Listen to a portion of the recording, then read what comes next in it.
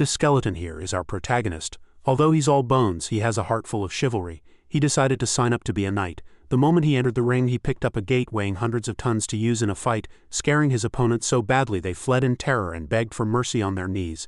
Despite being a skeleton, he can use holy magic to heal wounds. His chivalrous heart was even recognized by an angel who bestowed upon him the title of Paladin.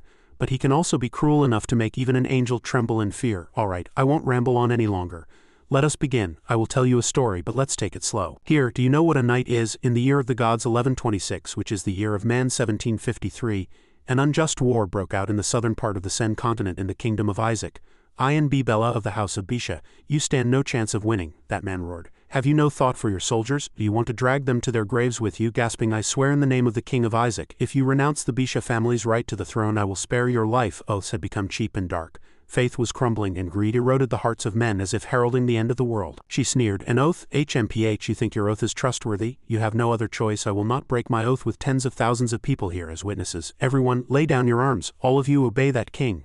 What, your highness? I and your highness, we can still fight. That's right, we will fight to the death, she sighed. The outcome is decided. There's no need for more pointless sacrifices. You have all fought a bloody battle and fulfilled your duty to the house of Bisha. At this moment I grant you your freedom, so lay down your weapons. Your highness, damn it. They looked at each other, then slowly lowered their weapons. She said loudly, thank you all for following me until now. The rest of this fight is mine alone. Even when surrounded by darkness, some still choose to defend their honor. My deepest apologies, your excellency. Our homes are right behind us. I cannot retreat in peace. This is a matter of the Bisha family's honor. She struggled to her feet, preparing to fight on. Your highness, what are you doing? Your highness, I beg you. I will fight to the end. What a foolish little girl. As you wish. Soldiers, prepare. Wait. The king's sharp voice cut in. Who was that who just spoke? Integrity and selflessness. A deep and powerful voice rang out. That voice, courage, reason, and sacrifice. Ian's face was filled with confusion. Ah, Gray. There are still those who uphold their oaths no matter the cost, he spoke with reverence. For their honor and their faith, it's Gray, the legendary knight Gray, the mighty one who defeated 100 men in a single blow. Don't panic, they only have 12 knights and we have an army of 10,000. Gray hereby swears an oath. Gray proudly declared his allegiance to Ian, B. Bella and Bisha. To be her enemy is to be my enemy. To harm her is to harm me, he announced loudly. I will fight for her honor to the death. Silvermoon Knights, charge. This is what a knight is. In a quiet harbor town in the south of the continent, a strange monster disturbed the peace. All men to battle, don't let that undead escape, a soldier shouted. An undead has slipped into this town, no one is to obstruct the soldiers' search for it. An undead, it came from the southern hills, oh heavens run, there's an undead nearby. Everyone, hide, search here. Alright, you lot with me. The moment you see that undead, grind its bones to dust and throw them over the city walls. What's with them? They're terrifying, the purple cat said, bewildered.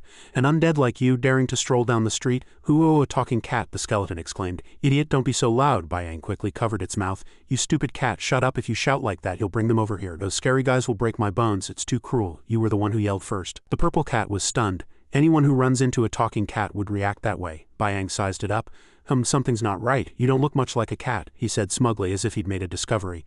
Aha, a cat-shaped ghost. That must be it, the little cat muttered in surprise. What the hell, there are plenty of animal-shaped ghosts in the world. A skeleton like you strutting down the street is the weird one here.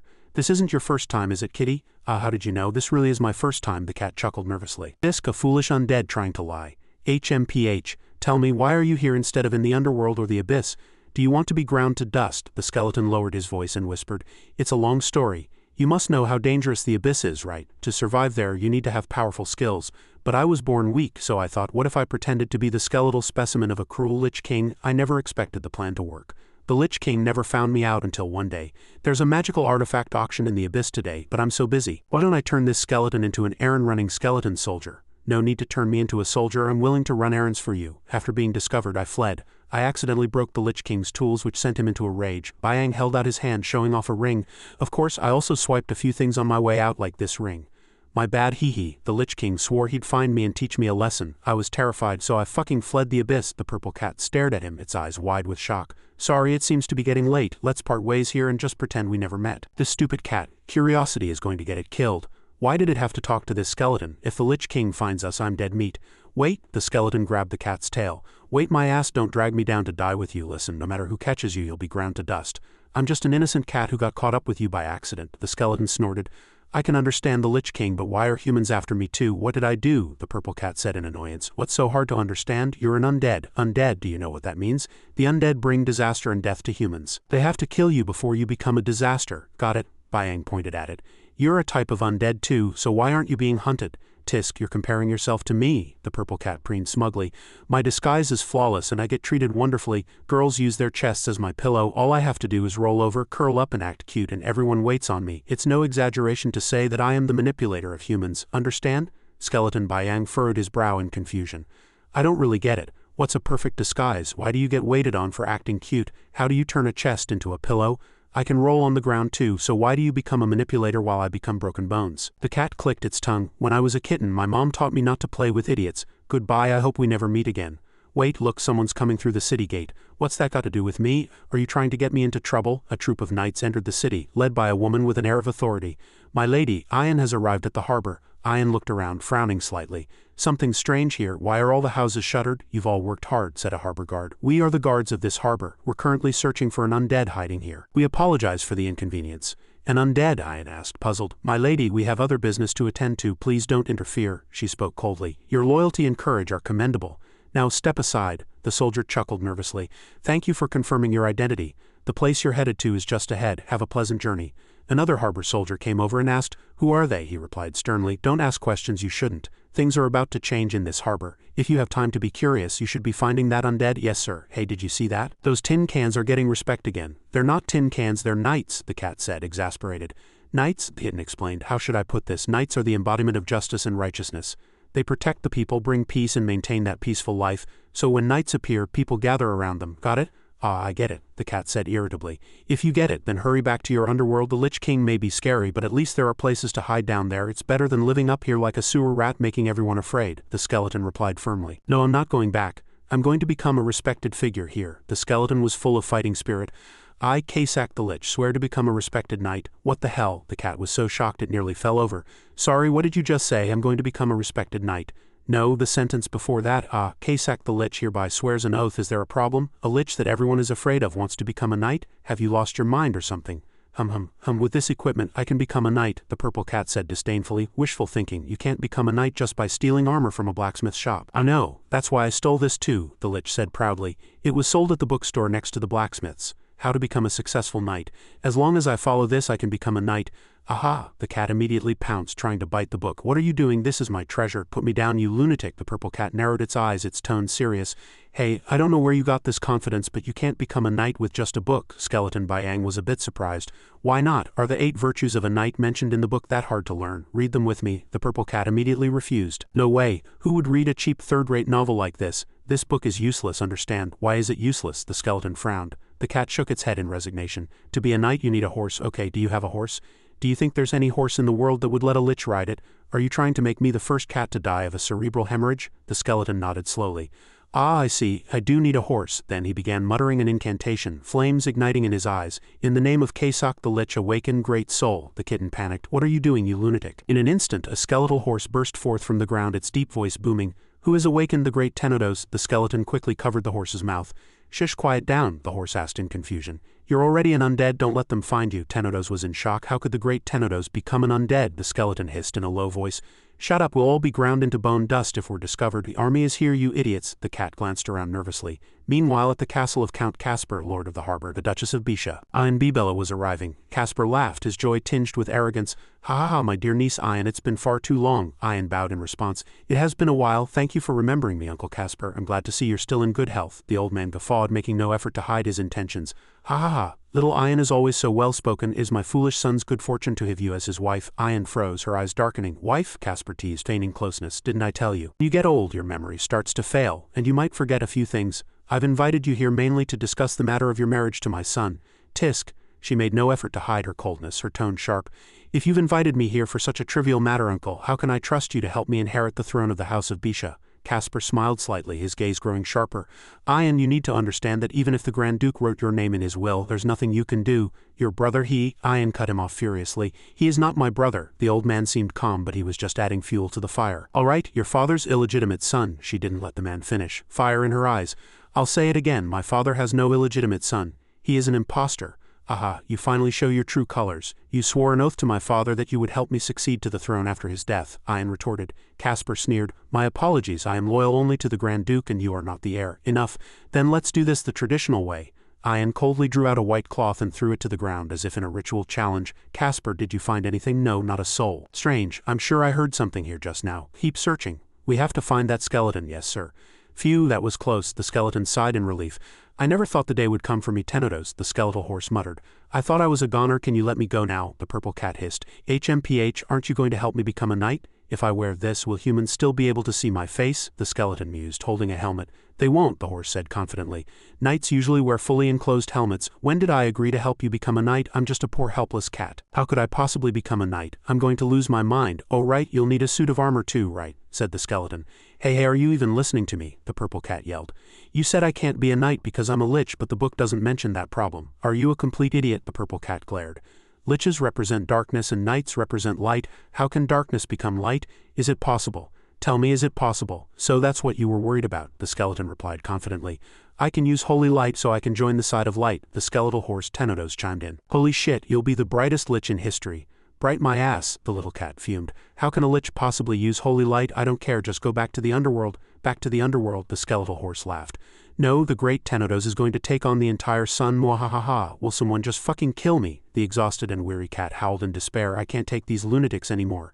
I'm going to find a new body, live a normal life and stay far, far away from them. Are you really that tired? How about I turn you into an undead? I happen to be short a few minions. If you become undead, you'll never be tired again, the skeleton suggested. The purple cat sprang up. All right, let's go. Bayang put on his gear and asked in confusion. HMPH, where are we going? The kitten replied confidently. To find a way to make you a real knight, of course. But I was just talking about turning you into an undead, the skeleton muttered. No, I feel great right now. Don't you want to try it? It's very comfortable being undead, the skeleton coaxed. Let's go and stay away from me, the kitten replied. Let's go. Find anything? No, it's too late now. Maybe that undead is already dead in some corner. After all, it's just one undead. Maybe it has already left this town. Hey, there's someone up ahead. The skeleton and the skeletal horse disguised as knights appeared before the guards. What should I do? I'm so nervous, the skeleton whispered. The kitten reminded him softly, don't look around. Just do as I say and walk straight ahead. Hey, please wait a moment, a guard called out. My good man, the city is under lockdown because of an undead. You'd better find an inn to rest instead of wandering around. All right, thank you for the warning, Bayang replied, trying to stay calm. See, I was right, wasn't I? The cat said proudly. Whoosh, a guard said to his companion. Let's go, brother, and grab a few drinks. Haha, I'm such a genius. Hiding in the armor and controlling them with magic. Tenedos had also successfully disguised himself. Go find a master and learn how to become a knight. Are you crazy? Where am I going to find a master in the middle of the night? The cat asked. Why can't I find one at night? The skeleton retorted. Masters need to sleep too. Don't ask me why they need to sleep. Let's look in the morning. All right, have it your way. What do we do now? Don't you have anything to do? After all, this is my first time being a knight. I'm a little excited. Heh. All right, to the tavern. Knights often get drunk there. Okay, tavern, let's go. Duchess Ian, we have a duel tomorrow. Please get some rest. Horace, Abby, Robert, do you think my decision was too impulsive? Your Grace, we do not doubt your decision. We just don't understand why you agreed to such harsh conditions, because only by accepting those conditions would Casper agree. Why would you compromise with that fat pig? His ragtag soldiers couldn't stop us from escorting you out of here. Leave here, and then what after we leave this harbor? Ever since the king wanted to illegally mine the Bisha family's lands, we've had no choice. Although I don't want to admit it, I need the army's support. But that fat pig wants a duel between our knights. The duel only ends when all the knights on one side have fallen. We only brought 20 knights, so we're at a clear disadvantage. There's a private mercenary group near this harbor. Let's hire them with my funds. If we use our tactics well and launch a blitzkrieg, we can win. We need to trust our choices. I will lead everyone to fight until the end and share the fruits of victory. In the name of Bisha. Wow, is this the tavern that's always mentioned in How to Become a Successful Knight? The skeleton said excitedly. Remember, when you go in, just order a drink and a fish, the purple cat reminded him. I can understand ordering a drink in a tavern, but why a fish? Because I'm hungry. If you want me to help you, you have to feed me right. All right, a chicken then, the owner greeted them. Welcome, Sir Knight. Are you alone? No, I brought a cat, so that's two of us. Ha ha ha, you're quite the joker. This way, please. Hey, Pa, look at the new guy. Two men watched him with excitement. He looks like a wandering knight. Should we invite him to join us? Pa replied contemptuously. Don't be silly, old man. The Red Scorpions aren't some ragtag group that anyone can join, not unless he can prove his worth to me. Hee, did you hear that lady call me Sir Knight? The skeleton boasted happily. The purple cat replied calmly while eating, that's just being polite. They call anyone in armor that. I'll wait, do you have any money? Money, you mean the metal that humans use for exchange. I took a coin from the Lich King's treasury as a souvenir. Why did you only take one? HMPH. How many do I need then? Never mind. The purple cat lost its appetite. One coin is enough for tonight, but I can foresee a difficult future. Don't worry, if we really need money, I'll just go over there and earn some, the Lich said, pointing to the noisy gambling table across the room. Here, take it and get out. The purple cat watched the table. The man with the beard spun his hat in excitement. Haha, Pa, that guy's interesting. You're really not going to recruit him, Pa still insisted. I've already said, old man. Why recruit a wandering knight? The man in the hat winked and pointed at the gambling table. I can't believe it, he's been winning ever since he sat down. Daring to cause such a commotion in a casino, he'll probably get into trouble. Pa looked over in surprise. Small fuck, he won again. What kind of bullshit luck is this? The kitten whispered. We're attracting too much attention. You should lose a few rounds. Hey lucky guy, stop winning. HMPH, if I can win, why should I lose? A man with a long scar on his eye sat down to challenge him. You seem to be on a lucky streak. How about a few one-on-one rounds with me? 10 silver coins per round, you dare. The purple cat seemed to realize something. No, Gray, but if he leaves like this it'll be big trouble. Alright, bring it on. The cat angrily rapped on the iron helmet. Are you trying to get yourself killed, you idiot? It's fine, I won't lose. The three of them walked out of the tavern holding a large bag of money. See, I made a lot of money. I don't understand what you're worried about. I have supreme intelligence and humans are so foolish. Haha, he laughed smugly. The purple cat was speechless. You don't understand humans at all. Sometimes winning isn't a good thing, hey friend. You think you can just walk away after winning all our money? A group of men from the gambling table emerged, holding swords. You cheated, didn't you? Leave the money and live or else you die.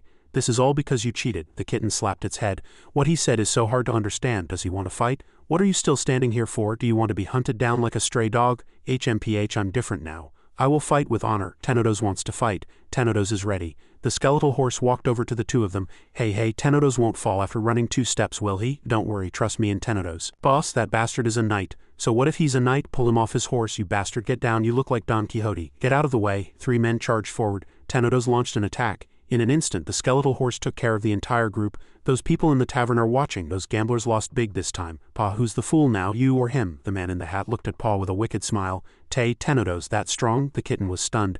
Actually, I secretly cast a few support spells on Tenodos. Fuck me, the cat swore. The next morning at the arena, I heard the count is going to duel a celebrity from out of town.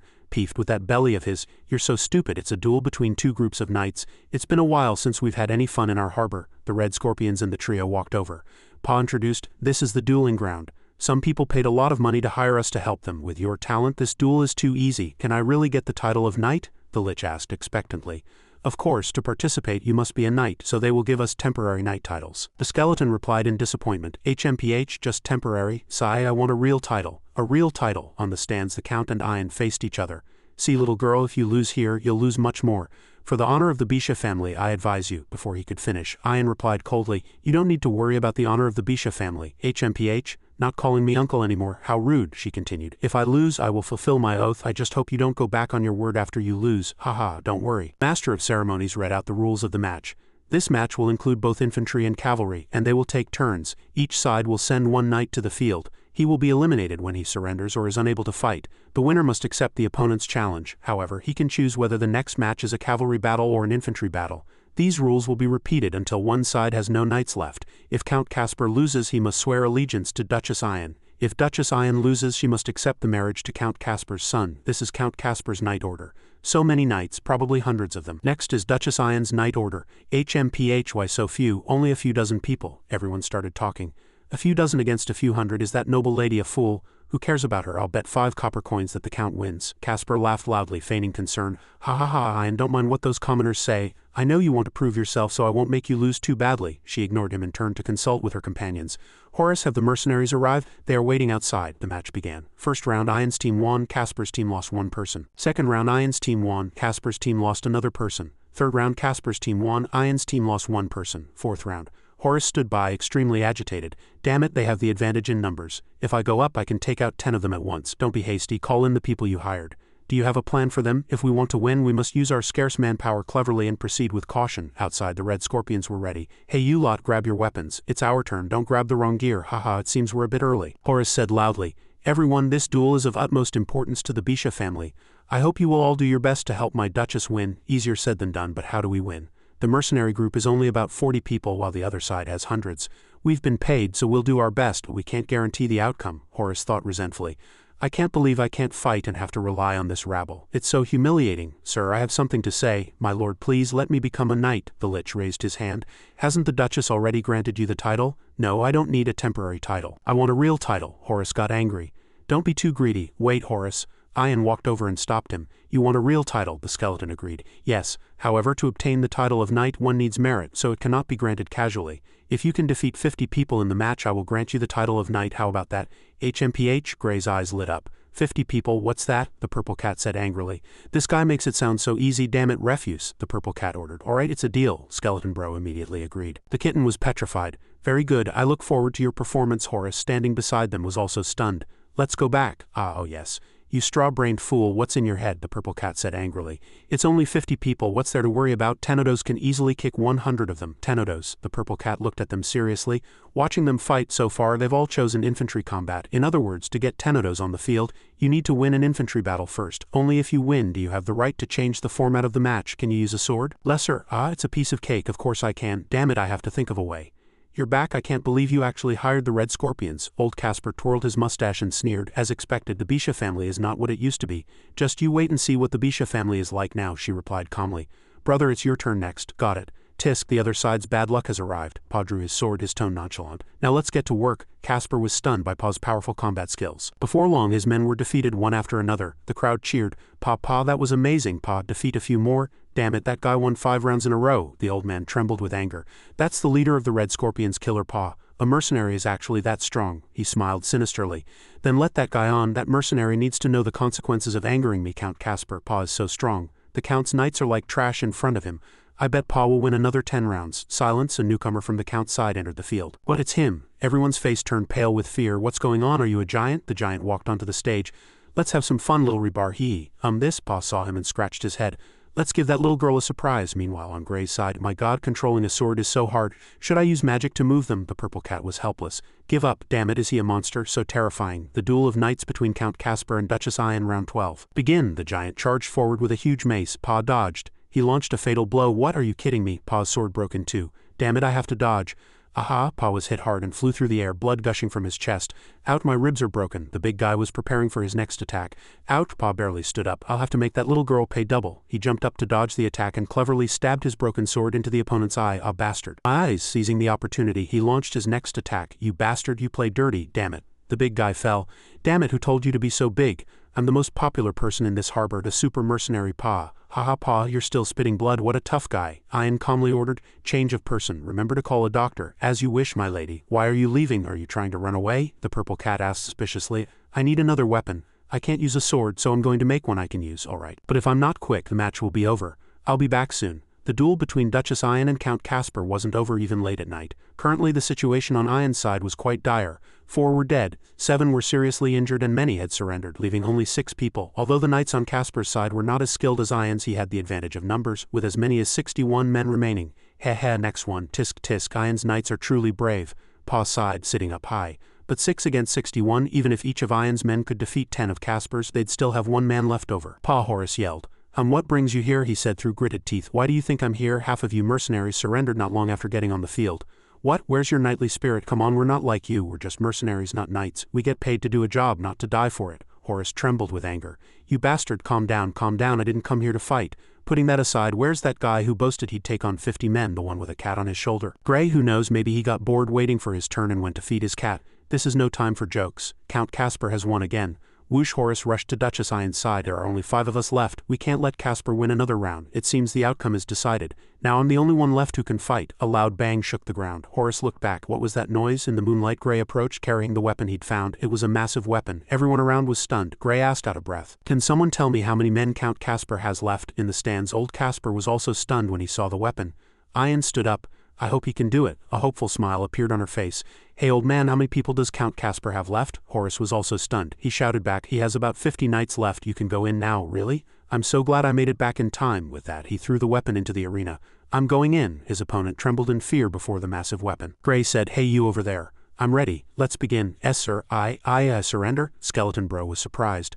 Alright fine, next one then. I don't want to go up. Are you kidding? Fighting that monster is suicide. I have a family to feed. The Count's men argued fiercely. You go, aren't you the one who claims to be the best? The Count is watching. What the hell are you all doing? Casper was furious. How dare he tear down the gate of my mansion and use it as a weapon? This is a great humiliation, unforgivable. What the hell is that? It looks like the gate from the Count's mansion. Who is that? What's his name? Holy shit. Count Casper was furious.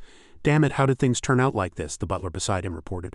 My lord, this is bad, and the knights would rather renounce their titles than go on the field. However, if we change the match format to a cavalry battle, we still have a chance. Casper turned his head and asked, a cavalry battle? He assumed that since Gray was with the Red Scorpions, he wouldn't know how to fight on horseback. I see, it's the only way. Skeleton Bro stood on his weapon thinking, why isn't anyone coming up? It's taking a while. Hey young knight, Casper came forward to negotiate. Your strength is truly astonishing. As the host of this match, I would love to see your horsemanship. I'm sure the audience, having witnessed your strength, feels the same way. Gray's eyes lit up. A cavalry battle. Ian gritted her teeth. Casper, according to the rules, only the winner can choose the format of the next round. Casper turned back and replied coldly, Ian, if we don't have a cavalry battle, my knights will not go on the field. And if they don't, the match will have to be suspended. Is that what you want? Ian was furious but helpless. So brave knight, do you accept a cavalry battle? The skeleton knight began to speak. I was thinking, if I accept a cavalry battle, can you have all your remaining knights fight me at once? Ian couldn't believe her ears. All of them. Casper burst out laughing. Ha ha ha, you mean all my remaining men against you alone? That's right, how about it? Gray said with some irritation. If people keep forfeiting, I won't be able to get my count of 50, Horace yelled. Don't be crazy, how can you possibly take on so many people? The count, overjoyed, replied, of course you can. If you're willing, that's a marvelous suggestion, Horace thought. He's insane. I have to stop this absurd duel. Gray. Ian called out the skeleton's name. That is your name, isn't it? She remembered. Horace was shocked. She continued, Are you confident you can win? I am, Gray said, patting his chest. Don't worry, I will bring you victory. Then show the count what you're made of. Gray, may all blessings be with you. Skeleton Bro jumped down and said, Thank you for your blessing. Hey, look, that noisy bunch. On the roof there was a horse. Casper ordered, What are you waiting for? Send in all our knights. Yes, my lord. All knights, prepare for battle. Take your positions, form up. Our honor is at stake. Defeat him and end this. Hey Gray, the little cat was still confused. What the hell is going on? Casper's knights charged forward. There's only one of them. This is a great chance to boost the men's morale. Charge. The knight swung his sword, but Gray dodged. He drew his sword to counterattack. Ah, the purple cat screamed, scolding him. What are you doing? You don't know how to use a sword? Sorry, I wanted to give it one last try. Tenodos's hooves will take care of everything. Hold on tight, the skeletal horse said confidently. The soldier struck by Skeleton Bro was unharmed. He gritted his teeth. How humiliating. I'm going to kill you. He's angry. What are you going to do now? The skeleton replied. If a sword doesn't work, then I'll use Alicia's traditional weapon. The cat asked back. Alicia's traditional weapon? As soon as it spoke, Gray formed a seal with his hands. A soldier shouted. He stopped. This is the perfect time to attack. Suddenly, everyone who got close to the trio was injured and fell to the ground. Get out of the way, Tenodos shouted. Oh, what the hell, we can't stop him. Don't panic, he's just good at riding that horse. We just need to take out the horse first. As soon as the spear touched the light shield on the horse, the soldier was kicked hard by the horse. Get lost or I'll trample you into pulp, ha ha ha. Tenodos is having too much fun. Cough, cough. Men and horses all fell under the skeletal horse's hooves. He's terrifying, like a monster. Casper was dumbfounded. This is ridiculous. Where did he get his cheat codes? Horace, on the other hand, was overjoyed. He really did it. Duchess Ian appeared behind Gray and handed him back his sword. Your sword. Thank you. Now that I've defeated 50 men as promised, can you grant me the title of knight? Ian smiled faintly. Of course, I always keep my promises. I will grant you a real title. The crowd cheered excitedly. Spring year of the god 1753. In the kingdom of Isaac in the southern Sen continent, a great knight appeared out of nowhere. One who would overturn the world in the future.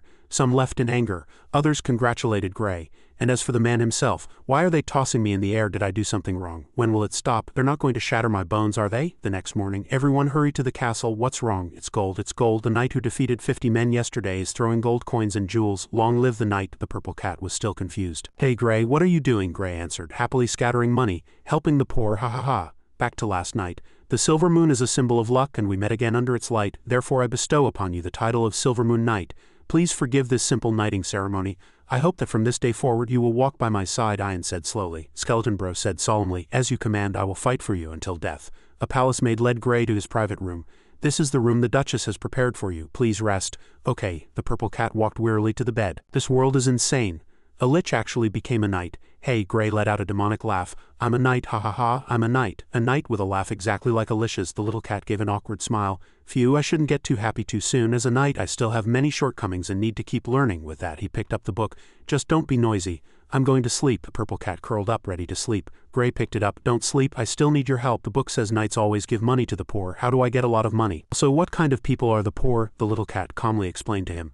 The poor is a concept, not a specific person. You could say that in this harbor everyone except Count Casper is poor. As for money, there's some in this castle. Can I sleep now? The little cat's jaw dropped in shock. You're not going to steal the Count's money, are you? I'll go to hell, you idiot. Meanwhile, in Ian's temporary office. Why are you three here to see me so early? Abby, Robert, Horace. Robert spoke respectfully. Do you really trust that man named Gray? She replied. We all know how brave and strong he is. Robert became agitated.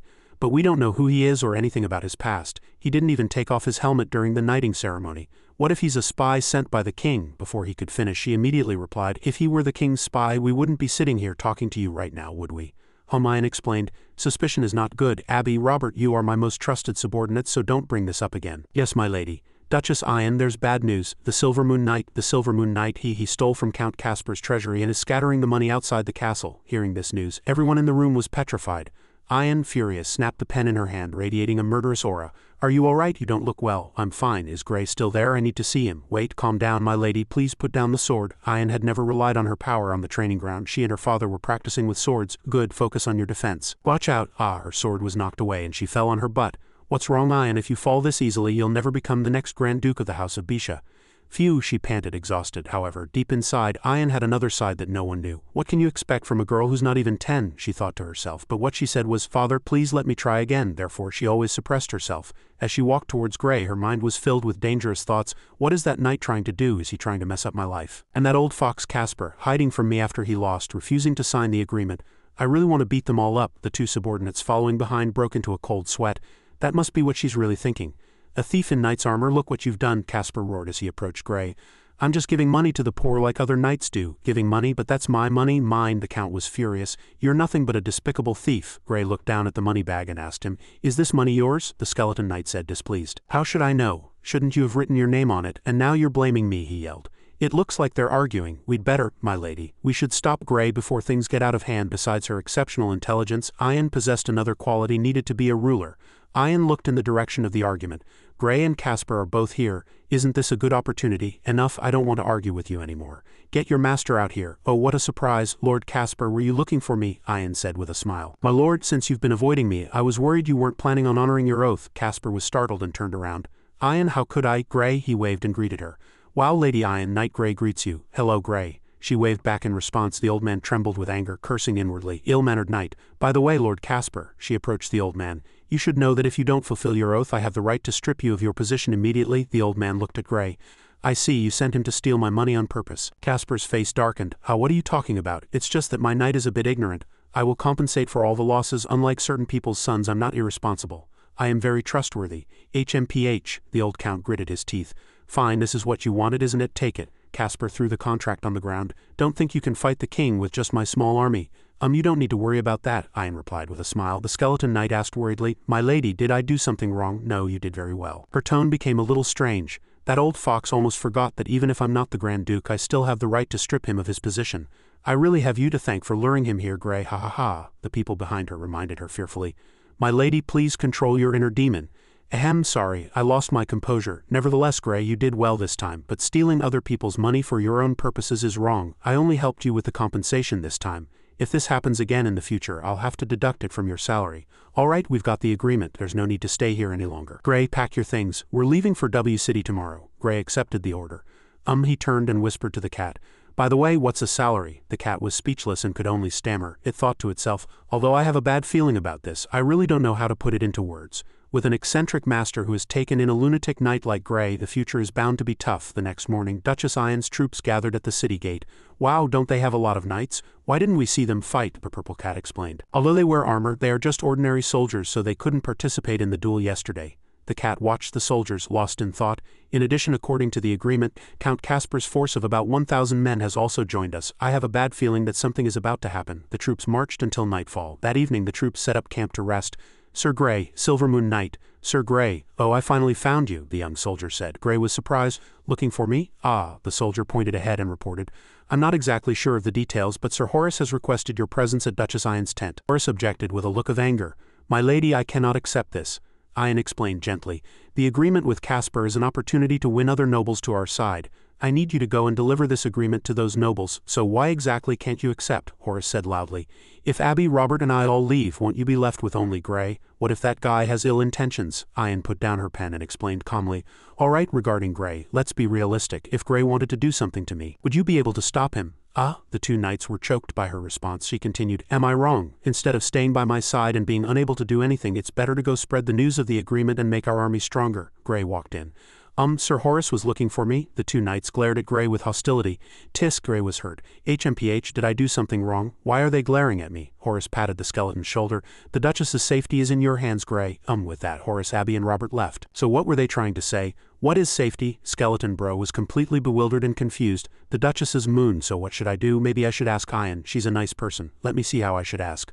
My lady, where is the safety? Oh dear, why is that cat sleeping outside at a time like this? Ian spoke up. Are you nervous? Gray was startled. No, I'm not nervous at all, I just don't know what to do. You don't know what to do? She asked. It's simple, you just have to stand there and strike down anyone who tries to attack me. Gray replied gratefully. Understood, thank you for your guidance. Ian rested her chin on her hand and looked at him with interest. You're a strange one, Gray. You refuse to take off your helmet and you don't know the knight's oath. Are you not from this kingdom? Perhaps not even human. If it were anyone other than me, they wouldn't have accepted such a suspicious knight. Skeleton Bro broke into a cold sweat. What are you talking about? Of course, I was born and raised in this kingdom. Wow, his eyes are flickering, she thought. She continued, don't worry, Gray, I'm not questioning your identity. On the contrary, what I want to say is, no matter what you did in the past, from the moment you took the oath, you are my knight. Outside, the purple cat spotted a strange figure flash by. Gray, as if comforted, said happily, thank you, you're so kind. I will always be loyal to you. Ian smiled, thinking, he's a bit of a simpleton. She became serious. All right, enough with the small talk. Horace has been gone for a while now. Gray, get ready. We're about to have a visitor. Just as she finished speaking, a stranger tore through the tent from above her head and broke in. A white-haired, blue-eyed girl. Targets here. Raven is an assassin's guild headquartered in the southern part of the Kingdom of Isaac. For a price, they will kill anyone, whether noble or commoner. Among the Raven Guild, an assassin named Ghost is the most fearsome. Other assassins kill for money, while Ghost kills purely for pleasure. He rushed towards Ian, the white-haired, blue-eyed woman. Targets here. Death has arrived. Haha, cry, tremble. Your fear is my pleasure. Let the party begin. Before he could finish his sentence, he was struck by Gray's sword. I will strike down anyone who attempts to attack this lady. Gray, Ian called out to him. Swords are not meant to be thrown. Gray scratched his head. The stranger turned around. You have a strong knight, my target. Skeleton Bro quickly stood in front of her. Be careful, please hide behind me, Gray thought worriedly. Why does this guy have the murderous aura of a high-level lich? Is he also a lich or a necromancer, or is it just because he has killed too many people? The stranger swung his sword and attacked. Block it so fast I didn't see him move. I've been hit, it's all over. Ian couldn't help but shiver when she saw that strike. Ha ha ha, do you feel it? Respected knight, you will be cut into pieces. Ha ha ha. Gray screamed. Ah, the assassin laughed. Ha ha! Gray turned to look at him, their eyes met. He looked down at his own sword and was petrified. A large chunk of his sword was broken off. My sword, how? Didn't you say you were going to cut me into pieces, you liar? You almost made me piss my pants, how embarrassing. Gray swung his hand and slapped him. You liar! The assassin quickly assumed a defensive stance. What is he thinking, using a slap? Idiot, I can easily block that. He was hit squarely with a slap and sent flying. Secret ultimate technique. Palm of returning to the earth, he cried out in pain. What the hell was that? Ian sat on the side watching the fight, thinking, have these two really not noticed? That idiot assassin's sword broke on the first strike and then he swung the broken sword 12 more times. Did Gray not notice either? Am I crazy, or are these two crazy? Oh well, whatever. Gray, throw him out. There's no need to keep him. All right, after cleaning up the scene he spoke up. By the way, Duchess, how did you know this assassin was coming? She calmly explained. It's nothing, one comes every 3 days. They always show up whenever Horace or the others aren't by my side. Once every 3 days, Gray thought in horror. This is worse than when I was being hunted in the underworld. Ian asked in return. Do you not know my situation? I really don't. They just told me there was someone who could grant me a title. It's nothing special, but I can explain it to you. In short, it's all for money and power. To put it simply, because of money and power, many people want me to disappear from this world. It happened suddenly. 2 months ago, the Grand Duke of the Bisha family passed away suddenly for unknown reasons. After his death, a will was discovered stating that he had only one daughter, the heir. But just then, an illegitimate son appeared. Even if he were truly the Grand Duke's son, according to the law, an illegitimate son cannot inherit the title. The problem is this son has the king's backing. The king has the authority to designate one of them as the heir. Because the illegitimate son is male, he can inherit. This completely disregards the Grand Duke's will and is clearly a conspiracy. The king wants to annex the Bisha family without a single soldier. Some people are afraid of the king and dare not help Ian even though they know the truth behind it. Others, for their own benefit, are willing to get rid of Ian to get the king's attention. In short, since the day the Grand Duke passed away, many people have wanted a 16-year-old girl to disappear from the world. Therefore, assassinations have become a common occurrence for her. A city managed by the Bisha family. White City. The guards on the city walls looked into the distance. It's Duchess Ian. She's back. Quickly opened the gates to welcome her. Oh my God, she really came back, as expected of Ian. A blonde girl heard the news and a bright smile appeared on her face. I heard she met a brave knight on her way to the harbor. How interesting. I want to meet him and see if he's as they say in the rumors. Duchess Ian's army entered the city, welcomed by soldiers and citizens. Wow, the Duchess is back. Is that the legendary Silver Moon Knight? The one who defeated 100 men? The purple cat turned and asked Skeleton Bro. Hey Gray, did you understand what the Duchess said last night? Gray answered honestly. To be honest, there are some parts one don't get. Illegitimate son inheritance. I don't understand these words, but I understand one thing. I need to defeat that king or I'll be kicked out of the knightly world. The little cat was terrified. Let's just say that's how it is for now. The skeleton knight continued. By the way, he looked around. Apples, come and buy some. This place is so full of life, it's great. I feel very comfortable here. Ian turned around and replied, I agree with your compliment. Gray was startled. Ha, she continued. W City has always been full of life, so I must protect it at all costs. By the way, I will have a new set of armor and a separate stable prepared for you. Do you have any other special requests? Gray was a little overwhelmed. New armor. Ian further analyzed, now that you are a member of the Bisha family, your appearance must be dignified. The armor you wear must conform to the style and material of the Bisha family knights. All the costs of making the armor will be borne by me, so don't worry. Bayang became confused. He had trouble digesting what she had just said. I don't really understand, just do as you say. Ian realized he didn't seem to care much. Oh well, I have one more thing to say. After we return to the castle, I will invite the nobles to a banquet. After all, I want them to know that I have returned with Caspar's army. So as my knight, you will also need to attend this banquet. Gray was stunned. She continued happily. I believe many people will want to see you, so get ready. High in the sky, a female angel was observing everything as if looking for something. The target is here. It's a lich that hasn't fully formed yet. I will investigate further. According to the Greystone Treaty we signed with the Lich race, until they cause harm to humans we cannot take any action and can only observe from a distance, the female angel replied. Understood. Wow, Skeleton Bro exclaimed with sparkling eyes. Look at these gorgeous patterns, they look like some kind of ancient script. This is so cool, I love this armor. The cat was surprised, not believing they could make armor of the exact same size as the old one. That lady is really generous to you. Yeah, she's an excellent ruler after all. Hey, she invited you to the banquet tonight. Have you prepared anything? What's a banquet? Skeleton Bro asked in surprise. A banquet is where everyone gathers to dance. Then what's dancing like this? Is it like this? Gray tried it out and laughed happily. Why do I associate this with some mysterious ritual? It's so cool, I love dancing. Lord Silvermoon Knight, the servant asked respectfully. Are you ready? Gray was startled. Wait a moment, what is it, my lord? I am Lady Ian's servant. If you are ready, please follow me. Lady Ian is waiting for you over here. All right, my lady. The Silvermoon Knight has arrived. Ian announced. You may leave. Skeleton Bro's eyes widened in admiration as he saw her dress. Wow, that's a wonderful piece of cloth. It would definitely look beautiful as a mage's robe. She turned around and asked, Are you ready? Gray nodded and replied, Yes. Ian suggested. Then let's go down, he replied. Yes? She said to go down. Why are you still standing there? Skeleton Bro frowned in confusion. The purple cat whispered an explanation. She wants you to help her down the stairs. Why should I help her? Did she twist her ankle? The cat muttered with some annoyance.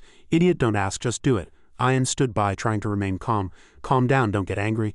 Gray helped her walk, exclaiming in admiration, My lady, your dress is very beautiful today. Ian replied, Is it? Thank you. Can I wear it? What? Do you really want to wear a dress? He repeated confidently. Can I wear it? Ian raised an eyebrow in surprise. Can you? But you're a man. She was very confused. I'm a man, the cat cursed in its heart. This idiot, are you trying to reveal your identity? Do you want to be found out? Gray smiled gently and smoothed things over. Actually, I don't really want to wear it, never mind. A suit of armor is enough for me. Ian looked at him suspiciously, doesn't want to take off his helmet and armor, doesn't want to talk about the past, but likes beautiful dresses. Could he be not Gray male but Grace female? Duchess Ian has arrived. The servant bowed respectfully, welcoming Duchess Ian. The guests were all stunned. Wow, that's the Silvermoon Knight. I heard he defeated all of Count Caspar's knights with one hand. My grandmother's cousin's daughter-in-law's. My grandmother's grandson said he can lift a tree with his bare hands. Why is there a cat on his shoulder? Ian delivered her speech with dignity. Thank you all for attending the banquet of the Bisha family. As the 13th heir of the Bisha family, I hope you all have a wonderful time tonight. I hope we can become more closely connected and maintain a good relationship. And I also hope to take this opportunity to resolve some past unnecessary conflicts. My lord, it seems Lady Ian is targeting you. The old man nodded slightly. Who is that old man? The Skeleton Knight asked. Did you notice his appearance? Ian introduced him calmly. Duke Gregory. The Gregory family has a long history and strong military power, and they are also an important force for us to resist the king, but unfortunately he has rejected my proposals 3 times, Gray said sympathetically. Oh, that's terrible. She smiled and comforted him. It's all right, he is here tonight, which means we still have a chance to win him over. Duchess Ian walked over. It's been a while, Lord Gregory, he smiled in reply. Not that long, only half a month. Ian smiled and invited him. Would you care to dance with me? Gregory nodded, readily agreeing. I would be delighted. Where did they go? I need to stay by her side. Gray thought, worried, and tried to follow. Wait! The girl who had accompanied Duke Gregory stopped him. My grandfather and Ian are dancing. What are you following them for? What? I can't follow them, she answered seriously. Of course not, the girl said excitedly. If you want to dance so badly. Could I have this dance with you? Gray thought in confusion. Why is she just like Ian? Did she dislocate her ankle too? The kitten replied helplessly. How could she dance with a dislocated ankle? She didn't dislocate anything. The cat warned him. For Lady Ian's sake, you'd better keep your distance from her. Okay, I'll keep my distance. As soon as he finished speaking, Skeleton Bro moved far away from the girl. The purple cat yelled in frustration. You idiot, I didn't mean for you to literally keep your distance. Sayer slumped down in sadness. Why are you so cold and heartless? Is it because Sayer isn't pretty enough? Sob. The little cat was shocked. Oh no, it's a trap. Sob. Gray asked her with concern. Why are you crying? The cat urged him. Gray, do something quickly or there's going to be big trouble. He was at a loss.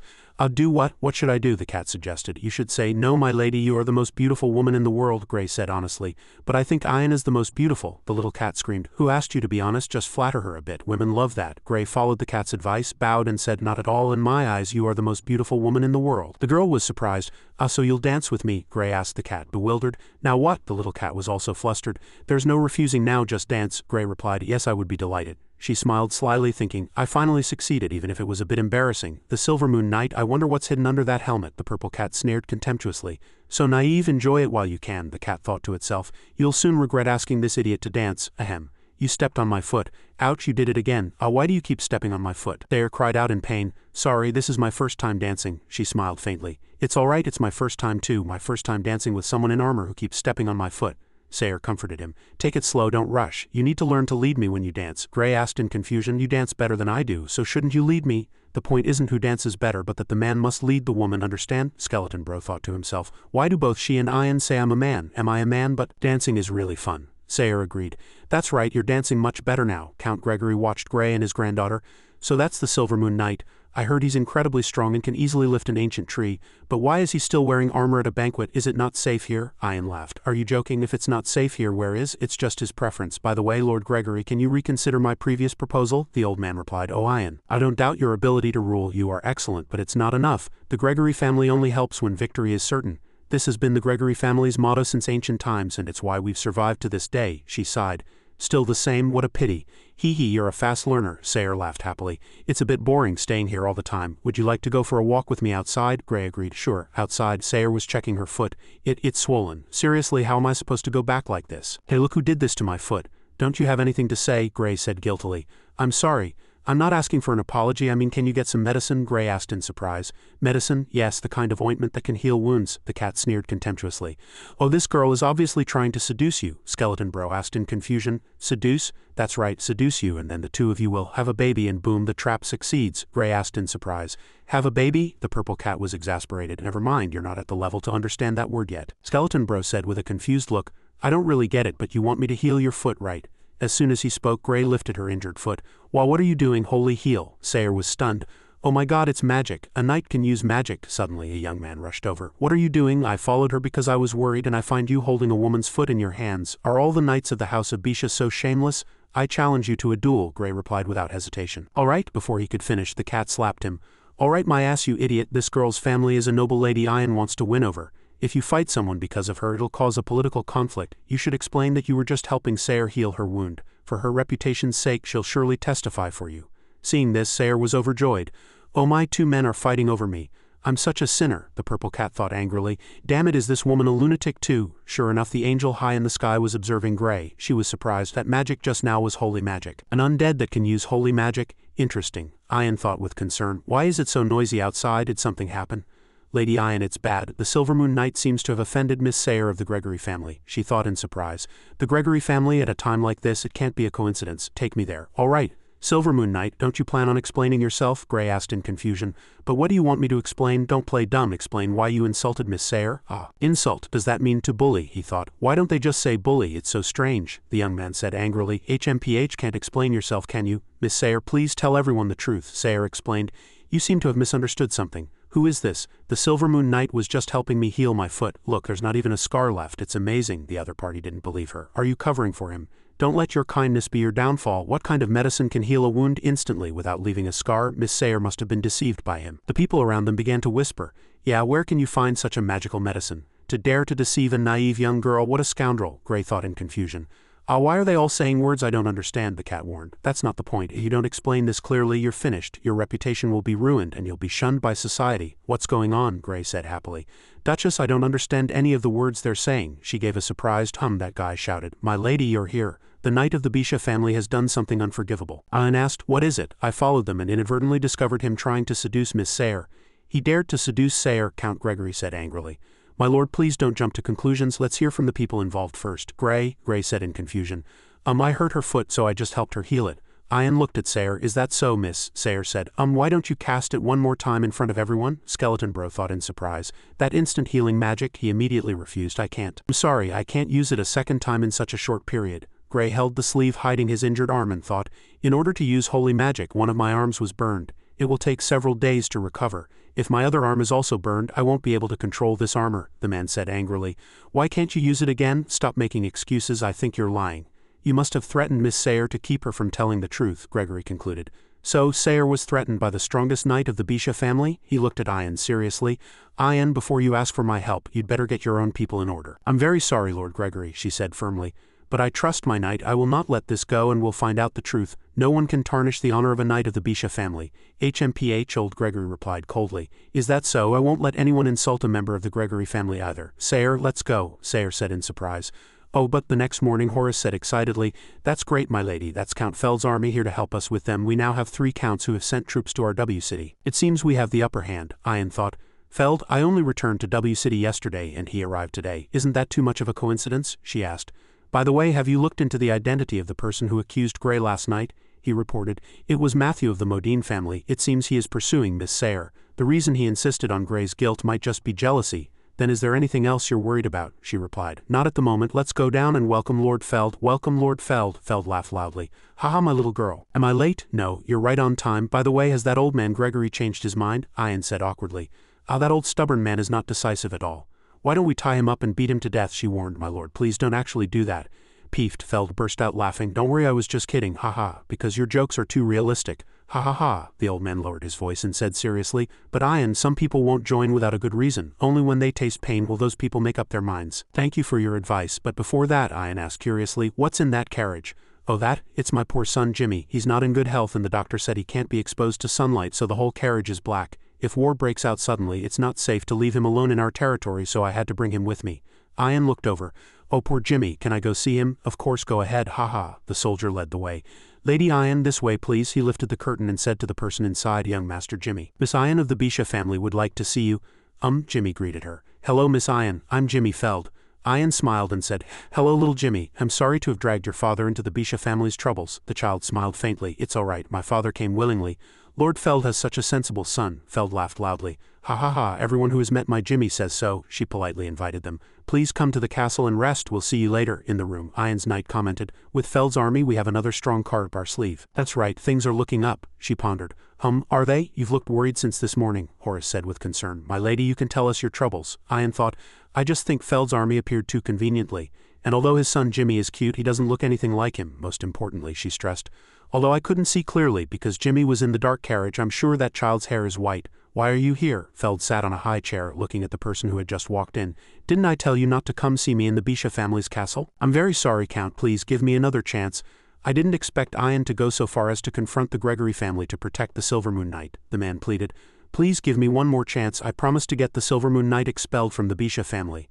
Gray, what are you doing? The purple cat asked curiously. Gray explained, I'm writing down what a knight needs to do. At the ceremony where I was knighted, Lady Ian suggested I read these, he read aloud. Always be ready to fight injustice and evil. Always be ready to help the weak and those in need. Never harm a woman. Always stand with your knightly brothers. Be a trustworthy person and maintain a pure heart until death. Liches, or rather demons, rarely swear oaths, but once they do, they must fulfill them. I'll start with the easiest one. With that, he put on his helmet. To help those in need. W City is so big there must be many people who need help. Wait, are you planning to go out into the street? The little cat warned him. Gray, I suggest you don't go out right now, Gray asked in confusion. Why? Because of that despicable knight, a woman on the second floor shouted down. You still have the nerve to show your face in the street? Scum, he bullied a young girl. Get out, you're not welcome here. Passers-by stared at him. Gray sensed something unusual. Why do I feel like everyone is being unfriendly? It's different from when I first arrived in this city, the cat thought. I don't think anyone is targeting you specifically. After the banquet, many false rumors about you started spreading, probably with the Bisha family as the main target. The little cat shook its head. Don't mind those fools who believe the rumors and think you're a bad person. Skeleton Bro was hurt. Sob, why me? Don't be sad, the truth will come out eventually. All misunderstandings are only temporary. Poor Gray. Sayer, he's able to stay so calm, not angry at all. It's all right. The good part is yet to come. W City is so vibrant, except for the strange looks, everything is fine. To be honest, you should go back and report to Lady Ian. Cat, Sir Knight, a small child shouted from behind, chasing after him. Please wait, Sir Knight, please help me, Sir Knight. Gray's eyes lit up. Don't worry, I'll take care of your trouble, little one. The cat reminded him. Idiot, you should ask what's going on first, shouldn't you? A servant reported. My lady, the road ahead is blocked. Should we take a different route? What happened? Sayer asked. I don't know, but it seems to have something to do with the Silvermoon Knight. Meanwhile, Gray seemed to have understood the problem. I see your sister was kidnapped by a group of people and they told you to bring me there. Yes, they're in the alley up ahead. The purple cat became more certain of its suspicion. This is clearly a conspiracy. Are you really going? But this child asked me for help. He shouldn't be dragged into my affairs. That reason alone is enough for me to not stand idly by. Ha ha ha, the knight really came. Seeing him appear, the children laughed and played. The silver-haired child sat up high, smiling contemptuously. Is he really that much of a fool? The kitten had a headache. I knew they were all poor, but I didn't expect them to be a bunch of kids, the child who brought Gray reported. Naha, I've brought the knight as requested. Let my sister go. I know, I keep my promises. Let her go. The kid named Naha pushed the girl down. Ah, sister, Gray quickly stepped forward to support the little girl, asking with concern. Are you okay? I'm fine, then. Gray turned to the group of children. You little rascals, are you planning to ambush me without bringing any weapons? Hey. The kid named Naha gave a signal and whispered an apology. Sir Knight, I'm sorry. After receiving the signal, the child who brought Gray suddenly shouted, Help someone, help a knight from the house of Bisha is kidnapping people. The surrounding residents accused him. This scumbag knight won't even spare children. The girl who had just been rescued shouted, Help, let go of me, don't touch me. The knight was stunned, a look of horror on his face. You all. What are you doing? Grab him, don't let him get away, the man shouted. I thought the things about him were just rumors, but I didn't expect him to harm even a child. Get off your horse, you bastard knight, Gray retorted. No, I haven't done anything wrong. Poor child, don't be afraid, we'll protect you. This way, the kid shouted. Let's go report to the boss. The group of children ran off happily to report. Now we can get a lot of money and our dads won't have to work anymore. This is great, although I feel a little guilty about the knight. Before he could finish, the child was grabbed. You know this is wrong, don't you? Who are you? Sayer asked with a smile, but her tone was serious. It doesn't matter who I am. Answer me, who put you up to this? Sob. On the other side, the knight was caught by the residents. Sob, the man said angrily. What are you crying for, acting all innocent? Why do I have to wear this? The little cat asked, feeling wronged. I didn't do anything. Sigh, the crowd chattered. I thought this knight was a good person. I didn't expect him to be so bad. How could he do such a thing? Take him to the castle. We have to see Lady Ian and have her kick him out. Sayer walked towards the crowd.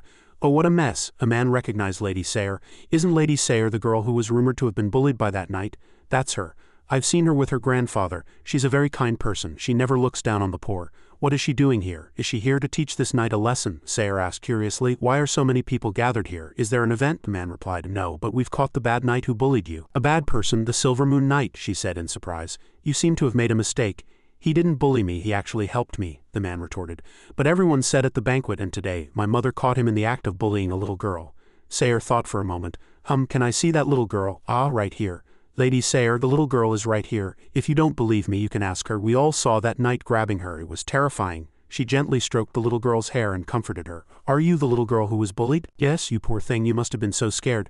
Sister Sayer, were you bullied by him too? Suddenly, Sayer pulled the little girl's hair and the crowd was stunned. It was a wig. She smiled faintly. Aha, what little girl? This is clearly a little boy. What? The crowd panicked. How could it be a boy? She laughed. Ha ha ha, you've all been tricked by a bunch of kids, the boy argued. No, I didn't. Sayer turned and ordered, Hey, bring those kids over here. Yes, my lord. They're the kids who were yelling just now. She explained. These children believed the rumors and set a trap to frame the Silver Moon Knight, right? The children lowered their heads and admitted their mistake. Yes. What? It was a setup so we caught the wrong person? She confirmed. What else? You've wronged a good person. A person apologized. I'm sorry, a voice commanded. What are you standing there for? Untie the knight quickly, Sayer continued. By the way, I have one more thing to say. As far as I know, when Lady Ian granted the Silver Moon Knight his title, she also granted him the rank of Baron and a fief. In other words, you have just insulted the honor of a Baron for no reason. As a Baron, he has the right to punish you, a person exclaimed. But we didn't know the truth. Another chimed in. Yeah, ignorance is bliss, right? The Silver Moon Knight asked her. Can I punish them? She confirmed yes. Very well, how dare you insult the honor of a knight? You shall face my wrath, a person begged for mercy. Wait, we were wrong, Lord Baron. We promise we won't do it again, please. The knight refused. It's too late. I can no longer forgive you. Stop begging. Pay the price. Proposed in a serious tone. Walk around the street with this sign for 1 lap and I will forgive you. The crowd was stunned. Ha, peefed. Laughter rang out. Ha ha ha, Gray, you're hilarious. Ha ha ha, is that all the punishment is? Gray confirmed. Of course, I always keep my promises. Another person proposed. Then I'll go first. No, me first, another suggested. Can we go together? It's fine if you go together, he agreed. All right, high above, the man who had been standing there for a long time observed everything, muttering to himself in disappointment. So this is the result of me giving you another chance, Sayer. Gray said happily. Thank you for your help. I've finally cleared up the misunderstanding with everyone, the girl replied. I was just thanking you for helping me before. By the way, I think you should report this to Lady Ian. I didn't say this in front of everyone earlier, she revealed. The person who framed you is Matthew from within the Bisha family, the same person who accused you at the banquet. His goal is probably to drive a wedge between you and Lady Ian. You'd better investigate his background, the cat thought. This woman is no simpleton. Didn't the Gregory family refuse to help the Bisha family? Why would she care about these matters? Ask her why she told you this. He asked, "Why did you tell me this?" She explained. "If I get too close to you I might drag the Gregory family into the war, but you're interesting, so I told you." "Interesting?" The cat was surprised. "Just like that, this girl is so strange." Sayre said, "Alright, let's part ways here. I have to go to the theater now, and you should hurry up and report to Lady Ian," he replied. "Okay, goodbye." Lady Sayre was caught. "Stop, don't come any closer," he warned, "or I'll kill her." "Matthew, how could he?" The guy laughed loudly. "Surprising, isn't it?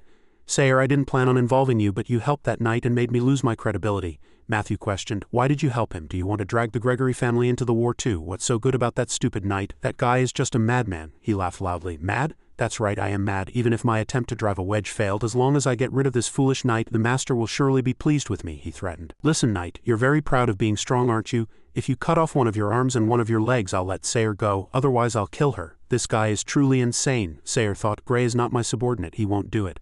"Hurry up, ha ha ha, aren't you a knight? Do you want to watch her die and do nothing? Ha ha ha," the knight agreed. "Alright. Remember, after I cut off one arm and one leg, you have to let her go. This is what you wanted." He violently tore off his arm. "It's just an arm and a leg." "I hope you're a man of your word," the Silver Moon Knight, whom he was surprised. "You really are a madman." "I'm not a madman, I'm a knight. Now's our chance," the soldier ordered. "Subdue him. Lady Sayre, please get behind me." "That arm, is it okay?" the knight explained. "Oh, I just retracted my hand into my armor," Sayre commented.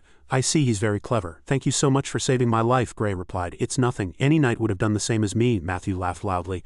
"Aha, don't think it's over just because you've caught me. Sayre, you just wait. I really want to see the look on your face when you're holding your grandfather's corpse. This is all because of you. You're the one who dragged the Gregory family into this. Ha ha ha," a mysterious person spoke. "You're finally awake, our respected Gregory," the voice continued. "Your villa is in a really nice location, not a soul around, and those few bodyguards were as weak as snails. It was so easy to sneak in. This means we have plenty of time to chat." Gregory asked. "What do you want?" The kidnapper laughed. "Oh, you're not asking who I am or why I kidnapped you." The old man provoked. "Stop with the nonsense, it's annoying. If you wanted to kill me, you would have done it already. You've kept me alive, so you must want to ask me something," the man praised. "Very smart, but only half right. I need you to write a letter ordering your men in your territory to send troops to support the Bisha family against the king." Gregory was surprised.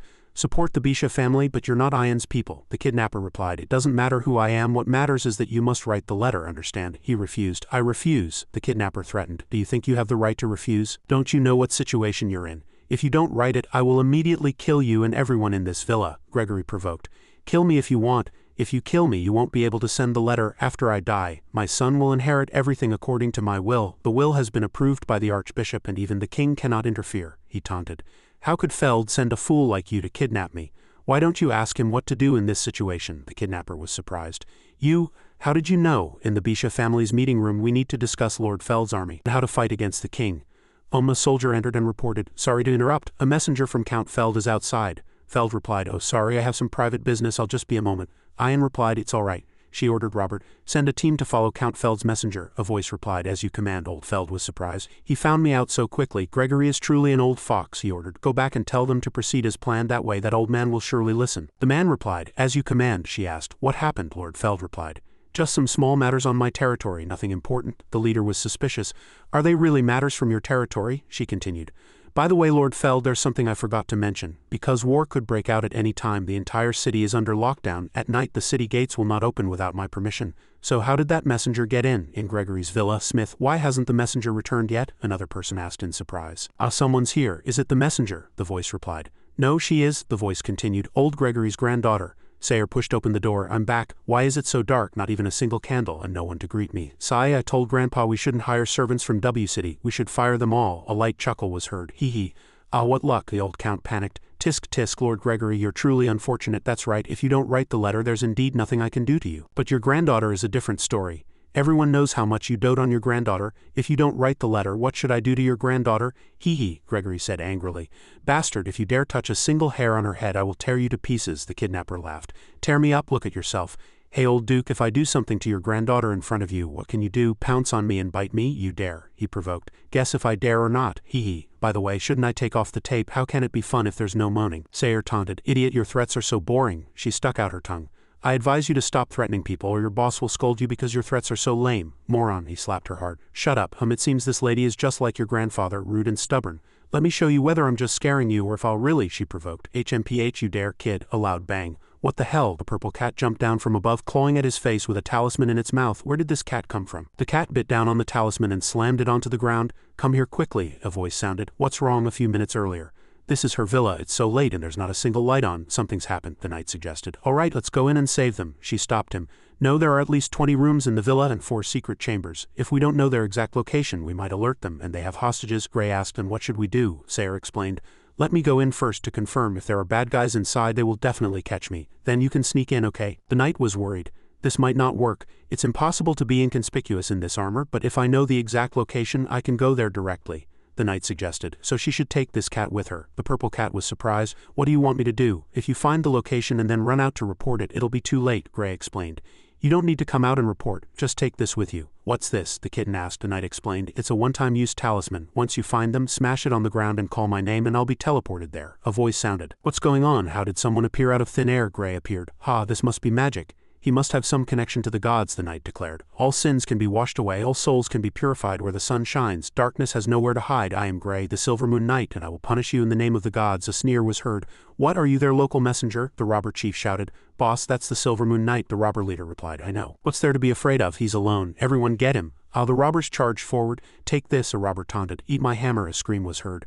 A voice commanded. Keep attacking, I'll circle around behind him and grab the hostages, the knight said with a laugh. Go on and try, a scream. My hand, the man was stunned. HMPH, what's this? The Silver Moon Knight began to chant a spell, the screams of the robbers falling one after another echoed through the room. The robber cursed in pain, battered and bruised, the Grand Duke asked worriedly. Sayre, are you all right? Your wrist is red. His granddaughter replied. I'm fine. And you? The old man laughed. Haha, I'm fine. He looked at the knight.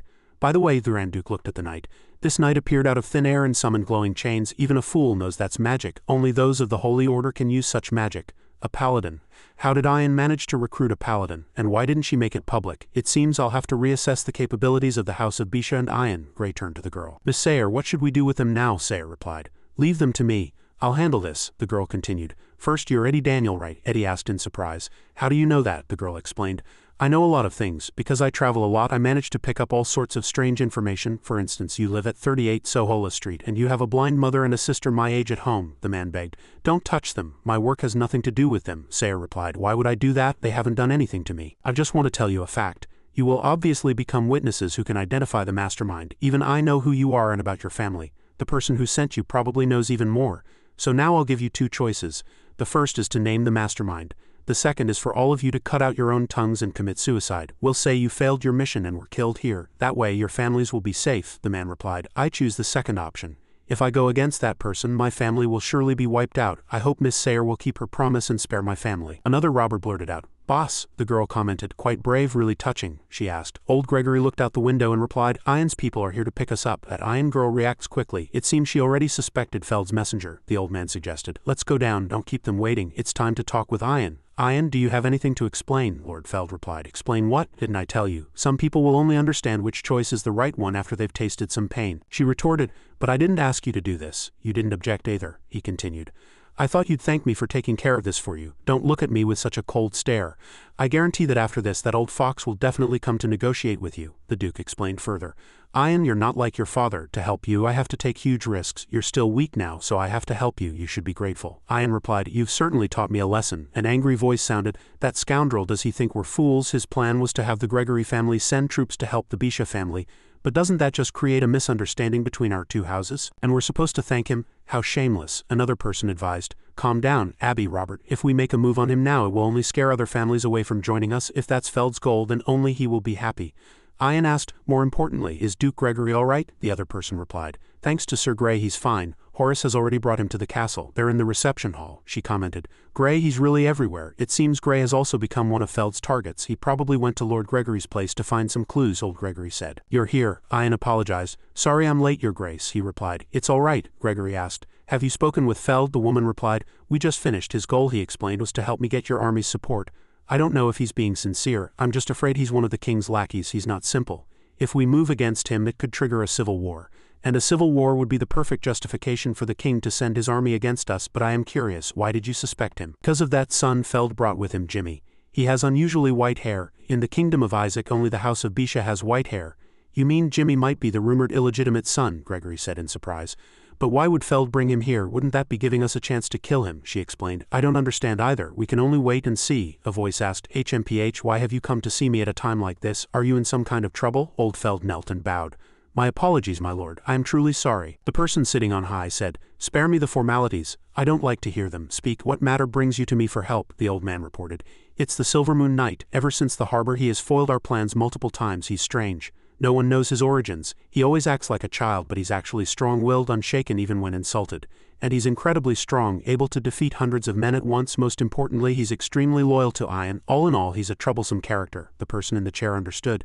"Ah, I see, you want the Silver Moon Knight to disappear, is that right? Very well, I will help. After all, I am quite curious about him." A command was heard. "Strike, new target, an underage vampire. Requesting permission to eliminate," a voice replied. "Denied. Like the Lich, if it does not harm humans, you are not to act. You may only monitor from a distance," the female angel said impatiently. "Tisk. Hey, did you just click your tongue?" "I'm sure you did," she argued. "No, you misheard. I was just saying you're too protective of these little demons. First a Lich, now a vampire. This place will be overrun by demons soon. Because of that treaty I can only watch and do nothing. It's so annoying." A voice sounded. "Calm down, Catherine. If we don't abide by the rules, what makes us different from them?" She gazed into the distance. Everywhere were signs of demons about to surge to the surface. Ian asked, "I'd like to hear both of your opinions on the deployment of our defensive lines." Feld looked over and replied, "HMPH, with that old fox's army, we can extend the defensive line a bit further." Count Gregory replied calmly, "No problem, as long as you don't mix my troops with yours. Who knows when you'll stab me in the back?" The old man glanced at him contemptuously. "HMPH, you want to fight the king, yet you don't trust your own allies?" A childlike voice called out, "Father, father, father." The commander recognized him. "Jimmy." He looked worriedly in the boy's direction. "What are you doing here? You should be resting in your room if you're not feeling well." The son replied, "But since we came to W City you haven't played with me at all." The man apologized. "I'm sorry, Jimmy. Daddy is very busy right now. Can you find someone else to play with?" Jimmy said happily. "I want to play with that knight right there," Gray asked in confusion. "Jimmy, aren't we going to play? Why did we come to a place like this?" Jimmy reassured him. "Don't worry, we're almost there." The guide announced, "We've arrived at the underground playground. No one will disturb us here." The Silver Moon Knight, Gray said in surprise. "An underground playground? This is the labyrinth beneath the city. What can we play here?" Jimmy spoke in a deep, sharp voice. "Enough nonsense. I only invited the Silver Moon Knight, not you. You're the one who insisted on coming," the person with him continued. "Don't worry about the details," she explained. "It was too boring in the meeting room, so I wanted to come play." The other party agreed. "HMPH, playing together is fine too. This way. The game is simple. It's called The Warrior and the Dragon," the storyteller continued. "A long, long time ago, a dragon lived in this labyrinth. It kidnapped a white-haired princess who lived in W City. This angered many people. In the end, a young knight killed the dragon. A good story, isn't it?" A command rang out. "Illusionist's eye, you are the warrior, you are the dragon. You are each other's enemies. From this moment on, the war between the warrior and the dragon for the princess begins." Gray suddenly said in a very serious tone, "I have something to say. I don't want to be the dragon. Can you make me the brave warrior?" the man suggested shyly. "Brave also means handsome, right? That seems more fitting for a knight like me." Jimmy's jaw dropped in surprise. "What's going on? My ultimate technique failed. Impossible. Unless the opponent's magic is stronger than mine, this spell cannot fail." "But he's just a human," a sharp voice chided. "Shut up. Who gave you the right to call yourself a knight? You cat are just a mount for me, the great dragon." "Get down now, meow," the knight asked in surprise. "What's wrong, kitty?" the controller continued. "Oh, it didn't fail, it just hit the wrong target. It's okay, everyone makes mistakes. Let's try again." Illusionist's eye, now get down. A loud shout. "Stop, kitty, I am the dragon." "Meow, don't ignore me, it's embarrassing to do that pose," the witness said in surprise. "Damn, the magic really has no effect on him. How strange," the warrior said in surprise. "Oh, what's wrong? Is that the girl who came down with me?" The boy was startled. "She's holding a brick." "Princess, get behind me quickly." Sayer stood in front of Jimmy. The man sighed. "Sigh, she's been hypnotized. Why am I being called princess?" he remembered. "Ah, the dragon kidnapped the white-haired princess of W City." He remembered the story he made up before casting the spell. She shouted, "Princess, get behind me. I will rescue you from this evil dragon." "Ah," another voice chimed in. "Stop it, this is ridiculous," the man asked. Miss Sayer, what's wrong? Don't hit me, please don't." She looked at the boy with a triumphant smile. "Hee, princess, let's go back to our castle of love." A plea was heard. Sob, "No, stay away from me, won't someone save me?" It is said that on that day, the cries of a child echoed continuously through the underground. An urgent cry. "Doctor, doctor, we have an emergency." Ian turned to Gray in confusion and asked, "I need an explanation. Why did Miss Sayer fall into a coma after going out to play with you this afternoon?" Gray explained. "My lady, it wasn't just Miss Sayer, my cat is the same. We were just playing a game," she mused. "The doctor has already made a diagnosis, my lady." A trusted soldier leaned in and reported, "Miss Sayer and the cat seem to be under the influence of black magic. We should call for a priest." Another person wondered. "It was Jimmy who used black magic." The person next to them asked. "Why is Gray all right?" the soldier replied. "Perhaps it's because Gray has divine protection so he wasn't affected. In other words, Gray can handle Jimmy, right?" In the room of old Count Feld's son, a white-haired, red-eyed girl appeared outside the window. "Young master, I've brought you something to eat," she called out. "Young master," the person under the covers replied, sobbing. "Dora, your voice is as unpleasant as ever," Dora said with concern. "Heavens, why is the young master crying? Who bullied you? I'll kill them." Joan soothed. Shush, be quiet, you'll be discovered, the boy recounted. A girl threatened me with a brick and hugged me tightly in front of everyone. It was so embarrassing, so I have to get my revenge, the listener burst out laughing. Peeved, being hugged by a girl, you should be happy, not complaining, Joan said angrily. If you're here to laugh at me, then get out, Jimmy complained. It's all Feld's fault. He made me do this. If something like this happens again, Ian will definitely get suspicious, he continued. Damn it, why didn't my magic work on that night? Dora spoke up. Young master, you don't have to make things so complicated. Just give me the order and I'll kill them, whether it's Gregory, the Silver Moon Knight, or even Ian, the boy got angry. You idiot, HMPH, the person advised. Listen, because of the rules in the treaty we can't kill people. We've been more active lately, so there are probably angels watching us. If we get caught, we'll be in trouble, the maid retorted. But the angels are all stupid. If we don't attack humans, they can't do anything to us, the person nearby reminded. Catherine, the angels are smart. You shouldn't get angry over a vampire's words. Can you put down your sword? Don't be rash. Catherine replied. Ha, what are you talking about? I'm just polishing my sword. I'm not an impulsive person, the person asked in confusion. Does a sword of light need polishing? Dora continued. I understand, but we're at a stalemate now. Things aren't going smoothly, the man said confidently. It's all right, I have a way to get rid of the Silver Moon Knight. Get that king to send me his shadow soldiers. The boy took a sip and immediately spat it out. Dora, why does this blood taste like alcohol? I hate alcohol, Dora replied. I took the blood of a drunkard, Joan asked in confusion. What? Couldn't you have taken the blood of a pretty girl? Dora explained. Young master, killing a drunkard is less likely to be discovered. Vampires in the north even have to drink pig's blood. Dora then asked if the young master wanted to drink pig's blood. Jimmy sobbed. My blood levels are decreasing, another person consoled. Don't cry, the future king of the vampires cannot cry. You must experience all the hardships to become stronger. The next morning, what are you doing in my room? Gray appeared in Jimmy's room, answering cheerfully. I've come to play with you. Lady Ian asked me to take good care of you. She said yesterday's game was too dangerous. Skeleton Bro said with a smile. So today we're going to play house. I'll be your father. Let's go out and get some sun. As soon as he finished speaking, Gray threw open the curtains and Jimmy screamed. The sun, the knight asked. HMPH, son, what's wrong? The road to becoming the king of vampires might be a tough one. Hey, look, hello, Sir Knight. The surrounding residents greeted him. Hello, Silver Moon Knight. Would you like some breakfast? No, thank you. Jimmy sat on the horse, sobbing. Damn it, how did I end up like this? Back to a few minutes ago, Father Gray apologized with remorse. Son, I'm sorry. I didn't know you were afraid of the sun. Hurry up and close the curtains or you can't blame me. The adult continued in a serious tone. Little Jimmy, as the son of a knight, you shouldn't be hiding at home. As your father, I will help you get out.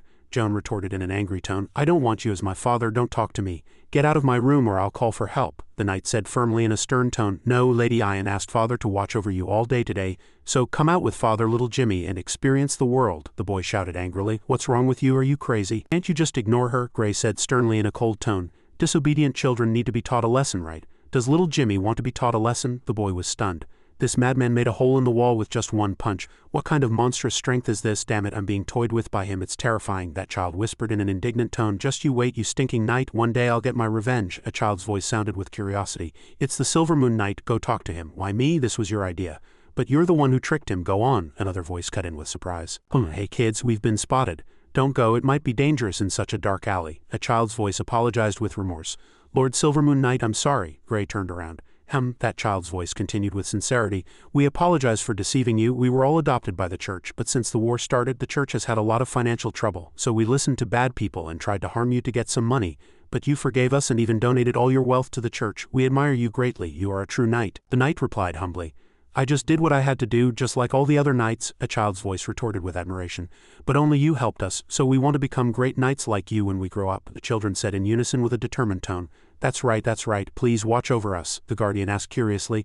Do you really want to become knights? The children affirmed with a determined tone. Of course, very much, the knight proposed with an excited tone. Then why wait until you're grown up? Join me now and become a knight, the children's happy voices sounded. Really, why don't you come with me to the church? That's great, we can become knights right away, a child asked curiously. By the way, who is that person riding on the horse with you? Why is he also wearing armor? The guardian introduced with a proud tone.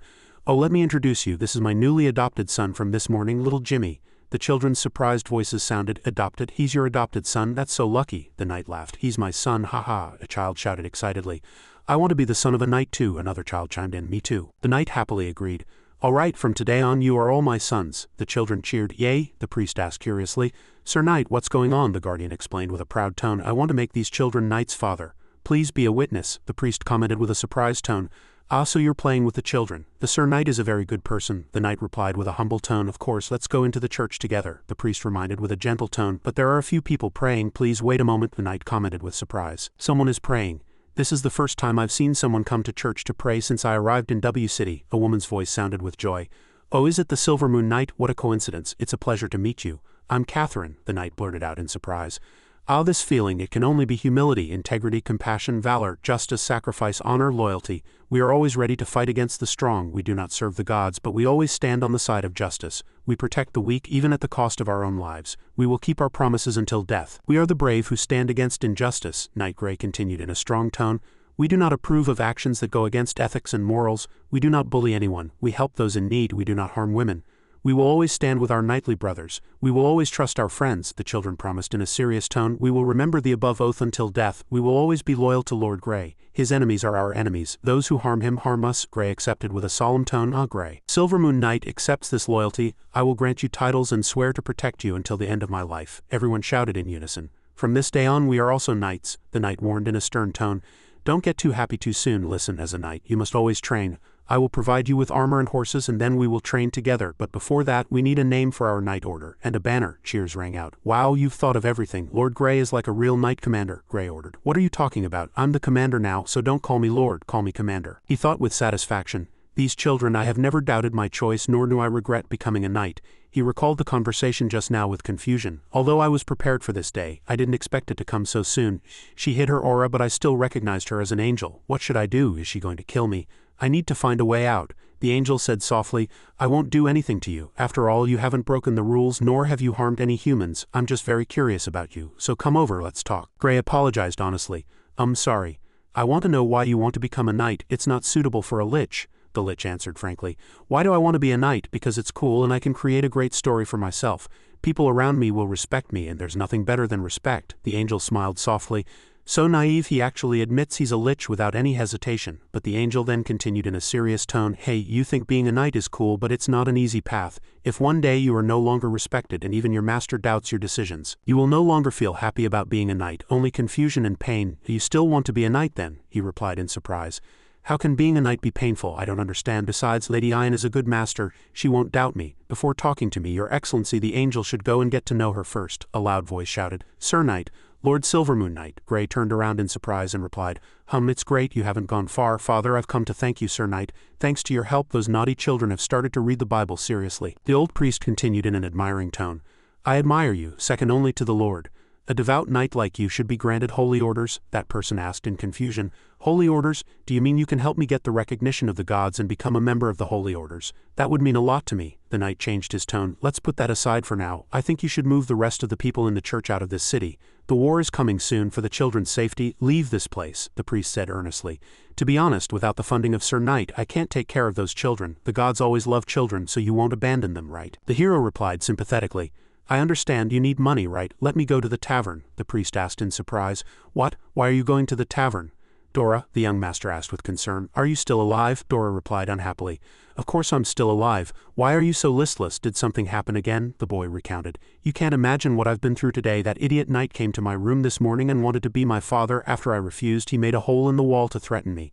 Then he put me in armor and made me stand under the sun all day." Joan continued in an annoyed tone. "The worst part is he took me to the church. I never thought I'd have to go to a church in my life. Do you know what the expression on the statue of Jesus in the church was? He seemed to be smirking at me for being there." Laughter rang out. "Peeved," Joan shouted. You're still laughing? I'm in so much pain, you."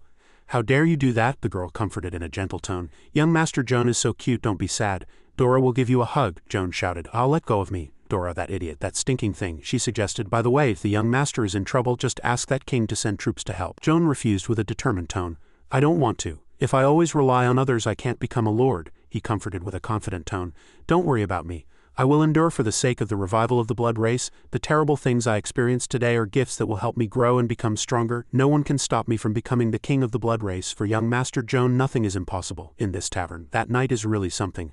"Ha ha, another fool is about to lose," Grey cheered. "Yay, I won again." "Impossible. I just shuffled the cards. Should be enough, right?" He looked at the large bag of money he had just won. "Shouldn't keep the priest waiting." A man shouted, "Hey, Sir Knight, please wait a moment. You've taken all my winnings. Leave some for me." The knight asked in surprise. "How much do you need?" the man replied. 500 to 1,000 silver coins." The knight agreed. "All right, here you go. Don't gamble anymore." "I can only give you this much because I still have to donate to the church." The man thanked him happily. "Ha ha ha, thank you so much." Others shouted, "Lord Silvermoon Knight, we need money too. My mother is seriously ill and needs money for treatment. My son needs to pay his tuition. Can you help? Our family needs to buy a house." The knight thought with concern. "It's not just the priest, everyone needs money. I have to find a way to earn more money in the next few days, Gray continued with a determined tone. I only have 2 silver coins left, but it's okay, the priest will like it, the children's voices sounded. Lord Gray, we've already thought of a name for the Knight Order, the Silver Moon Invincible Knights. We spent all night making this flag, the knight praised with an excited tone. That's great, we'll start training now and become the strongest knights in W City. The children cheered. Yay, a child asked again. By the way, isn't your son coming? He replied in surprise. Ah, I forgot about him if you hadn't mentioned it. I'll go home and bring Jimmy now, the servant asked with concern. Young Master Joan, just leave me alone, Dora continued with concern. Young Master, what's wrong? Joan replied in an annoyed tone. What's wrong with me? On Monday I had to practice riding under the sun. On Tuesday I had to learn swordsmanship under the sun. But that idiot knight's swordsmanship is worse than mine. After that it was reading books about knights, dancing and doing housework. Why is that idiot knight so obsessed with women's clothing? Why doesn't he go wear it? The young man sighed. It's so frustrating. I can't take it anymore. I want to kill that knight. Let that king take action, the girl reminded him in surprise. But didn't you say the other day that we shouldn't act too soon? Joan replied with a determined tone. I've changed my mind now. To hell with the plan. I want to kill that knight. The servant agreed in a serious tone. Understood. Dora will make the arrangements. Urgent news, urgent news. King Beth VI has sent letters to all his subjects. Rulers who receive the letter, please dispatch troops to assemble in the capital Longcheng, Ian commented with concern. It seems the king is preparing for war, Joan complained. He wants the children to have horses for practice, but he doesn't have that many horses, so he made me be a horse. I'm going to die soon, the servant soothed in a gentle tone. Calm down, young master, I'll remind the king, the announcement continued. Urgent news, the king is leading a large army straight to the border of the Bisha territory, the young man provoked. HMPH, Beth V underestimates us. I'm ready, come and take my head, young master, the announcement sounded again. Urgent news, the king has announced that the army will advance during the rainy season. Duchess Ian summarized with a surprised tone. In short, the king has decided to cross the swamps during the rainy season, endure the loss of troops while marching through the snowy mountains, and travel day and night. What are your thoughts on this, my 2 lords? Another person replied in surprise. Oh, it seems the king has gone mad. He wants to speed up, but the marching speed is already at its limit. Otherwise they won't have the strength to fight when they get to W City. Dora asked in surprise. Your Majesty, do you no longer desire eternal life? The king replied in a serious tone. I understand. I will find a way to speed up the march. A sigh was heard. The soldier reported. My lord, the army has assembled. I'll be right there, the commander's voice sounded. All soldiers of Bisha, the shameless king wants to take our homes by despicable means. We must fight. Take up your swords. Our families are behind us. We cannot retreat. May honor always shine upon the house of Bisha. Horace looked over in surprise. A group of unfamiliar soldiers praised. Excellent, as expected of the Duchess. Isn't her master the same? Horace shouted in surprise. Why are there children here? Where's the commander? The soldier reported with concern. Wait, Sir Horace. These children were brought by the Silver Moon Knight. They belong to his unit, a child's voice sounded. That's right, mister. We are members of the Silver Moon Invincible Knights, the children cheered. Ian asked in surprise. You recruited these children into your unit? A proud voice answered. That's right, they have great potential, the person asked with concern. Did their parents agree to let them go to war? A child's voice explained. Duchess, don't worry. We are all orphans and the priest has agreed to let us follow Lord Grey, she said in surprise. Orphans, the children continued. We're going to the battlefield to become knights. No one is forcing us, the commander encouraged. I look forward to your performance, but before that please let me speak with your commander, the children answered in unison. A voice said, Farewell, Lord Grey, see you on the battlefield. Another voice, full of determination, answered, All right, see you. Ian commanded in a serious tone, Grey, take those children back to the church. I will have someone take care of them. Grey retorted in confusion. But they are members of my unit, the commander emphasized. Knight, perhaps one day they will become great knights. But for that very reason they cannot participate now. It's easy to get injured on the battlefield or even be killed, a firm voice sounded. With me here, no one can harm them, she asked back in a challenging tone. With you? Do you even know what a battlefield is? Have you ever seen 2 armies clash? The knight answered confidently. Of course I know. The battlefield is where a knight wins glory. The battlefield is chaos. Here, life and death are decided in an instant. It is also a place where knights make their name. It is a paradise for knights to accumulate merits and glory. That's how it is, Tenedos asked with concern. Hey friend, how long are you planning to stay here? I think I made her angry. She told me to reflect on myself. This cat isn't awake yet. Let me stay a bit longer, the friend advised. You made that nice lady angry. Come on, tell me about it. Oh no, share it with me, Skeleton Bro agreed. Then let's continue with the flashback from before. Ian threw down her book and said angrily. Are merits and fame the only things you care about? Whether you want to be more famous or more glorious, I won't stop you, but don't involve the children. The battlefield is a place of bloodshed and sacrifice. Merits aren't earned by killing many people. We take up our swords to protect children from the suffering of war, don't you understand? But they are not children anymore, Grey retorted. They do need to grow, but now they are knights and I can protect them on the battlefield. They can also help you achieve victory, so don't worry, she asked back in a challenging tone. Protect them with what? You can defeat 50 people, but what about 10,000 or 100,000? When 10,000 people charge at you, you'll be instantly crushed. After you fall, there will be no one to protect the children. With no one to protect them, only death awaits, Grey said sadly. But death isn't scary, don't worry, if they die I'll turn them into, the commander shouted in surprise. What did you just say? Skeleton Bro continued in a sad tone. Miss Ian kicked me out to reflect. I don't know what I did wrong, the friend mused. HMPH, I think I can understand why she's angry. Are you curious why? Tenedos asked curiously. Do you understand what being alive means? Gray replied in confusion. I don't really understand what being alive means. Am I considered alive? The other one thought for a moment. I don't think so. If I were still alive I could eat carrots.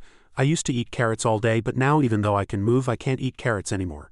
But the undead don't need to eat, I just need to maintain my soul, the skeletal horse continued in a nostalgic tone. When I was alive sometimes I wished I could become a bird, and other times a fish. With magic I can fly like a bird and swim like a fish. The friend explained in a serious tone. That's different. If you're alive you can feel things, smell things, and your body has warmth, but the undead feel nothing, you only have consciousness. No matter how hard you try you can't fully understand, Skeleton Bro replied. I understand a little. Is this why Miss Ian is angry? The other one nodded. I think so, Gray asked curiously. Is there really no way to fully understand? The skeletal horse suggested cleverly. You should go to a tavern and try to use magic to feel the taste of food. You might get hooked, the hero said admiringly. Tenedos, you're a genius. A voice shouted. Let's go to the tavern and eat. Let's have a drink. Remember to order 2 carrots for me. From today on I will collect experiences about being alive, a voice chimed in. That's right, learning how to live is the first step to becoming a great knight, a woman's voice pleaded. Please don't go gambling again. HMPH, you shouted. Let go of me, you damned hag, that's the last bit of money our family has, the woman pleaded. You're already deep in debt and they've cut off 2 of your fingers. Don't gamble anymore, the man retorted. You idiot, I have to go back and win back the money I lost. If you don't let go I'll hit you. Gray stepped forward to intervene. Hey, don't hit a woman. HMPH, you're that knight from the other day, you said, surprised. The guy continued in an irritated tone. You finally show up. It's all your fault for giving me so much money that I couldn't stop. Now I've not only lost everything but I've also had 2 fingers cut off. You're responsible. Pay me or you're no knight. The knight accepted in a serious tone. All right, I'll give you money, just don't bunny this woman anymore. Don't give him any money, Sir Knight, the woman pleaded. The woman explained with concern. He had 2 fingers cut off because of gambling. I'm afraid he'll be beaten to death next time, so please don't give him any money. The old man retorted angrily. Shut up, you ignorant woman, you don't know anything, so hurry up and give me the money, the knight reluctantly agreed. Oh, I only have 2 silver coins left and I forgot to donate them to the church. Here, take them, the man yelled in surprise. How are you kidding me? Gray answered sincerely. No, this is all the money I have, you retorted in disbelief. Nonsense. Everyone knows you're a baron, a noble, how could you be out of money? The old guy continued in a bitter tone. Look at my fingers. They were cut off because of you, aren't you responsible? What kind of knight are you? The woman yelled, trying to stop him. Please stop it. The knight sighed in disappointment. Why did it turn out like this? It's nothing like what was written in the book, it's not supposed to be this way, a voice reported. Urgent news, urgent news. King Beth's army has crossed the snowy mountains. They are approaching the territory of the House of Bisha. The day has finally come, Ian reported seriously. Let me briefly explain the current situation. Beth V is heading toward the Great River to the west of the Bisha territory. According to intelligence, the king's army numbers around 40,000 while we have 20,000. With the help of armies from across the country, the king could even mobilize 100,000 men. The disparity in forces is vast. Once they successfully cross the river, we will be completely defenseless, Gregory said in a firm tone. However, war is not just decided by numbers. We still have a chance, he continued to explain. To achieve victory, we need to pay attention to 3 important factors: favorable weather, advantageous terrain, and the support of the people. Bethvis' army has been marching for half a month and is now exhausted.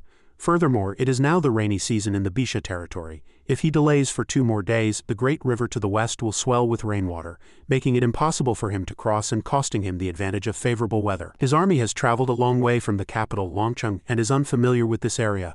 They will surely be disoriented by the muddy riverbanks after the rain. Thus he loses the advantage of terrain. As for us, wait, you are the leader. You should be speaking more than I am, Ian, she replied calmly. It's all right, Lord Gregory, you are correct. Before the alarm was raised, I had already dispatched men to occupy the high ground on both sides of the west bank. What we need to do now is disrupt his formation before Bethvis' armies can assemble, the woman continued in a decisive tone. We'll crush him in one fell swoop. Now is the perfect time to attack. Only by capturing the king alive do we have a chance of victory. The determined voice of the Bisha family's commander rang out. Tonight will be a sleepless night, so I ask both of you lords to fight alongside me, Ian, the other person asked jokingly.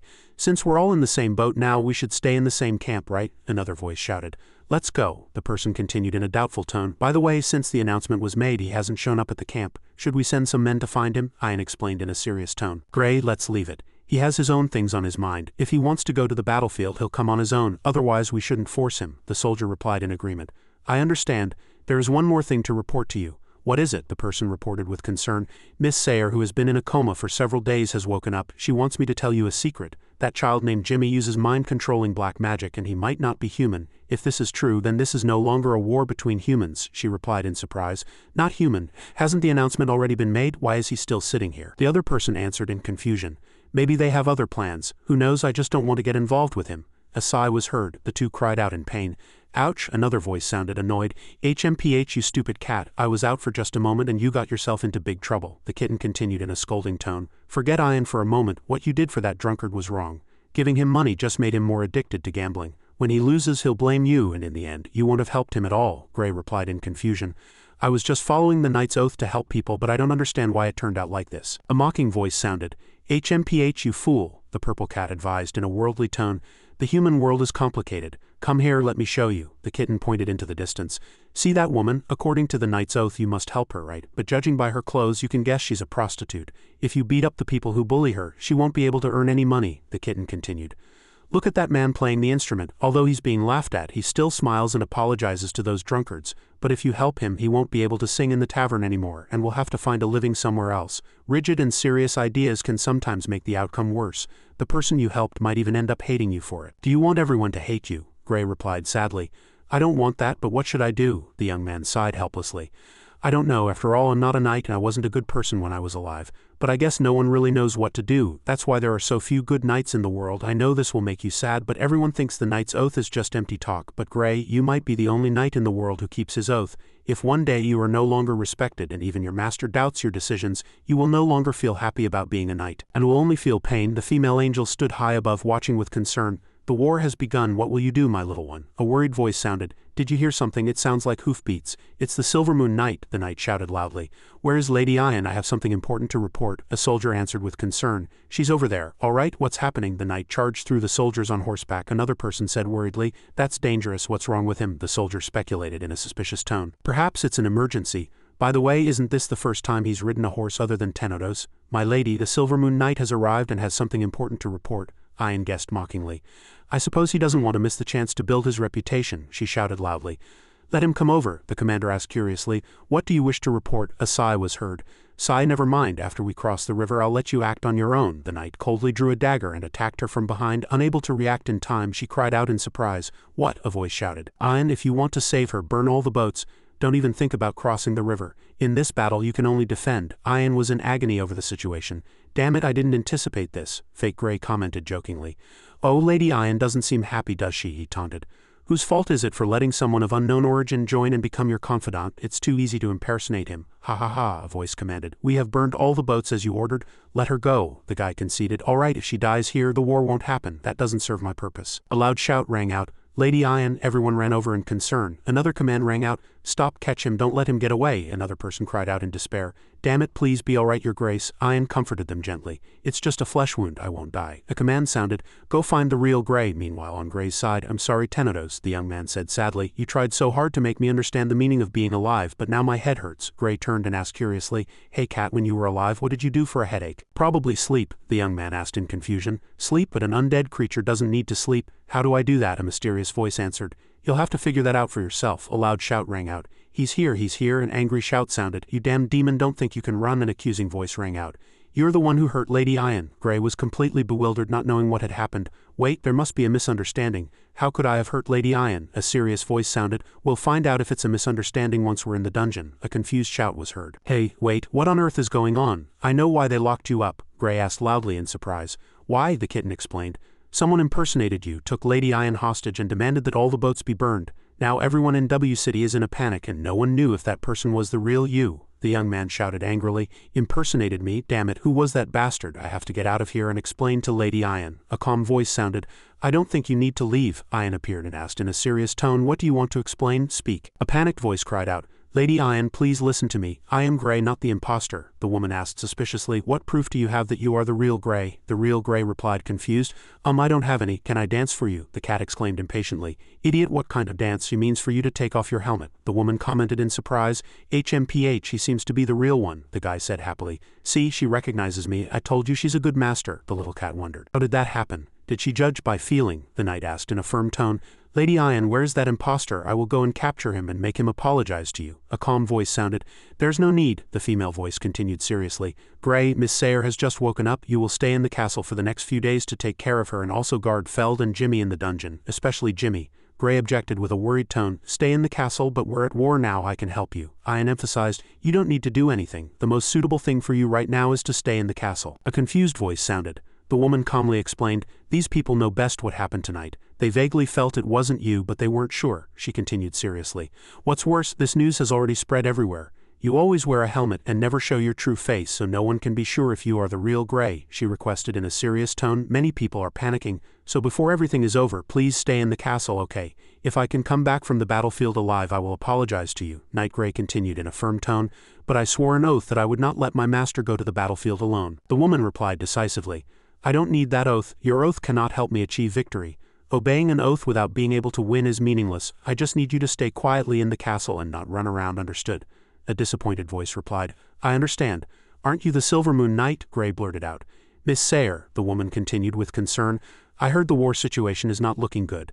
The king is assembling his army and Lady Ian can only be on the defensive. We have to fight 100,000 men with 20,000. It looks like we're going to lose no matter what. Sayre chided in an angry tone. How could you let Lady Ian get hurt? She is your strongest weapon, he explained in a disappointed tone. She doesn't believe I can help her win. I just want to help her, to fulfill my oath, but she no longer trusts me. I want to help the people I meet, but I don't know if doing so is helping them or harming them, Gray continued in a determined tone. I want to take those child knights to the battlefield, but they are not allowed to join the army, she explained in a gentle tone. When Lady Ian said that oaths are meaningless in the face of victory, it's not what you think. How a knight should treat his oath I really can't understand. Sayre praised in a gentle tone. Oh, you seem to have matured a bit since before I fell unconscious. Although the situation is a bit chaotic, the fact is that you saved me and my grandfather. I am very grateful in my heart. You are the best knight. This means that everything you have done based on your oath so far has not been meaningless, right? The knight asked back curiously. Really? A voice answered with relief. Hearing you say that makes me feel much better, Miss Sayre. Please help me with a few more questions. Sayre was startled. How did he get so close? The woman continued in a confused tone. I'm not good at reasoning, so I can't answer them. A voice suggested. If you have any questions in your heart, you should go to the church. The priest will enlighten you. A slight sound was heard. HMPH sounds like something, another person replied suspiciously. Really, you'd better go and check. These are sensitive times. A pained cry sounded. Ah, the city walls are too high. I can't climb them. If I had known the king was issuing an announcement, I would have evacuated with the others. A voice from behind sounded. Father, the old man cried out in panic. Oh, don't grab me. I'm not a spy. I just want to leave W City. Gray was surprised. Father wants to leave the city, the priest asked in surprise. Why are you here, Silver Moon Knight? What can I do for you? The knight said in confusion. I am lost, so I came to you for advice, the other person asked back in surprise. Lost, the priest decided. All right, let's talk back at the church, a voice reported. Urgent news, the king's army has begun to cross the river. They are landing 10 kilometers away from us. Although a few boats have capsized, they are still continuing to cross. They are unloading supplies and preparing to assemble their army. Ian blurted out in despair. Damn it, he really has no intention of turning back, she thought with concern. We can't let them land. The report continued. Urgent news, one of the king's armies is to the northwest. Feld and Casper's armies have defected and are moving towards the king. Ian was surprised. What, isn't Feld locked in the castle? She said angrily. I had Gray guard Feld and Jimmy. Who is commanding that army? A voice commanded. Go back. Gregory said in a decisive tone. Ian, go back to the city. At least we can use the city for defense. Ian objected. W City is an isolated city. Going back is like walking into a trap and the people will panic. Another command rang out. Lord Gregory, please send your troops to intercept the army to the northwest, the old count asked with concern. Ian, what do you plan to do? The woman explained in a determined tone. I will go north to stop Beth V from landing. If we can capture him, we will have a chance to win. On Gray's side, the priest soothed. From now on I will play the role of the priest. So my child, what do you want to ask me? The knight opened up. About the knight's oath, I once had a strong belief in it, but now I don't know if I should continue to believe. I swore to protect Lady Ian from all harm, but she asked me to stay in the castle, he said worriedly. According to the oath I must help her, but I cannot disobey her orders, so I am very lost now. The knight's oath seems unrealistic, and when I try to connect them they become fragmented, the man said calmly. Oh, I think I understand. Let me give you some advice. I guess you are trying to become a great and respected knight. The young knight replied. Yes. Priest mused. That's the problem. Listen, there is nothing in the world that can be recognized by everyone, not even the gods, so it's normal for you to feel lost because you haven't seen the truth. And the truth is defined by your own heart. My heart? The other person said in surprise. A voice commanded. Push them back into the river, the priest emphasized. That's right, it's your heart, he explained. We often hear people say what is black and what is white, but this world is actually gray. In a gray world it's difficult to distinguish black from white, but the answer is actually very simple. Push the king's army back into the river and defend W City, the priest explained in a gentle tone. The answer is to follow your heart, break their formation and clear a path for the golden armored knights. When something happens, everyone will tell you what to do, but don't forget, it's you who decides what you do. You can't always be right, but that's okay. Some people won't understand your good intentions, but there will always be people who are grateful, remember. The knight's oath sometimes cannot be taken literally, he explained in a deep voice, because the words printed on the paper are just a key to unlock the information in your heart. The knight's oath does not exist to become a cage that imprisons knights. On the contrary, you should believe in it, understand it, even if everyone's understanding is different. Imagine how wonderful the world would be if everyone believed in it. Belief is the light that dispels the darkness around you and shows you the way. So when you truly believe in the knight's oath, just follow your heart and don't doubt. A shout rang out. Bati, I will defeat you, the priest realized. Whether the result is right or wrong, your actions will be the clearest proof of your knight's oath. He asked himself, right or wrong? The priest commented with satisfaction. I think he understands now, right? Although I don't know what I was talking about either. In the end, I went back to the church and gave him advice, so there shouldn't be any big problems. The old man was restless. When is he going to leave? The archbishop wrote to me and said that the king will be here around noon tomorrow. If I don't escape now, it will be too late. Yes, father. I'm here. What else would you like to ask? Gray suddenly became serious. Your words are wonderful. I understand everything. So based on what you said, can I ask one last question? Can I ask one last question? The other person calmly replied. Of course, what is it? The guy asked curiously. I mean, if a person dies and becomes undead, but they can still sing, dance, and do whatever they want, what is the difference between life and death? The other person commented thoughtfully. This question is thought-provoking and very complicated. Much more complicated than the last one. The priest asked back in a thoughtful tone. I want to ask a question in return. If a person specializes in stealing, is he a good person or a bad person? Gray answered with certainty. Of course he's a bad person, the man continued with a puzzled tone, but he specializes in stealing from corrupt officials and then distributing the money to the poor. Is he a good person or a bad person? The guy replied in confusion. A good person, I guess, the man explained in a deep tone. Exactly. The undead and the living are like bad people and good people. What's more important than identity is the heart. No matter where one is born or in what way, as long as one has a heart to do good, it is the same. There is no difference, understand? Gray replied in surprise. Maybe I understand a little, but father, were you trying to climb over the wall and escape the city just now? The priest's heart fluttered. Damn it, he changed the subject so quickly. I was just about to ask him why he asked such a strange question. He explained sincerely. All right, I won't hide it from you. As you can see, I am fleeing this city. The archbishop wrote to me and told me that tonight the king will launch an all-out attack and Lady Ian cannot possibly win. I know I shouldn't abandon the children, but I can't tell anyone because I'm bound by an agreement with the lord of the territory, so I followed my heart just as you understood just now, the knight asked back in panic. You're saying Lady Ian won't last until tomorrow? Gray replied in a determined tone. I must go to her. I swore to protect her, the priest pleaded. Wait, take me with you. The man was surprised. Ah, you want to protect Lady Ian? The priest explained in confusion. No, I want to leave this city, but this wall is too high, I can't climb it. Gray agreed. All right, come with me. The other person chimed in, surprised. Ah, the children's voices sounded. We heard everything. A child asked in a determined tone. You're going to protect Lady Ian, right? We're going with you. We want to fight, the priest urged. Children. A child's voice said firmly. Let's go. Now is the time for us to prove ourselves. The man was surprised. Knight warned in a stern tone. What are you talking about? Don't play near the battlefield. Go back to bed quickly, he sighed. Alas, I just talked with the priest and realized that if I die, I can't be resurrected, so I'm not sure if I can protect you, the children shouted.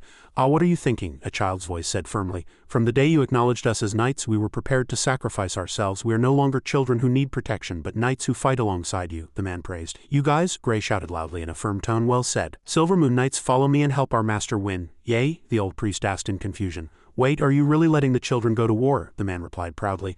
They are not children, they are knights. Gray ordered in a determined tone. I will lead them to victory. Another person reported urgently. He's found. We must capture that traitor. The soldier made eye contact with Gray and froze for 2 seconds. HMPH, I see him. He's at the church. Come and get that damn traitor. Knight Gray cried out in confusion. What? Wait, I'm a traitor? There must be a misunderstanding, the soldier shouted angrily. Misunderstanding? Go explain to our comrades in hell, Gray asked in confusion. Why? He shouted in pain. Why do you always attack me for no reason? The knight countered. What happened? Tell me. Another person accused angrily. You still dare to ask? Wasn't it you who personally killed the prison guards and let Feld and his son escape? The impostor laughed loudly. Ha ha, I am the Silver Moon Knight Gray. Who dares to stop me? Gray said angrily. It's that impostor again, he decided in a determined tone. It seems I must kill him before I go to Lady Ian, or there will be more trouble in the future. Is it fun to impersonate me? My patience has reached its limit. Hey, he reported urgently. Someone is chasing us, another person asked worriedly. How many? The guard answered nervously. Only one knight, but he is the real Silver Moon Knight. The white-haired boy immediately pulled on the reins and looked back, shouting in surprise. What? It's that damn knight? Lord Joan, we must deal with him, or there will be trouble, the leader asked back suspiciously.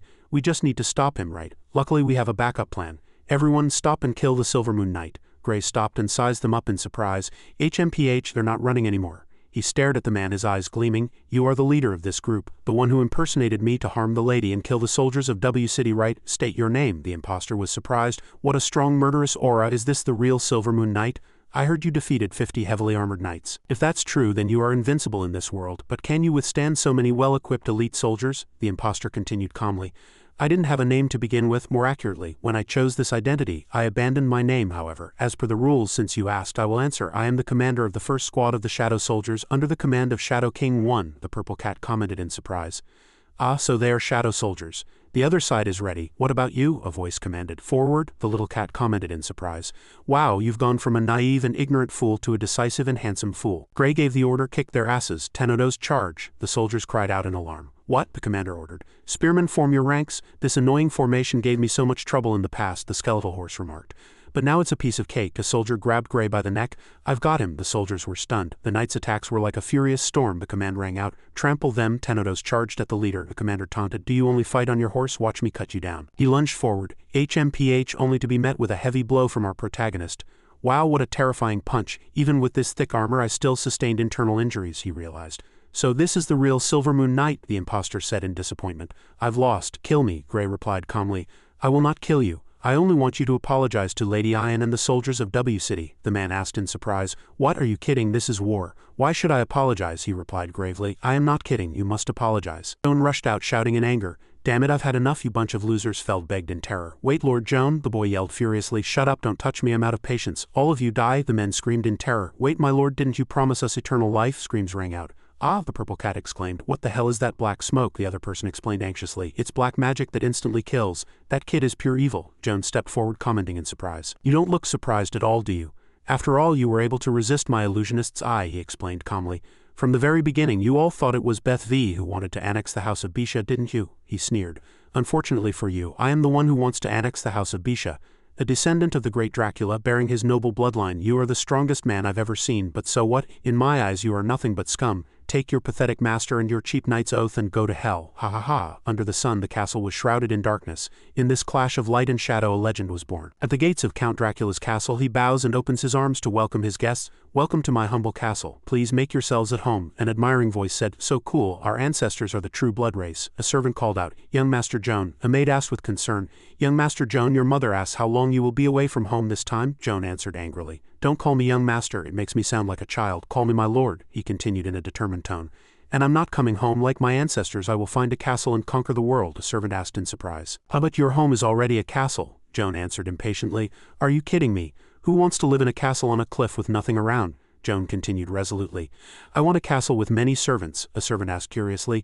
"But how do you get a castle?" Joan explained proudly. "By going to the human world, of course. I already have a plan. First, I'll find a noble with white hair like me, claim to be his illegitimate son, and then kill him and his family. And just like that, mission accomplished," a servant praised with admiration. "A brilliant plan. Young Master Joan is truly a genius." He continued, "Do you really want to destroy the house of Bisha? I am the one who inherited the noble bloodline of the Dracula family.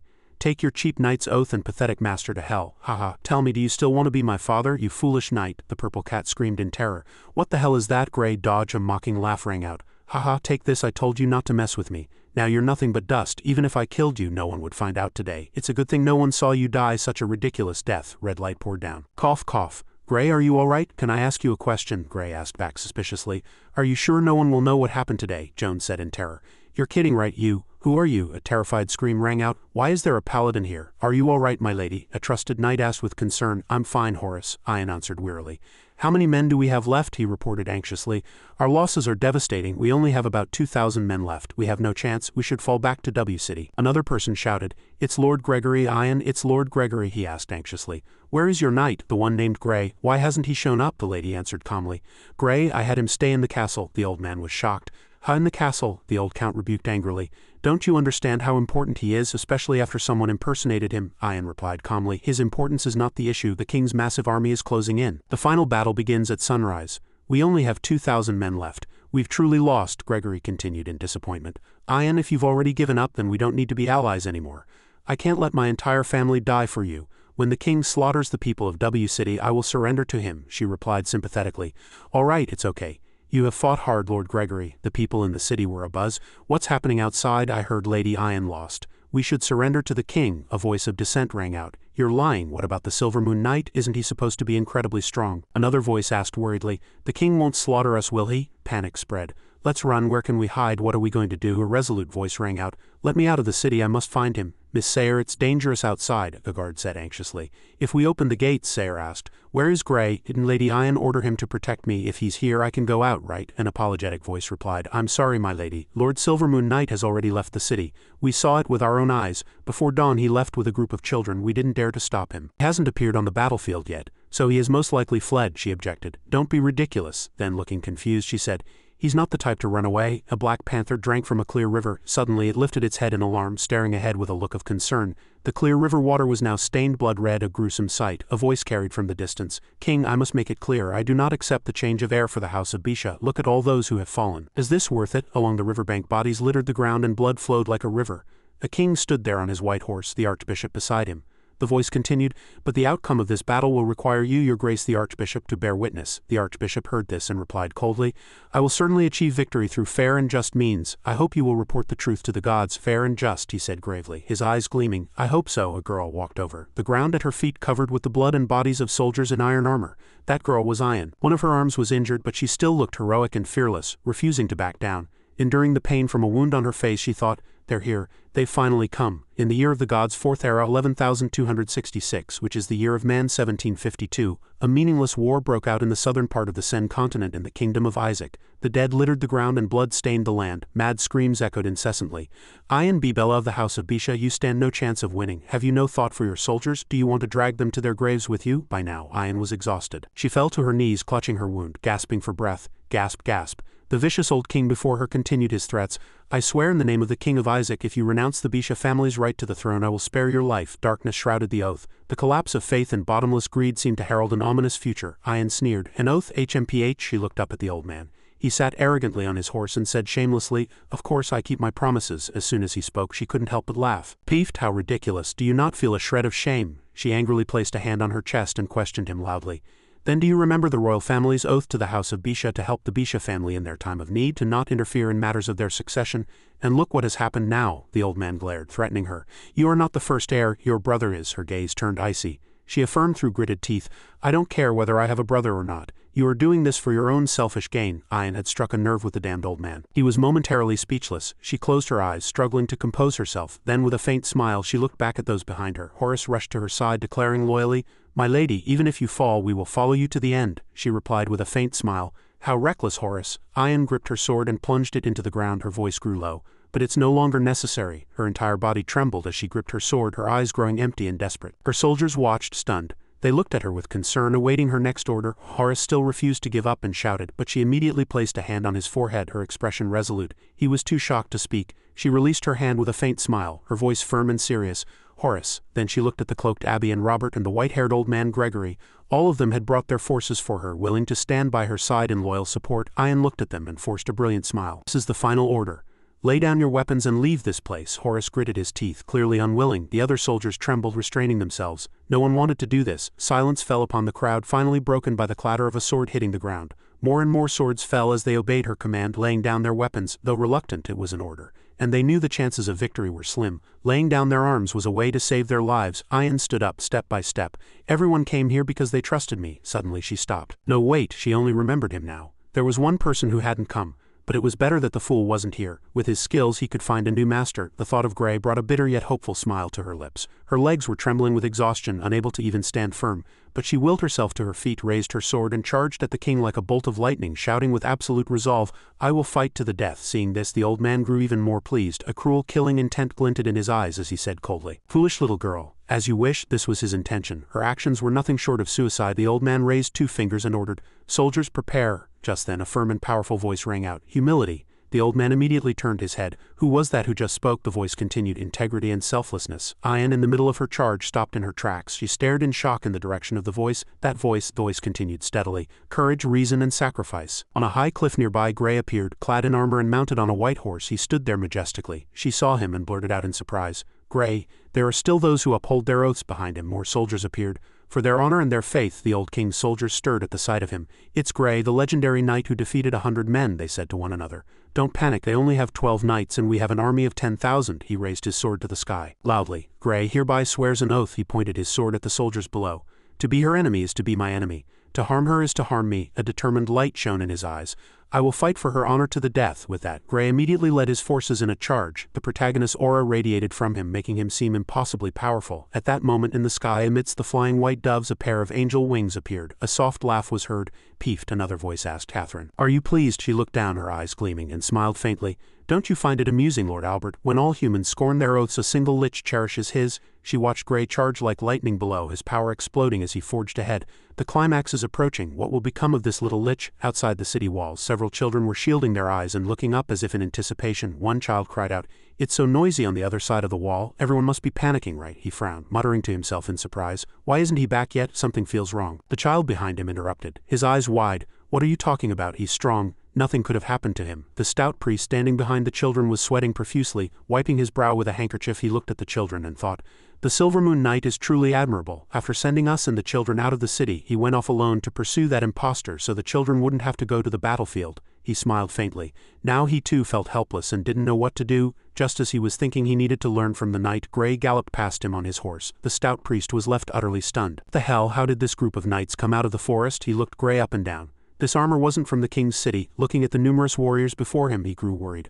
Oh no, they're surrounded. He fearfully spread his arms to shield the children, determined to protect them no matter what. Suddenly, a round-eyed boy cried out in surprise. Ah! The child quickly grabbed his sleeve.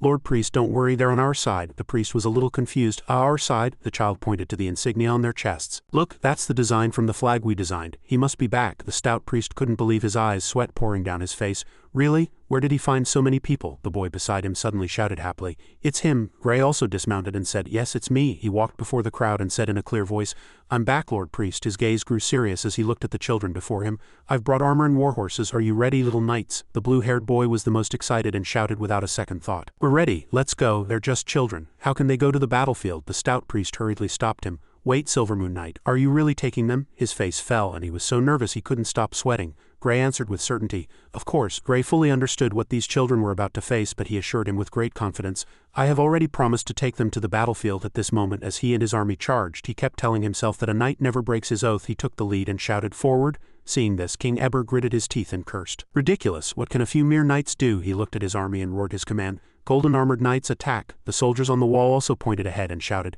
hey, look over there. They say that's the Silver Moon Knight. He didn't run. He's back. We're saved. Gray's eyes were filled with resolve as he said loudly, none of you will leave this place unless you apologize to Lady Ian. The old king showed no weakness either. It seemed he was truly determined to go to war this time. The old man shouted, kill them. In the sky, an angel was silently watching the battle. Catherine asked her teacher if the little lich could win. To her surprise, the other replied that it was impossible. He was strong compared to ordinary people. Hearing this, she was a little displeased and her eyes dimmed. Her superior continued, but against 100,000 men his magic is not enough. Catherine sighed. Yes, she looked at Gray, who was wielding his longsword, charging toward the king's golden-armored army without fear of death, and said softly, which means he knows he will lose, yet he still charges forward. Either he is young and arrogant, or he is blindly holding on to something. The purple cat on Gray's shoulder began to complain. I thought you'd bring an army of the undead, but you only brought a few kids. Damn it, you're insane. Even it hadn't expected him to fight so desperately, but it was also excited. This was truly an adventure. Gray stubbornly frowned and replied, I know one truth about the gods, and that is they never use armies to fight. The cat was so nervous it swore, what bullshit truth? You're just making an excuse that you can't maintain an undead army to make me feel better. There are 100,000 men on the other side. How are we going to win? He knew it was right. This battle was fraught with risk and he had no hope of victory, but he had already made up his mind. I don't know if I can win, but that king must apologize to Lady Ian. Suddenly, a boy in armor on a horse beside him shouted, Ah! The child cried for help. I've lost control. This horse is much harder to ride than in practice. I can't hold the reins. Unexpectedly in this situation, he just turned back and said to him, nothing is impossible. Believe in yourself, kid. He held his longsword. They were all knights of the Silver Moon Knight Order. He clenched his fist. The ring in his hand lit up. The gods will bless us. The light from the ring grew brighter and brighter, emitting a powerful force. Catherine was also surprised by this scene, staring at him with wide eyes. A huge beam of light descended from the sky, shining directly on Gray's Silver Moon Knight Order. That power gathered and then dispersed, injecting strength into all the soldiers in his army. It was especially concentrated on him. The boy from earlier looked at his body in astonishment, trembling. This is the blessing of the gods, he shouted with joy. This is amazing. I feel my whole body is filled with power. Seeing this, the archbishop blurted out in surprise, How is this possible? He looked at the light surrounding Gray, trembling in fear, and thought, only a paladin can use such a miracle. The angel Catherine's eyes were wide as she watched him motionlessly. She smiled with great interest and said, "Oh, my little lich, you've just done something quite astonishing." His army seemed to charge out of a raging fire. The Silver Moon Knight Order and the Golden Armored Knight Order clashed fiercely. The miserable cries of people, "Ah!" echoed endlessly, and soldiers were sent flying into the air. Several golden-armored soldiers raised their shields and shouted, "Lock it, we must stop him. Are you kidding me? Swords and spears can't hurt them. They're too strong." Gray just held his sword, charging tirelessly through the fray. He fought several men alone.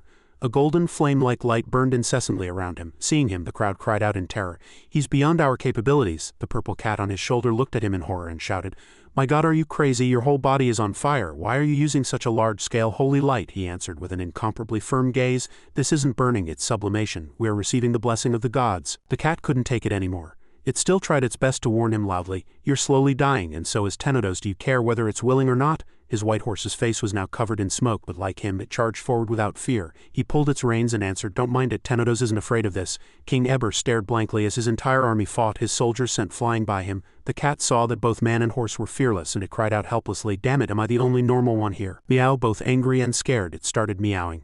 The king's side fell silent, motionless, the atmosphere unusually tense. The old man cursed angrily, "I can't believe she has a paladin under her command." Suddenly a loud bang shook the heavens, startling even the old king. "Forward, Silver Moon Knight!" The one who shouted was an old farmer who looked tall and had a voice like thunder. "You still owe me a lot of money. Don't lose to that bunch of bastards. Get them." The soldiers on the wall saw him and asked in panic, "Hey, who let him up here?" The soldier beside him replied helplessly, "The common people of the city have all come up. We can't stop them."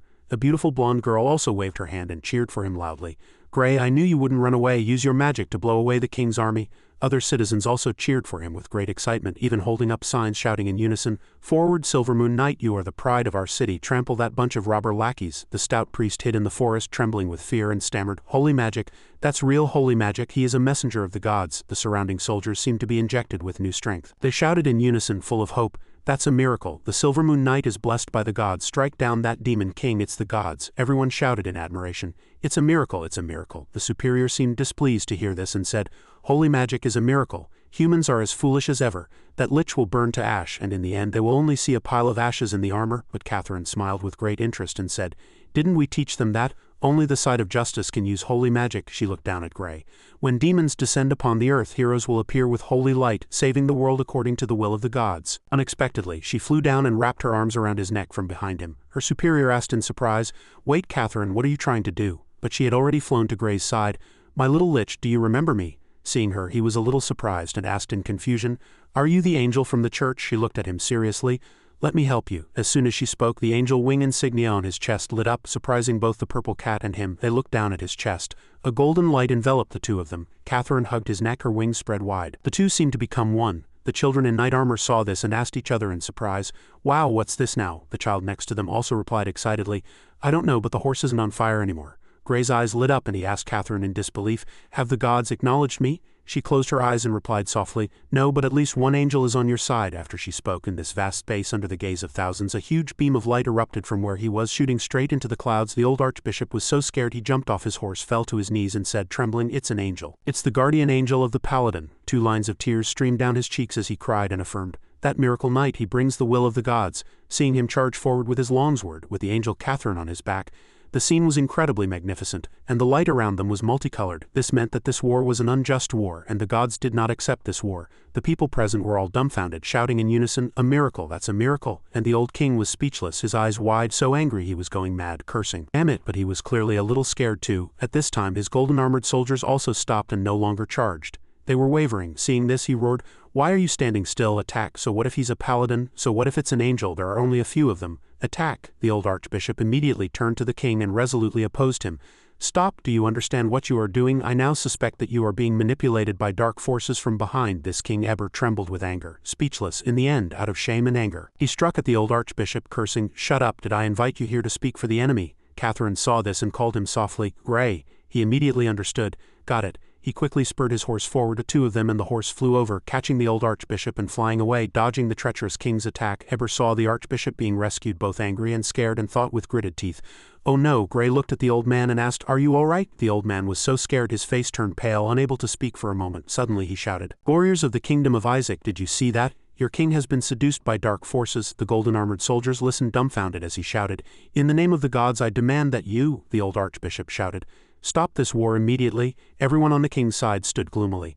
No one dared to move. Old Eber's eyes widened, his face ashen, his heart pounding, and he tried to explain. "What are you looking at me for? The enemy is over there," the old archbishop still resolutely shouted at the crowd. "In the name of the gods, I demand that all of you end this battle immediately." The king roared again. "What are you looking at me for?" The golden-armored soldiers stood their ground, sweating profusely as they looked at him, not saying a word.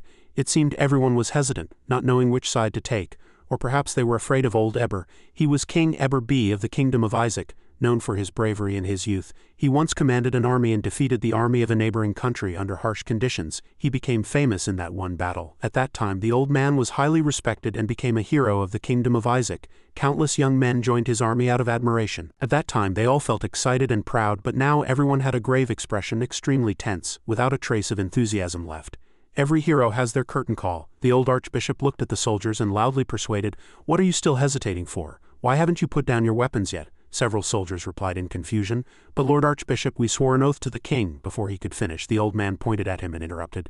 "The oath does not include doing unjust things. Look here, it's the Holy Light, a paladin, an angel." When the old man condemned them, everyone panicked, sweating profusely and terrified. "Do you know who you are fighting against?" Everyone panicked and echoed the old man. "It's the gods. You are fighting against the gods." Just hearing it was a grave sin. It was unreasonable for humans to fight against the gods. The stout priest now also ran over with his staff and shouted, "If you still want to fight, I will also fight for the gods." He was sweating profusely and said in a deep voice, "Listen, those knights who are bravely fighting under the protection of the Holy Light." He looked at all the brave knights and sincerely spoke the truth.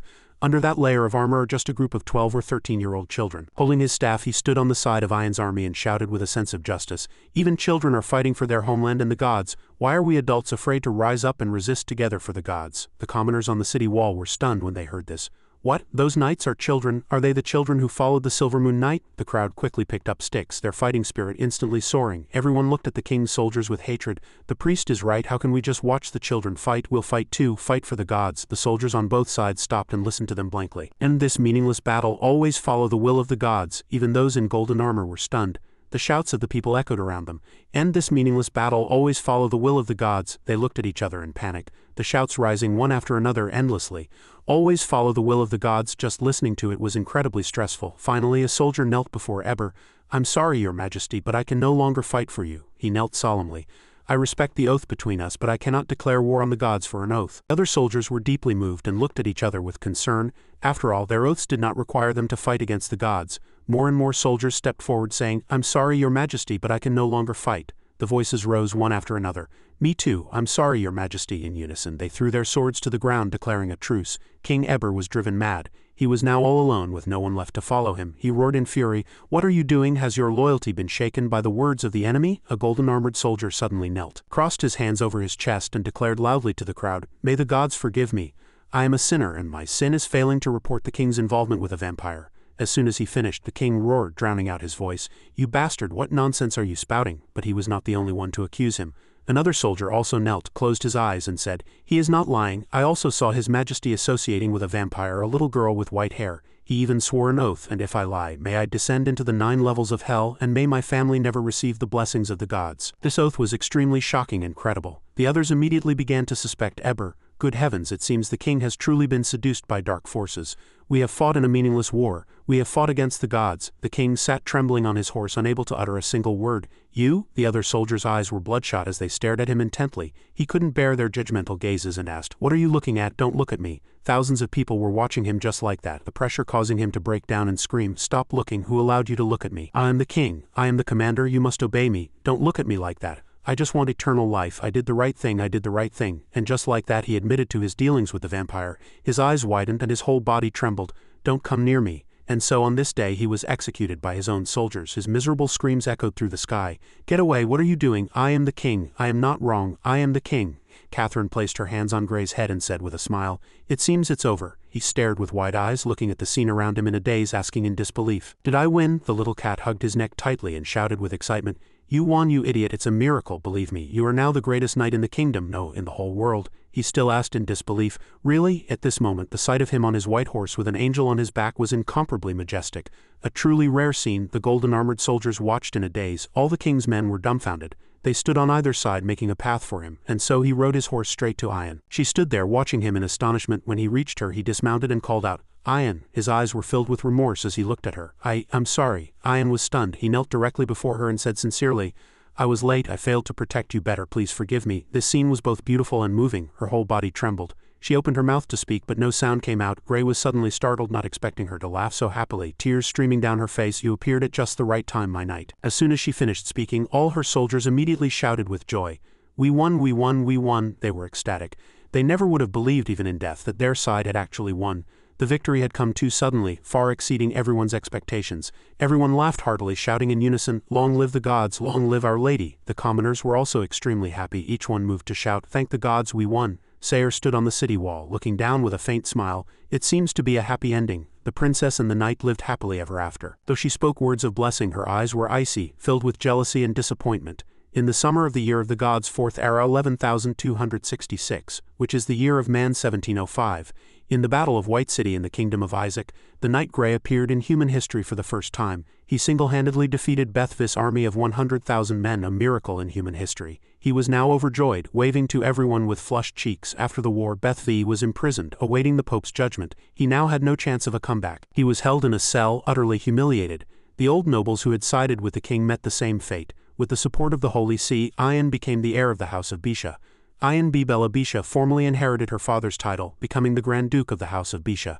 As for Grey, Ian smiled. She placed her sword on his shoulder. With this knighting he received a new title. He became the second Earl of the Bisha territory. In just a few short months he had risen from a commoner to an Earl through his own strength. He knelt respectfully before her longsword. The story spread throughout the continent, and he became the ideal knight in everyone's hearts. He became a role model for other knights to follow. In October of the same year, Archbishop Anthony III reported the full story of the battle outside the city to the headquarters of the Holy See. In November, the Holy See officially recognized Grey as a paladin.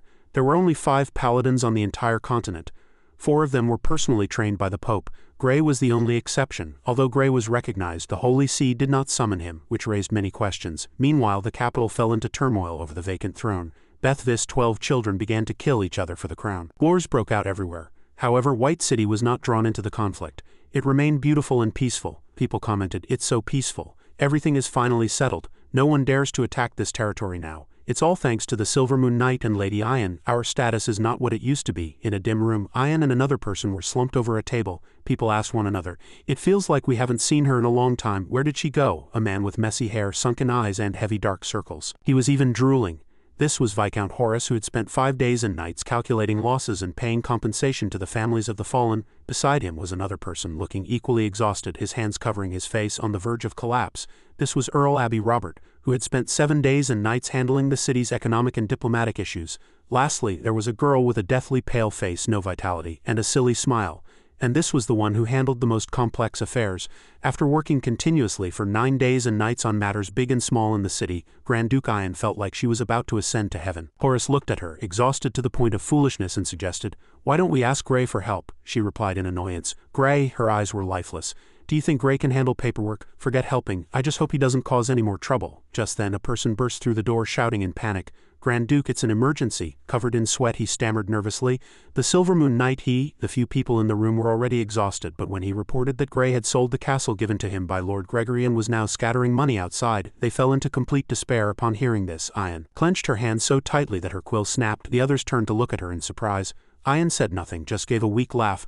"Ha ha ha." She covered her face, speechless, and could only manage a bitter laugh. "Ha ha ha." It was a truly miserable sight. "That's Grey for you," she asked coldly. "Is he still at the castle? I'll go see him." Several people immediately shouted to stop her. "Calm down, my lady. Please put down your sword." At this time in heaven, the place where angels reside, the scenery was breathtaking. Catherine and Pa were walking together on a path, one in front, one behind, both looking a little nervous. Arriving at a wide circular area, the two stopped to report. First-rank angel Pa, second-rank angel Catherine, both knelt in salute, respectfully paying homage to the gods. A fantastical light shone from a giant sphere on a large pillar, and at the same time a voice sounded, "I hear you helped a lich." Catherine placed a hand on her chest and frankly admitted her fault. "This was my own decision. It has nothing to do with Teacher Pa. The situation was very urgent. If I hadn't intervened, that little lich would have been reduced to ashes because of his strong faith in the gods." As soon as she finished speaking, the voice rang out again. "Faith in us, that sounds interesting." Catherine looked very serious as she sincerely stated everything she knew.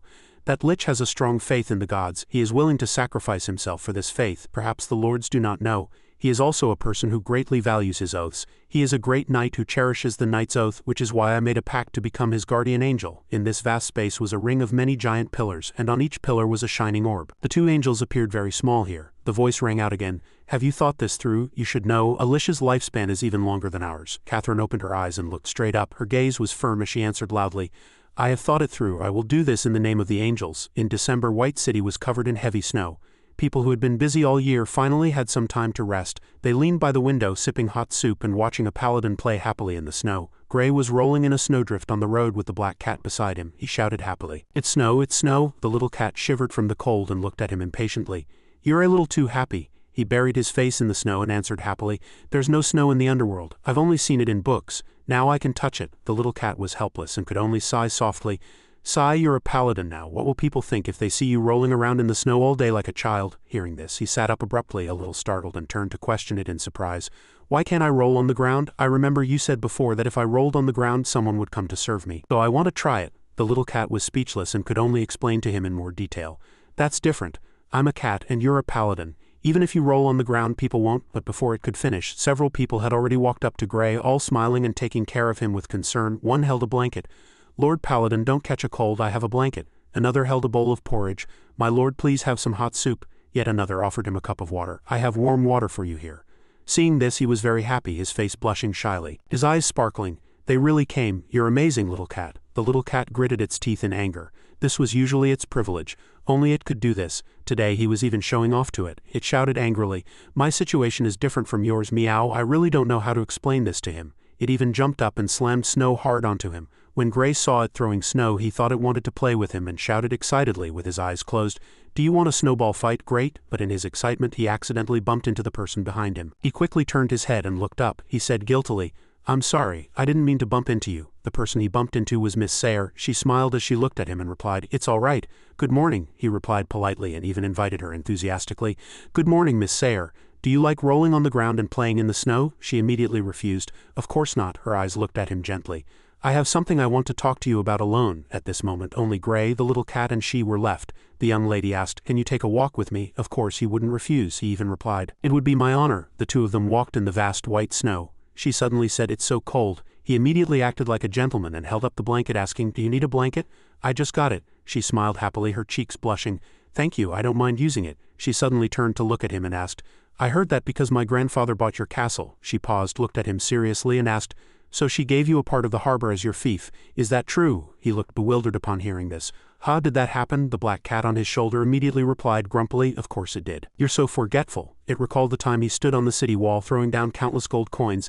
The little cat was so angry back then it bit his head to stop him. Are you crazy? Are you really going to sell the castle someone gave you? He waved his hand nonchalantly and replied, I don't need it. At that moment, as he stood on the city wall, a loud shout announced, The Grand Duke of Bisha has arrived. He seemed a little surprised to see her, while the little cat cheered happily, Great, the woman you have to listen to is here. Wow, Ian looked grim, seemingly dangerous. Her voice, colder than snow, asked, Gray, I heard you sold the castle I gave you, is that right? Seeing her like that, he couldn't help but feel scared and stammered, Yes, my lady. She suddenly became less intimidating and asked in surprise, Did you need money that badly? He frowned in confusion and replied, No, I don't need money, but my little knights and the citizens of the city do. I don't think I need a castle, so I, after hearing him, she touched her chin, frowned and stared at him intently. The little cat saw her attitude and cheered even more happily, Just you wait, you're going to get scolded. But unexpectedly, she wasn't angry. Instead, she said softly and calmly, I understand. The recent war caused losses for many people, but I only compensated the families who suffered casualties. We overlooked those who were affected financially and whose lives became difficult. Gray, you are helping me solve this problem. The little cat shouted in protest. No, no, no, this guy doesn't have the brains to think about these things. She even seemed to have a hint of gratitude towards him. I won't let you suffer a loss for selling the castle to help me. I will take care of this matter. Gray's cheeks flushed red as he listened to her with wide surprised eyes. Also, I will grant you another piece of land as your fief. As soon as she finished speaking, he happily ran over to hug her, shouting, You're truly an excellent ruler. The cat hurriedly tried to stop him. Wait, Gray, what are you doing? He was wearing an extremely heavy, large and hard suit of iron armor, charging toward her like an arrow. Unsurprisingly, Ian didn't have time to dodge and was hit squarely by this cannonball, and so a violent collision occurred. She was seen covering her face in pain while he knelt on the ground filled with remorse. Horace, Abby and Robert's faces turned pale as they stood by and anxiously asked her, Are you all right? You didn't pass out, did you? If you fainted, I'd have to work alone with this idiot Horace. He hung his head, unable to utter a single word. Now he had another title, the first paladin in history to injure his master. It was not a pleasant reputation.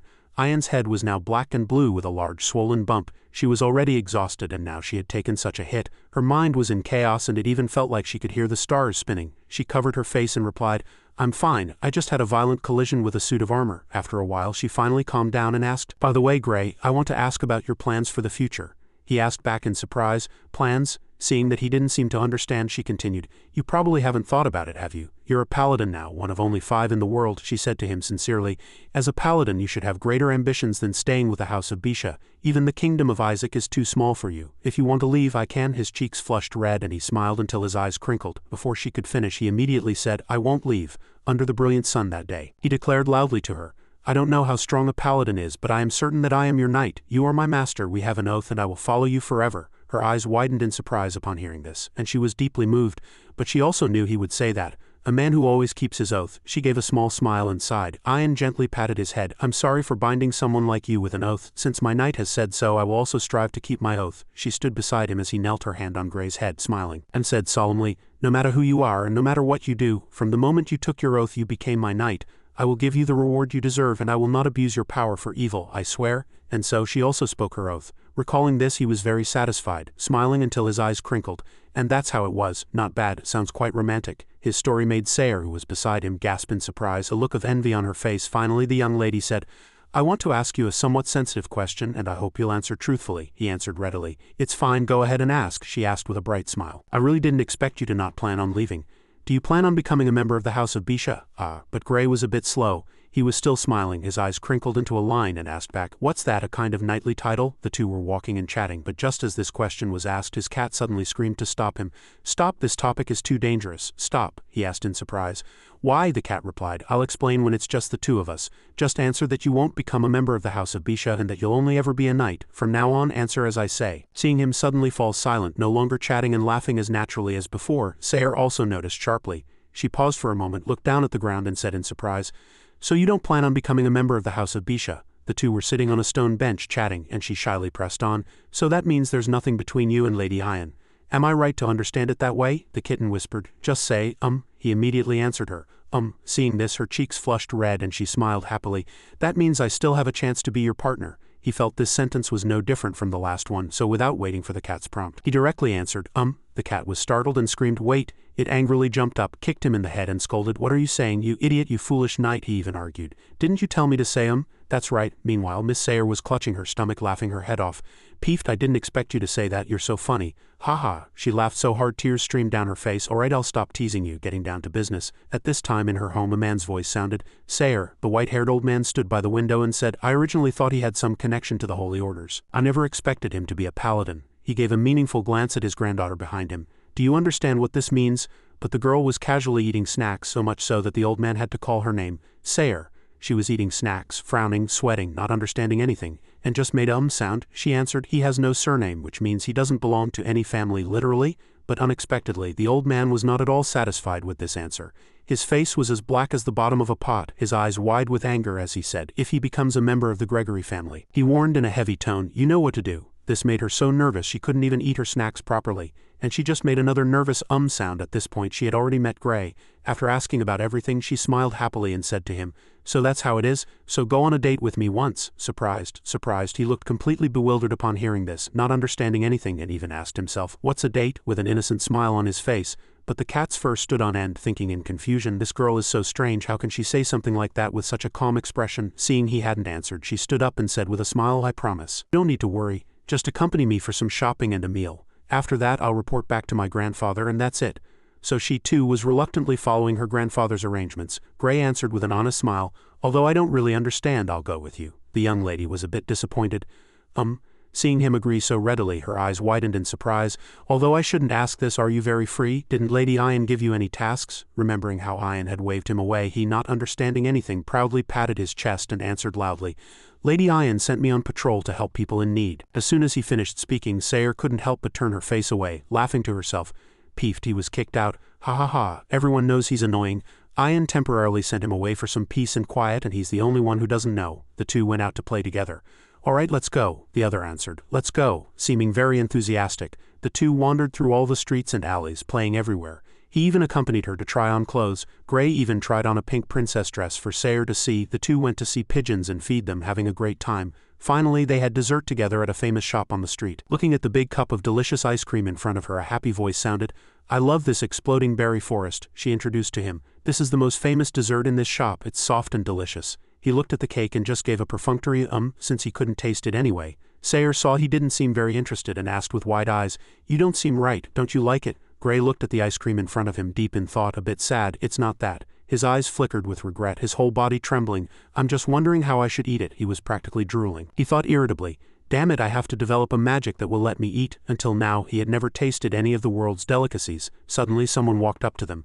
HMPH, oh, a girl holding a dark fan covering her face walked over. She exuded a cold and noble aura and said, "You're Sayre from the Gregory family." Upon seeing her, Sayre seemed to be smiling, but cold sweat appeared on her forehead, looking very uncomfortable. She thought to herself, "Ah, trouble's here." The girl in front of them was very beautiful with platinum blonde hair. She was the eldest daughter of Count Fernandez, Eliza Clara Fernandez. Sayre forced a smile and replied, "What a coincidence. What brings Miss Eliza to W City?" The other person was even a bit distant, answering arrogantly, "Isn't it obvious? I've come to congratulate Lady Ian on successfully inheriting her title." Her cold gaze seemed to want to pierce through the young lady, and she said with a scrutinizing tone, "You know, Sayre, you're not a child anymore. Are you just wandering the streets all day with nothing to do?" The young lady quickly pointed to Gray and nervously explained, No, I'm taking care of some business with a knight." Gray also cooperated by saying, "And I am that knight," but Eliza didn't seem satisfied at all. She even raised her voice and scolded Sayre, "You're already 16, you need to pay attention to your words and actions at all times. Don't bring shame to your family." After speaking, she put on a well-mannered look, lowered her head, lifted her skirt, and softly took her leave.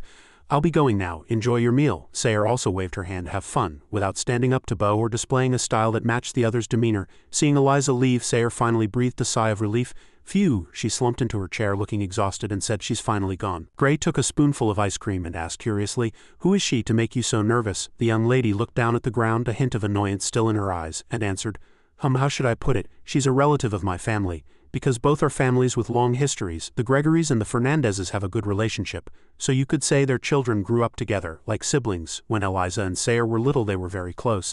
The sounds of them playing and calling to each other echoed everywhere. "Sayre, over here," the little girl also responded, "Sister Eliza." In front of the two little girls was a seemingly abandoned hut with moss-covered walls, but they were full of excitement, shouting, "A perfect secret base." Sayre was still young then and asked timidly, "It's not dangerous inside, is it?" In contrast, Eliza was much bolder. The little girl smiled and answered, "We'll have to go in to find out. Let's go." You can see they were very close. Until one day Eliza suddenly wore a gorgeous evening gown, exquisitely dressed. Looking at her, Sayre exclaimed in surprise, "Wow, Sister Eliza, you look so beautiful in that dress." But Eliza had a worried look and hesitantly replied, "Don't tease me. I don't want to wear it." Her eyes were melancholic. She seemed much more mature and she said, "I don't understand why they want me to wear such a heavy dress now that I'm grown up and I have to learn how to lift my skirt." At that time the young girl was very resistant to becoming an elegant noble lady in a demure dress. She vented everything in annoyance. "And I have to speak softly and politely. They say that's how noble girls should be," Sayre asked with wide innocent eyes. "If you don't like it, why don't you act like you usually do?" Eliza was sweating, her face gloomy. "I don't understand why I suddenly can't be like I was before." She was forced to grow up. This change made her almost unrecognizable even to herself. Sayre thought of those other beautiful noble girls who always appeared before everyone with the most standard and beautiful posture. The adults said that strict etiquette education helps enhance our and our family's dignity. Wearing beautiful dresses and speaking elegant words is a part of a girl's life. Ever since Eliza became a standard noble girl, she always appeared beautiful at various banquets, elegant and charming, recalling her arrogant yet emotionless appearance like an exquisite and fragile ornament. Sayre realized they lived such boring lives. Would she become like that one day in the future? At that time the young girl also thought a lot. Having to become the pride of the family and marrying a strange man for the sake of reputation held no appeal at all. Thinking of this, Sayre suddenly thought of Gray, and she was surprised. Why did his image pop into my head? In the end, their outing came to an end. He walked her to the gate, and he stopped and said, "We're here." "Do you need me to walk you inside?" the young lady replied. "I can get in by myself. You should be heading back." Seeing this, he also immediately waved goodbye. "Then goodbye," she smiled and waved at him. Watching his departing figure, she thought, "Gray is truly an amazing person. There's always something extraordinary about him. If possible, it would be best not to involve him in my personal problems." By now it was late. In a certain castle a voice sounded, "Grand Duke, there's a letter from the capital, Longcheng." Ian sat by her desk and asked seriously, "What does it say?" A knight stood before her and reported, "It's about..." He summarized the letter's contents for her. "The civil war ended yesterday and Prince Benedict II was victorious. He invites Grand Duke Ian, Count Gregory and Paladin Gray to attend his coronation. After hearing this news, Gray asked in surprise, "What's Longcheng?" The cat on his shoulder was like an encyclopedia specializing in answering questions. It replied, "It's the symbolic city of the kingdom of Isaac. It seems like something big is about to happen." On the other side, the old man was studying the letter. After reading it, the old man seemed surprised. "How strange. Besides Lady Ian and Gray, he invited me as well." Sayer was sitting at the table eating snacks. Hearing this, she said curiously, "Well, you're Lady Ian's ally." The young lady even smiled confidently. "I'd bet 50 quadrillion donuts that he wants to build a relationship with Lady Ian through you." On the other side, Ian also seemed to sense the hidden meaning in the letter. Her face darkened and she said, "We should go. Don't let our guard down. Prepare to leave in a few days." The soldiers immediately answered loudly, "Yes." The night was quiet, the moon bright in a stone cave deep in the forest. A foot was moving cautiously. The young girl suddenly turned her head back alertly. She blocked the boy cowering in the cave behind her and shouted, "Young master, be careful, someone's coming." But the person who came was Gray. He was carrying a large sack on his shoulder, waving at them and smiling. "Don't worry, it's me." Seeing him, the young girl called out, "It's you." "Now I'm even more worried." The little boy poked his head out and asked worriedly, "What are you doing here, to kill me?" The young girl spread her arms, protecting the boy behind her. She frowned unhappily. "I won't let you lay a finger on the young master." He scratched his face and explained with a smile, "Why would you think I'm here to kill you?" He threw a suit of armor in front of them and said with his hands on his hips, "I came to bring you this." Seeing the armor, the boy picked it up, examined it, and asked in surprise, "This armor, what do you want?" He pointed at the armor and asked them, "Do you remember killing the city's soldiers?" The two immediately shouted back warily in unison, "So what if we do?" He started to raise his hands to scare them. "My guardian angel," Miss Catherine said, "your actions were a grave violation of the treaty between the gods and the blood race. She could have killed you without a second thought." The two were so scared they trembled and hugged each other tightly, but in the end he patted his chest with a serious expression, using a mix of carrot and stick. "But I have already vouched for you as a paladin. You will follow me to atone for your sins." The cat beside him watched this performance, utterly speechless. The boy didn't seem to believe him and questioned tearfully, "Are you trying to scare me?" Gray emanated a strong killing intent and replied coldly, "No," he said seriously. "I just think if a lich can become a knight, then so can a vampire." The two jumped up in shock after hearing this in disbelief. He smiled happily, put his arms around their shoulders and persuaded them enthusiastically, "From now on you are members of the Silvermoon Knights. Pack your things, let's go to the capital, Longcheng, together." The two kids had to go whether they wanted to or not. They howled at the sky in humiliation. "What a disgrace, I'd rather die," but he shouted, "No way, pray to the gods with me." In May of the year of man 1754, Grand Duke Ian of the House of Bisha set off for the capital with Knight Gray. Along the way they encountered a thick fog. Abbey Robert looked back at her and said cautiously, "It's too dangerous to venture into this fog. There's a village ahead, we should rest there." Ian immediately agreed, "Let's do that," and then went with him. Gray suddenly felt something was wrong. He looked back warily. The cat on his shoulder saw this and asked, "What's wrong? You seem distracted." He followed the group. "This fog is a bit strange, but it's just fog. It's strange because you've never seen it in the underworld, right?" Before he could finish speaking, the ground beneath them suddenly cracked and the horse's hooves sank. The horse lost its balance and teetered, and he on its back also swayed, exclaiming, "Hey, the ground has cracked open into a deep fissure." He shouted, "Wah!" and fell into the pit, horse and all. He hurriedly asked the horse, "How are you, Tenodos, are you all right?" He stroked its head and asked in confusion, "Why haven't you said a word this whole time?" The cat saw this and said, "Did it faint?" Suddenly a loud voice called out, "Gray, Gray, Gray, where are you?" He was at the bottom of the pit, but he immediately recognized the voice from the fog. He hurriedly waved his hands and shouted, "Lady Ian, I'm here." She also responded, "So you're here, Gray." The horse flickered with light, its eyes glowing purple, looking very strange. Gray's eyes widened, surprised when he heard her say, "Don't run around." Ian had appeared before him, but she seemed off. Her face was cold and stern as she looked at him. "It was a real pain finding you," he was surprised to find. When did you put on armor?" Suddenly she gripped the sword in its sheath, and without another word she slashed at him fiercely. Luckily he dodged by jumping back. Gray broke out in a cold sweat and shouted in terror, "Lady Ian, what's going on?" She approached on her horse, sword in hand. "HMPH, you don't know why." Her eyes glinted and she showed a wicked smile. "It's simple. I don't need you anymore, so disappear." With that she continued to slash at him. He hurriedly jumped away to dodge. How could this be so sudden? This is completely out of character for her. The black cat behind him bristled and shouted loudly, "Idiot, can't you see? She wants to kill you. Fight back." But he turned and asked foolishly, "Ha, fight back?" Other soldiers began to surround him. Ian kept attacking and the cat kept roaring, "Think about it, the war is over. She doesn't need you anymore. And you're one of only 5 paladins in the world." The two soldiers approached him menacingly with their spears. They even dared to attack from behind, and the cat's voice continued to persuade Gray, "If you don't leave, everyone will only pay attention to you, not the Grand Duke. So she wants to get rid of you." He was sweating profusely listening to this. But no matter what, he still chose to believe she hadn't changed. He frowned and replied, "Kitty, Lady Ian is not that kind of person." The cat warned loudly, "Stop wasting time, look at what she's doing, fight back." He still said resolutely, "No." At this moment, Ian was like a dark force, her eyes glowing purple, sword in hand as if she wanted to eat him alive. Now Gray was pinned by 2 soldiers, unable to move, but he was still so stubborn. "I can't hurt her." Hearing this, Ian laughed mockingly, Peeved, you believe in oaths? She raised her sword and cursed. What an idiot. With that she mercilessly cut off his head. The iron mask fell off as a result. The black cat was stunned and blurted out, "Oh no." After she cut him she was too surprised to speak. After the mask was cut off, Gray's true form was also revealed. Seeing it she laughed mockingly. "So this is what's really under your helmet. Ha ha ha." She couldn't stop laughing, even throwing her head back, covering her face as she laughed wildly. "How ridiculous. The one acknowledged by the gods is an undead. Now I have even more reason to get rid of you." Her gaze was icy as she ordered, "Do it." Instantly the soldiers behind him struck. The other one also slashed at him at the same time. They actually shattered all his armor. Lady Iron didn't stop. She continued to stab with her sword. She just like that cut off one of his arms. Gray didn't dodge. He was stunned, his eyes wide. Not expecting her to be so ruthless, his arm fell behind her. She stood there, raised her sword and taunted, "HMPH, undead are so easy to cut."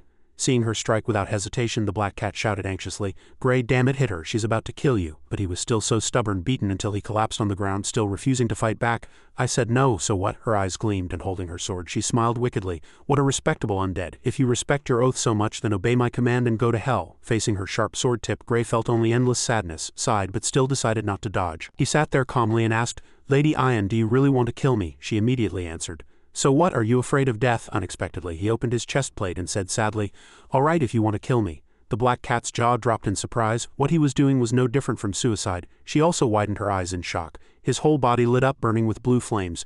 "Then attack here. Once the soul fire is extinguished I will disappear." Unexpectedly she gritted her teeth, very dissatisfied. "You," she raised her sword and threatened loudly, "do you think I don't dare to kill you?" But she couldn't bring herself to do it, stopping with her whole body trembling, her eyes flashing with a triumphant light.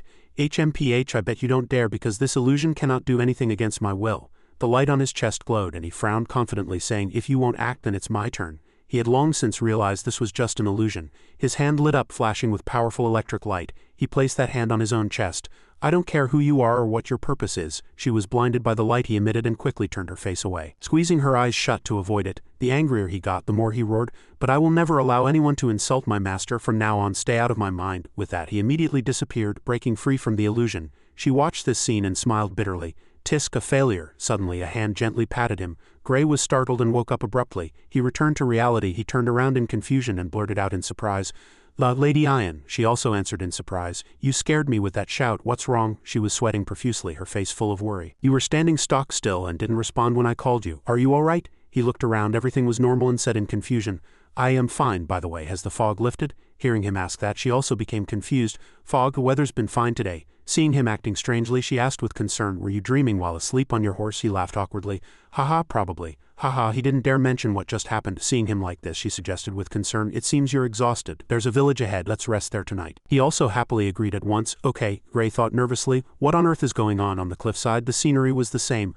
A red-skinned demon was resting on its arm, laughing heartily. "Ha ha ha, I can't believe you actually got burned by soulfire. Tavia, you were too careless. Ha ha ha." He was mocking another red-skinned female demon. Now she was covered in blood. She roared impatiently, "Shut up, you one-eyed Gaeta." This guy was a bit surprised and remarked, "But that lich is more steadfast than we imagined." The female demon felt the same way. She replied helplessly, "I can't imagine where this lich came from." They stood on a high hill watching Gray's group move below, and said to each other, "What do we do next? Expose him?" She immediately answered, "That's the worst option. Gaeta, the demon king, is trying to bribe those old geezers in heaven." She smiled sinisterly. "If we can make him expose his own identity, that would be even better." Just then a streak of light flew across the sky and they said to each other, "Looks like his guardian angel is back." They looked up. The female demon named Tavia put her hands on her hips, looking up impatiently. "Tisk, what a pain, let's go." The one named Gaeta put his hands on his hips and said contemptuously, "Just a second-rate angel." He gritted his teeth in anger. "I could kill her with one hand, but right now, of course, whether it's a first-rate or any-rate angel, they can't touch them." Tavia interrupted calmly, "If you want to start a great war between heaven and the abyss, then be my guest." In the setting sun they could only leave resentfully. "Got it, let's go." Gray's group was resting in a village. He was standing by the window looking out. Suddenly seeing Catherine, he shouted excitedly, "You're back." She just gave a soft HMPH in response. She asked with a serious look, "I have bad news and good news. Which do you want to hear first?" He excitedly clenched his fists, raised them and shouted, "I want to hear the good news." She landed on the windowsill. "The good news is," she walked into the room saying as she went, "the gods have agreed for me to be your guardian deity. From today on, you are a paladin officially recognized by the gods." Hearing this news, he was ecstatic and shouted, "That's great." But before he could finish celebrating, she said, "The bad news is your identity cannot be confirmed." He listened with wide, surprised eyes. "So you cannot participate in the activities of the holy orders and are completely isolated from them. And when there's a crusade against you, you won't get their help. Of course, as long as you don't attack humans or are attacked by humans, it's fine." At this point, she looked a bit sad and regretful. Sorry, this is all I could do. He stared at her in surprise, at a loss for words for a moment, and finally scratched his face foolishly. Is that all? That's already amazing, isn't it? Gray was very optimistic. He didn't care much about those things. Instead, he smiled happily, his eyes shining. It's fine as long as I'm not exposed. Thank you for helping me. Seeing him so carefree, she couldn't help but sigh. You're so simple and positive, just like a child. Suddenly, as if she discovered something, her eyes widened and she stared at him in shock. She stepped back warily, pointed at him, and asked hurriedly, Wait, Gray, why do you have the scent of a demon on you? Longcheng, the capital of the Kingdom of Isaac. The people stood on both sides of the road, welcoming Ian's group. Seeing Gray, everyone exclaimed in admiration. Wow, is that the Paladin? That's amazing, the Kingdom of Isaac finally has a Paladin. Everyone happily welcomed them. A child said innocently, When I grow up I want to be a paladin too. The adults felt proud. The neighboring countries must be so jealous. Gray was also surprised to hear this. Today, while chatting with Catherine in his room, she told him, Although I thought this day might come, I didn't expect it so soon. Gray, your spirit has been influenced by demons. He was stunned and spread his arms, asking back, Demons? You mean the one who brought me into the fog and disguised herself as you? Catherine guessed he had probably already come into contact with them. Hearing this, he smiled until his eyes crinkled, patting his chest confidently. Don't worry, I've already driven her away. She was super weak. Catherine sighed wearily. Sai, you should know there is a non-aggression pact between angels, demons, and liches. We call it the Silver Covenant. Thinking of those demons, she said, Because of this covenant, those demons won't harm you. They will tempt and twist your faith. Many paladins have fallen for it before. Gray was very resolute, looking straight at Catherine with shining eyes, and declared seriously, No matter how cunning their words, I will not be tempted. Seeing him so confident, she also smiled, slightly relieved. All right, I believe you, but these demons are very cunning. She still gave him a reminder. After all, you still need to be careful. Your next enemies might just be humans, he asked in surprise. Humans, not demons? Thinking of their tricks, she said, You've already discovered their existence, so they won't approach you again. They might use humans to deal with you. There are quite a few demon worshippers in the world. Now, walking through the crowd, he unconsciously recalled those instructions. How can you tell who is a follower of a demon? There's no clear line, and they hide it well. She could only point out the most basic things, but it was hard to be certain. Unlike paladins, followers of demons have no magical powers. The biggest headache is that they are no different from ordinary people. All I can say is, be careful of those who approach you with ill intentions. Hearing this, he also replied, Understood, it's good to always be on guard. Before Ian and her party stood a magnificent palace, where a man in a red robe was already waiting. Seeing the group, he smiled and came forward to greet them. Haha, the Paladin of the Kingdom of Isaac has finally arrived. He was the new king of the Kingdom of Isaac, Sap Benedict. He looked toward Ian and the Grand Duke of the House of Bisha. When Miss Ian heard him mention her, she had to kneel according to protocol, lowering her head and saying, It is an honor to meet your majesty. Hearing this, he laughed smugly. Haha, I'm not the king yet. I'll be officially enthroned in a few days. Looking at the many people before him, she asked directly, Is this why your highness invited our family's paladin? After he heard this, his eyes immediately darkened, filled with calculation, and he replied, Yes. Sap walked up to him as he was bowing and asked, So this is the Paladin Gray? I never thought I'd see the day a paladin would bow to me. Ian replied politely, Your Majesty, although he is a paladin, he is also an earl of the House of Bisha, so he must still bow to you. After hearing this, his eyes lit up, his tone filled with insinuation. A paladin being just an earl. Something's not quite right, is it? What do you think, Grand Duke of the House of Bisha? Ian's expression darkened. She thought, He's testing me. Although I knew this would happen, I didn't expect him to be so direct. So she lowered her head, not letting him see her expression, and pretended not to understand his meaning, saying, Your Majesty, what do you mean by that? Hearing her answer, he also understood its deeper meaning, but he just smiled and thought, HMPH, this young lady knows how to read the situation. In any case, with so many people present, he couldn't make his intentions any clearer. He had to turn away, change the subject, and say to the crowd while walking, The banquet I've prepared is waiting for you all.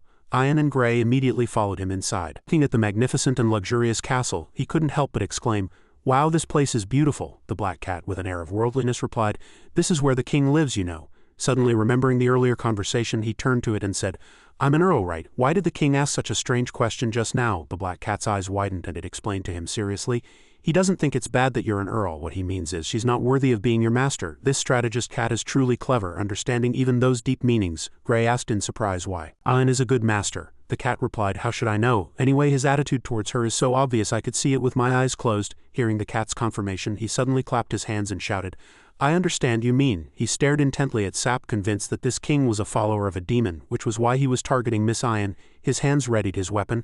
I'm going to beat him to a pulp. Suddenly a loud shout stopped him just in time. No, wait! A sharp cry from above startled him. He quickly withdrew his weapon. It was Catherine who stopped him. He opened his eyes wide in confusion. Miss Angel. Gray questioned her. Why should I stop? Isn't that king a follower of a demon? At this moment, Catherine was standing on top of a tower outside the castle observing. She explained, Gray, there's something you need to understand. She looked tired but still explained to him patiently.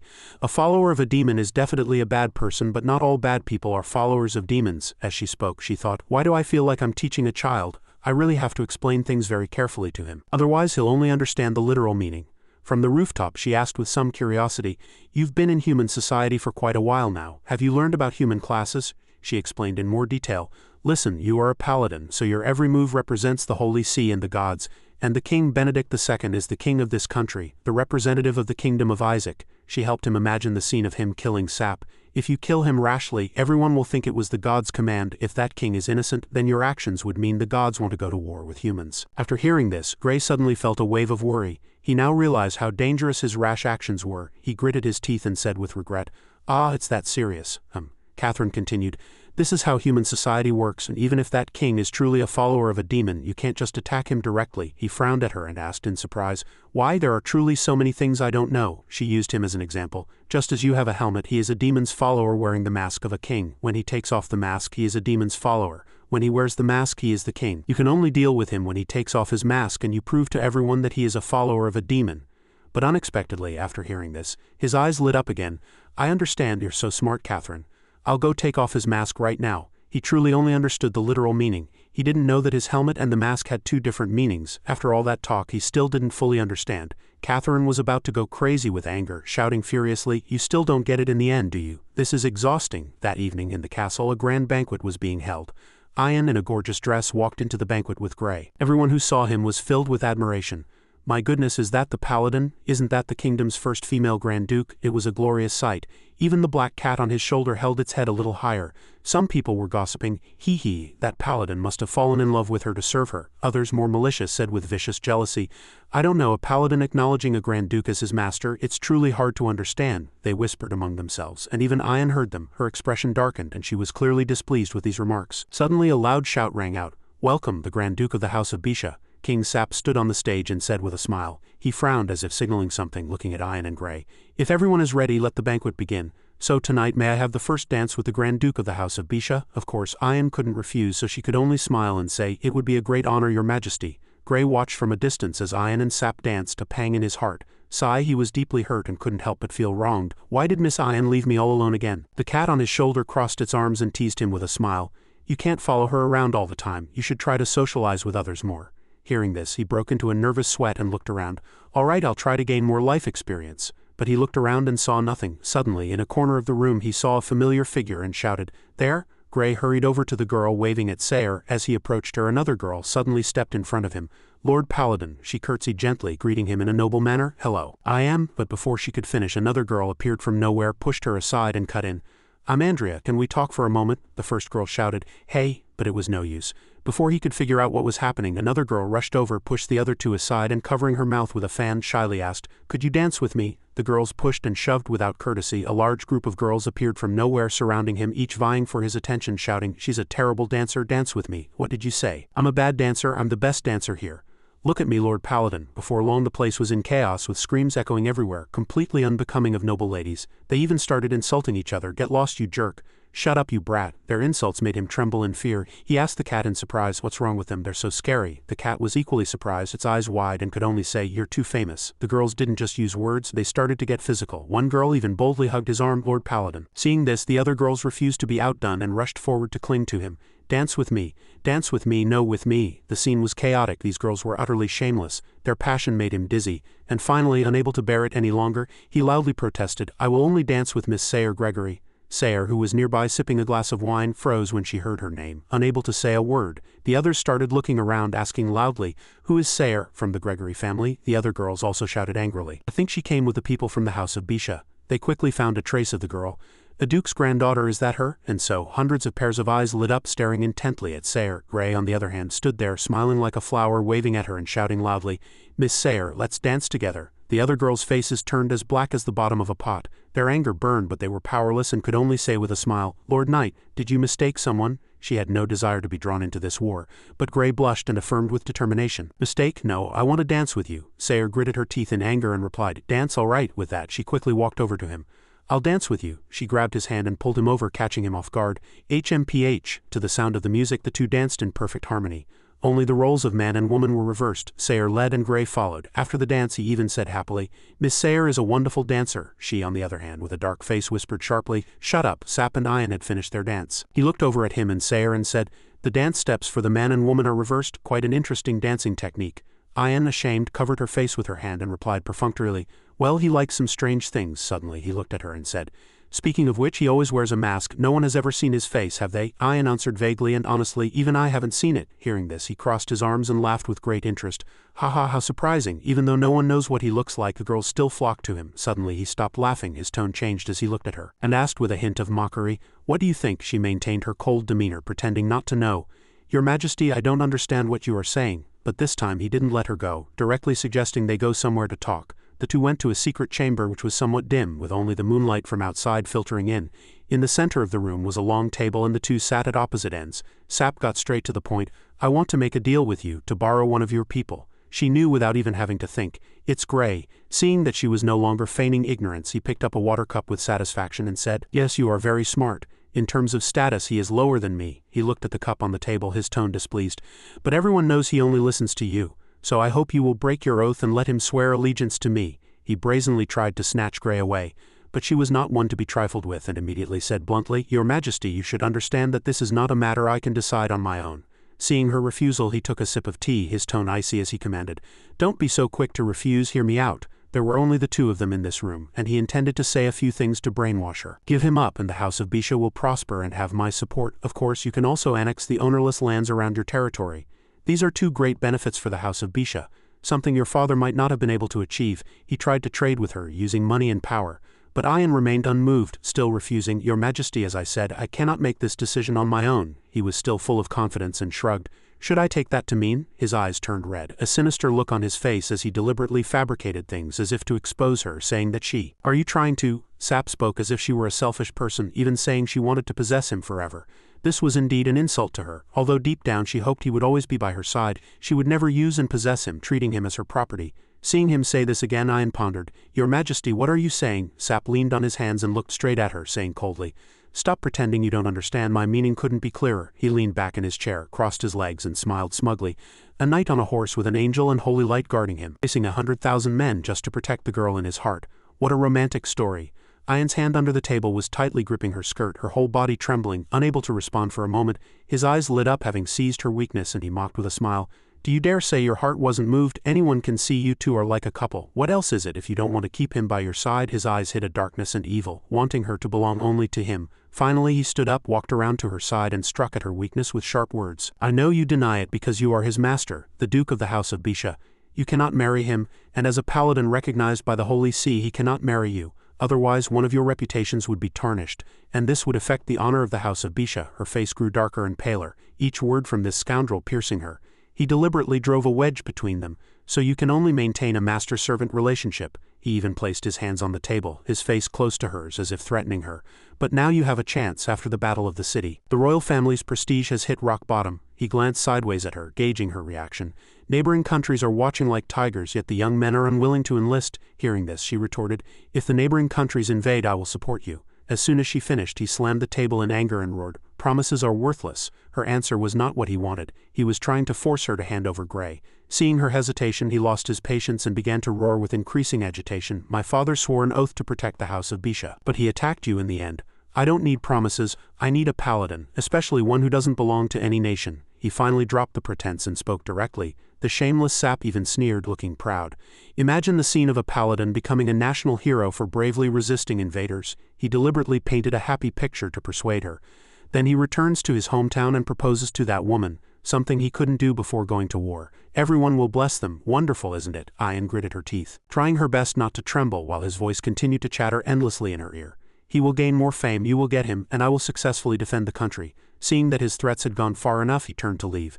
"It's a win for everyone." Sigh. Meanwhile, outside the room, Sayer and Gray were talking. She clicked her tongue softly, then glanced back. On the dance floor, hundreds of girls were staring at them with murderous intent. They looked like they wanted to rush over and tear Sayer to shreds. Seeing this, she also thought in frustration, "How are they still deceiving me?" The more she thought, the clearer it became. The king wasn't here, so those noble girls weren't hiding their true feelings. Their target wasn't really a mere duke's granddaughter like her. In other words, I'm just taking the heat for Lady Ian right now. One girl in the crowd looked the most vicious, making no effort to hide her ambition. Seeing her, Sayer thought, I need to find a chance to talk to Ian about this. As she was analyzing the situation, a voice suddenly sounded. Miss Sayer, are you tired? Are you all right? She was startled and turned to look at him. Ah, I'm fine. She took the opportunity to ask him. By the way, why did you want to dance with me today? He thought to himself, this must have been arranged beforehand. Lady Ian must have told him to do it. Well, hearing her question, Gray scratched his head in embarrassment. Because I've only ever danced with you and you're the only one who's taught me.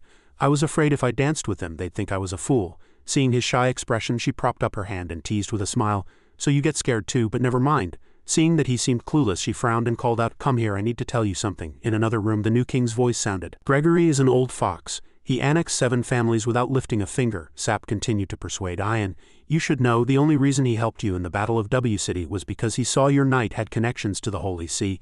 As long as he's alive, you'll never have true control over the power of the House of Bisha. Ian's face was pale and she said nothing, staring miserably under the table. That man was still talking non-stop. It's hard to get out of his sight, so I invited him to the capital Longcheng. I can help you control him. Outside, Sayer was also talking to Gray. She warned him, don't accept any girl's invitation to dance. The king wants to see if he can use a honey trap to pull you away from Lady Ian. This shocked Gray. He scratched his head and asked in surprise, why would he do that? Sayer was very sharp. She cleverly stroked her chin and replied, after the Battle of W City, the royal family's prestige plummeted, while the church's prestige soared. To stabilize the country, the king has to restore balance, she pointed at him. As the paladin who ended the war, you're now the symbol of the Holy See. In that room, the atmosphere was extremely oppressive. He walked over to her side again and continued, because a paladin appeared in the Bisha territory, the Holy See has become incredibly arrogant, and now they are paying special attention to the kingdom of Isaac, he continued coldly. To annex a country, all they need is an excuse involving a paladin. The Holy See has always been like this. After finishing with her personal affairs, the man now moved on to the national level to pressure Ian. Outside, Sayer was saying the same thing.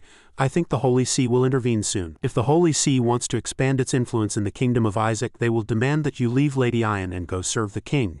After hearing this, Gray said directly, but I don't like this king, he might be a follower. Before he could finish, the black cat quickly stopped him. Stop, Gray, don't involve ordinary people in this. Sayer held out her hand and explained it clearly to him. This isn't about whether you like him or not. The Pope has enough power to knight you as a paladin. So when he gives an order, what will you do? This question was perfectly reasonable, and for a moment he didn't know how to answer. This was a situation he would likely have to face in the near future. Gray stammered, and in that dim room, Sap was also smiling smugly, applying pressure. Think about it, you're a smart girl. Here, faced with this matter, both Ian and Gray didn't know what to do. They only knew they wanted to be forever loyal to their oath and didn't want to leave each other. Helpless, he had to ask his guardian angel, Catherine, do the gods want me to leave Lady Ian? She immediately replied, the gods don't force anyone, they only wish for everyone to live according to their own will. Hearing this, his eyes lit up and he said firmly, that means the gods are not forcing me to leave Lady Ian. Catherine added, but the Pope might use the god's name to command you. Upon hearing this, Gray immediately looked up to the sky in protest. I am sure that no god would want me to break my oath, besides there are demons among us now. Catherine was silent for a moment as if thinking about something and finally replied softly, you're right, the most important thing now is, Catherine was focused on observing the situation inside the castle, not noticing something appearing behind her. It was Gaeta and Tavia, but she must know there are demons among us in this beautiful city. 2 demons were waiting for something. A figure arrived. The newcomer was a black-haired little girl, standing between Gaeta and Tavia. It's rare for you two to ask for my help. The other one smiled fawningly. Surprised, the female demon also chuckled and replied, who else but you would be suitable for this kind of mission? The little girl remained coldly silent, looking up. From their position, they could see Catherine flying near the castle below. Just a second-rank angel, Tavia reminded. Be careful, don't confront her directly. The little girl gave a confident chuckle. Don't worry. With that, she flew off. A second-rank angel, her eyes lit up as she smiled smugly. Can't stop me. At that moment, Catherine was also startled and suddenly turned around. That presence just now was, she widened her eyes in surprise. Looking back in confusion, in the grand building a knock sounded at the door. It was the old man from the house of Gregory. He stood outside and called, Lady Ian, it's urgent. Open the door for me. The door finally opened a crack. The person inside was Ian. Her face was pale and bluish, her eyes sunken, and she asked weakly, oh, it's Lord Gregory, please come in. Seeing her, he widened his eyes in surprise. Why are you still in your banquet dress? Wait, you haven't slept all night? Ian turned and walked inside, only replying, I'm fine, what is it? He entered the room and naturally sat down in a chair to report. 4 days ago, the neighboring country's army began moving towards the kingdom of Isaac. The king asked the earl to send troops for support, but the earl refused. She sat opposite him, her face expressionless. Continue. The old man stroked his chin thoughtfully and said, to be precise, this news came out 15 days ago, but it was suppressed and only leaked today. He picked up his hot tea. The royal family's prestige had plummeted and the king needed a lot of help. He sipped his tea and said calmly, the king wants to reach some kind of agreement with the church and ask for their help. but the church doesn't want to interfere in the internal affairs of a kingdom, so I think the king will go to Gray or directly to you." She wasn't surprised at all to hear this. "You're right, he already told me everything last night." Hearing this, the old man was startled, jumped to his feet and shouted in alarm. "The king has already shown his hand, he wants to take Gray from you. Where is Gray?" Ian's face immediately darkened. She lowered her head and said softly, "The archbishop invited Gray to the church early this morning." He frowned, looking at her tentatively, somewhat surprised. "The church and the king have a rather close relationship. You let him go there alone?" Although she didn't look well, she forced herself to stay calm and reassured him. "Don't worry, it will be fine. Besides, he didn't go alone." As she said this, it was as if she was trying to reassure herself too. "I hope everything will really be okay." At this time at the Pierce church, Gray and Sayer had arrived. Looking at the magnificent church before them, he couldn't hide his excitement and shouted, "This is amazing, it's so big, much bigger than the one in W City." He turned to the girl with flushed cheeks. "By the way, it's such a coincidence to run into you, Miss Sayer. Were you invited too?" The question was innocent enough, but it annoyed the girl, who replied casually, "Ah yes, what a coincidence." She recalled being fast asleep last night when someone suddenly came to shake her awake. "Sayer, wake up." She was still dreaming at the time and said with her eyes closed, "I can't eat anymore." But when she opened her eyes, she found the person was Ian. She was so surprised she instantly woke up. "Huh, Lady Ian." She looked very serious as she said to Sayer, "I need you to do me a favor." Sayer had listened in a daze. Now, standing in front of the church, she felt like her head was on fire, thinking angrily, "HMPH, you're making me do this kind of ambiguous thing again. Just you wait, I'll write a death note to curse you." Seeing her angry expression, Gray, still oblivious, said, "Oh, Miss Sayer is so enthusiastic." Just then, a person appeared from the church. He waved from a distance and shouted, "Lord Paladin." The stout man ran up to him and introduced himself. "It's me, Dane, do you remember me?" Seeing him, Gray also smiled and greeted, "Ah, it's the priest who taught me to follow my heart." Sayer stood by, listening to their conversation, and asked with a blank expression, "Follow your heart?" Seeing her ask, Dane immediately waved his hands in embarrassment. "It's nothing, just a conversation I had with the Lord Paladin once." With that, he rubbed his hands together and got to the point. "The Lord Archbishop is waiting, let's go in," he replied. "All right." And so the two of them followed him into the church. Before them was an archbishop. He opened his arms and said enthusiastically, "Haha, welcome to our paladin." The two young men behind the old man also greeted them. "Welcome." He placed his hand on his chest and replied politely, "Hello, Lord Archbishop." Suddenly, the old man looked at Sayer and let out a surprised HMPH, asking in disbelief, "This is the Grand Duke of the House of Bisha? I remember inviting her and the Lord Paladin to come together." Sayer immediately lifted her skirt and performed a standard curtsy, smiling as she explained, "She is unwell, so I have come in her place. You may call me Sayer." The old man broke into a sweat and stammered, Sayer." The two men beside him immediately turned away guiltily and whispered, "Lord Archbishop." The other also asked worriedly, "Do you think she's already figured out our purpose?" Already feeling guilty. The old man said impatiently to them, "Calm down." He figured that if this girl was a substitute, it meant she could be treated as the Grand Duke of the House of Bisha. With that, he opened his arms and said loudly, "Please, both of you, come in." A cup shattered on the floor, splashing water everywhere. The old man couldn't help but curse, questioning, "You pushed Sayer into this. Why did you do it?" Ian remained calm, her expression unchanged as she replied, "Both the king and the church want to use my feelings to take Gray from me. I need them to understand one thing. I can't make the decision. The choice lies with Gray. Sayer is a smart girl and will know how to help Gray avoid the temptations of those old foxes." He was still not satisfied and roared, "Who cares about that? The important thing is you dragged that child into this. She's only 16, still a child." She chuckled and replied, "Isn't this what you hoped for, Lord Gregory? For Sayer and Gray to grow closer and then he becomes a member of the House of Gregory?" In the quiet room, only Ian's voice echoed. She said bluntly, "If you want a profit, you have to take some risks." After hearing this, he was at a loss for words for a moment. Finally, he slumped into his chair defeated and sighed. Ian, you're not going to make a move. Anyone can see that Gray is always by your side," she explained to him. "The problem isn't whether I make a move or not. I just don't want to trade Gray to the king because of my own feelings." Thinking of Gray's situation at the church, she felt a bit heartbroken. "All the choices depend on Gray, otherwise I will become a traitor who breaks my oath." Gray followed the group into the church, becoming more and more fond of it the more he looked, and shouted excitedly, "This is amazing. It's already magnificent from the outside, but it's even more magnificent inside." His eyes sparkled, unable to suppress his love for this place. "The ancient characters on the walls are so beautiful, I can feel their magic." The archbishop saw how much he liked it, and said with a smile, "Oh, if you are interested, I will have someone show you around the church." Sayer suddenly explained the place to Gray. The center of the church is not only a place for believers to pray, but also a place where powerful people exchange secret information. Obviously, powerful people are those with high status. She had already guessed their purpose for inviting him, so she was putting pressure on them. As she spoke, she even looked at the archbishop with a hint of provocation. "Am I right?" The old man glanced at her guiltily. Right. Suddenly, Sayer stopped and looked up at the huge painting hanging on the wall. In the very center, a brilliant light shines upon it.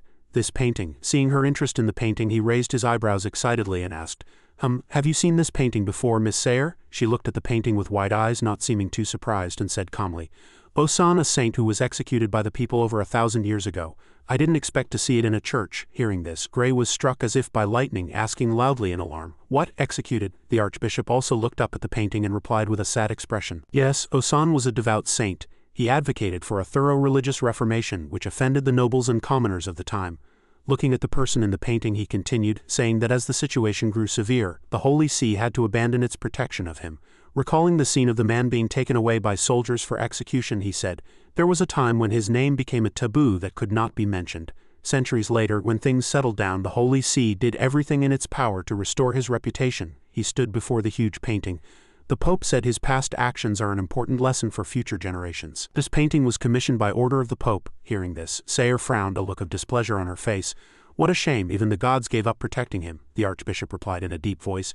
"Because the gods wish for people to live according to their own will." The group walked to another side, and hearing his words, Sayre smiled smugly as if he had fallen right into her trap.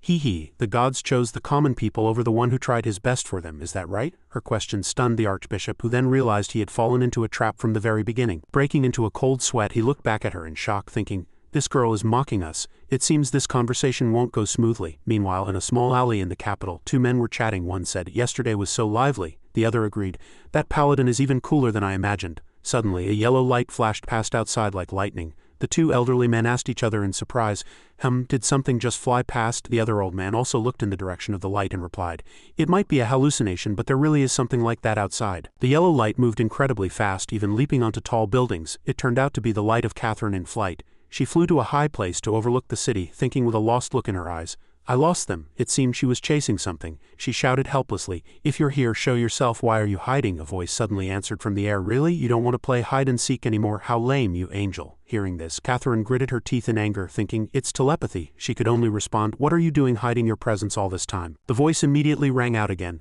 I'm not hiding. I'm right near you. Can't you see me?" This elusive way of hiding was truly annoying. Catherine was unable to find her with her abilities. Frowning, she broke into a cold sweat and looked around anxiously, answering softly, The voice wouldn't let her go, smugly proposing a condition.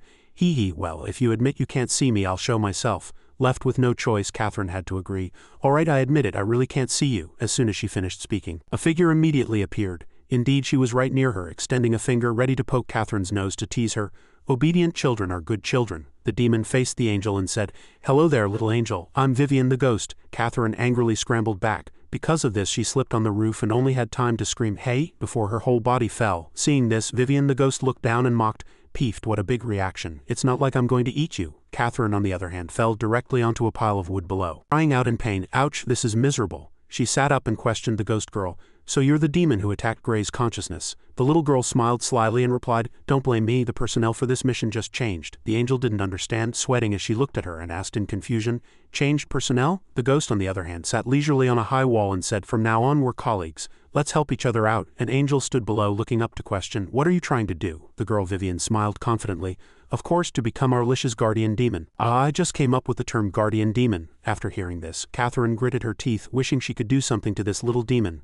Suddenly her golden bracelet lit up. She quickly drew her sword and shouted, "Stop joking." Seeing her so agitated, the little demon mockingly reminded her, Hey, do you want to fight? Do you want to break the truce between heaven and the abyss?" Hearing this, Catherine could no longer act and could only swallow her anger and sheathe her sword. The archbishop continued to explain to him. The Bible chapter 46 verse 12 says, "The gods love this world. They send down their most trusted angels and turn the most devout people into priests. Because they love this world, the gods must lower themselves so as not to disturb it. Those who are blessed and can use the holy light have the responsibility to convey the gods' love to all." Gray was completely lost upon hearing this. He kept asking, "Haha," sweating profusely. The black cat on his shoulder asked in confusion, "Did you understand that?" He answered honestly, "Probably not. He's a worse speaker than that priest." Just as he was staring blankly with wide eyes, a voice sounded. It was Sayre, debating back and forth with the archbishop. "Your Grace, why would the gods love the entire world when so many people in it are not believers? Doesn't the Holy See then serve to prove that unbelieving humans are foolish?" Her question stunned him. Even he wasn't confident in the answer and could only reply vaguely, "We don't force everyone to worship the gods," she immediately retorted. "Which means Lord Osan's execution was meaningless?" The archbishop was left speechless and could only shout helplessly, "You can't think of it that way." Gray sat between them watching their conversation and sighed, covering his face. Why is the atmosphere between the archbishop and Sayre like this? How much longer are they going to argue? "I want to go out on the streets and see my fellow knights." He sat there like a third wheel, starting to get annoyed. The archbishop's disciples hurriedly reminded him, "Calm down, your Grace, you must remain calm." He could only reply, "All right," but he continued, "A paladin should follow the instructions of the gods, fulfill the duties of the church, and preach to the people." After hearing this, Sayer immediately retorted sharply, "A paladin should heed the gods' teachings on knightly virtues, abide by his oath, and show the gods' love for humanity through his actions." The two argued back and forth on this issue, neither willing to yield. Finally they turned to Gray and asked loudly in unison, "Lord Paladin, whose view do you think is more correct?" He was startled and quickly asked the black cat, "How are they asking me?" It also quickly replied, "Of course it's you, you idiot." But he knew nothing. He had been completely lost during their conversation. He could only look at the cat and ask, "Should I state my own opinion?" It didn't know what to do either and just told him not to.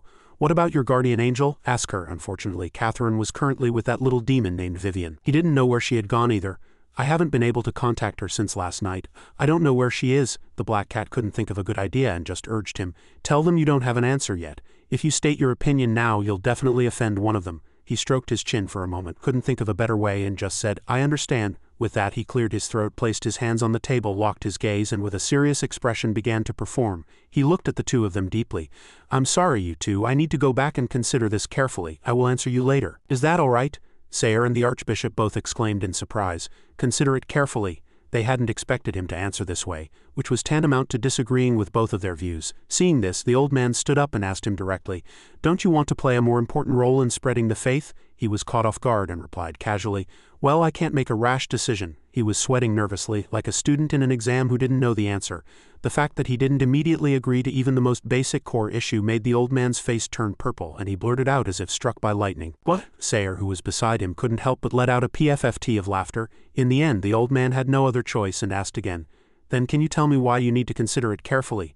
Gray began to perform again, his whole body seeming to radiate an aura of justice as he answered in a clear voice, "A paladin's every word and action represents the gods, so I must always be careful and cautious. I always keep in mind that I bear the mission entrusted to me by the gods." The few people from the church were petrified on the spot, especially the Archbishop, who was so shocked he was about to faint. Sayer couldn't help but laugh out loud again, unable to stop, shaking with laughter. He helplessly put on a dark face, black as the bottom of a pot, and tried to answer calmly, "Well then, please go back and consider it carefully and then give me your answer. I will wait for your reply." And just like that, he decisively refused them in this manner, all while appearing innocent and naive. After he spoke, Gray even gave a thumbs up in agreement. "Okay, no problem." The two finally walked out of the church. Sayer stretched happily and laughed. "Haha, it's over. I said so much, but it wasn't as effective as your few words." He asked her in surprise, "Miss Sayer, why were you arguing with the Archbishop?" She frowned and looked back at him, puzzled. "Do you really not know why?" she asked again. "Do you remember what I said last night?" She once again reminded him of the warning she had given him yesterday. Although the Archbishop was very roundabout today, the gist of it can be understood as him wanting you to leave Lady Iron and go serve the king. "Since I came on behalf of Lady Iron, of course I had to oppose them." He followed her out of the church, still asking with some suspicion, "Is the Archbishop really colluding with the king? That's outrageous." After all that talking, he finally understood a little. She replied with satisfaction, "You see the problem now. That's why I've been with you all morning." She then excitedly wrapped her arm around his neck, pulled him down, and joked, "I'm very angry right now. Why did I have to get up so early on this cold winter day to accompany you? I didn't get to sleep until midnight last night." He was in agony, but didn't dare to resist, only crying in his heart, "Wah, someone save me." He closed his eyes tightly and proposed to make it up to her. "How about this? When we get back to W City, I'll treat you to dessert and take you shopping for clothes." She didn't expect him to react so quickly and even remember those things. Her eyes widened in surprise. "Oh, that sounds nice. You're not so stupid after all." She was also secretly happy, thinking, does he want to go on another date? Who knew? He would then add, "Because I know you like these things." She praised him generously. "You're quite thoughtful." This made him blush in embarrassment, and he scratched his head. "How embarrassing," she added. "Being thoughtful can attract all the girls you know." But he seemed to have understood nothing except the praise and just replied with a laugh, "Hee." His eyes lit up and he said bluntly, "Miss Sayer, stop trying to seduce me." This startled her and she said with a laugh, "Ah yes, I can't joke with you anymore." She thought, is there really something wrong with his brain? She suddenly felt very sorry for Lady Iron. Inside the church, the Archbishop and the stout man stood by the window looking in the direction of Gray and Sayer. He asked the stout man, Ding, "What is the relationship between that girl and the Lord Paladin?" He replied, "Do you mean Miss Sayer? I don't know. But they were already very close back in W City." The old man asked again, "Is she engaged to the Lord Paladin?" The stout man immediately denied it. "Ah, that's probably not the case." The Archbishop recalled what had just happened, frowning, feeling that this Lord Paladin was indeed not as naive as the rumors suggested. "Do you talk to him much?" Ding didn't know what to say and replied in confusion, "Well, he only comes to the church for charity and to play with the children. We don't talk much." Seeing the two below chatting happily, he guessed, I think he brought Miss Sayer to show his and Lady Ian's attitude. Lady Ian won't be concerned with his future life and will let him be free to be with other girls. Hearing this, the Archbishop seemed even more displeased, and said, that's the problem. His eyes never left Gray, and he even looked a little worried. We have a devout and powerful paladin, but we know nothing about him. And Lady Ian, who is closest to him, doesn't have a good relationship with the royal family. He stroked his beard and secretly decided, it seems I'll have to ask the Pope for help with this. The stout man ding behind him asked, why didn't you just ask from the beginning? He looked outside and explained, if the Pope gives a direct order, then no one but him will be able to control that paladin. How terrible would an unfree and uncontrollable paladin be? He frowned, glanced at the stout man and ordered, after the Lord Paladin returns, find a chance to talk to him and persuade him. The stout man ding had no choice but to bow his head in obedience. I understand, please don't worry, I'll handle it. At this time Gray and Sayer had returned to their residence. He then told her he was going to the market and asked if she wanted to go with him. She immediately refused. No, I'm a bit tired. I think I'll rest. Gray had no choice but to take his leave. Goodbye then. She also waved goodbye to him. Goodbye. Actually, she breathed a sigh of relief in her heart. Phew, he's gone. She recalled the earlier scene and suddenly felt like she was raising a pet. She felt he needed her protection. Where could you find someone so simple? She really wanted to tease him all day. As soon as this thought appeared, she immediately grabbed her hair and quickly calmed herself down. Calm down, Sayer. What are you thinking? How is that any different from a villain? He had already left, but she stood there in a daze for a long time. Now my role as the girl close to him to prevent him from being used by the king is over. What's going to happen next? Gray, completely unaware, walked along, whistling happily as usual. Suddenly his eyes widened in surprise. In his room the two little vampire girls sat motionless, not daring to move. On the other side, Catherine waited for his return. Arms crossed, her face dark and unhappy. Behind her, the little demon named Vivian was carefree, playing with an angel's halo, and said with a cheerful smile, our paladin is back. Hello, from today on I am your guardian demon. Before she could finish, Gray shouted, demon. Without another word he charged at her. Die, he shouted, cutting her off. Take this. It turned out he had thrown his sword at her, and it happened to hit Catherine in the face. Both girls' faces were scraped, bruised, and swollen. Vivian cried out aggrievedly, does our paladin only know how to throw swords? The angel roared in anger. Get lost with your annoying words. Getting hit for no reason is infuriating. But Gray quickly proved he didn't just throw swords, he also threw tables. He lifted a huge wooden table and shouted, superflying table. He threw it at Vivian. Take this. She dodged it effortlessly with a leap. She was a little flustered, sweating. Oh my, are you always this tense when you first meet someone? And so the two started fighting. She didn't fight back but kept provoking him by appearing and disappearing, making him shout nonstop. Stop, don't run, are you a loach? Finally, he clenched his fist, preparing his demon punch. Let's see where you run now. Unexpectedly, she stopped and provoked him with a smug smile. All right, I won't run anymore. The little girl played dirty, hiding behind Catherine, using her as a shield, causing her to take a solid punch from Gray right in the stomach. The little girl Vivian even shouted excitedly, but perhaps she didn't mean it. Seeing how much pain Catherine was in, she was startled and blurted out, oops. The angel was in so much pain she coughed up blood. Seeing this, Gray was also stunned. My goodness, Miss Catherine, the air around them seemed to freeze. What a mess. It's truly a case of when gods fight, mortals suffer. The one who got hit the most was the one who did nothing. He quickly backed away in regret. I'm sorry, I didn't mean it. Catherine asked in a cold voice, have you two calmed down? The little girl Vivian replied mockingly, I've been calm the whole time, it's just our paladin who is too energetic. Gray glared at the little demon and questioned angrily, Miss Catherine, if we team up we can defeat this demon. But the angel immediately replied, we can't do that.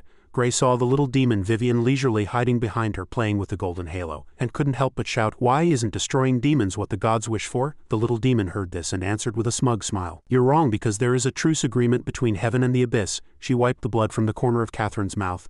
If you attack me you'll be the one violating the agreement. She stuck out her tongue and licked the angel's blood. You better think carefully. You really reap what you sow. As soon as she tasted it, her whole body felt like it was on fire.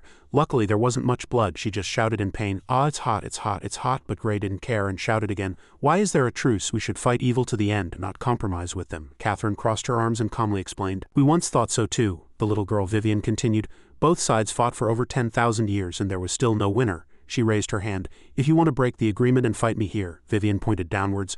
I don't mind. As soon as she made that gesture, Gray's face was immediately pressed to the floor as if some force was pinning him down. His body couldn't move, and he thought with wide surprised eyes, what is this, such a terrifying pressure? She was smiling smugly when Catherine grabbed her by the horns. You didn't come here just to bully a little guy, did you? Lifted off the ground, she replied helplessly. Of course, after all we have an agreement. Besides, I came to be his guardian demon. Although his face was pressed to the ground, Gray couldn't help but shout, I don't agree. Catherine sighed and looked at him. Sigh, Gray, don't be so quick to refuse, Vivian chimed in. That's right, at least consider it. She tried to persuade him. Think about it, if there's a demon. Grew up in the demon world, not knowing the definition of good and evil. He listened silently from the floor. And now it appears before you. This is its chance to come into contact with good and also a test for you. The little demon poked her cheeks with 2 fingers, feigning a cute expression. Why don't you try to reform that demon? Feeling it wasn't convincing enough, she raised a finger and continued. Let me ask you, is there any book that says a lich can become a paladin? He stood up and answered innocently. No, so she immediately said, but you still did it. In the room the 3 of them talked peacefully. She continued to persuade him. Similarly, is there any book that says a demon can serve the light? He replied blankly again. No, this was the chance she was waiting for. Her whole body emitted a dazzling light as she seized the moment. That's right, no book has ever written that. Now you have the chance to change a demon, so why refuse? After listening for a moment, Gray suddenly wasn't so resistant. He scratched his face, thinking it sounded quite reasonable. Just as he was about to be convinced, the black cat immediately bonked him on the head and shouted, Don't believe her, it's a trap, it anxiously reminded him. Have you forgotten your faith in the light? It continued. She's just pretending, trying to pull you. Before it could finish, it was lifted into the air by a force. Vivian had spotted it. She raised her hand and grabbed it, threatening. Oh, a ghost disguised as a cat. Gray quickly reached out to get it back, but it was too late. The demon threatened with an evil smile. Little cat, let me remind you. A low-level ghost like you is not covered by the agreement between demons, angels, and liches. After hearing this, the cat's mouth fell open in surprise, petrified on the spot. This meant it could be killed at any moment with no one to protect it. It was so scared it immediately changed its tune. Aha, Gray, I think she's right. If a lich can serve the light, so can a demon. A true paladin needs to change the nature of a demon. It cunningly tried to persuade him, not wanting to anger Vivian, but as soon as it finished, Catherine, standing there, also crossed her arms and threatened it. Little cat, I have something to remind you too. Her eyes were cold as she said, Angels hate ghosts just as much as they hate demons, so now it was caught between a demon and an angel. Though it was smiling, its mind was in turmoil, thinking, how did I get dragged into this mess? I just want to be a normal cat. Just then a woman's scolding voice rang out. Where did this cat come from, meowing so loudly in the morning? It seemed it couldn't even live peacefully as a cat. The black cat trembled with fear and quickly burrowed into his cloak. Gray, I suggest you keep her by your side. Catherine also said, we can't chase her away. After all, it's better to have her under control than running around out there. The angel looked at him for confirmation again. Right, you haven't really agreed yet. He pointed at the little demon Vivian below.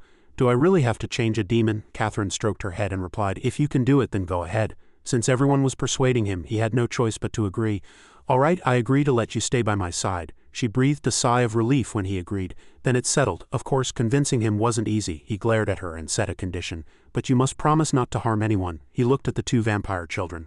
Learn from them. Even though they're vampires, they only drink pig's blood. The 2, huddled together and trembling, immediately replied, That's right, we only drink pig's blood. Pig's blood is delicious. Hearing this, the little girl Vivian smiled until her eyes crinkled and said without hesitation, Simple.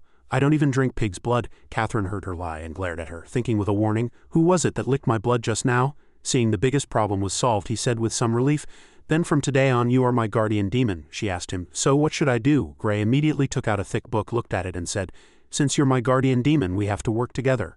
The little demon clasped her hands and listened attentively. Before praying, he continued, you have to go to church to pray every week and even study with me at night. Listening to Miss Catherine explain faith and justice, I study very hard, and if you're my guardian demon, you must do the same. The little girl Vivian was full of questions after hearing this, but she stood still and let him finish. No matter what you say, I know your real purpose is to tempt me. So we'll see if you succeed in tempting me or if I change your nature first. He glared at her, warning, if you don't accept all of the above, then I don't want to hear another word from you. Seeing this, Vivian shrugged and asked smugly, but how can a demon go to church to pray? Don't you think the gods will be angry? Unexpectedly, he had prepared for everything. He leaned against his horse and answered calmly, why can't a demon go to church to pray? My cat, my skeletal horse, and these 2 vampire children go to church to pray every week, and the gods are very pleased. Now, Vivian was speechless. She was sweating profusely, utterly at a loss for words. Catherine even chimed in with a happy smile. That's right. I can't imagine how happy the gods will be when they see a demon praying. The little demon was smiling, but she wasn't happy at all and asked coldly, You're surely not trying to get revenge on me, are you? Catherine smiled brilliantly, her angelic light radiating. Of course not, but if you want revenge, I'd be happy to oblige. Seeing that everything was settled, Gray smiled happily and asked, So, do you want to join our kind family? The demon's face was as black as the bottom of a pot. She covered her face in pain. With no other choice, she finally howled at the sky and agreed. All right, she shouted in despair and unwillingness. I accept, it's just the gods, this will only make me stronger. At this time in the capital Longcheng, a man from the church stood before Sap at the king's residence. Propping up his chin, Sap looked down arrogantly and asked, The archbishop couldn't convince the paladin? The man in black from the church clasped his hands worriedly and replied, Yes, your highness. He said he needs more time. The lord paladin doesn't seem to agree with our views, but we will continue to persuade him if we have a chance. The king also seemed exhausted. As long as Gray didn't agree to stand on his side, he wouldn't have a day of peace. He glared and asked, When will there be a chance? The man stammered in fear. The archbishop didn't say. Hearing this, Sap lost his patience and said coldly with disgust, "Do I have to wait again?" He was going mad with anger, slammed his chair and shouted, "HMPH?" And so Sap sat on his throne issuing commands from on high. "Go back and tell the archbishop there are only 2 days left until the coronation. If you can't make that paladin swear allegiance to me before I wear the crown, don't expect me to support the church in anything." The man stammered in fear, trying to explain how impossible it was and begging for more time.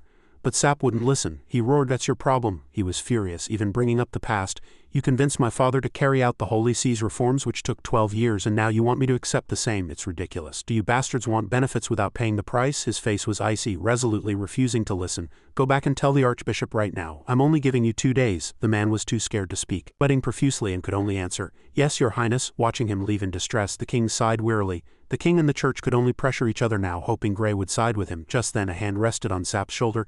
"Don't be too hasty, Benedict. Not everything can go as you wish."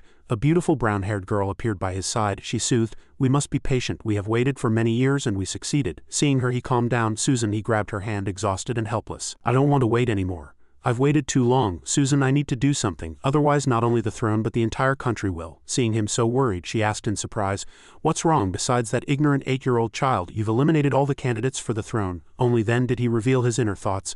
"I'm worried about Ian." She still didn't understand.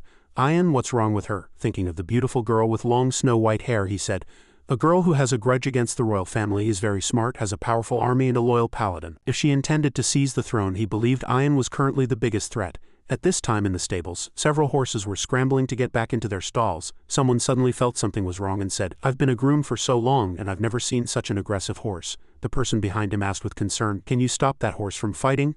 A few people were standing around chatting. One said, "I can't, that's the paladin's horse, haven't you heard? Rumor has it that horse can send 100 men flying with one kick." Another replied, "But the king's horse is also in there." Finally, someone came up with a solution, a glint in his eye. "It's fine, we'll just have to send someone special to take care of it." The special person they were talking about had already arrived. Wow! In the stables, Tenedos was standing on Sap's horse. The child asked, "Is that the paladin's horse?" Tenedos's eyes gleamed as it looked angrily at the other horses in the stable and cursed, "I can't believe that in this entire stable not a single horse knows how to pray like I do. From today on, all of you horses must pray and become good horses that fight for justice." It even proudly raised its head and lectured, "You must pray every Sunday and before eating grass." Understood? The other horses, beaten until they were in agony, had no choice but to neigh in unison. Understood? Although he couldn't understand horse language, the child could still see that Tenedos was bullying the other horses. His eyes wide, he said, "Amazing." The child's name was Pop. That night, in a room that was still lit, a man appeared. He held a bottle of wine in his hand and burped happily. It seemed he was dead drunk. Just then he saw a petite figure sitting in the alley opposite him and found it strange. HMPH. Upon closer inspection, it was Vivian. The drunkard didn't know who she was, only noticing that her clothes were not very modest, and those long, slender, captivating legs. The drunkard's face immediately merged with the effects of the alcohol, turning bright red. He rubbed his stomach, walked over and began to harass her. "Hey little girl, it's already dark. It's not good to be on the streets alone." Vivian looked up at him. HMPH. This clueless fellow even grabbed her arm, trying to pull her away.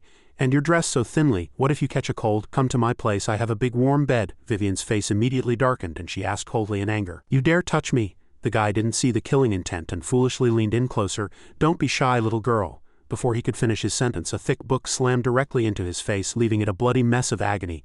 Vivian looked like she was about to reveal her demon form, her eyes flashing with furious light. "I'm warning you, I'm in a very bad mood right now." She even put on brass knuckles, ready to beat someone up. Then she quickly rushed towards the big guy lying on the ground, her eyes red, and pounced on him with a flurry of blows, cursing as she hit him, "Bastard." Recalling earlier when they were studying the Bible together, the angel lady had carefully instructed, "Tonight we will study a very important chapter of the Bible. Remember, there will be a test tomorrow." Grey shouted excitedly, "No problem." Vivian's face turned pale upon hearing this. Having her study session in a remote place interrupted, the little girl couldn't take it anymore and cursed, "This damn thing is so hard to memorize. Just when I was getting the hang of it, you came and messed things up." The guy was in so much pain from the beating that he screamed, "I was wrong." The next morning in the castle, Grey forcefully pulled open the curtains, looking outside with great enthusiasm. Another sunny Sunday. He smiled until his eyes crinkled. "Let's go train the knights in the capital." He specifically turned back to look at Vivian, tempting her. "Do you want to go out?" The little girl immediately agreed. Let's go, damn it." Catherine looked smugly at her, who had just been tormented by studying. Although she had memorized the Bible and passed the test, she now looked extremely disheveled, with heavy dark circles under her eyes, her hands and feet trembling. "I don't want to think about last night again. Let's go out," the angel lady teased her. "Even though you're a demon, I acknowledge your effort." He gripped the huge doorknob and said, "If we don't try something because we're afraid," he said as he opened the door, "then how can we hope to make this world a better place?" He didn't notice that Sap had been standing there for some time. He was startled and turned to look at him. HMPH, the king had just managed to say hello when Gray immediately slammed the door in his face with a bang. The king was stunned, unable to say a word. With several ministers behind him, it was truly embarrassing. Inside, Gray frowned and turned back to ask Vivian, "Is he part of your scheme?" The little girl's face turned red with anger and she immediately denied it. "No, who knows him?" Catherine asked curiously. "Outside is the king of the kingdom of Isaac." Vivian shouted again. "What does he have to do with me?" He still seemed to look at her with suspicion and pressed on. "Isn't he a follower of a demon?" She got so angry she started cursing. "What the hell, I don't know who he is." Seeing her so agitated, he closed his eyes tightly, sweating profusely, and had to accept it. He went to open the door again, squinting as he looked deep in thought. "He's not a follower of a demon." Outside, the king was still standing there, clenched his jaw, very displeased. The others were also whispering among themselves. Sap looked at his men and asked, "What does this mean? He doesn't want to see me." Another person replied, "I don't think so. Maybe he was just too surprised." He immediately retorted, "Have you ever seen anyone slam a door in the king's face out of surprise?" At that moment he opened the door a crack, sweating profusely as he stared at them and asked, "You are the king, right?" The king, equally flustered, replied with sweat on his brow, "Yes, it's me." Unexpectedly, he said again, "No, you don't look like it." Then he slammed the door in his face again with a bang, leaving the guy so angry he was speechless. Finally, he couldn't take it anymore, pushed the door open and burst in, shouting, "Stop joking, Lord Paladin, I have something to say." Inside, Gray firmly held the door, blocking him. Wait. Vivian and the goddess watched with wide eyes, completely baffled, asking each other, "What's going on?" Catherine replied helplessly, "Heaven knows." After a while, King Sap finally got to see him. Although he was angry, he still managed to smile and said, "My apologies, Lord Paladin. I was just in a bit of a hurry, I hope you don't mind." He stood beside him and invited, "Actually, I came here to invite the Lord Paladin to see a knightly play with me," he asked in surprise. "A knightly play?" He frowned and said seriously, "Yes, I heard you like knightly novels, so a theater in the capital has adapted a knightly novel into a play." After hearing this, his eyes lit up with great interest. It sounded very fun, but he still stroked his chin and thought for a long time. "If I go see a knightly play with him, I should be able to get a better idea of whether he's good or bad." The king smiled brilliantly again and pressed, "Will you go with me?" It was obvious how much he liked the idea. He immediately left with the king's men, shouting happily, "All right, let's go see the knightly play together." One person was beaten until he spat blood while others surrounded him and questioned, "How dare you talk back to the Earl? Apologize to him now." The guy covered his face, still answering defiantly, "As a knight I will never bow to evil." The others raised their voices again, taunting, "And you still call yourself a knight?" It turned out they were actors in a play. Gray sat below watching with great excitement, even standing up and pointing at the stage to curse, "Damn it, how dare they gang up on a knight?" In the seat behind him, Catherine and Vivian were also watching together. They were even eating popcorn while they watched, leisurely enjoying the show. One said, "A third-rate play can still be quite entertaining." Catherine, her mouth full of popcorn, replied, It's better than the ones in heaven." Vivian immediately said, "No, it's even better than the demon princess plays in the demon world." The group watched the entire play until the actors held hands and bowed on stage in gratitude. The play had ended. "Thank you for watching." At this moment, Gray was sitting in his chair crying his eyes out in emotion. Sob, that was so good, so touching. I never thought I'd live to see how to successfully become a knight adapted into a play. Seeing him like this, Sap also laughed happily. "Haha, I knew you would like it." With that he snapped his fingers. "And now for a surprise for the Lord Paladin." As soon as he made the gesture, a person walked out from backstage. He had short white hair and was dressed simply, scratching his head as he walked out. "Tisk, I heard someone wanted to talk to me," but when he saw the people in front of him he froze instantly, his eyes wide, thinking in surprise, these audience members. Gray was equally surprised to see him. "You are?" He broke out in a cold sweat and introduced himself. "I am Toto." After hearing this he was too excited to speak, stammering as he repeated, "Tu." His cheeks flushed, he couldn't help but shout with joy. The author of How to Successfully Become a Knight. He tightly gripped his hand, shaking it vigorously. "I'm your fan." He was still shocked by the whole thing. Shaking hands with a paladin was no ordinary matter. The king, seeing his surprise, laughed loudly and said, "Haha, that's right, the paladin is your fan." Hearing this title, his eyes were so wide with shock they looked like they would pop out. "A paladin." The king looked at him and proposed, "I would like to ask Mr. Toto to write a special novel for me. A novel about the Paladin Gray." With that he turned and extended a hand to him. "Since you are the protagonist of the novel, you can put all your thoughts and plans into it. He will write it down. What do you think of my gift?" This Sap was truly terrifying. Wasn't he just trying to get information out of him by doing this? But Gray didn't notice. Still lost in his enthusiasm, his cheeks flushed. He asked happily, Really? Toto, however, replied simply, "As long as there's money, I'll do it." Seeing this, he immediately got to the point. "Then I want to write a novel like this." That day, in another castle, a voice sounded, "Count Fernandez invites you to a banquet tonight at his villa in the capital, Longcheng." She reached for her teacup and continued to listen to her subordinate's report. "A banquet of a capital noble, it might be even grander than the king's banquet. Countess Tangier invites you to a tea party tomorrow afternoon with no fewer than 50 people attending." Hearing this name, Anne asked in surprise while sipping her tea, "Count Tuss, the one who refused to support the former king's army, is now in the capital at the king's residence." Abby quickly explained. No, he's not here, it's his wife and son. Finally, he concluded, in total we have received 32 invitations from noble families, all of whom wish for you to be their guest. Old Gregory frowned and looked at her, saying tentatively, it seems the nobles in the capital are restless, and the house of Bisha is at the center of this storm.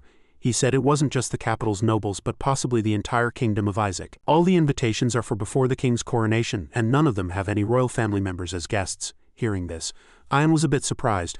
Lord Gregory, what do you mean? He picked up his teacup and answered thoughtfully. These banquets are all rather forced, it's just that the royal family's prestige has been severely damaged and the neighboring country's army is moving from our border. This is a sign of a coming storm. If I weren't your ally, I might also hold a banquet and invite you like they have. She immediately understood upon hearing this, her eyes turning gloomy and cold. Why? He also said without hesitation, to test your attitude, to see if you want to protect the throne or to seize it. She crossed her arms and asked a cold, pointed question. If they think so, does the king think so too? She knew Sap must be wary of her.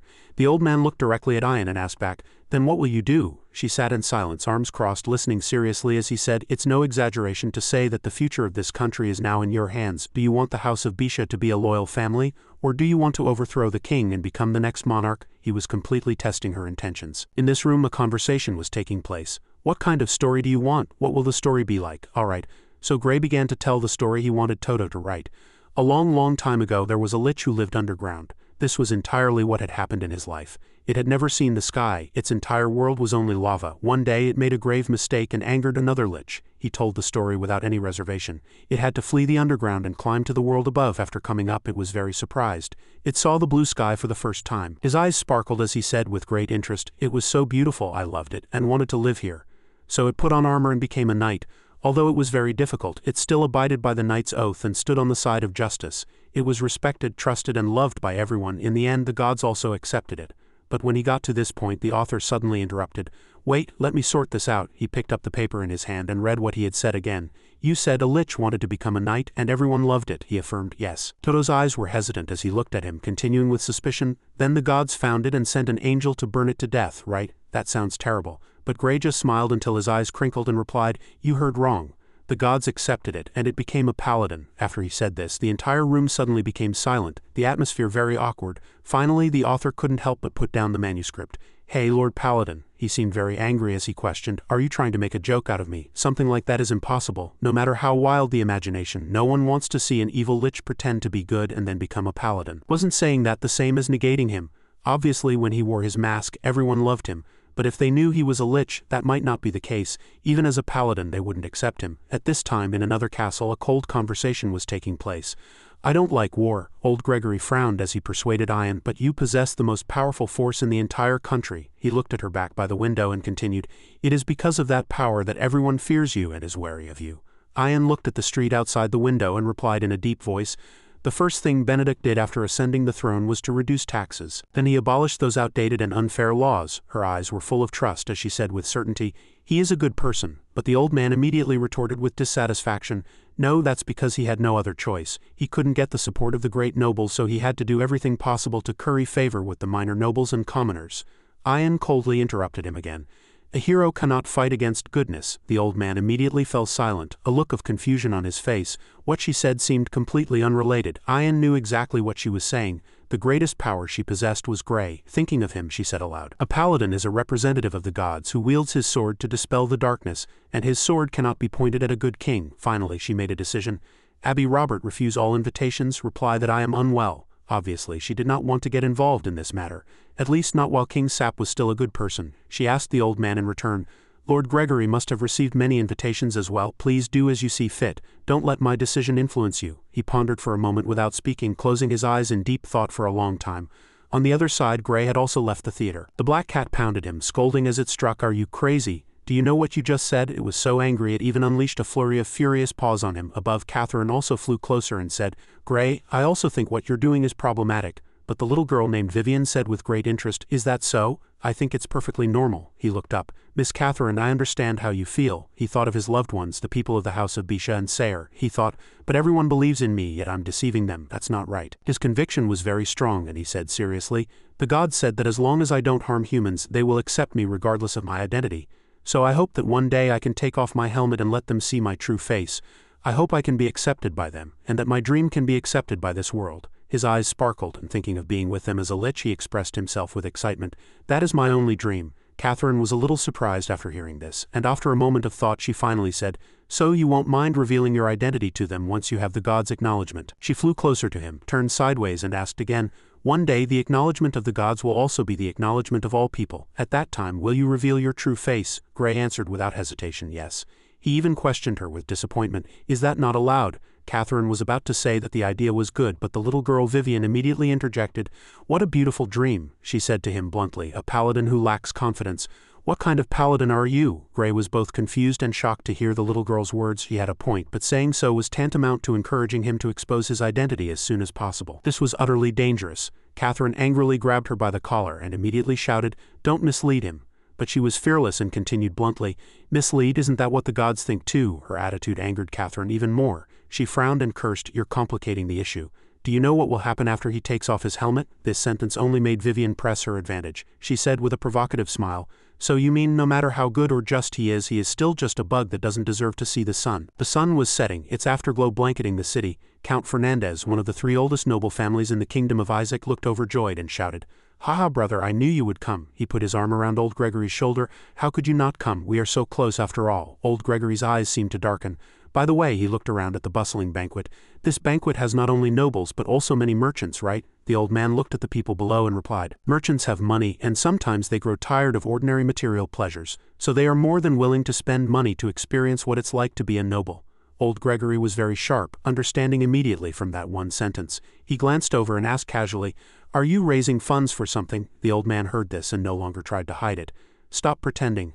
Are you pretending you can't see my intention?" The two had laid their cards on the table, so old Gregory no longer concealed his thoughts either, saying, "Before coming here, the Grand Duke of the House of Bisha wanted me to tell you that she is not interested in the throne, nor does she want to do anything that infringes upon the interests of the royal family." Fernandez seemed satisfied and replied, "That's good, we need her to remain neutral." But old Gregory said, "The problem is she doesn't seem to like remaining neutral. These intentions are only temporary and they come with conditions." Seeing this, Fernandez asked, "And what about you?" The old man frowned, looked down and still asked calmly.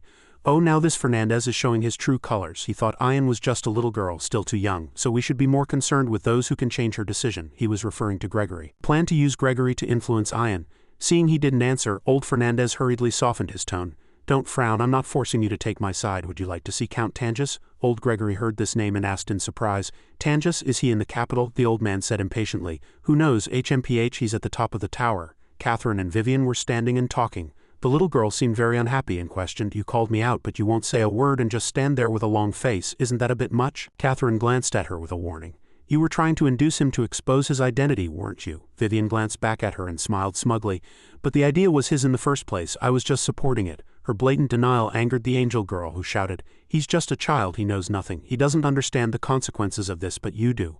Vivian's expression didn't change and she continued to provoke leisurely, "Oh, so you also know he's a child?" She glanced at Catherine and directly stated her innermost thoughts. "You lead a child who knows nothing down the path you want, regardless of whether he feels tired, and you turn him into a tool to spread your faith. Do you not feel any shame?" Thinking of Gray, she seemed to know him well. "It's a pity his faith seems different from yours. He doesn't believe in the gods but in his own dream." Below where the two were talking, a few farmers were working. She continued, "A dream he created himself, or rather a dream you helped him create." Gray was helping those farmers, and he was clearly very happy and enthusiastic. "You want him to wear his armor forever." Immersed in the dream of being a paladin, watching Gray laugh happily, she believed Catherine had made him stop being himself. All was quiet and Catherine could not refute. Vivian's voice continued, "You and I both know that everyone has to wake up from a dream, no matter how beautiful it is. The gods are not what he thinks they are, and so-called faith is not beautiful at all." Looking down at him, she believed that one day he would tear off the veil covering his eyes with his own hands and walk out of the illusory dream you wove. At that time, whether he chooses to continue being a paladin or revert to being an ordinary lich, the little girl swung her legs and concluded nonchalantly, "One of us will achieve our goal, so it's not too much of a loss, right?" The more Catherine listened, the tighter she clenched her fists, trembling. However, when his fantasy shatters and he learns that faith is not as beautiful as he thought, she became a little dazed, looked sad, and replied softly, "I hope that child can still see the warm sun and not sink into darkness." It seemed she had been mentally controlled by Vivian. Below, the cat was also talking to Gray. It was sweating in confusion, looking at him tentatively and asking, "Do you really want Lady Ian and everyone else to see your bony skeleton?" Gray looked quite tired and disappointed. He pondered and answered, "That is one of my goals. I know it's difficult to do so now, but if I walk the right path it will be possible in the future." The the cat asked again. Then what do you plan to do? He looked up at the sunset in the sky and answered blankly. I don't know, but as long as I still stand on the side of justice, my knightly spirit will never be wrong. As the two talked, they didn't notice someone approaching from behind. It was the king's men. Sap sat on his horse, frowning as he said to his subordinate, It's strange, I was quite happy at the theater, but now that feeling is gone, the subordinate answered casually. Perhaps you were influenced by Lord Paladin.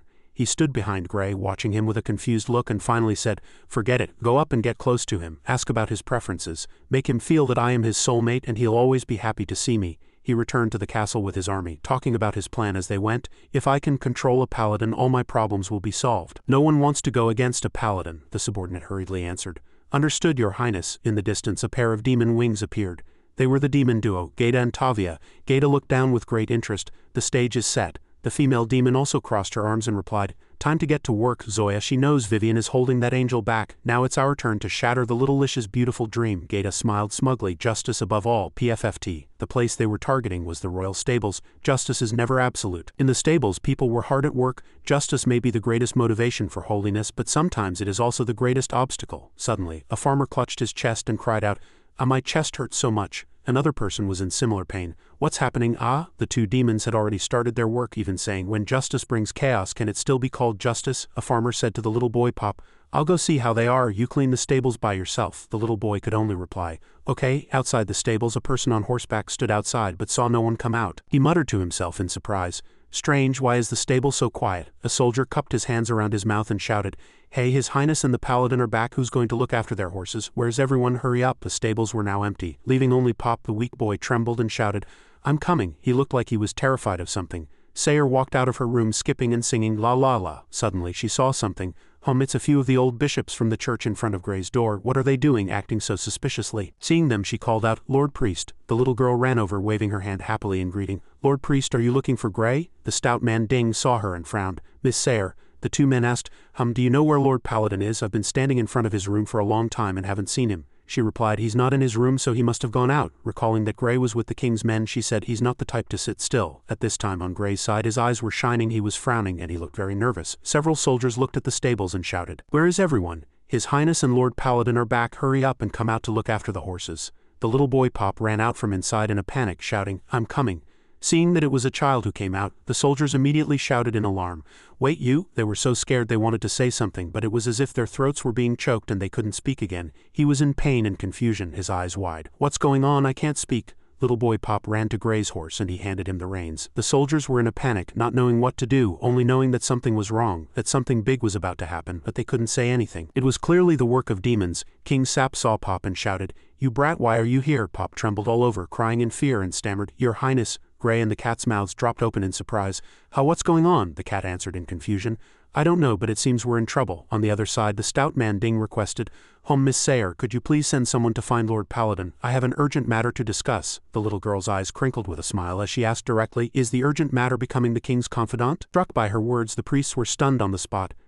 She turned her face and smiled. Face reality, Lord Priest. I don't know where you get the confidence that you can persuade Gray, she told them. I was there when the war happened. I know that the moment he charged onto the battlefield had nothing to do with any holy office. Do you think the title of Paladin was bestowed upon him by the Holy See? Ding was rendered speechless. Sayer was truly too smart and he could only exclaim in surprise. Although he was in the wrong, he still argued forcefully. But everything we do is in the name of the gods, Sayer smiled contemptuously. The gods, have you ever seen the gods? Is this all for Gray? The priests were so shamed they couldn't lift their heads. The two of them were at a loss for how to answer. At this time by Gray's side, a little boy Pop trembled as he tightly gripped the horse's reins and cried, I'm sorry, Your Highness, but I'm the only one in the stables. He was trembling with fear and Gray even pointed at him and asked, Why are you trembling? Are you cold? The black cat also guessed, It seems so. In this weather, this child is only wearing thin clothes. Seeing this, he kindly took off his own cloak, then draped it over the little boy and asked with a friendly smile, You're not cold now, are you? The little boy also let out a surprised, Ah. Seeing this scene, Sap could no longer remain calm. He thought Gray had taken a liking to this child, but he didn't expect him to simply want to help the child warm up. He cried out in alarm, Lord Paladin, don't do that. Gray widened his eyes innocently and asked, why not? Catherine looked at the awkward scene below, felt something was wrong and asked, That child is? Vivian stood by and said with a light laugh, You don't know? Then I'll tell you. Now the little girl finally revealed it. The former king's 12th son, Benedict's younger brother. Looking at the weak child in Gray's arms, she said, The only survivor of the war for the throne. This news was like a thunderbolt to Catherine. She blurted out in panic, What? The king was so flustered he jumped directly off his horse and shouted at him, Lord Paladin, he's just a stable boy, don't mind him. You should go back to your room and wait for me to send you a gift, you'll definitely like it. But he didn't listen. His eyes shining, he looked at the king. Look, this child needs help. The king was stunned, asking back in disbelief, you want to help him? Me? Just then, Catherine shouted a warning to him. Gray, get out of here right now, don't get involved, that's a demon's trap. He looked back at her in surprise. Miss Catherine, but this child, she ignored him and quickly urged, never mind, that's a trap set by a demon. Gray was still stubborn and wouldn't listen. I don't understand, is this child a follower of a demon? She kept telling him not to. But never mind him, listen to me. I'll explain later, just go now. Seeing this, he also stood up and turned to leave. All right, as he walked away, King Sap stared after him. He sighed in displeasure, HMPH, then he immediately gave an order, kill him now, let him starve or throw him in the river. The soldiers obeyed at once, answering yes, yes. Then they covered the child's mouth and dragged him away. Pop struggled fearfully, begging for mercy. No, brother, I'm sorry, I'll never do it again. Brother, he had already left, but those screams seemed to echo in his ears, making it impossible for him to ignore them. Over on Sayer's side, she was still talking to the stout priest. Gray may be naive, but he's not stupid. Gray also heard Pop's screams. He froze. Brother, just as Sayer had said, he had his own principles. He resolutely turned around, no longer leaving, causing Catherine to gasp and shout in surprise. Gray, stop, what are you trying to do? Meanwhile, the little girl Vivian blurted out excitedly, oh, doing this will be playing right into those demons' hands. Seeing him approach, the soldiers also stopped, momentarily at a loss. A huge shining knight's sword was thrust directly in front of them. Sayer's face lit up with pride. She said, once he decides to do something, no one can stop him, not even the gods. That's right. Although Catherine was screaming, he paid her no mind. Gray stared sharply at the soldiers and ordered coldly, let that child go. Gray looked at the soldiers before him and roared, stop. His eyes shining, he glared at them coldly and asked, what are you doing? Sap, sweating, gave a dry laugh. He said, as if coaxing a child, we're just playing. He glanced at Pop. The child's cheeks were flushed, his face full of terror and tears as he looked at him for help. But he certainly didn't look like he was playing. Finally, he couldn't help but clench his fists and lash out at the king. Did this child do something wrong? Sap's demeanor weakened and he leaned back, stammering. He really did nothing wrong, but perhaps his mistake was being born my brother. Seeing the king say this, he glared and questioned again. Then why do you want to kill him? I heard everything. Ignoring everyone around, he roared. Put the child down immediately. The soldiers had no choice but to obey. Yes? Gray knelt beside the child and comforted him. It's all right now, child. He too looked at him in great surprise. Lord Paladin. He placed a hand on the child's shoulder and asked, what's your name? The child answered in confusion. Pop Sap, he soothed. Don't be afraid, no one can hurt you. The child was still terrified, looking at him with teary eyes. But Gray placed a hand on his shoulder and said loudly to the king, Your Highness, I don't understand why you're targeting this child. If you can't tolerate him, then he will come with me and become my man. This was like a thunderbolt to the king. He was so terrified he couldn't believe it, asking back, what, he becomes your man? He didn't notice the king's shock and replied, yes, if you don't want him, I'll raise him. I'm very good with children. His words were indeed very simple.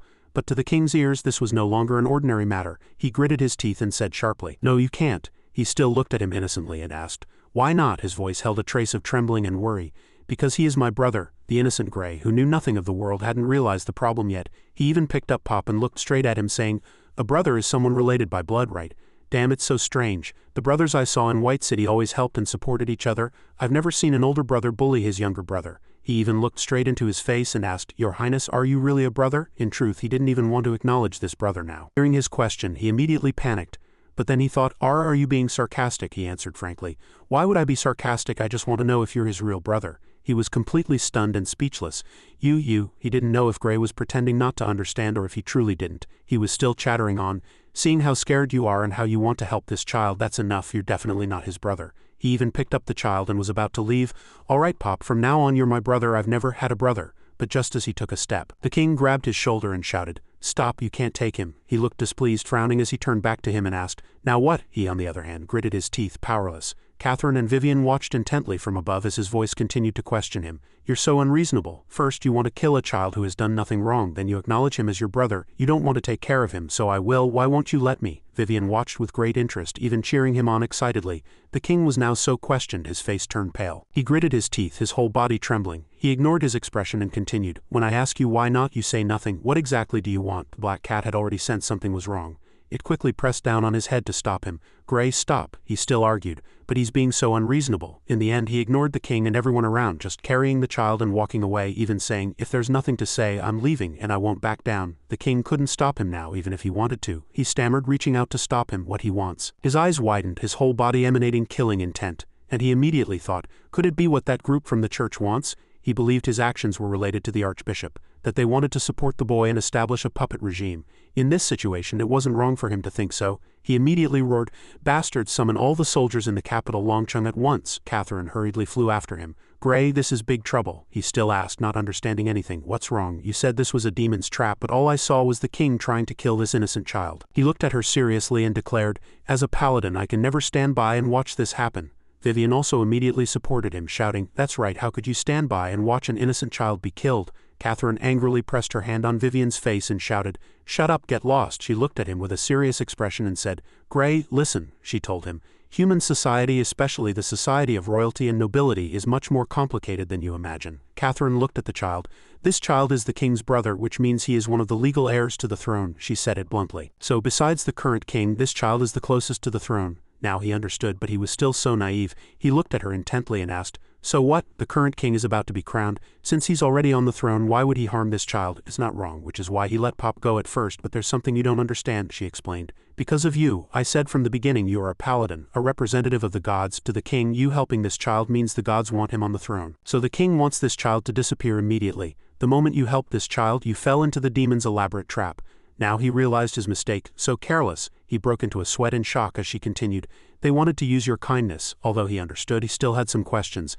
But I don't want to seize the throne, and why does he treat killing his own brother as a matter of course? The black cat looked at him and sighed. Sigh, Gray, the crux of the problem isn't as simple as you think. It was right. What mattered was what the king thought. That's right. Even if you say you're not interested in the throne, what can you do to reassure him? Thinking of the complicated royal relationships, it said the king believed the child was a threat to his throne and needed to be killed. This is how the throne is protected. More important than considering the previous kings or even Sap himself, it said, this is what kings have done for 1,000 years, so neither Lady Ian nor Catherine will say it's wrong. This was a matter of course, an understandable thing in the human world. Which king doesn't want to protect his throne? Gray had nothing to say, he stammered. He had understood.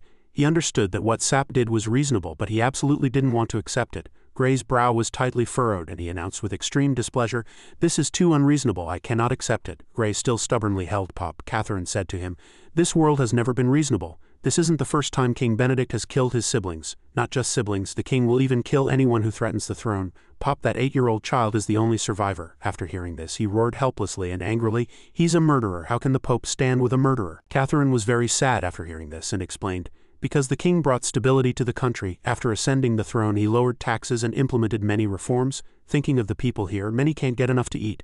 Since becoming king, at least Sap has helped the people.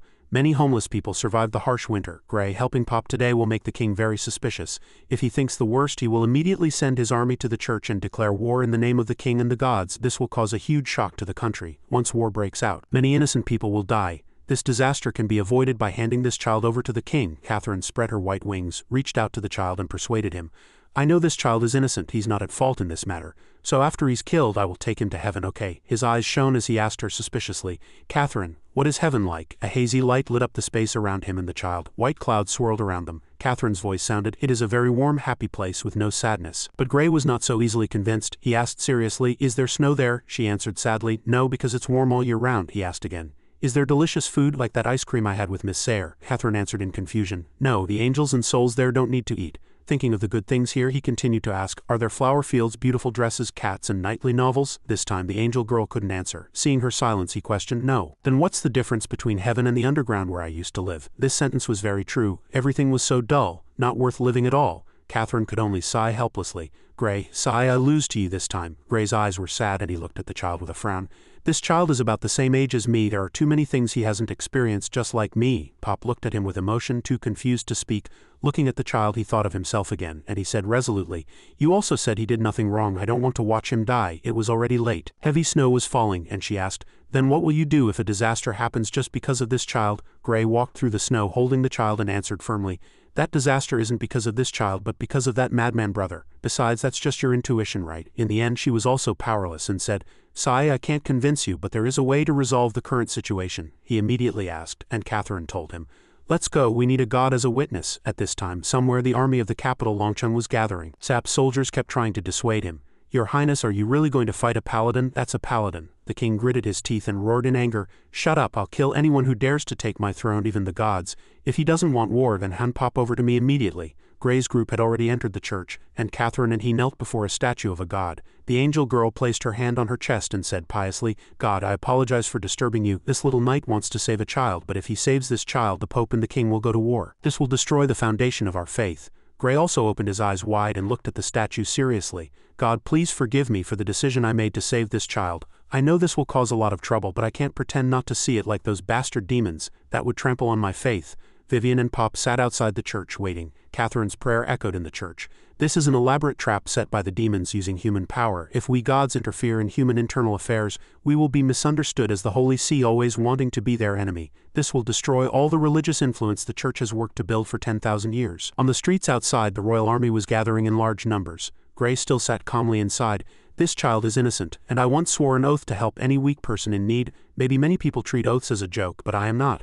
"A knight must keep his oath," Catherine continued. "Once war breaks out, this lich knight will likely have his identity exposed. He is a righteous knight and should not have such an end. Once we fall into the demon's trap, everything will develop in an unpredictable direction." The royal soldiers had already filled the streets. Ian stood in her house looking out the window and asked in surprise, "It's so noisy outside, what's going on?" Gray was still kneeling before the statue. "Justice is always right.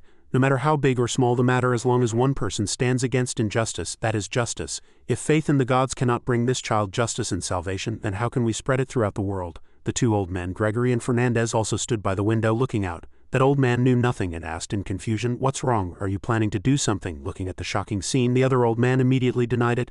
"Of course not. My army is not in the capital. No one knows what happened tonight." Catherine's voice continued to pray, "Please show me the way. Should I stop the lich knight?" Gray, on the other hand, placed a hand on his chest, very resolute. "My lord, I am not afraid of death, for it is my origin. I only fear my faith will collapse, so I will fight for it until death." Beneath the statue, he declared without hesitation, "I know the price of fighting for my faith this time. Even if the price is my life, I will not regret it." Vivian and Pop were talking. The little girl tilted her head back, full of pride. "My name is Vivian, remember to call me sister." The boy replied with an O. Seeing her dressed so thinly, he asked, "Vivian, aren't you cold?" The little girl immediately turned to correct him. "I told you to call me sister, I'm much stronger than you," Pop repeated in surprise. "Sister." Finally the child said obediently, "Well then, sister, will the paladin really protect me?" The little demon was now kind enough to sit and comfort the child. "Don't worry, he keeps his promises." Although Pop was young, he was sensible and said with some worry, "But my brother is very strong. Commands a very large army." Vivian replied, "The paladin is strong too. Haven't you heard he defeated your father's army of 100,000 men all by himself?" The child argued back. "But an angel helped him then, and this time the angel doesn't seem to want to save me." The two debated like this, but Vivian had great faith in Gray. She said with certainty, "Don't worry, they're discussing it inside. That knight is incredibly stubborn." Suddenly, the little girl said to him in surprise, "And now the snow on the ground has melted from the horses' hooves." The king's army was densely packed in every street. They were advancing towards the church from all directions. Sap stood outside shouting loudly, "Come out!" The royal army had already surrounded the church. Seeing this scene, Vivian had to admit, "That little angel was right, your brother is really impatient." The little girl sat high up, legs crossed, and chuckled as she looked down. "The worst-case scenario has happened. What will our paladin do? He he he." In the castle, guards were everywhere. Sayer and Ding were thrown into a dark room. With a shout of "Get in!" both cried out in surprise and confusion. Ian's people were already in the room. She helped Sayer up and asked Sayer, "Are you all right?" Seeing her, the little girl also cried out in surprise. "Miss Ian." A soldier with a spear stood outside the door and said, "Grand Duke, His Highness wants you to stay put until this is over." Sayer shouted in anger and confusion, "What the hell, what is that king trying to do?" Ian quickly grabbed her shoulder to stop her. "Sayer, stop." Sweating, she turned and asked in confusion, "But Miss Ian, what on earth is happening?" Ian frowned and replied, "I'm not too sure either." She also guessed with difficulty. "But for the king to cause such a big scene, I'm guessing it's because his attempt to lure Gray failed." Hearing this, Sayer became a little flustered and quickly asked, "What, he's already made his move? Where's Gray?" The two vampire children sat by the window looking outside and answered, "He's at the church." Seeing them, Sayer was startled. "HMPH, who are you?" Ian quickly reassured her, "Don't worry, they are atoning for their sins by becoming the paladin's adopted sons. The guardian angel has already agreed." Only then did Sayer relax. "All right, so what do we do now?" The boy opened the door and rushed out of the room like the wind, not forgetting to instruct the others. "I'm going out to check the situation. All of you stay here. If anything happens to you, that foolish knight will knock me on the head." In another place, a man clenched his fists in anger and slammed them against the wall. "Damn it, this is ridiculous." Old Gregory gritted his teeth and said, "The king actually wants to kill a paladin, and he is our only hope against the neighboring country's army." The other old man also frowned and replied, "Damn it, the paladin took Prince Pop from the king. Why would he do that? It seems Miss Ian isn't as neutral as you said, is she?" They believed Ian was also involved in this. Old Gregory turned and left abruptly in disbelief. "No, I have to go back and see Miss Ian." Tonight, the full moon illuminated the snow-covered sky. In front of the church, thousands of the king's soldiers had surrounded the area. Inside the church, the angel and Gray were kneeling before the deity, hands clasped, heads bowed. Suddenly, a voice sounded. The angel looked up, her eyes wide with surprise, not expecting the deity to actually answer them. The voice continued to echo in Gray's ears. The knight too was startled, his eyes widening as he immediately recognized it in surprise. The deity before them said to Catherine, "Remember, an angel's honor lies in faith, not power. The faith this knight adheres to is the most necessary and standard. Do not stop him, or you will make him an enemy to us." After speaking, he then said to Gray, "Knight, due to the strict law I cannot help you, but your faith will show you the way and no one can stop it." The two listened quietly. "If you saved that child you must be responsible for all the consequences." The statue seemed to light up as it spoke to him solemnly. "Perhaps your identity will be exposed. Everyone will scorn you and everything you have built will collapse." Catherine quickly placed a hand on her chest, sweating, listening with her mouth agape. The existence of faith is always accompanied by bloodshed and sacrifice, just like the war between angels and demons. Gray also listened quietly as the deity continued, "No matter what your faith is, this world will still see you as a monster. Pa Sereth is an example." Finally, the deity commanded, "Therefore, angel, trust your knight and only watch from afar as we have done for millennia." After hearing this, she couldn't help but ask back in confusion, "Only watch from afar?" After speaking, the deity then said to Gray, "Sadly, even if you win, we cannot praise you. Do you still wish to continue?" He answered firmly and without hesitation, "Of course I will continue." With that, he turned to look at the angel. "Miss Catherine, the deity has approved my actions." She was stunned and replied, "But I can no longer help you like last time." He still said without fear, "It's all right. A lich has a lich's ways." The blue flame in his hand blazed fiercely. "I will protect that child and prevent a war at the same time." Seeing the burning blue flame, she cried out in surprise, her eyes wide, "Soulfire, Gray, are you planning to?" The moonlight in the sky was brighter than ever. A blue flag fluttered in the moonlight. It was Gray's army. The horses' hooves were also wrapped in blue flames, and the armor burned with a raging blue fire. They had all been summoned by Gray. His eyes lit up as he looked at the flames and said with certainty, "What the gods wish to do but cannot, the paladin will do." His skeletal army had been revived. They were mounted on horses gathered in one place. A voice kept echoing in their minds, "The master is summoning us." The skeleton quickly identified the direction of the north. With that, it commanded the skeletal army to head straight for the capital, Longcheng. Instantly, the army set off like the wind. On the other side, the demon waved its hand. King Sap gritted his teeth, furious. The demon smiled smugly and said, "Applaud." The vampire boy was also flying rapidly towards the church. Old Gregory was also riding anxiously back to Ian's residence. Pop and Vivian stood on the roof looking down, their faces filled with worry. Vivian, on the other hand, smiled with great interest, enjoying the drama of the actors on stage. Gray was also ready for battle. Gaeta stood on the highest level of the church, looking down. Below were thousands of soldiers surrounding the church, with Gray inside. He waved his wand and said excitedly, "A showdown between a righteous knight and a king is about to begin." He was preparing to cause trouble. From beginning to end, this whole affair was his doing. At this time, King Sap stood outside and shouted, "Paladin," he threatened loudly, "if you don't want this 1,000-year-old church to be destroyed, then get out here." Soldiers were already standing outside waiting for him to emerge. The archbishop ran out in a hurry, shouting, "Wait!" Not knowing what was going on, he asked, "Your Highness, what's wrong? Why did you suddenly send your army to surround the church?" Seeing the old man ask, he frowned and replied, "What's wrong? I'd like to ask you the same question." In the white snow, he urged anxiously, "Tell the paladin to release Pop and I'll spare you." The archbishop asked in surprise, "Prince Pop, no. How could the Lord Paladin be involved with Pop? Your Highness must have misunderstood something." Hearing this, Sap smiled smugly and asked, "Misunderstood? Are you saying what the paladin did has nothing to do with you?" Sweating, the archbishop quickly and anxiously replied, "Of course this must be a misunderstanding. We have always believed you are the rightful heir to the throne and have been praying for your blessing. We should calm down and figure things out." He thought that by saying this the king would not pressure him further. Who knew that after hearing it he would become even more aggressive? Sap used the archbishop's words and commanded loudly, "Did you all hear that? The archbishop has nothing to do with the paladin's actions. He believes I am the rightful heir to the throne. The paladin's actions this time do not represent the gods." This sentence dispelled the soldiers' last hesitation. They immediately became agitated, wholeheartedly obeying Sap. Seeing this, the archbishop quickly tried to stop them. "Wait, your highness." But how could one man stop an entire army ready to charge? He was pushed to the ground by the crowd no matter how much he shouted. "Wait!" The king coldly commanded, "Take this useless old man away." His eyes were wide with anger as he furiously shouted, "You can't do this. If you destroy the church you will be punished by the gods." But the man didn't care at all. He looked up at the sky and sneered, "Punishment." His eyes flashed with killing intent as he turned his head and gritted his teeth, replying, "If I lose the throne I would rather die." Just then the sound of horse hooves was heard. Everyone turned in surprise to see the vampire boy had arrived. He came galloping on a white horse, pulled the archbishop onto the horse and safely rescued him from behind the king. Seeing this scene he gritted his teeth and cursed in anger. "Damn it!" Seeing the vampire boy, the old man shouted in surprise, asking, "Are you the paladin's adopted son?" The boy galloped on his horse. He asked loudly, "Old man, what's going on?" The old man immediately answered loudly, "I don't know. It seems the Lord Paladin is with Prince Pop." Just then he saw Vivian in front of them, and the boy also quickly asked, Hey, Miss Vivian, what's going on?" The little girl sneered and replied, "Can't you tell? We've fallen out with the king." Just then Sap's shout was heard, "Archers." He gave the loud command to fire, and thousands of arrows were immediately aimed at the boy and the archbishop, raining down on them. The vampire boy's mouth fell open as he looked at him. He quickly raised his hand, a pink light emitted, and suddenly his eyes widened in surprise, sweating profusely.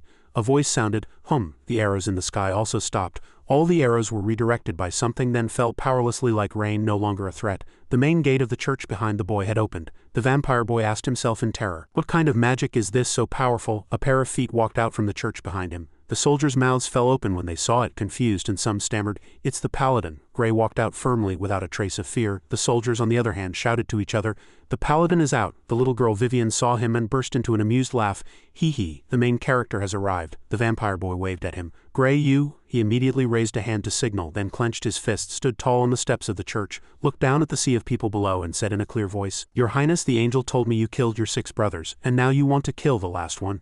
Pop, she also said that after you ascend the throne you will bring stability to the country. I accept such an explanation and promise to only take Pop away and never seize your throne." His eyes shone as he looked straight at him. "Are you willing to spare your youngest brother?"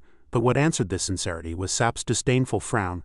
"Promise? What if I promise that if you hand over Pop I won't kill him? Would you believe me?" With that he shouted frantically, "I don't need promises, give me Pop now." Seeing that he didn't believe him, the two could no longer negotiate. He had no choice but to jump on his horse, pull the reins tight. "We have nothing more to say," he turned back to instruct the vampire boy.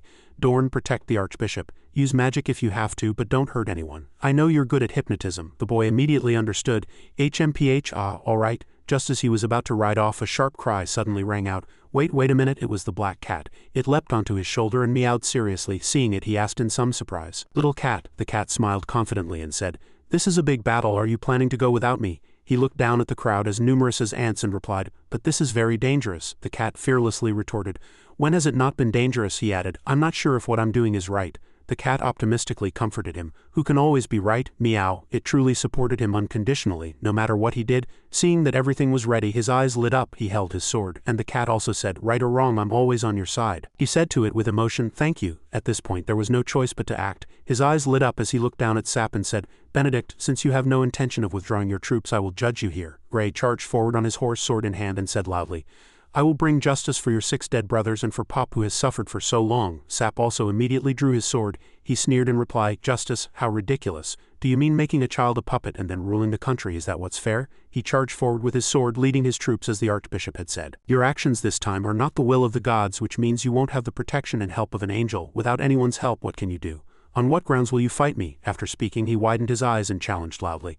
"Come on, Paladin," Sap shouted contemptuously. "What are you without an angel's help?" Gray frowned in anger and replied, "Although I don't have an angel's help, the gods still consent to this battle." He decisively swung his sword and charged forward. "The gods do not oppose my choice, so you and I can fight for our respective ideals." His words angered the king even more. He shouted, "Shut up, what makes you so confident you'll win?" He stared at him provocatively. "You'll know if you try." With that he slashed his sword straight at him. "Take this." Sap quickly leaned back, dodging the fatal blow, then he rode off in another direction. Just then a soldier appeared from nowhere and struck him from behind with a sword. "They have numbers. If you were fighting the king one-on-one you would surely win, but this time you're facing tens of thousands of soldiers alone. Your chances of winning are very slim." A knight with courage and firm conviction never fears a powerful enemy. He did not hesitate to pick up his sword and fight to the last moment. Gray, with loyalty and integrity, never doubted the gods. He fought with increasing valor, taking on a large group all by himself, willing to sacrifice himself to protect the weak. He charged into the encirclement, telling himself firmly that he would never do anything inhumane. A voice sounded, and he cast a 3-layered defensive shield on himself to withstand the enemy's power and speed. It was the 2 demons, Geda and Tavia. They flew in the air watching the battle and said, "A defensive shield? What a strange lich. Why would they use magic for defense? He should be using those large-scale destructive magic spells." The female demon Tavia, crossing her arms, keenly noticed something and replied, "Because he doesn't want to kill anyone." Watching him fight below, Geda was puzzled. "HMPH doesn't want to kill anyone," the female demon replied. "Look closely. Although he keeps attacking, not a single soldier is seriously injured. The soldiers he struck down were all too injured to stand up again." Seeing this, they said, "He also cast a weakening spell on his own weapon. Soldiers who are hit will lose their ability to fight, but their lives won't be in danger." The demon was stunned for a moment and said, "How naive. Does he think he can fight like this? I'm afraid he won't even be able to get close to the king." Below, Gray already looked very tired, but his gaze remained extremely determined. Without a hint of retreat, he continued to charge. They thought he might not know this, or that he simply didn't care. Seeing that he couldn't be killed, Sap angrily pointed his sword and shouted, "Kill him, kill him." He raised his sword without hesitation and said, "Do you want me to threaten you by pointing it at him?" "Kill me." A powerful blue bolt of lightning shot straight towards him. He shouted, "In your dreams." The lightning struck Sap directly, scaring him out of his wits. He gritted his teeth. Unable to speak, he loudly commanded his soldiers. Immediately, a large number of archers appeared on the surrounding rooftops. They shouted, "Fire!"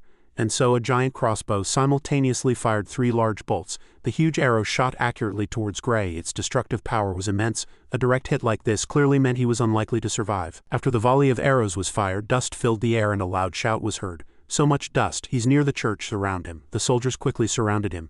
They reminded each other to look carefully. The black cat's feet landed heavily on the ground, its body covered in blood. It struggled to crawl out of the dust, panting heavily.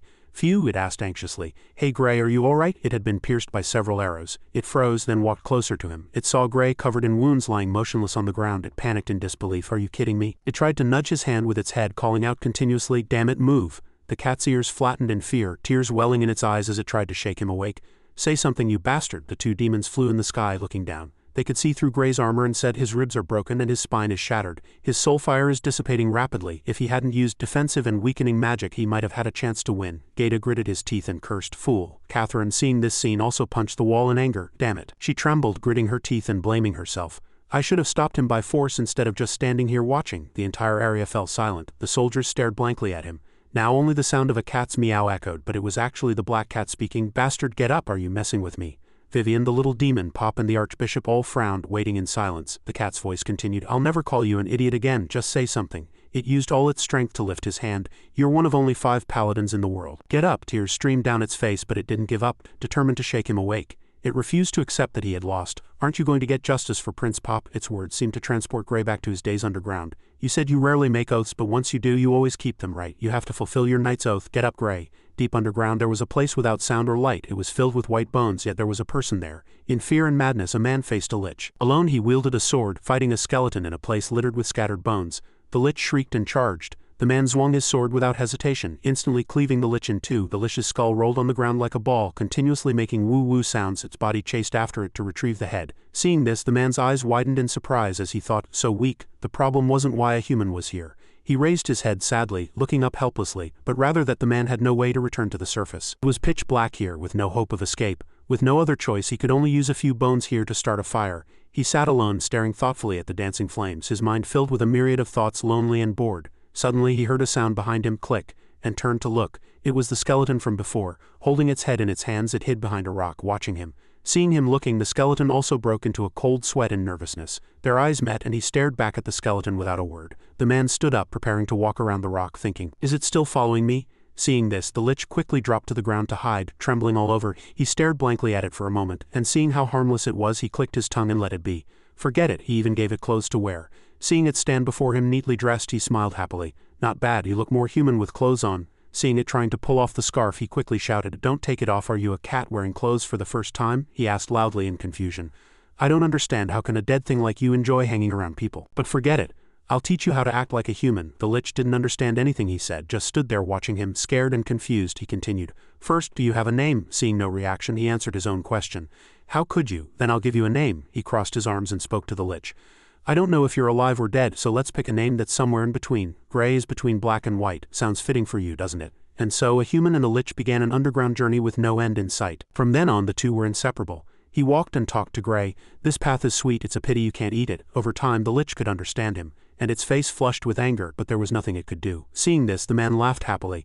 "Haha, it's no use getting angry. Eating and drinking are privileges of the living." Hearing this, Gray angrily kicked him in the leg. The little lich loved to hear new things it didn't know. And so the man told Gray everything he had experienced on the surface. The sky is a blue pot lid as time went on. He looked thinner and more tired, but he still talked enthusiastically. "It's boundlessly vast, you can't touch it no matter what." He also talked about other vast things. The sun is a giant ball of fire. Every day it wakes in the east and sleeps in the west. When the sun sleeps, it sinks into the sea. The sea is also blue and boundless like the sky. The difference is you can touch the sea, but no one knows how deep it is. And so, through the man's stories, the little lich was able to imagine the human world until one day. The man could walk no further. He crawled weakly on the ground, panting heavily. Ha! He looked like nothing but skin and bones, extremely frail. He struggled to say to Gray, "Hey, I'm sorry, but I need to rest a bit." Gray turned back to look at him, puzzled. On this pile of white bones, a blue light was slowly rising. Gray lay on top of it. The man lay on the pile of bones, his arms spread wide. Gray lay on his chest, very docile. He said tiredly, "Gray, I don't think I can walk with you anymore." His gaze grew weaker and weaker. "I've been wandering for too long. To be honest, I never had much hope from the start." Gray listened, but didn't understand why he would say that. He continued, "I feel like I'm lying on the ground counting the stars in the sky with my sister." Gray asked curiously, "Sister?" At the mention of his sister, his eyes filled with endless sorrow. Do you want to hear my story? Gray listened quietly. A long time ago there was a pair of twin siblings who relied on each other for survival. One day a noble took a liking to the sister and abducted her. The brother was scared and didn't dare to resist the noble. He could only comfort himself that at least his sister would have enough to eat every day with the noble. Unlike him, who lived in poverty, he had no idea that his sister, unable to bear the humiliation, jumped from a building and killed herself. At the mention of this, he became even more furious. Damn it, the brother went mad and wanted to kill the noble to avenge his sister. But before he could even touch the noble's clothes, he was struck down by the soldiers. He was filled with remorse and self-blame. If he hadn't let his sister go to that hellish place, but there are no ifs in this world. As he spoke, he couldn't help but hug the small Gray tightly. If one day in the future, the blue light from his body transferred to Gray, if there's something you want to do or someone you want to protect, he gave a small smile. Before you truly disappear, even if your bones are broken, you must do your best. Don't be like the foolish brother in the story. And so he became a skeleton. Just one moment of hesitation and you might regret it for a lifetime. Perhaps even after death your soul will be cursed by regret, never to find peace for all eternity. After speaking, only a blue light remained. He had become just another skeleton like the others here. Now all those memories flooded into Gray's mind. He silently repeated the phrase, just one moment of hesitation and you will regret it for a lifetime. Now his bones were broken, and that blue light was merging with the golden flame in his heart. Even if his bones are broken, he must be determined and do his best. That voice kept echoing, giving him strength. Never let yourself regret. The soldiers outside saw this scene, stunned, and blurted out. That was Catherine, also too surprised to react. The two demons, Gaeta and Tavia, also stared with wide, terrified eyes. Vivian and Pop were also too surprised to speak, holding their breath and waiting to see what would happen. The cat, clinging tightly to his arm, was also stunned, watching the vast expanse of light behind him. His entire body was lit up with a powerful glow. It cried out in surprise. Gray, on a distant branch, a bat was hanging upside down, looking in this direction. The bat's eyes shone brightly. There were 4 people on the stairs, 8 in the corridor. It was the eyes of the little vampire girl. In the room, the little girl was pressed against the window, observing. 12 people in 4 groups took turns guarding the front door. The king's defenses were tight. Hearing this, Ian asked directly, "How many can you handle?" The little girl answered honestly, "I can't harm them because the paladin warned me, but I can make them sleep for a while." Ian said, "All right, do it." The little girl immediately leaped down like the wind. By the time the soldiers noticed, the little girl had already bared her sharp fangs. She struck quickly, and a pink light blinded several soldiers, leaving them unable to resist for a moment. In an instant they fell to the ground asleep. Seeing this, the little girl shouted, "Done!" Ian's group also jumped down the rope, escaping the room. "Let's rendezvous with my army in the east of the city first." Then they would go to the church to support Gray. Ian leaped from the window to the ground below, landing safely. Sayre and Abby were still climbing down the rope bit by bit. Sayre looked like she was about to cry. "Is this necessary?" She hugged Abby's neck tightly. "Gray once defeated an army of 100,000. If we go now, we might just be a burden." "Oh, Abby." She gripped his neck tightly, not daring to scream. He thought helplessly. "My neck hurts so much." Ian decisively continued to jump down, and Sayre, seeing this, thought in terror. Jumping from such a height, they finally escaped. Ian quickly ran towards the city gate. Gray defeated 100,000 men thanks to the angel's help and the archbishop's intercession. But from then until now there has been no holy light in the sky. Sayre asked in confusion. "Are you saying Gray doesn't have the angel's help this time?" Ian answered firmly. "I don't know, but I feel like we need to get to Gray as soon as possible." At this time, Robert and Sayre had just managed to land on the ground and were lying in the snow catching their breath. "Just going to him isn't enough, we need a plan." The little girl, sweating, pointed at Robert and said to Ian, "Miss Ian, lend me this guy. I know a secret passage in the capital." Ian turned back in surprise and asked, "Are you sure? Is Robert all you need?" Seeing this, the little girl smiled confidently and replied, "Don't underestimate me." On this snowy night, Sayre said with confidence, "The Gregory family's network is vast." A torch illuminated the area. 2 people, dressed in heavy clothing, walked down into a cellar. Abby followed behind and asked Sayre in surprise, "Where is this?" The little girl replied, "The city's sewers. Every city has them, even W City is no exception." He looked around and blurted out in surprise, "Sounds like a black market." Sayre didn't deny it. "It is a black market." As she spoke, she turned back to remind him, "Remember to wear a mask. No one is allowed to reveal their identity here." The man put on his mask but kept asking, "How do you know so much?" The little girl gave a light smile, "Because I'm very free." Sayre led Robert deeper inside. He followed behind her and asked, "Where are we going?" She simply answered, "There are many ways to leave the capital as long as we're willing to pay." With that, the little girl put her hands on her hips, looked at a nearby man and shouted, "Hey, stinking scorpion, there's a big deal for you. You in?" The man was lying lazily on a boat. Hearing her, he asked, "Oh, is stinking scorpion me? You're not lying, are you?" He grinned with interest. "A big deal? Sounds interesting." He was the leader of the Red Scorpion Assassin Group, P. At this moment, a skeleton wrapped in blue light was free falling through the air. It thought, "My ribs are broken, but that's not a big problem." He could feel that the real problem was his broken spine. "I have to find a way to deal with it." He possessed a pillow, and the blue light grew stronger. "I must wrap my entire body in soulfire. I can do it." Gray tried hard to recover, telling himself firmly as he did so, I can't let myself have any regrets. The stronger the light, the more he shouted in agony. Arg, it hurts, I've never been in so much pain. So this is what pain feels like. He tried to calm himself down, but it's okay. Pain is the trial that makes me stronger. The blue light was trying hard to merge with the golden light in his body. At this moment from the outside, Gray's entire body was emitting a strong golden light. Oh holy light, please cleanse my soul. The entire area was silent and everyone stood in place stunned. A group of people galloped through the streets on horseback. It was Ian's army. She rode while thinking nervously faster. A soldier behind her shouted, Grand Duchess, are you really going to the church? The king has over 10,000 soldiers surrounding it. With just us, I'm afraid. Before he could finish, she coldly turned back and interrupted. Are you scared? The man hurriedly answered in a panic. Of course not, we are just worried about you. You are the Grand Duchess of the House of Bisha. Ian's gaze didn't waver in the slightest, her body covered in sweat. She answered resolutely, that is my paladin. If he dies at the king's hands today, what do you think will happen to the House of Bisha? She shouted. The paladin's survival is the survival of our family. We must save him, understand? Everyone immediately shouted in unison, understood. Just then a strong light shot up from the ground into the sky. The people in front of Ian widened their eyes in shock and blurted out, that's holy light. A door gradually appeared behind a thick layer of snow. Robert turned to Sayre and asked excitedly, how about it? This path is good, right? It's well hidden, just as you wanted. Sayre replied, not bad. She walked out of the door, glanced back and thought, the rest is up to you, Miss Ian. I'm here. The two red demons were still observing the situation. The male demon blurted out, wait, what is that? Both had expressions of surprise. On the battlefield, the silver-armored knight erupted with brilliant golden flames. The red demon asked, what is that golden flame? Should Alicia's soulfire be blue? The female demon began to worry, sweat already forming on her forehead. This is the first time I've seen this phenomenon. My gut tells me this is not a good thing. In the castle, Catherine watched the silver-armored knight. She thought golden flames, then Catherine suddenly realized. It can only be the other side. Vivian smiled and scratched her head, saying, ha ha ha, that's life for you. The black cat was the closest creature to the silver-armored knight at this moment. It looked in terror at the golden flames burning around the knight's body and couldn't help but scream in panic. What is that? Why is it on fire? It looked around frantically, ignoring its own injuries, and shouted desperately, put out the fire, someone quickly, put out the fire. Just as it was panicking, a hand gently stroked its head, stopping it. The silver-armored knight, still burning with raging golden flames, gently picked up the black cat and placed it on his shoulder. The black cat clearly felt that the moment the knight put it on his shoulder, the flames didn't seem to harm it. It thought in surprise, wait, this fire is healing my wounds. What on earth is this golden thing? Holy fire. On the other side, the soldiers stared in amazement at the burning flames. They began to whisper, didn't they say the paladin didn't have the gods' help this time? What the hell is that flame? The leader here, Benedict, also began to worry and panic. He thought, this is bad. If this goes on, the soldiers' morale will collapse. Just then he shouted, what are you afraid of? He's already heavily injured. Then he yelled, trying to rally the soldiers' morale, as long as we keep attacking, he won't be able to fight back.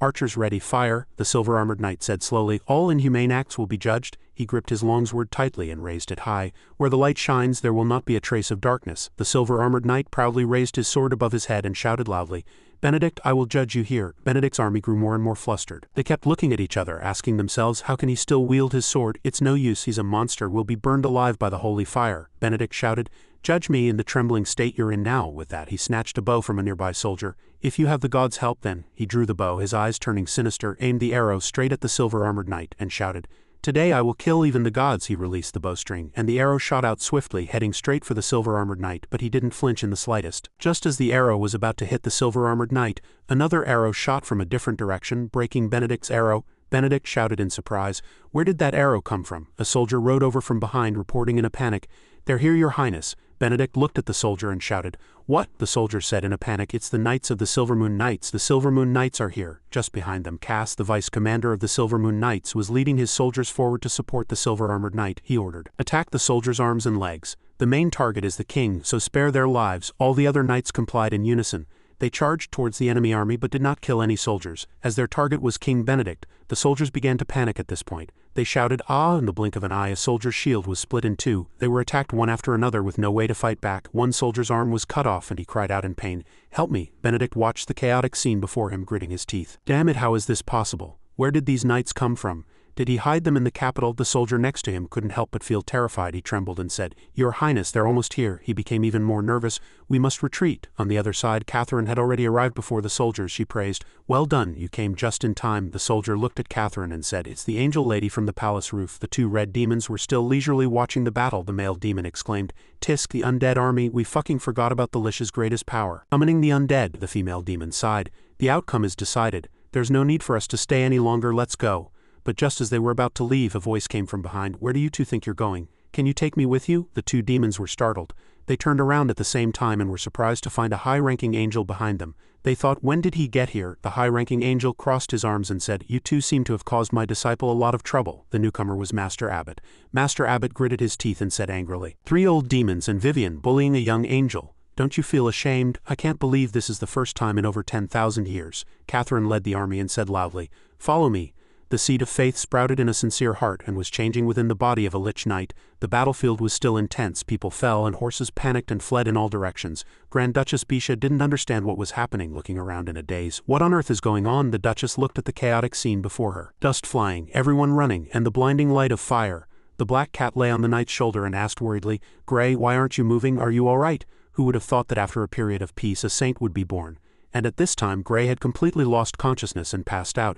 The scene in the castle returned to its usual peace and serenity, as if a fierce battle had never taken place yesterday. The soldiers of the Silvermoon Knights were busy treating the wounded. "Wounded, come over here, we have an extra doctor here." The paladin didn't kill anyone, we have to treat our own wounds. On the other side, Vice Commander Cass was paying his respects to Grand Duchess Bisha.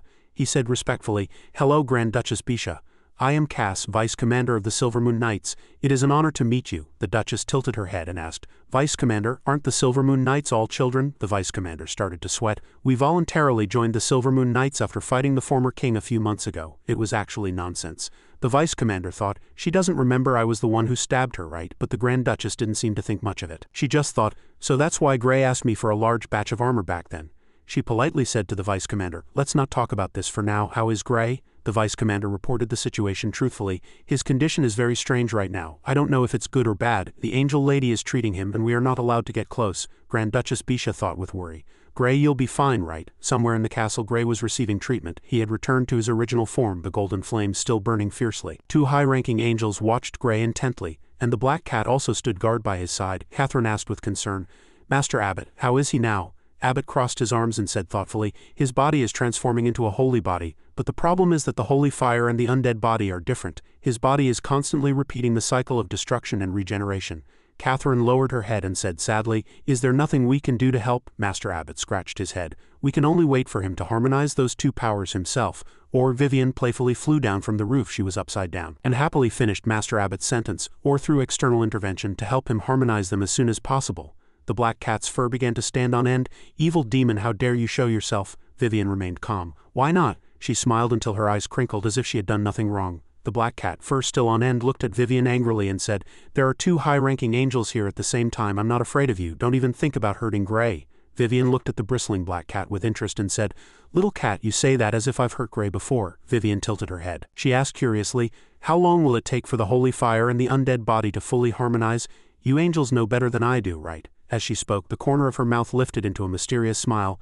"Are you really just going to wait?" Catherine was getting impatient. She grabbed Vivian's tail. "So you want to help?" Master Abbot stroked his chin with his hand, seeming to be thinking about something. He said, "A nightmare's rescue is also good." Vivian angrily grabbed the angel halo on Catherine's head and struggled. "Don't touch my tail, let go," the black cat said in surprise. "Impossible. You're going to let this demon help?" Catherine, still holding Vivian's tail, said calmly, "It's fine. Demons aren't so despicable as to secretly harm an underage lich." Master Abbot continued, "Besides, adjusting powers is also a nightmare's specialty." Master Abbot thought of the group of demons he had just caught last night. The male demon thought, "Oh, why am I the only one tied up?" Master Abbot sighed in relief. "And I've already caught the main trouble," Vivian said aggrievedly. "You angels are so bad." She stroked her captured tail. Catherine reached for her angel halo back. We're bad all right. Now give me back my halo. Don't you think it's hot? Go help Grey." But Vivian still acted spoiled. "No, I need to use it." With that, a ball of black-red flame materialized in her palm. Vivian began to treat Grey with her demonic power. Abbot and Catherine watched intently.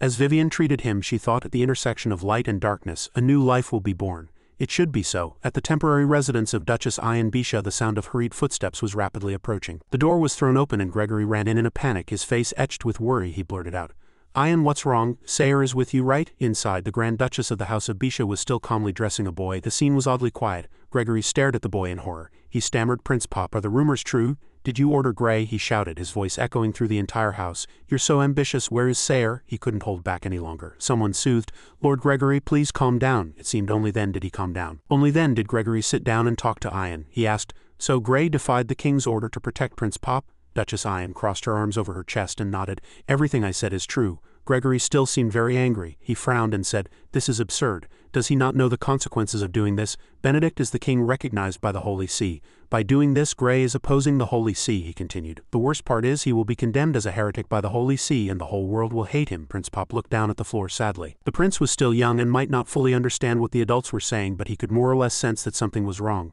The prince lowered his head and said in a low voice, "I'm sorry, it's all my fault." Tears welled up in the corners of this young child's eyes. If I had died, a gentle hand stroked the top of Prince Pop's head. "Don't apologize." Prince Pop looked up in surprise. It was the Grand Duchess who was stroking him. The prince asked with teary eyes, "Grand Duchess?" The Grand Duchess had once felt the same way as the prince. She recalled the time she thought everything was her fault. "If I were a boy, the king would not have humiliated the honor of the house of Bisha. If I hadn't fought for the nation, no one would have died. It's all my fault." She gently comforted Prince Pop. "The paladin chose you, not your brother. Hold back your tears and prove to everyone, you are not at fault, you also have your own dignity." These words moved Prince Pop very much. Gregory still had his arms crossed and he thought to himself, "Ian, are you really planning to rebel with Grey?" He was very worried, and sweat had already broken out on his forehead. "I just felt relieved, but..." Then he revealed a dangerous smile, and thought again, "How can I forget such a big piece of cake and not take a bite? I'll be crazy with you one more time." At the same time, in the highest level of the Holy See, the Privy Council, heated discussions were taking place one after another. Someone shouted, "What, are you kidding me? The Paladin is opposing the new king of the Kingdom of Isaac. And that's a king who was legally recognized to ascend the throne by the Holy See. This story has already spread throughout the entire continent. What on earth is he trying to do? Shouldn't he have notified us before taking action? Looking on the bright side, he has already taken control of the Kingdom of Isaac. So we can spread the true teachings, but that also means we can't control him, right? How will the royal families of other countries view this incident?" A voice sounded, "Everyone be quiet." Everyone began to look in the direction of the voice with worry. "Shush, keep it down." The one who had just spoken was the Pope. Everyone respectfully bowed to the Pope. The Pope asked gently, "What does the Archbishop of the Kingdom have to say about this matter?" One person answered. "Anthony said in his letter that he doesn't know what to say," another person added. "He has no control over the Paladin at all, so the situation is. A respected Paladin whom the Holy See cannot control is opposing a king recognized by the Holy See." This was the Pope's conclusion. The Pope sighed and said, "It sounds like we are the heretics." He looked up and said, "I will seek an answer from the gods, do nothing until then." At this time in the kingdom of Aaron, the sworn enemy of the kingdom of Isaac, the Holy See's announcement is very interesting.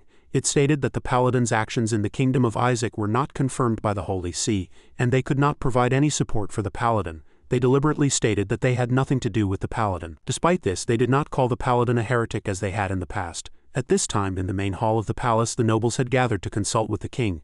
The king said, "There must be some plan behind the Paladin." One person said, "Your Highness, the first thing the Silvermoon Knights did after entering the capital Longchun was to treat the wounded. Although the battle was fierce, not a single person died. Then they straightened out the security of the capital, caused no disturbances, and threw those who took advantage of the fire into prison. Those knights don't accept bribes. They are not moved by beautiful women, and they don't even accept food from the people. They are like the embodiment of justice, dispelling evil and injustice. Therefore the Paladin's prestige in the capital Longchun is getting higher and higher. Even many citizens have given up traditional ceremonies and want to make him king. At a time like this, if we hastily send troops to attack, I'm afraid we will encounter countless obstacles." Sitting on the throne was Barnet, the third king of the kingdom of Aaron, his eyes wide with surprise. To be made king of the kingdom of Isaac today and king of the kingdom of Aaron tomorrow. Then the king took out a piece of paper. He asked, "Do you know what this is?" Everyone stared with wide eyes at the piece of paper in the king's hand. The king said gently, "These are letters from King Benedict, Count Fernandez and Count Tangus of the Kingdom of Isaac. They want me to help them fight against the Paladin who is plotting to annex the country." He raised the corner of his mouth and smiled. "And the reward is half the kingdom." The whole hall began to stir. "Is it true?" The Paladin became weak after the battle with Benedict and had not yet woken up from his coma. This is what outsiders thought, but the truth is the Paladin has woken up. The people in the Isaac Palace began to cheer. "Lord Paladin is awake, thank God, he's finally awake after being in a coma for a few days." "I didn't expect to be in a coma for so long," the Paladin said. After waking up, the Paladin went to see the Grand Duchess. "Miss Ian must have had a lot of trouble during this time, right?" Ian replied. "Your armor was almost completely broken, so I had to replace many parts." The Paladin looked at the shiny armor on his body, shook his head, and said, "No problem." The Grand Duchess continued, "Very good. Do you know what has happened these past few days?" Lord Knight nodded. "I know, the reports have been given to me. The Kingdom of Aaron, King Benedict, Count Fernandez and Count Tangus have formed an alliance. They have blockaded the entire capital Longchun." The Grand Duchess added, "The worst part is the Holy See has abandoned you. Not labeling you a heretic is perhaps their final act of mercy towards you." The Paladin nodded. The Grand Duchess looked into the distance and said, "In the 3 days you were in a coma, many people came to ask me about you. Some said you are very cunning, your existence is very mysterious, and no one knows your true identity. Some say you rebelled in the name of protecting Prince Pop. but you actually had a plan in mind long ago. The proof is the sudden appearance of the Silver Moon Knights. No one knows where they came from. Perhaps they have been hiding in the capital all along, and you intended to usurp the throne from the very beginning." The Grand Duchess looked at the Paladin. "In short, they told me you are a cunning person. They want me to keep a certain distance from you. The Holy See even requested that I send you to an international court for trial." She glanced at the Paladin, then continued, "Now I want to hear your side of the story." She lowered her head and said in a low voice, "Please explain why at this sensitive time you pointed your sword at King Benedict." The Paladin did not avoid the Grand Duchess's question. He answered gently, "Because the king did something wrong. An innocent child was in front of me. What's more, he is the king, and the victim is his brother. I cannot take wrong as right as a matter of course. I know some say this is the way to protect the throne, but Pop is just a child and has no ability to threaten the throne at all. If someone wants to use him, Benedict should teach him to recognize who wants to use him, instead of putting all the blame on an ignorant child, right?" The Grand Duchess seemed to become even more silent in the face of the Paladin's answer. The Paladin continued, "I know this view of mine is a bit naive, but I don't think I did anything wrong. Miss Ian, they were right about one thing. I have many secrets that I cannot reveal to you." The Paladin's eyes became sad, at least for this moment. Then the Paladin flusteredly tried to explain again, "Please believe me, I don't intend to keep these secrets forever as long as I have the chance." But at this moment the Grand Duchess laughed. "Ha ha ha ha, don't you feel embarrassed?" Her laughter was clear and crisp. The Paladin was a little confused and also a little scared. What kind of reaction is this? Did I say something funny?" The Grand Duchess praised. "You are more honest than I thought, Grey. After what happened just now, many people advised me to abandon you and return to the city.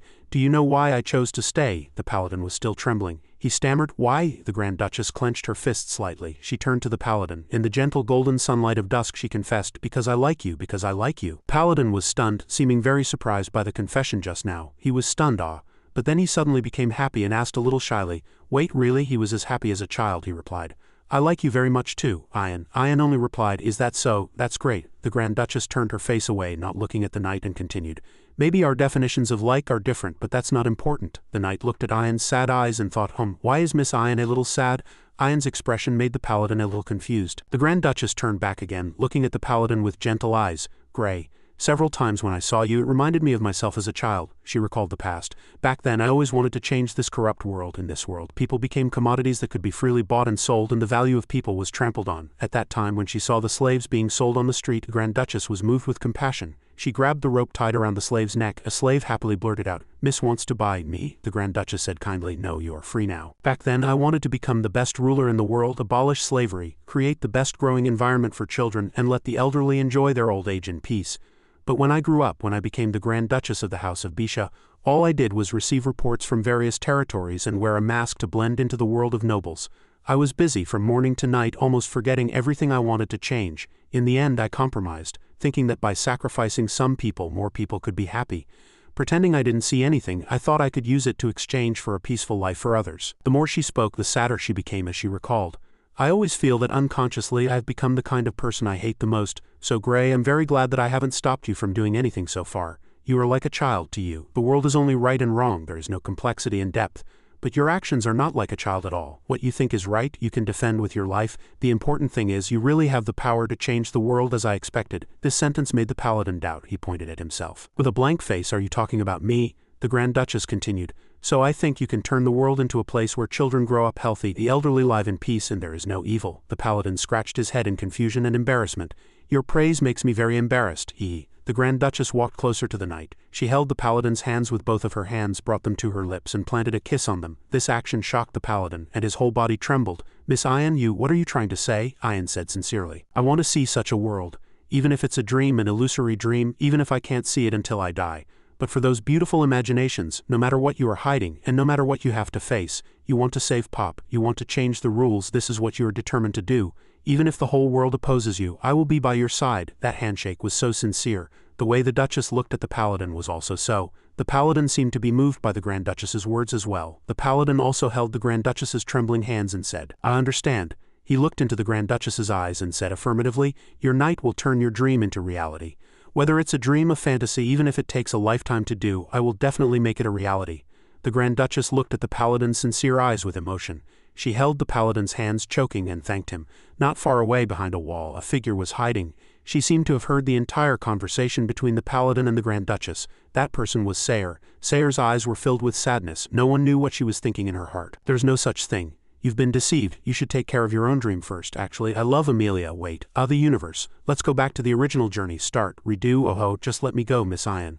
I'll go and fulfill your dream now. Although Ian was grateful for the paladin's spirit, she was still a little confused. She said gently, wait, we should start with goals we can achieve. The paladin asked back. Goals we can achieve, Ian explained. You were in a coma for 3 days, although the Silver Moon Knights have performed well. The capital, Longcheng, is still unstable and there are many people who want to see you. The paladin was stunned again. See me? Who? Ian explained again. You'll know when you see them. I'll call them later. Before that you should prepare yourself mentally. The more he listened, the more confused the paladin became.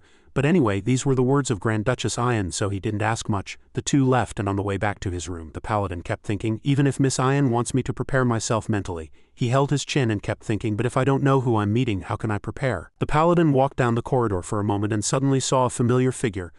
Is that Miss Sayre? Hearing someone call her name, Sayre looked up. She was holding a beautiful bouquet of roses. The paladin happily ran over to greet her. Miss Sayre, hello. How have you been these past 3 days? Sayre's eyes widened as she looked at the paladin, who was greeting her cheerfully. It's the paladin, isn't it? She replied. Thank you, these 3 days have been quite peaceful, the paladin answered happily.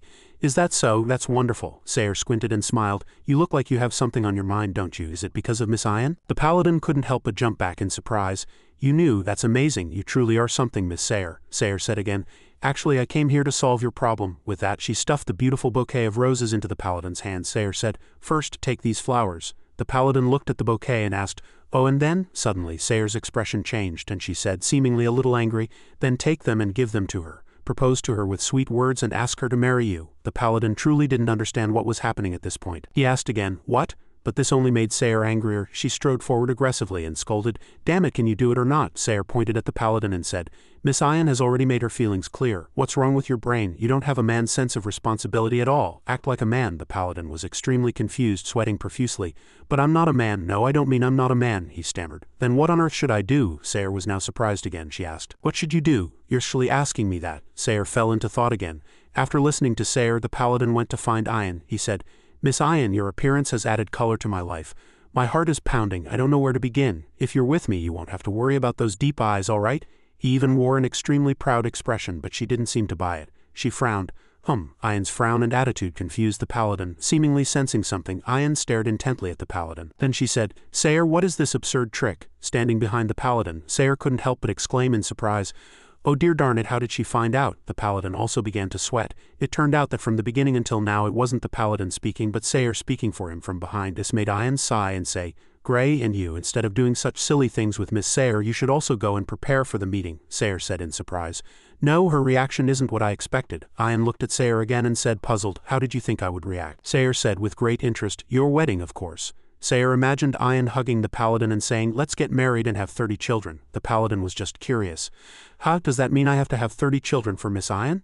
Ian seemed to see through Sayre's intentions. She crossed her arms over her chest and said seriously, you just told me that you eavesdropped on our conversation on the rooftop. Only then did Sayre realize she had let it slip. Sayre didn't seem to know how to refute Ian's accusation because she had indeed eavesdropped on their conversation. Although she was exposed, Sayre still seemed stubborn. She turned her face away, pouted and said, how could someone as beautiful as me eavesdrop? I was just passing by, just happened to be passing by. Seeing Sayre's expression, Ian didn't want to pursue it, just sighed and said, don't worry, I don't blame you, it's not a big deal. Sayre was stunned again. Not a big deal, but don't you like this idiot? Sayre pointed at the paladin, and the paladin pointed at himself. He asked in confusion, am I an idiot? The paladin's clueless look made Sayre even angrier. She said, look at his face, he doesn't understand your feelings at all yet. But Ian remained calm. So what? Sayre was surprised. She didn't understand why she would react this way. She said, no, how can you be like this? Ian just looked at Sayre at this moment, not saying a word. Ian turned to Gray and said, Gray, go to the church's meeting room, I need to talk to Miss Sayre, I'll be there shortly. The paladin didn't ask much, just nodded and left. Ian poured a cup of tea and said gently, sit down, do you like tea? Time rewound to the past, back when Sayre was a little girl. The servants shouted in panic, Miss, what are you doing? It's too dangerous, please come down quickly. The horse seemed panicked while Sayre remained calm and said, what are you worried about? I'm not doing anything wrong. 4 or 5 people around were trying hard to calm the horse Sayre was riding while she still said happily, I'm just learning to ride a horse. She looked happily at everyone, expecting a word of praise. I'm riding very well, right? But her father shouted. No, her father said. A young lady from a noble family must know how to wear a dress, aren't you ashamed? As Sayre was being scolded, her grandfather stood up for her. Let it go, she's still young. Why scold her? Her father said helplessly again. Dad, it's because you spoil her that she dares to act like this. Her father's words were deeply imprinted in Sayer's subconscious. Noble girls can't ride horses. This was a social prejudice Sayer learned at the age of 13 when she put on a gorgeous dress. The only thing she could feel was it's too heavy. All the maids around her exclaimed. As expected of a young lady from the house of Gregory, truly magnificent, everyone thought she looked beautiful in that dress. All the gentlemen at the banquet will notice you, miss, Sayer said with a bored expression. So what, is that great? It's so boring. Miss Elisa was also getting more and more depressed. At the banquet she secretly slipped out. Sitting by the fountain she thought blankly, will all noble ladies become decorations? Suddenly a voice sounded. It's neither a natural nor a man-made disaster, so why have the taxes in the southern market increased? This voice startled Sayer. Sayer looked back curiously, searching for the source of the voice. The person sitting behind her was none other than the Grand Duchess of the House of Bisha. Ian was intently looking at the documents in her hand. How would I know? Why won't father tell me the answer? Sayer secretly peeked out and thought, phew, that scared me. She stared intently at the white-haired girl behind her, someone from the House of Bisha. Is this the young master of the House of Bisha? Ian was completely unaware of the person behind her. She was just focused on analyzing the map in her hand. This is a topographical map, not an agricultural one. The area south of Mount Alex is barren, so agriculture is underdeveloped. Since the mountain road was opened, many young people there have gone to the eastern cities to find work. Suddenly, Sayer spoke up. Then the tax revenue in the southern region will drop rapidly in a short time. Someone suddenly saying this startled Ian. Huh? She looked back. Huh, you're the young lady from the House of Gregory. Sayer crossed her arms over her chest and said smugly, I can't believe the young master of the House of Bisha doesn't even know this. You're worse than me, utterly pathetic, Ian said in confusion. Young master, I'm not. Before she could explain, someone from above called out, Miss Ian, there you are. Ian clicked her tongue. Tisk, they found me, the man with the ponytail said with tears in his eyes. How could you slip away from the banquet? The Grand Duke was worried sick. Ian shouted, he gave me this pile of documents. What mood am I in for a banquet? Sayer beside them watched Ian intently. Only then did she realize she's a woman, but she's handling documents. Looking closer, not only was she handling documents, but she also had a sword hanging from her waist. When she returned home she asked her grandfather, Grandpa, does the House of Bisha have a young master? No, they only have one daughter. The next generation will have no one to inherit. Therefore Ian has been actively learning swordsmanship and riding. Her skills improved day by day and she soon surpassed her rivals. The people around began to laugh. Ha ha ha, Abby Robert is a coward, Abby shouted. Horace, come and fight me if you dare, Sayer exclaimed with focused admiration. Wow, she's so amazing. I wish I could ride a horse and wield a sword too, she trembled as she thought, or be a man. If I touched either of those things my dad would scold me to death. Sayer, don't be jealous, we are different from them. But she's a noble girl too, her grandfather spoke to her from the side. She is the only heir, so she can do anything, Sayer said sadly. Can a woman inherit? Her grandfather explained. Usually not, but the House of Bisha is an exception. Sayer secretly envied her. How nice. She always thought, I hate banquets, I hate noisy places, I hate being treated like a decoration. I hate the shackles that bind me. I've always hoped for someone who could break free from those shackles. This is exactly what I wanted, but Sayer really didn't understand why. Why would she be holding the hand of a man in armor? This was what Sayer thought the first time she saw the Grand Duchess and the Paladin appear together. She was stunned. This is a banquet. Why wear armor? Could it be that she had imagined the scene of Ian saying, I want to get married and have 30 children? This thought made her feel it wasn't entirely baseless. Stop thinking about it. Then something else caught Sayer's attention. She thought to herself, why do I care so much? A mere little girl could never stand against the king in the first place. I know it's a bit despicable, but deep down I hoped she would be defeated. Only when she loses can she feel the same way I do, like a caged bird. I am not a good person. I just want to ride horses and sing with people I like or who like me. I want to travel far and wide, but the thought of being a noble descendant weighed heavily on me. If I were her I probably would have given up long ago. However, everything Grand Duchess Ian has done so far has been far too brilliant, and on that brilliant journey the Paladin appeared. The Paladin came to Ian's side. He said, I'm sorry I'm late, please forgive me. A miracle happened. Ian, she found a knight, someone she trusted, who was warm-hearted, whom she could rely on, who would always be by her side.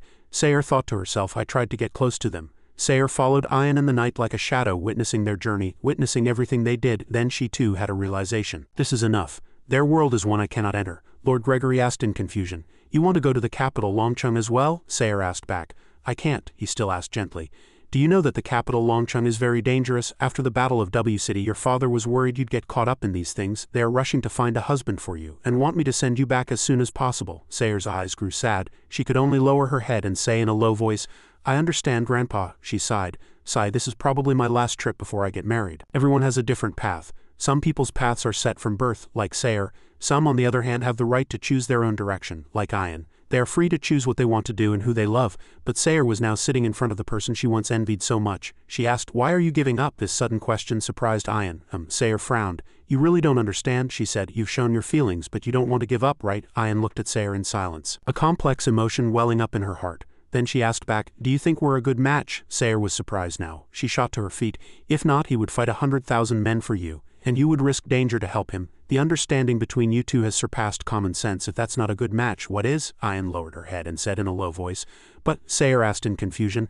But what? Ayan said slowly. He has already offended the Holy See. This is different from the Battle of W City. If it were just against the Kingdom of Erin, King Benedict, Count Fernandez and Count Tangus, I could still fight alongside him. But he has already offended the Holy See. If the Pope calls for it, all the kingdoms will become his enemies. As Ayan spoke, she nervously twisted her fingers together. Because of my personal feelings, I might make the commoners of W City enemies of the whole world. These words made Sayre realize something with a shock. These thoughts, these are the invisible shackles that bind Ayan, trapping her in the cycle of fate, unable to live as she wishes. She said sadly, I can be his support, but I cannot walk with him, Sayre said blankly. Hey, stop. Ayan looked up, looking at Sayre with sad eyes. I am the Grand Duchess of the House of Bisha, responsible for the lives of millions. Sayre, I am not as free as you imagine. Sayre lowered her head, an extremely uncomfortable feeling enveloping her. She thought to herself, I know this feeling, it's like a caged bird. Night fell, cloaking the castle in a layer of silence. At this time the paladin was sitting on the sofa. He looked around, seeming unable to feel at ease. The paladin thought to himself, I'm so worried, who on earth wants to see me? And beside him on the left was Vivian. She smiled and said, I'll just remind you they're not friendly people. And on the right was Catherine. She also chimed in. This is a test for you because you chose to draw your sword to protect the little prince. Vivian squinted and said with a smile, Don't worry, if you can't handle it, just tell me to hypnotize them. But Catherine immediately retorted, Don't mislead him, let him take responsibility himself. Vivian looked mischievously at Catherine. Oh, an angel who abandons her own knight has the nerve to talk about responsibility, Catherine said angrily. I didn't abandon him, the two began to argue. Vivian pointed at Catherine and said, Refusing to help is abandoning him? Catherine, not to be outdone, retorted, It's better than you trying to frame him. The paladin felt a bit of a headache. Wow, it seems their relationship has improved since I woke up. The black cat found it hard to believe. You call this improved? Just then the door suddenly opened and a voice sounded, My lord, the vice commander of the Silvermoon Knights. Leading a group of people, he reported respectfully, The people who wish to speak with you have arrived. The paladin stared at the door with wide eyes, letting out a curious, oh. He tried hard to see the people behind the vice commander, but he couldn't see their faces. Who are they? At that moment in the living room, an old man with neatly combed hair and beard wearing a pair of round glasses walked in. He introduced himself respectfully. Hello, great paladin.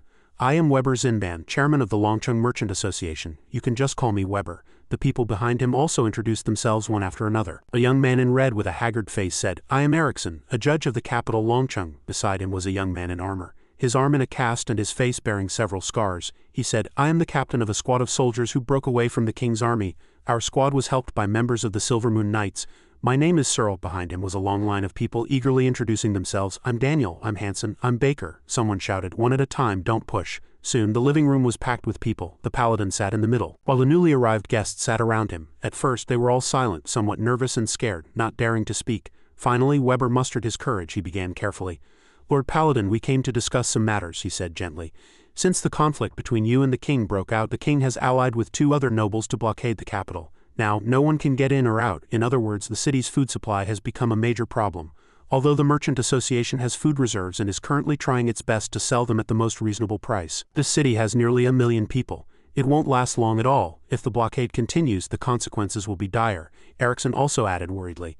Actually, there were the king's supply camps in the city.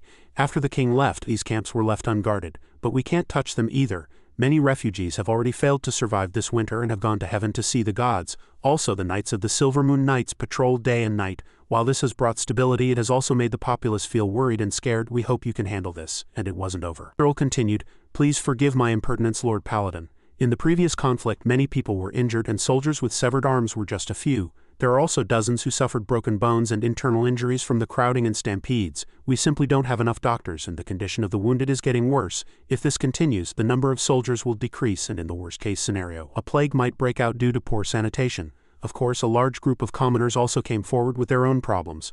A blond man in a purple cloak said through gritted teeth, The market is a mess right now. A single gold coin can't even buy 2 bags of flour. A middle-aged woman covered her face, crying, During the conflict, my husband was kicked in the chest by a horse and is now paralyzed in bed, with the family's pillar gone and with the elderly and children to care for. What are we to do? A young man in a headscarf with a lost expression said, Many nobles have fled. I don't have a job and my son was just born. Many asked the same question. What are we going to do? My goodness, it's terrible. Then they began to blame the paladin. This is all your fault. What a jinx. Can you ask the gods to help us? Maybe the king is unjust, but we're starving to death. Do something, you're a paladin. After hearing the long list of complaints and understanding the situation, the paladin tried to calm everyone down. I understand the situation, don't worry too much. He pointed at himself and said decisively, I will solve these problems one by one. After a while, the people began to leave one after another. Only then did the paladin breathe a sigh of relief, slumping onto the sofa. Phew, it's finally over, the paladin thought. Did I really cause all this trouble just by saving one poor prince? Catherine said gently from the side. Human society is like a complex spell. Without a king, a crucial component of the spell is missing, so the spell cannot function properly. Vivian also offered her opinion. Why not just destroy that damn spell, then create a new one? Who cares what the world thinks? The paladin said sadly. Forget it, let's just deal with these problems. I won't run from them. Then he clenched his fist and suddenly exclaimed, Ah! The paladin's eyes lit up, his whole body seeming to fill with energy. He said excitedly, there are so many problems to solve. He was suddenly filled with energy. The paladin shouted happily, For Miss Iron's ideal world, let's go solve these problems. 50 kilometers away in Count Fernandez's camp, people were sitting around happily grilling meat and chatting. A soldier walked over and said happily to another, Hey, time for the shift change, brother. The other soldier asked back, Is it time? I don't know why we have to be on guard when the other side only has a few hundred people. Who knows? We only know that we'll attack when the army of the Kingdom of Erin arrives. Just then, the sound of horse hooves tearing through the sky rang out. The soldiers began to panic. The ground is shaking. What's that sound? It sounds like horse hooves. Where would horse hooves come from in the middle of the night? A soldier in a white headscarf shouted, pointing in the direction of the billowing dust. Hey, look over there. From a distance, a large group of people on horseback galloped over. They shouted their slogan, Cleanse all sin. Souls will be washed, and where the sun shines, there will not be a trace of darkness. This was the slogan of the Silver Moon Knights. The soldiers' mouths dropped open in shock. My God, it's the Silver Moon Knights. Count Fernandez's camp was soon engulfed in a sea of fire. The soldiers shouted in panic. The Silver Moon Knights are attacking, someone shouted. The tents, watch out, they're burning the tents. Defend immediately. Despite the weak resistance from Count Fernandez's soldiers, the Silver Moon Knights still pushed forward powerfully. It's too late, their attack is like a tidal wave. When they felt they could no longer resist, the soldiers began shouting to each other to flee. Run, we've been ambushed. In Count Fernandez's tent, a voice shouted, What's going on? A squad of soldiers was reporting the situation to the Count. The Count asked, You're saying the assembly camp in the northeast was attacked by the Silver Moon Knights? Are you kidding me? A secret message from a spy in the capital 2 hours ago said nothing. They moved 50 kilometers in just 2 hours. The Count began to give orders. Don't panic, gather everyone. The Count believed they only had a few hundred men. Surround them quickly. He believed he could still contain the Silver Moon Knights. The Count's soldiers nervously carried out the order, starting to push out giant ballistae to counterattack. Push that out, let those knights have a taste of this. Over here, the paladin was a bit dazed. Vice Commander Cass immediately pointed forward and shouted, My lord. The paladin unhesitatingly made an OK gesture, indicating his agreement with the vice commander's words. The vice commander immediately turned back and ordered the Silver Moon Knights to retreat. Everyone hearing the order relayed it in unison. Initial objective achieved, retreat on command. Seeing the Silver Moon Knights flee, the Count's soldiers immediately said loudly, Those bastards, are they running because they can't beat us? The Silver Moon Knights even taunted, Come and get us if you dare. Naya, just as his own soldiers were preparing to pursue. Count immediately stopped them. Enough, stop, let them run. Then he turned back to look at the fire and shouted, Put out the fire quickly, don't let it spread. The soldiers also acknowledged the order, Yes, sir. Put out the fire. They immediately fetched water and quickly carried out the necessary firefighting work. A few soldiers breathed a sigh of relief.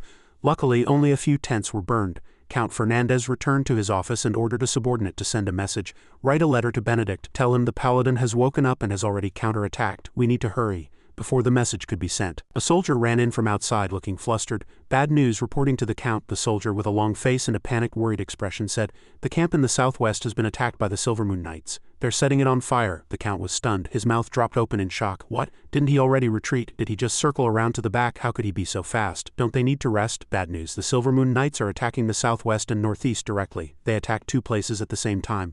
Both of Count Fernandez's camps, southwest and northeast, were now billowing with thick smoke. The Count, as if struck by lightning, trembled all over. His subordinate kept reporting, They took all the grain, and what they couldn't take they burned. We couldn't stop them at all. Count Fernandez looked as if he had lost everything. He slumped to the ground, his face ashen and lifeless. He said through gritted teeth, Damn it. He sat on the ground surrounded by surviving soldiers. He said sadly, I've been played for a fool all night. You bastards are cowards. Fight me head on if you have the guts. Over here. Because he was mentioned, the paladin sneezed. Vice Commander Cass asked with concern, Are you all right? The paladin wiped his nose. I'm fine. How are you all? Vice Commander Cass seemed full of energy, the will to fight enveloping his whole body. He said proudly, I feel very excited. Not only am I wrapped in a powerful aura, but I'm not tired at all. It's much better than when I was human. At this point, Vice Commander Cass finally voiced his question. By the way, Count Fernandez's group must have some plan. What should we do next? The Paladin answered frankly. Isn't it obvious? The army assembled around the capital isn't just Count Fernandez's, is it? Cass completely agreed with the Paladin. Wow, I see, the Paladin ordered. Continue. Attack all the camps around the capital. Take care of all of them. From a high place an angel was observing and sighing. So this is how an undead army operates? The angel sighed. That angel was Catherine, and she didn't know what expression to make, whether to praise him happily or to feel worried. Vivian at her side couldn't watch anymore either. She frowned, finding the scene before her unbelievable. Catherine, seeing Vivian's unusual expression, asked curiously, "Why are you trembling? Usually you'd be jumping up and down bragging, wouldn't you?" Vivian hid in Catherine's wings and said fearfully, "Shut up, I just accidentally remembered some unpleasant things." Vivian said, "When I was little I saw a demon and a lich fight, and I can't forget that scene to this day. Liches are the strangest race in the world. They are born from death and have infinite lifespans, but they don't know what they want to do and often just lie around like salted fish. But as long as there's a reason to make something interesting, they will see it through to the end. They don't need to eat or drink, nor do they need to rest. Summoning an undead legion is their unique magic. That army has no demands, fears no death, feels no pain, and is absolutely obedient. The scariest part is, a lich will never stop until it's satisfied," Vivian said, trembling. "That's why there's a proverb in the demon world. Over here, the Silvermoon Knights had already arrived at Benedict's camp." Benedict looked at the army before him in surprise. The Paladin led the charge excitedly. "Benedict, I've come to play with you." Benedict, however, was terrified. The proverb Vivian wanted to say was, "Better to provoke 10 angels than 1 lich." The next morning at the residence of Duchess Bisha, Abby shouted, "Miss Ian, bad news." He rushed to Ian's room to report that idiot Grey was running all over the place last night. Ian had just woken up, still in her pajamas, her hair messy with dark circles already under her eyes. She asked confusedly, Upon hearing Grey's name, Ian immediately slammed the door with a bang.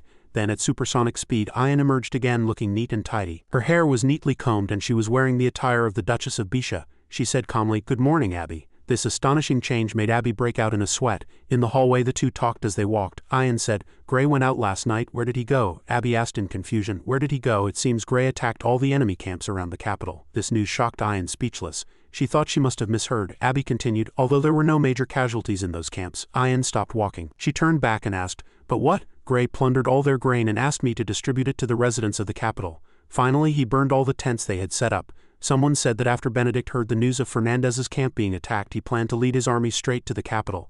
But unfortunately, he ran into the Silvermoon Knights on the way.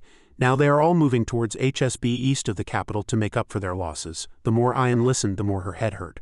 She didn't know if she was hearing a myth or if Grey had really done all this in one night. She asked back doubtfully, "Where did this news come from?" "The 2 vampires who came back this morning.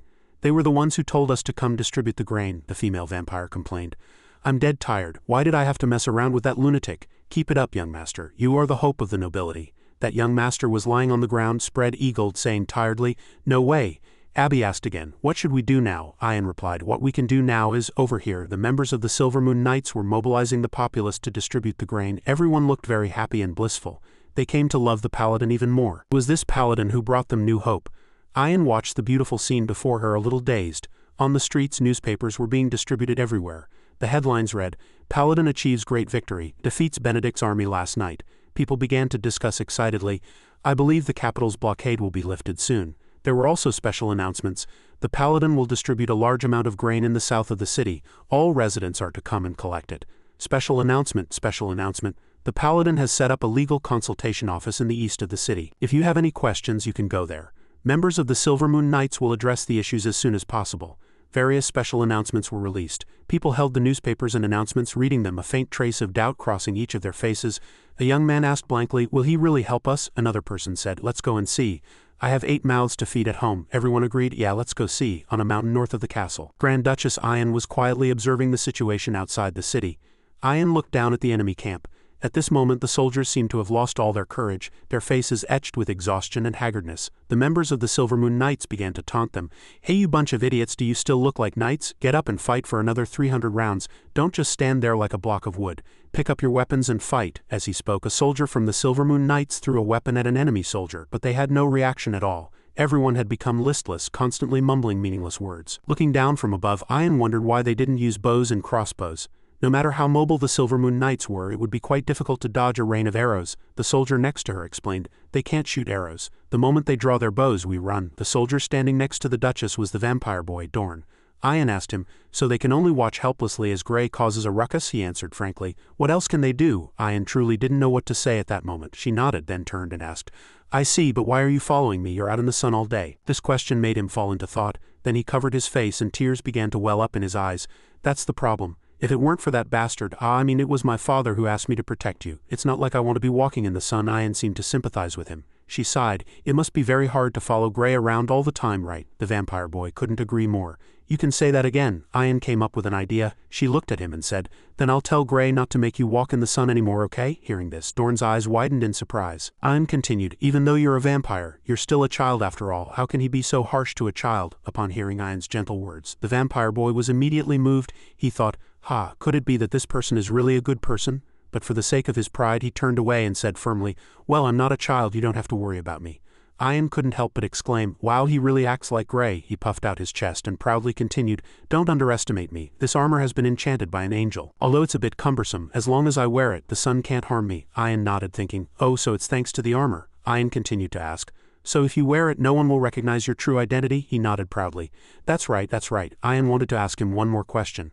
Dorn, let me ask one more thing. Dorn replied, What is it? Ian mustered her courage and asked, Gray isn't human, is he? Dorn was very confused by Ian's question. He asked back, Could you say that again? I didn't quite catch that. Ian slowly repeated her question. I said, is he like you, not human? Ian's question made Dorn break out in a sweat, and for a moment he didn't know how to answer. But then he burst out laughing. What are you talking about? He's a paladin. How could a paladin not be human? Ian looked directly into Dorn's bewildered eyes, thinking, His eyes are darting around, that's a sign of lying. Ian lowered her head, thinking silently, Gray is not human. She remembered what Gray had once said to her. I have many secrets that I can't tell you. At least now is not the time to reveal them, but please believe me. I don't want to keep them forever, as long as I have the chance. Ian thought deeply. My knight, where on earth do you come from? The sky still held the lingering sunlight until dusk fell, giving way to a star-studded night sky. Another day had passed, and at this time the soldiers in the enemy camps around the castle had all fallen. A soldier was still earnestly reporting the losses caused by the Silver Moon Knights to the camp. My Lord Count, the Silver Moon Knights are still continuously raiding our northwestern area and have caused significant losses. The Count was still sitting on the ground, his head lowered. The soldier continued, The soldiers have been without water and sleep for 3 hours. The neighboring country's army has also fled. King Benedict has retreated to the city in the east. Count Tangus has surrendered. He looked tiredly at the Count and asked, My lord, what should we do? Count Fernandez gritted his teeth, constantly repeating the paladin's name. Gray, he shouted, a tear rolling down from the corner of his eye. Why do you exist in this world? What a despicable fellow. He suddenly stood up, cursing at the sky. Gray, I'll kill you. Then he lost his balance and fell to the ground with a thud. The soldiers around began to fall into disarray. My Lord Count, are you all right? My Lord Count. Count Fernandez had passed out. 36 hours after the paladin began launching sporadic attacks on the various armies of King Benedict, the battle was about to reach its end. Count Fernandez's soldiers had already surrendered to the Silver Moon Knights and promised not to participate in the war again. Therefore, the last one remaining was the king, or more precisely, the former King Benedict II. At this moment, Gray had already led his army to the outside of Benedict City. He shouted, Benedict, you brat, come down and fight me one-on-one if you have the guts. Benedict responded from the high city wall. One-on-one if you have the guts, charge into the city and take our grain, the paladin said sullenly. Damn it, can't fool him. The vice commander next to him comforted him. My lord, don't be anxious. Over 10,000 men are stationed here, which means their food supply won't last long. In less than 3 days they'll be starving, the paladin thought deeply. But if we drag this out, more people will die, right? He looked up at the city wall. I can't let the soldiers in the city starve to death because of Benedict's sins. Benedict crossed his arms, looking down from the city wall. He thought, damn it, I have to find a way to stall for time. I don't believe those old geezers at the Holy See will just sit by and do nothing. At the Holy See, a person hurriedly reported, an urgent letter from the King of the Kingdom of Erin. King Barnet III of the Kingdom of Erin was furious, demanding an explanation for everything that had happened in the capital, Longcheng. If he didn't receive an answer, he would ban all religious activities within the kingdom. The people in the Holy See began to discuss among themselves again. It's strange, where did Gray get an army of knights that doesn't need to rest, eat or drink and doesn't even get injured when cut? If it's not the god's blessing, how is that possible? Could he have made a deal with a demon? If he had made a deal with a demon, the gods would have notified us long ago. He would be considered an apostate, and a war of purification would be launched immediately. The reality is, there's nothing we can do now. If he really defeats Benedict, the entire kingdom will worship him, and we won't be able to interfere in anything. In that case, it's entirely possible that a hostile army capable of contending with us will emerge. If we acknowledge his actions, we will face a crisis of faith. Faith is supposed to originate from truth, another member of the Holy See said. The key is that we know very little about him. Who would have thought that without the god's protection he would be powerful enough to fight against the king of a country? We don't know the source of his power. Strangely, we haven't received any oracles from the gods either. People began to look at each other and discuss. The only thing they could be certain of was that he was a paladin personally acknowledged by the gods. Why would the gods allow two faiths to coexist? Or rather, is the current situation what the gods desire? Another sigh was heard. Let's take it one step at a time. At this point, the question was directed at the Pope. Your Holiness, how should we handle this crisis of faith? The Pope pondered, not answering immediately. He began to ask, is there anyone here who has a good relationship with Gray? Is there anyone who can talk to him? A member suggested. I remember there was a priest named Ding who used to work at the church in White City and is now with Anthony. The Pope slowly stood up and gave his orders. Then send Ding to Gray. I need more information about him. Promote Anthony to Cardinal and have him join the Privy Council. Then make Ding the new Archbishop of the Kingdom of Isaac. By the way, have Archbishop Andrew go there to check on the situation. The just mentioned Archbishop Andrew's mouth curled into a smile. The Pope ordered, since we don't know the source of Gray's power, you will go and investigate. Archbishop Andrew seemed very interested in this mission. He smiled. Night fell, and silence enveloped everything, and in the corner of a room, Sayre groaned. She cursed under her breath. Damn it, Sayre hugged a pillow, her body seemingly very tired. She thought, after talking with Miss Ian yesterday I slept for a whole day. My head hurts. She picked up a water jug ready to drink a mouthful to quench her thirst. My throat is so dry. Water. Suddenly a dark shadow appeared, its eyes glittering, and said to her, Miss Sayre, you're finally awake. Sayre froze, then let out a silent scream. A crashing sound was heard, and the room's light came on. The paladin, with tears in his eyes, said aggrievely, Wait, stop, Miss Sayre, I came to see you. The water jug had landed squarely on the paladin's head. Sayre calmly drank a sip of water. All right, I'm sorry. Is that enough? So what on earth did you come here for? I heard you fought the king's army. The paladin aggrievedly took the water jug off his head, closed his eyes, and complained. I came here because I'm at my wit's end, Miss Sayre. That king is hiding in HSB City, and I tried to attack the city but failed. He just stands on the city wall shouting, come in if you have the guts. Because I don't want to cause more casualties, I can only stand outside the city and shout at him to come down. After all, the purpose of this war is not to kill people, but to judge Benedict's crimes. It's wrong to kill many people just to catch one person right. I believe that after catching Benedict I will guide his soldiers onto the right path. Speaking of the noble mission he had thought of, the paladin's eyes brightened. After the Battle of White City, some things changed, and I want to try it this time too. As a paladin I have to preach, right? I read the holy words outside the city, but they shot at me with crossbows. Recalling the scene of being despised, the paladin shed sad tears, covering his face, feeling extremely wronged. Sayre, on the other hand, thought, isn't that a matter of course? The paladin continued. I've asked a few people. Catherine said, I think you should compromise with the king and the Pope. But our goal is to never compromise, so that plan is no good. Then I asked someone else. This time I asked Vivian. She said, break them, smash them, crush them. That opinion is too negative and belligerent. No good. Then I went to the black cat. It just said impatiently, I haven't slept in 4 days, let me sleep. The cat was sleepy, so that was no good either. The paladin had also asked Ian for her opinion. She just said calmly, pretend to agree and then go back on your word or have someone help pass a message. Gray didn't understand at that time, so that plan was also ruled out. Gray even asked someone else, but now he's forgotten that person's name, so that's no good either. Anyway, I came here to ask you what I should do. Sayre was still wondering. She thought, why would he come to me? Besides, in his heart, I probably rank even behind that fat priest. Thinking this, she felt a little angry. Sayre gently placed her teacup on the table. She said mildly, I think I understand. She leaned back on the sofa, looked at the paladin, and said, you want to attack the city, but you can't. The reason is you don't want to cause even more terrible casualties. If I wanted to attack the city, it would be simple. But doing that would make me no different from King Benedict, the paladin said in pain. Sayre tilted her head and looked at the paladin, thinking this person was really strange, starting a war but not wanting to kill anyone. Too bad, Lord Knight. Unfortunately, I'm no good person. She covered her mouth with her hand and smiled, a mysterious look on her face, thinking, I'm not as naive as that white-haired lady of yours. I should egg him on a little. Thinking this, she immediately said to the paladin, I think your way of thinking is not wrong, but you've forgotten a few key points. The paladin asked blankly. The key points I've forgotten are, Sayre said, just do as I say, go there and preach as usual. The soldiers on Benedict's city wall began to notice the paladin's appearance. Everyone started to sigh. Hey, he's back again. He's not going to preach again, is he? The discussions grew louder. Look, he's holding a Bible. Why doesn't he just attack the city? He's a fanatic of justice. We're suffering here all because of him. Although people were discussing him, the paladin still held the Bible, held his head high and walked forward, but he felt a little apprehensive in his heart. Is Miss Sayre's method reliable? The paladin was a little doubtful. If I can help it, I don't want to preach this way. It feels like I'm forcing them to believe. Thinking this, he still said in a loud voice, Everyone, this is the first part of the first volume of the Bible. Please feel the God's love for the world. The people on the city wall began to frown and said irritably, Damn it. Damn it. As usual, they had no patience to listen to the paladin's sermon. The soldiers began to draw their crossbows and they all shouted, Where are the crossbows? Knock them. Let him know what love is.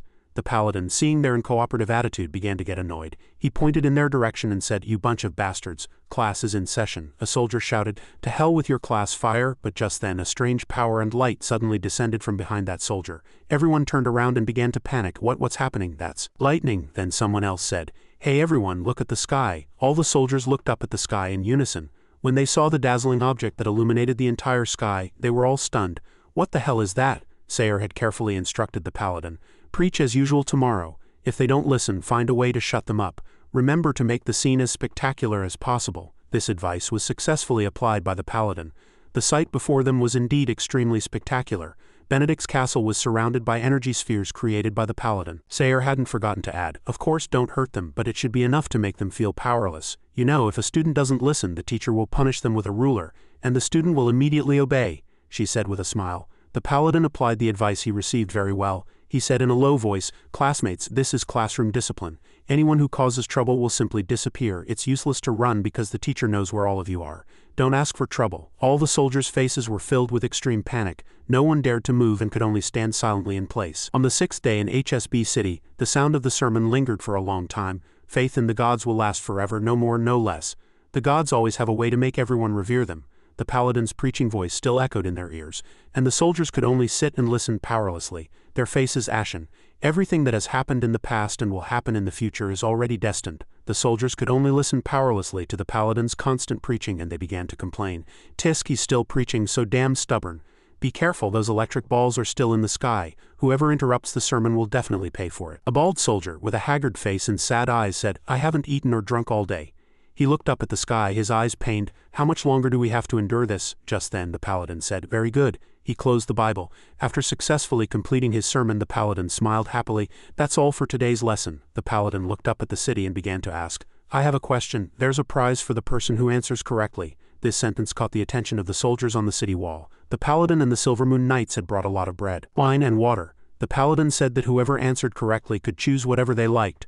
The soldiers on the city wall looked at the provisions below, somewhat skeptical. The paladin looked at them and continued, "The question is, what does the 12th verse of the 3rd chapter of the Bible talk about?" The soldiers looked at each other, somewhat hesitant, not daring to answer. Just then a young soldier spoke up. I know the answer," the paladin said gently. "Then answer." These soldiers were still a bit skeptical. He asked again, "If I answer correctly, will I really get food?" The paladin affirmed, "Of course, a paladin always keeps his word." The paladin really did give that soldier food because he answered correctly. The soldiers on the city wall looked at the pile of food the young soldier had just received and couldn't help but marvel. Holy crap, he really gave it. It's meat. The electric balls the paladin had created earlier could transport the food to the soldiers. The soldiers were amazed, never having thought that lightning could also deliver food. After seeing the paladin fulfill his promise with their own eyes, the soldiers finally began to stir. They scrambled to answer. "Let me, Lord Knight, I want to answer too." Me too, can you hear me?" The paladin looked at the soldier's enthusiastic attitude with wide eyes. He exclaimed, "Wow, just as Sayer said, they're listening to me." He smiled gently, soothing the soldiers on the city wall. "Don't rush, I hear you all one at a time." In fact, the paladin seemed to have misunderstood Sayer's meaning. Sayer believed that it was simple to make others obey. First, you had to make them feel extreme fear, so much so that they wouldn't even have a single thought of resistance. When they are afraid, their reason will become blurred. Why am I here? Why am I suffering like this? Because my life is controlled by someone else. He can kill me at any time. When on earth will he get tired of me? Please just kill me, give me freedom. Implant in their heart something more terrifying than death. The wait for death, it will destroy the last line of their psychological defense. When they have lost all hope, give them some benefits. We're clearly enemies. I could be killed at any moment, so why are you saving me? Why are you being so good to me? This way, they will forget almost everything. They will forget who set the trap that made them so afraid. They will only remember who gave them benefits. In the end, the only thought in their minds will be, this is the person we should give our lives for. They would think Lord Paladin, even though we are enemies, he didn't hoard the food for himself. Compared to him, aren't we the bad guys? Sayer thought happily to herself. But this method is a bit despicable. If I explained it to him in detail, he definitely wouldn't do it. Anyway, I've solved his problem. He probably won't say I'm the mastermind behind this, right? Probably. 15 days later, in HSB City, Benedict, the former king of the Kingdom of Isaac, mysteriously disappeared, and the soldiers in the city surrendered. The sound of celebratory horns echoed in all directions. With the surrender of 10,000 troops, the paladin returned to the capital, Longcheng.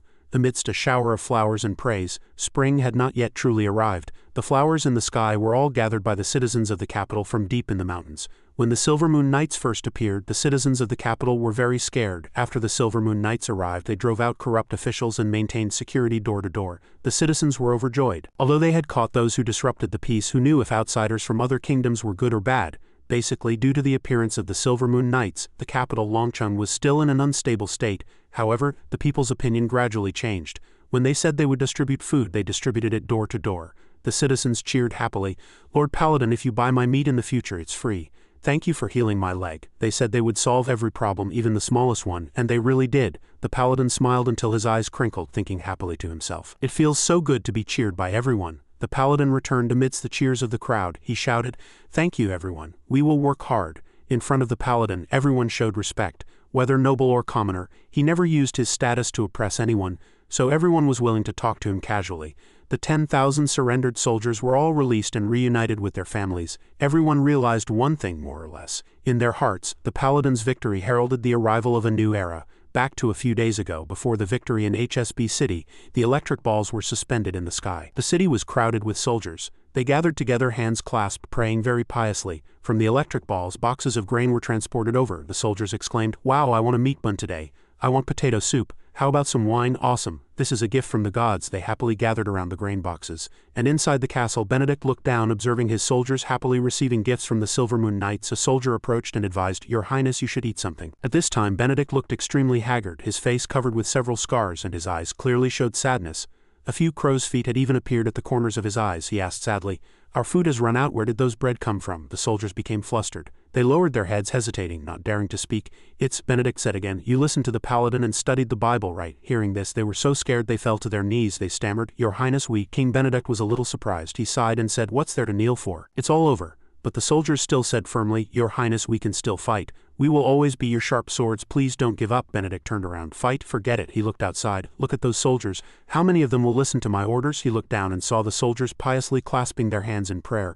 Benedict also realized that they now only cared about praying for food, forgetting that if the gods hadn't sent that damn paladin, they could have been having dinner with their families. Benedict faced reality. The Holy See gave no response. "We lost. Not only the paladin, but even the gods did not keep their promise." The two soldiers looked at each other sadly and sighed, but then they looked at Benedict in panic. "Your Highness, what are you doing?" Benedict quickly took off his outer cloak. He announced, "The kingdom of Isaac has ended. From now on, this country will only worship and pray to the gods. That paladin won't do anything to you. He only wants my life. You are free from now on. Go." The two soldiers were shocked by the king's announcement. They said in astonishment, "Your Highness." A trace of anger flashed in Benedict's eyes. He said decisively, "I will go and fight that paladin alone." Just then a strange voice sounded, "Ha ha ha, you have guts. I like you." A strange black shadow crawled into the room. Hearing the unfamiliar voice, the two soldiers immediately turned back and drew their swords to protect their king. "Who is it? Come out." Those black shadows quickly crawled towards Benedict. It elongated its body and grabbed his feet. Benedict didn't have time to react and could only exclaim, "What?" The two soldiers quickly rushed towards Benedict, shouting, "Your Highness?" But it was too late. The black shadow swallowed their king and disappeared without a trace. The two soldiers were stunned. What happened? Did the paladin do this? Benedict was dragged into a dark space. He had difficulty breathing and could only groan. He thought to himself, "I can't breathe. What should I do?" But a voice sounded again, soothingly, "Your Highness, don't panic. Relax. You can breathe now." A figure appeared in front of Benedict and introduced himself. "I'm Andrew, not an enemy," he added. "Don't you find it strange? As the gods' representative in the mortal world, the Holy See said that the paladin's actions this time did not have the gods' support. So why can he still use magic? Why does his army not need to eat, drink, or rest?" Benedict could only listen to Andrew's words with wide eyes. Andrew proposed a hypothesis.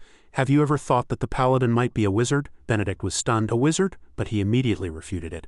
"Absurd. Magic requires time to accumulate, and human lifespans are too short to properly study magic." Andrew did not argue. He said, "That's right, human lifespans are too short. But what if he isn't human?" Benedict was shocked by Andrew's conclusion, his eyes wide. Andrew added, "Has anyone seen his true face under the armor?" Benedict said in astonishment, "No. If he is a paladin, why would he hide his face?" Benedict became more and more confused. "You mean..." He placed his hand on Benedict's shoulder and said, "King of the kingdom of Isaac, I am here to help you. Let us reveal that paladin's true face under the holy light." Benedict was still extremely confused, listening to Andrew's words as if he only half understood, but then he smiled as if grasping a sliver of hope. At this time, at the paladin's residence, everyone had come to express their gratitude. "Excellent, you were able to resolve all the crises in such a short time. This city is very grateful to the paladin," Mr. Weber said. "I, Weber Zinban, on behalf of the Isaac Merchant Association, express my deepest respect to you. If you need our help, just ask." A few days after the victory in HSB City, the largest merchant guild in the Kingdom of Isaac sided with Gray. Gray was a bit overwhelmed by their respect. He quickly stood up and shook hands with Weber, thanking them himself. This matter spread throughout the entire continent. Gray's influence on the merchant guild was limitless, but in the southern lands of the continent the people there were extremely confused. Doesn't Zinban hate dealing with royalty and nobility? But this is a paladin, not some noble. This matter seems significant. We must contact the paladin as soon as possible. The paladin exclaimed, "Wow, this is amazing." Everyone sent many warhorses, of various shapes and colors, and even different personalities. Not only that, but there were also new armor, weapons, as well as meat, grain, and a large pile of gold. This was the support provided by merchants influenced by Weber Zinban. With these we can pull the capital Longcheng out of the quagmire of war, said Grand Duchess Bisha. Ian smiled. This is the power of trade. The paladin also smiled happily until his eyes crinkled and said, now I can help everyone. Ian also agreed, but there's no hurry, let others do that. There are more important things waiting for you. The paladin asked curiously, more important things. A pile of documents was placed in front of the paladin. The paladin trembled, looking at the pile of documents before him with tears in his eyes, and couldn't help but ask Miss Ian in confusion, this is… Ian stood by his side, only able to sigh. She said these were the political issues left behind during his battle with the king. The paladin was extremely confused. Ian added, Benedict has disappeared, the prince is still too young, and the other royal family members are not capable of controlling the situation. The only one who can handle this mess now is you. Paladin still didn't understand why it had to be him. I'm a knight, not a politician, Ian sighed. Who else could it be? Is there anyone else who can handle this mess? Both the paladin and little Prince Pop looked at Ian with sparkling eyes as if expecting her help. But Ian just pursed her lips, her expression darkening, and could only sigh. She put on a professional smile, looked at the paladin, and explained gently, Gray, you must understand, I am the Grand Duchess of the House of Bisha and once swore an oath of loyalty to the royal family. Interfering in the internal affairs of the capital Longcheng would be a violation of my oath to the crown. She looked at him sincerely and asked, you wouldn't want your master to be someone who breaks her oath, would you? The paladin sighed. All right, it seems you can't help me. Ian didn't forget to comfort him, saying that he shouldn't be afraid even if it was his first time handling documents, as there's a first time for everything. Pop is very smart, he can help you a lot. Then she called Pop to her side. Come, I believe in you, you're the best, praised and encouraged. The two immediately regained their enthusiasm and cheered. All right, leave it to us, Miss Ian, we won't disappoint you, so childlike. Having achieved her goal, Ian laughed. Perhaps in the office two people were engrossed in a pile of documents on the desk, discussing them enthusiastically. A landslide has occurred in Wiesbaden, affecting several towns, and they hope for aid from the capital Longcheng. Where is Wiesbaden? It's in the southwest of the kingdom. The paladin looked at the pile of documents and said, then let's give them all the supplies in the warehouse. It seems many people there have become homeless. But Prince Pop said, if we donate all the money to them, what about Kair? The paladin asked again, where is Kair? Pop answered, it's in the northwest and an insect-related disease is breaking out. Oh, I see. What about this one, Pop? Finish reading all the information. This isn't a high priority. Let them make an exchange. After an afternoon of hard work, Pop said on his way back to his room. I see the kingdom of Isaac revolves around the capital Longcheng. It solves problems in various ways, but it's also just boring quarrels. It seems politics is interesting, the black cat asked in confusion. You're so smart, you can understand the philosophy of TikTok. So why are you still like a child? Just as the paladin was talking to the black cat, something flew towards him from behind, but the paladin quickly sensed it. He swiftly dodged with the black cat and exclaimed, who's there? The paladin caught a cinnamon gold bracelet. He looked at it in confusion and asked, a cinnamon bracelet? From upstairs, Sayer looked down and smiled. Ha ha ha, I knew you could catch it. The paladin was stunned. Miss Sayer? Sayer said with a smile. It's a gift I made myself, do you like it? The paladin admired the bracelet in his hands fondly, unable to help cheering with delight. Wow, it's a crown made of golden laurel leaves, so valuable, thank you, I like it, he thought to himself. It's just like the crown on an angel's head. Sayer also asked him if he had a headache from political matters today. The paladin replied, I'm fine, I like this feeling of being overloaded and I'm almost done. Sayer was relieved to hear that. Then she asked again, by the way, are you free to go out with me? You still owe me a date, right? The paladin didn't refuse. He smiled and said, all right, I'll go with you. Before they went out, Sayer asked the paladin to change into a different set of armor. The paladin asked curiously, Miss Sayer, why do you want me to change my armor? Sayer replied, that armor is too conspicuous, you'll be recognized immediately. Sayer gave the paladin a new set of armor, one that was also beautiful but plainer than the one he usually wore. The paladin looked at the new armor and thought, is that a bad thing? Sayer replied, sometimes you need to go out and walk around freely, right? The paladin agreed, I see. Sayer held out her hand and said, if you're ready. Sayer looked at the paladin with a brilliant smile, then let's go. It sounds like an invitation from the church. At this moment, Gray still didn't understand what Sayer meant. The paladin took Sayer's hand. All right, let's go. The two of them, along with the black cat, ran down the steps and left the castle. Sayer took the paladin to see some very cute animals. The paladin picked up a ferret and exclaimed, wow, what is this amazing thing? A cat, Sayer replied. That's a ferret. Then Sayer took the paladin to a place where handicrafts were made. The paladin was very interested. Wow, this is amazing, Sayer patiently explained. This is a special technique from the East. Sayer then bought the paladin a roasted corn. The paladin looked like he couldn't eat it, which made the black cat smirk. I'll eat it for you. Sayer took the paladin to see a giraffe. The paladin was startled. So tall, is it a monster? After an afternoon of wandering around, the paladin squinted and smiled. The capital, Longcheng, has many things that aren't in the castle. It's amazing, Sayer explained, because this is the trade center of the southern continent. The paladin looked at Sayer, wondering what she was thinking. Seeing Sayer's expression, the paladin blurted out, Miss Sayer, is something on your mind? Sayer stopped walking, a little surprised, and asked, The paladin voiced his question again. Compared to usual, you seem a bit quiet today, you weren't talking just now. Sayre was a little surprised by the paladin's observation. She raised her hand to scratch her head, a bit embarrassed, and said, "You're very observant." She looked up at the distant sky and then said, "We're running out of time, come with me to one last place." A cool breeze blew, the treetops rustled, and the sunlight was warm and gentle.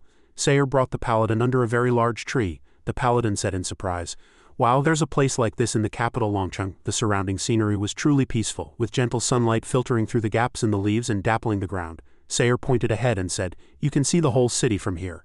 "I found it when I was looking for an exit from the capital," the paladin exclaimed in surprise. "Amazing." The paladin sat next to Sayre. He asked, "So what do you want from me?" Sayre's eyes were a little sad. She said in a low voice, "Soon I'll be forced to get married and start a family." The black cat was very surprised. "What the hell?" the black cat said in a panic.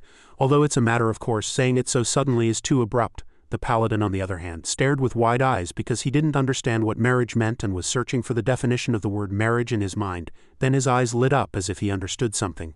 The paladin happily congratulated her. "Congratulations, I hope you have a pleasant wedding." But before he could finish, the black cat kicked him. "What the hell are you congratulating her for? Can't you see her sad face?" Sayre just smiled sadly. She lowered her head and said, "Thank you for your blessing, but I don't want to go back." The paladin didn't understand why books said marriage was a form of happiness. Sayre said, "Happiness, to me, in arranged marriage is a shackle. It binds your hands and feet, takes away your thoughts, imprisons your soul, and gives us no freedom. What happiness is there in that?" The paladin was very surprised. "So marriage is that bad? It's not like what the books say, it seems everyone thinks differently." Sayre looked at the paladin. "Can you do me a favor?" The paladin answered very happily. "Help you run away." Those two weren't lying, were they? When it comes to running away, I'm number one. The black cat next to him just looked at him contemptuously, but Sayre smiled. "I can run away on my own, but I want a long-term solution," the paladin asked again. "Then what should I do?" Sayre answered. "It's simple." And with that, Sayre took the paladin's hand, her small hand holding his large one. She looked at him happily and proposed, "Marry me." The paladin also smiled. "Oh, I see." Only the black cat's jaw dropped in surprise at Sayre's proposal. At that moment he seemed to realize something strange, and the paladin shuddered. He snatched his hand back. "Wait, me?" Sayre looked at the hand that was no longer holding the paladin's, thinking to herself, "Is it necessary to react so strongly?" Then she said, "Because you're the best choice. You're a paladin, single, and you have prestige and status." Hearing this, the paladin broke out in a cold sweat. But Sayre still didn't stop. She continued, "Most importantly, you won't interfere with what I want to do. Is there any doubt about that?" The paladin was confused. It was true.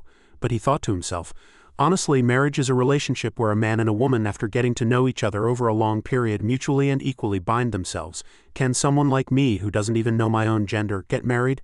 The paladin turned his face away in confusion, and behind him, Sayre scratched her head in embarrassment. "Although I guessed you'd react strongly, I didn't expect it to be to this extent," Sayre said, tilting her head. "Or," she said, pointing in the paladin's direction, "are you in love with someone else besides Miss Ian?" Sayre said, "I knew you'd be surprised, but I didn't expect such a strong reaction. Do you have someone you like besides that old woman?" The paladin's eyes widened and he thought, love, how love. Finally he came to a conclusion. "I love Miss Ian." Sayre frowned and said, "I said besides Miss Ian, pick someone else." The paladin thought for a moment. Then the little cat. Sayre clicked her tongue again. "Can't you pick a person?" After thinking for another moment, the paladin became excited again. "Then I love you, Miss Sayre." Sayre seemed to freeze. Sayre's face fell. "Tisk, all right, in the end you don't love anyone, so let's get married." The paladin jumped up. "Why, I obviously love everyone," Sayre explained. "That's different," but the paladin didn't understand why it was different. "Miss Ian said so too. How is it different?" "Isn't it like what I think?" Sayre said in a low voice. "Not exactly. For example, Miss Ian, what do you love about her?" The paladin thought for a moment, then blushed and said, "Well, she's reliable, has foresight, and always helps me. It's very comfortable to be with her." Sayre frowned. She thought to herself, "Ah, is this a child's affection for a mother?" Sayre analyzed. "I can understand that your love is fondness and respect." She looked at the paladin gently.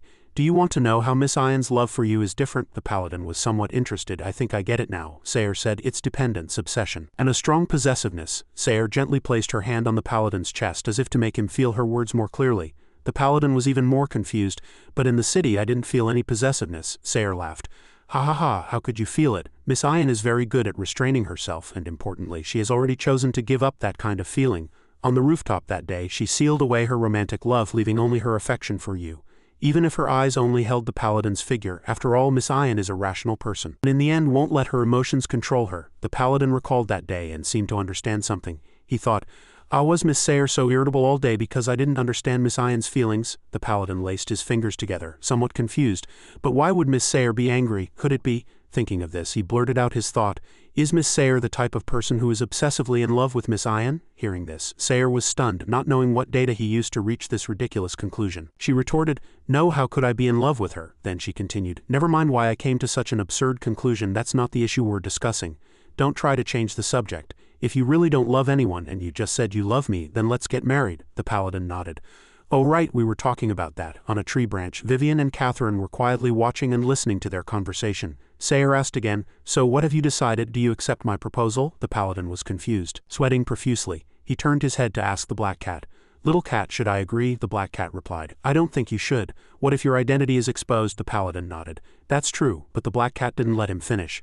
"You don't want everyone to know your true identity, do you?" The paladin only replied, "I'm looking for the right time to reveal it." The paladin and the black cat whispered to each other. Seeing the obvious confusion on the paladin's face, Sayer just said gently, "Gray, I just want to be engaged to you, not actually marry you. An engagement can be called off at any time." Then she reassured him, "Don't worry, I'm not like Miss Ian. Although you're interesting, I'm not in love with you.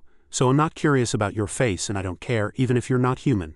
Sayer still held out her hand sincerely, truly hoping he would take it and accept her proposal, but this confession terrified the paladin. His face fell and he thought, "I've been exposed." When the black cat on his shoulder was just as panicked, the paladin was confused. "How much does she know? What should I do?" Sayer saw the paladin's confused look after being exposed by her and laughed. "You're not very good at hiding things," she explained her conclusion. "You can use magic without an angel's protection. That's a power ordinary people can't possess. And you're not hiding it either. It's like you're calling for everyone to find out." Sayer's eyes were a little sad. She added, "I'm not the only one who noticed. I'm pretty sure Miss Ian has too. Your enemies aren't stupid either.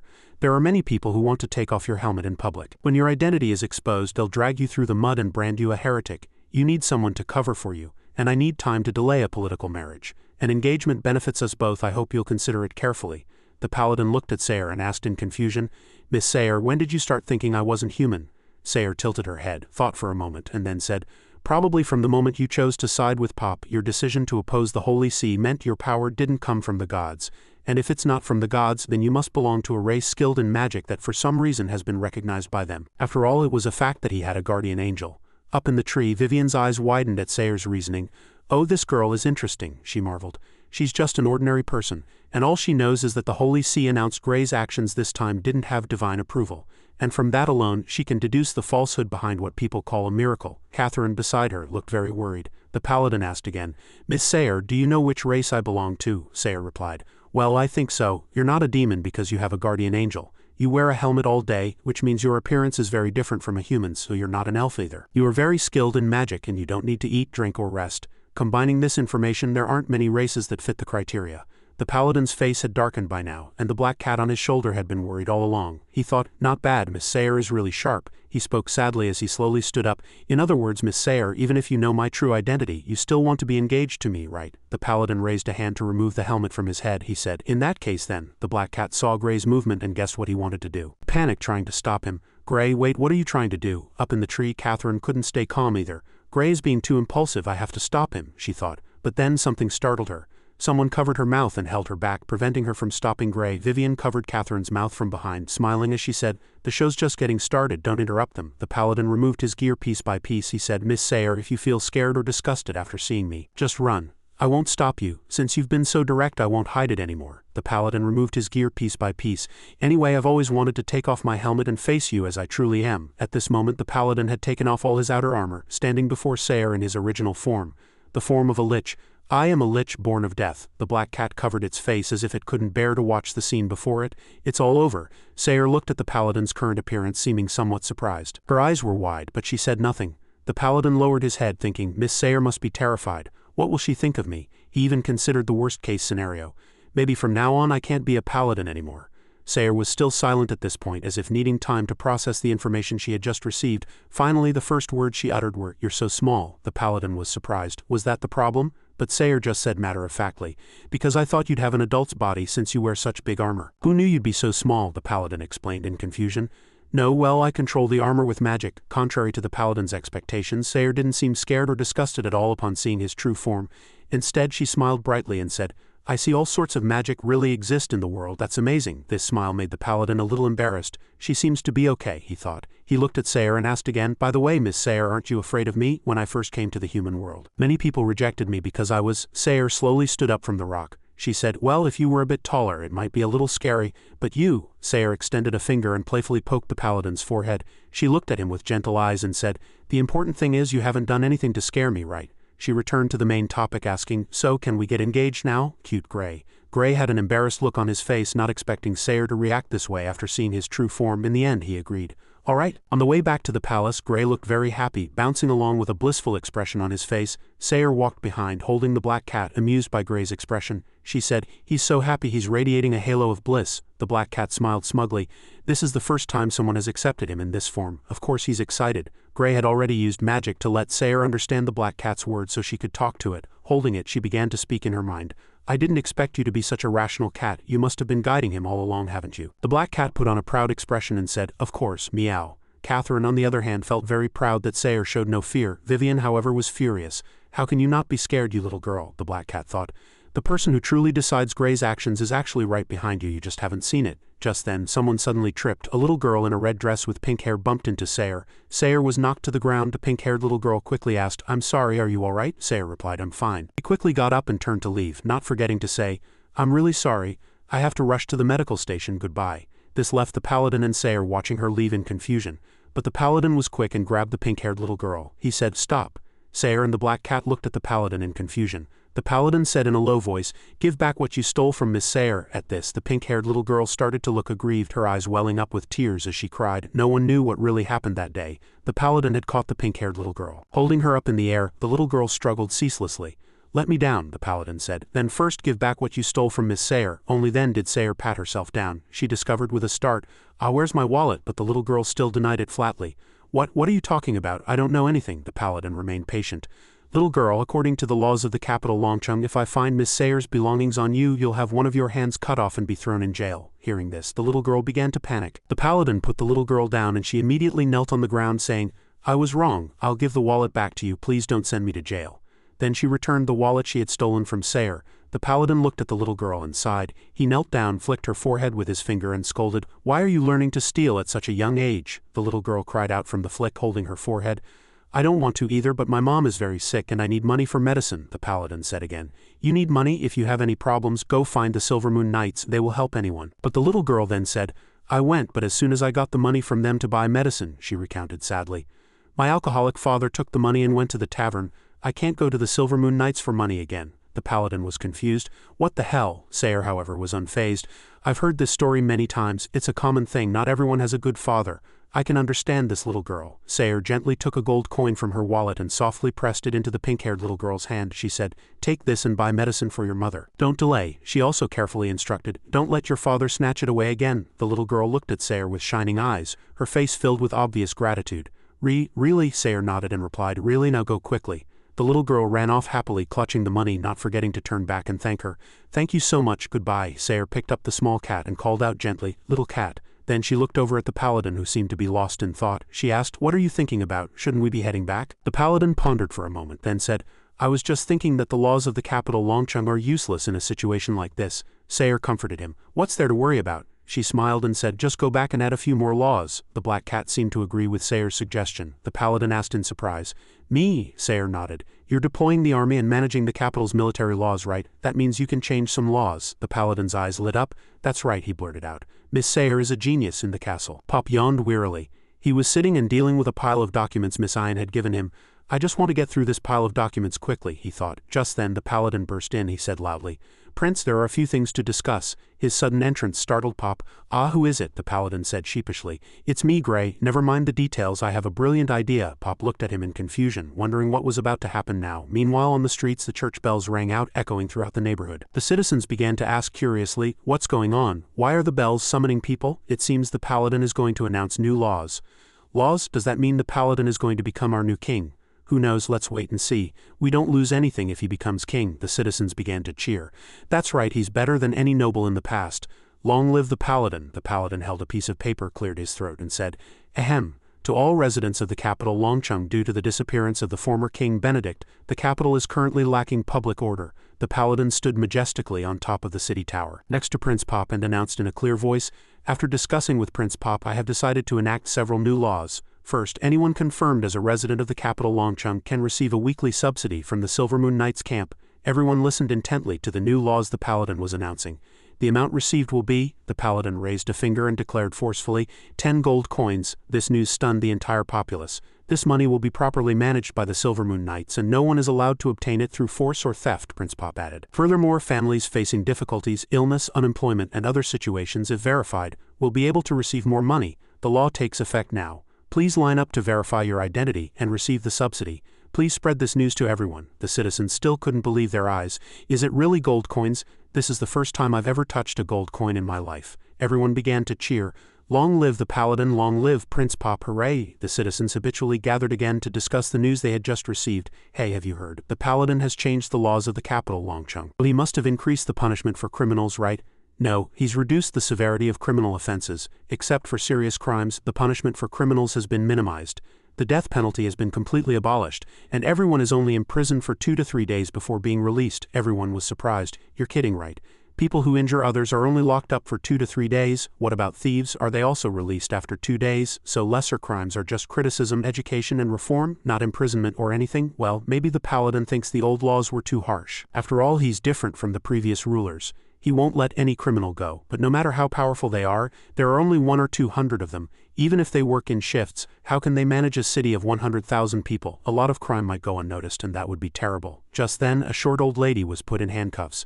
Someone was announcing, "You are suspected of murdering your husband 60 years ago. We are arresting you according to the law." Her grandson beside her could only watch blankly. "Grandma," she shouted, "let me go. How did you know about what happened back then? Please step aside. We are on official business. Please do not gather around." Now another person was being handcuffed, a bald middle-aged man with a large scar on his head. He looked on blankly. "You've been stalking your neighbor's daughter since last night. We are arresting you." This time it was a young man with spiky hair who was handcuffed. "You went home yesterday and beat your wife and child. We are arresting you according to the law." This time it was a silver-haired girl wearing a hat like a witch. "You were selling fake goods on the street. Arrested," the girl explained in confusion. "This is a misunderstanding. I'm just a magician." At this moment a young man with dreadlocks was also handcuffed. "Last night you threw trash at your neighbor's door. Arrested." The young man opened his mouth wide to retort, "I did that because I saw their house was empty. Leaving it at the door could more or less deter thieves." Next, a burly man in a pink apron with 2 pigtails was also handcuffed. "You are convicted of harassing others with your appearance." Arrested. Even a small dog was handcuffed. "Public urination." Arrested, arrested, arrested. The citizens were constantly being arrested for such crimes, and the atmosphere in the city began to grow heavy. A young man held a glass of beer, his face haggard, and couldn't help but tremble. "They've arrested a lot of people. Although it's only for 2 days, it feels like countless eyes are watching us all the time. No matter what we do, we can't escape being watched. We won't get arrested for speaking ill of the Silvermoon Knights, will we? It's terrifying." In the surroundings, blue flames floated in every corner. The citizens couldn't help but wonder, how on earth are they monitoring us? In a forest a sigh was heard. "Oh, you are as beautiful as ever today." Under a tree a couple was being affectionate. The young man said to the girl, "I wish I could have a drink with you." The girl replied shyly, "Oh, you're such a sweet talker." Just then a reconnaissance spirit suddenly sounded. "Report, a reconnaissance spirit has discovered a man hitting on a young girl." The reconnaissance spirit led the soldiers of the Silvermoon Knights to the couple. They were to arrest him here. The couple was taken aback, not knowing what they had done wrong. The Silvermoon Knights announced, "You hit on a young girl. According to the law, we will arrest you." The young man was stunned. "Wait, this is a misunderstanding." The girl was equally stunned to see her lover being taken away. "Honey," the reconnaissance spirits kept reporting on citizens' actions that were deemed illegal. Sayre stared blankly at the chaotic scene before her. Because Gray had cast a spell on her, she could see and hear the spirits. A reconnaissance spirit flew around her. It praised her for being cute. Sayre didn't understand. "I only suggested adding laws to protect the elderly and children. How did it turn into this? Just thinking about it won't solve any problems. I need to talk to Gray." She walked around the castle looking for Gray. "He should be here." A loud shout came from the main hall. "I told you, stop giving out money." The shout made Sayre freeze in her tracks. She carefully peeked inside, thinking, "Oh dear, has someone already beaten me to it?" It turned out to be Ian and Gray arguing. She said, "You are seriously damaging the assets of the capital and the country." But Gray retorted, "Why can nobles have a lot of money but commoners can't?" Miss Ian explained, "This isn't about nobles or commoners, it's about the economy." But Gray also felt he had done nothing wrong. What's wrong with a society where everyone is rich and there's no crime? Ian still wanted to make Gray understand. Of course it's wrong. Their wealth doesn't come from their own efforts, it's not money they've earned. It's all distributed by you. Such a country is ideal only for you, not for everyone. You are just making everyone agree with your ideals, while ignoring what they truly need. Hearing this, Gray also started to get angry. He said with tears, "Haven't I already provided them with wealth and land to cultivate?" He added, "And created the most reasonable laws for everyone. Isn't that what they need?" Ian angrily grabbed Gray's collar. "Of course not. Why are you so stubborn?" Gray cried. because I didn't do anything wrong. Even if you scold me, I won't change. Ayan continued to lose her temper. You have to look further, not just at what's in front of you. If you give them everything they want, where will things lead? Just as the tension between the two was high, a basin of water came from nowhere, splashing directly onto both of them. Sorry, the person who threw the water was Sayer. She held the empty bucket and said, I think you both need to cool down. The paladin, still feeling wronged, said with tears in his eyes, Miss Sayer, you need to be the judge. Sayer was in a difficult position. She wanted to slip away. Well, even if I were to judge, she thought to herself. Damn it, I came to stop you two. What should I say now? Behind the paladin, Ayan sighed, her face filled with extreme disappointment and fatigue. Forget it, I'm tired. I don't want to force it anymore. Do whatever you want. I'm not responsible for the residents of the capital anyway. Ayan turned and left. Her departing figure looked so lonely, so helpless. Gray disagreed with Ayan. The last time they argued was when Gray planned to take the children to the battlefield. But the outcome of that time was that Gray was ultimately right. So this time, Gray successfully convinced himself that he had done nothing wrong. Distributing living subsidies, arresting the guilty, big or small, the people cheered. Long live the paladin, long live the paladin. The populace rejoiced over the laws Gray had amended. It cheered for him. Long live the paladin. A man with graying hair and a bit of stubble on his chin looked at the lively scene below and couldn't help but sigh. I never thought the paladin would be so famous now. If I wrote a story about him, it would definitely be a bestseller. And on his desk was a collection of stories titled The Paladin. 3 months later, it was the same pink-haired little girl who had stolen Sayer's money a few days ago. She was being beaten by her father. He shouted angrily, You little brat. Her mother held her in her arms in pain, pleading, Please stop hitting her. But he wouldn't stop. He pushed her mother to the floor and roared, Shut up. He grabbed the pink-haired little girl's head, grinding his teeth. You little brat, how dare you go to the Silvermoon Knights and report me? Her mother lay on the floor, repeatedly begging him not to hurt her. Please. He grabbed her by the hair, abusing her. Go on, report me if you have the guts. Teardrops continuously rolled down her tender face. She was beaten black and blue, her face already covered in scars, and the scoundrel still wouldn't stop. The paladin will protect you and I will be thrown in jail. But when I get out, I'll beat you to death. In the quiet of the night, on the seemingly peaceful streets, someone was reporting. My lord, I think there is something to report. The number of violent incidents is increasing, like that child's case. That man took his wife's savings to buy alcohol. The one reporting was Vice Commander Cass, who was updating the paladin on the recent situation. The paladin asked sadly, Why doesn't that child's mother leave her husband? I've made divorce very convenient, the vice commander replied. It has nothing to do with the law. The woman is in poor health, and if she divorces it will be difficult to raise the child. The paladin lowered his head and said, What if I force them to divorce? The vice commander replied again. Then the mother and daughter would probably hate you. The paladin was confused. I help them and they hate me. The vice commander explained, It also depends on how you help. You think divorce is a salvation because the mother and daughter won't be beaten anymore. But after the divorce, life won't be better for them. They will face all kinds of contempt and ridicule, and everything will be messier than it is now. Moreover, if they are not physically assaulted, it's not considered a crime. You can't arrest someone just for verbal abuse, so for them that's not salvation at all. The more the paladin listened, the heavier his heart became. He never thought his intention to help others would lead to such an outcome. He sighed. Why were they beaten by that man? The vice commander added. Because he's unemployed now. He used to work all day to earn money and pay taxes, so he didn't have time to beat his wife and child.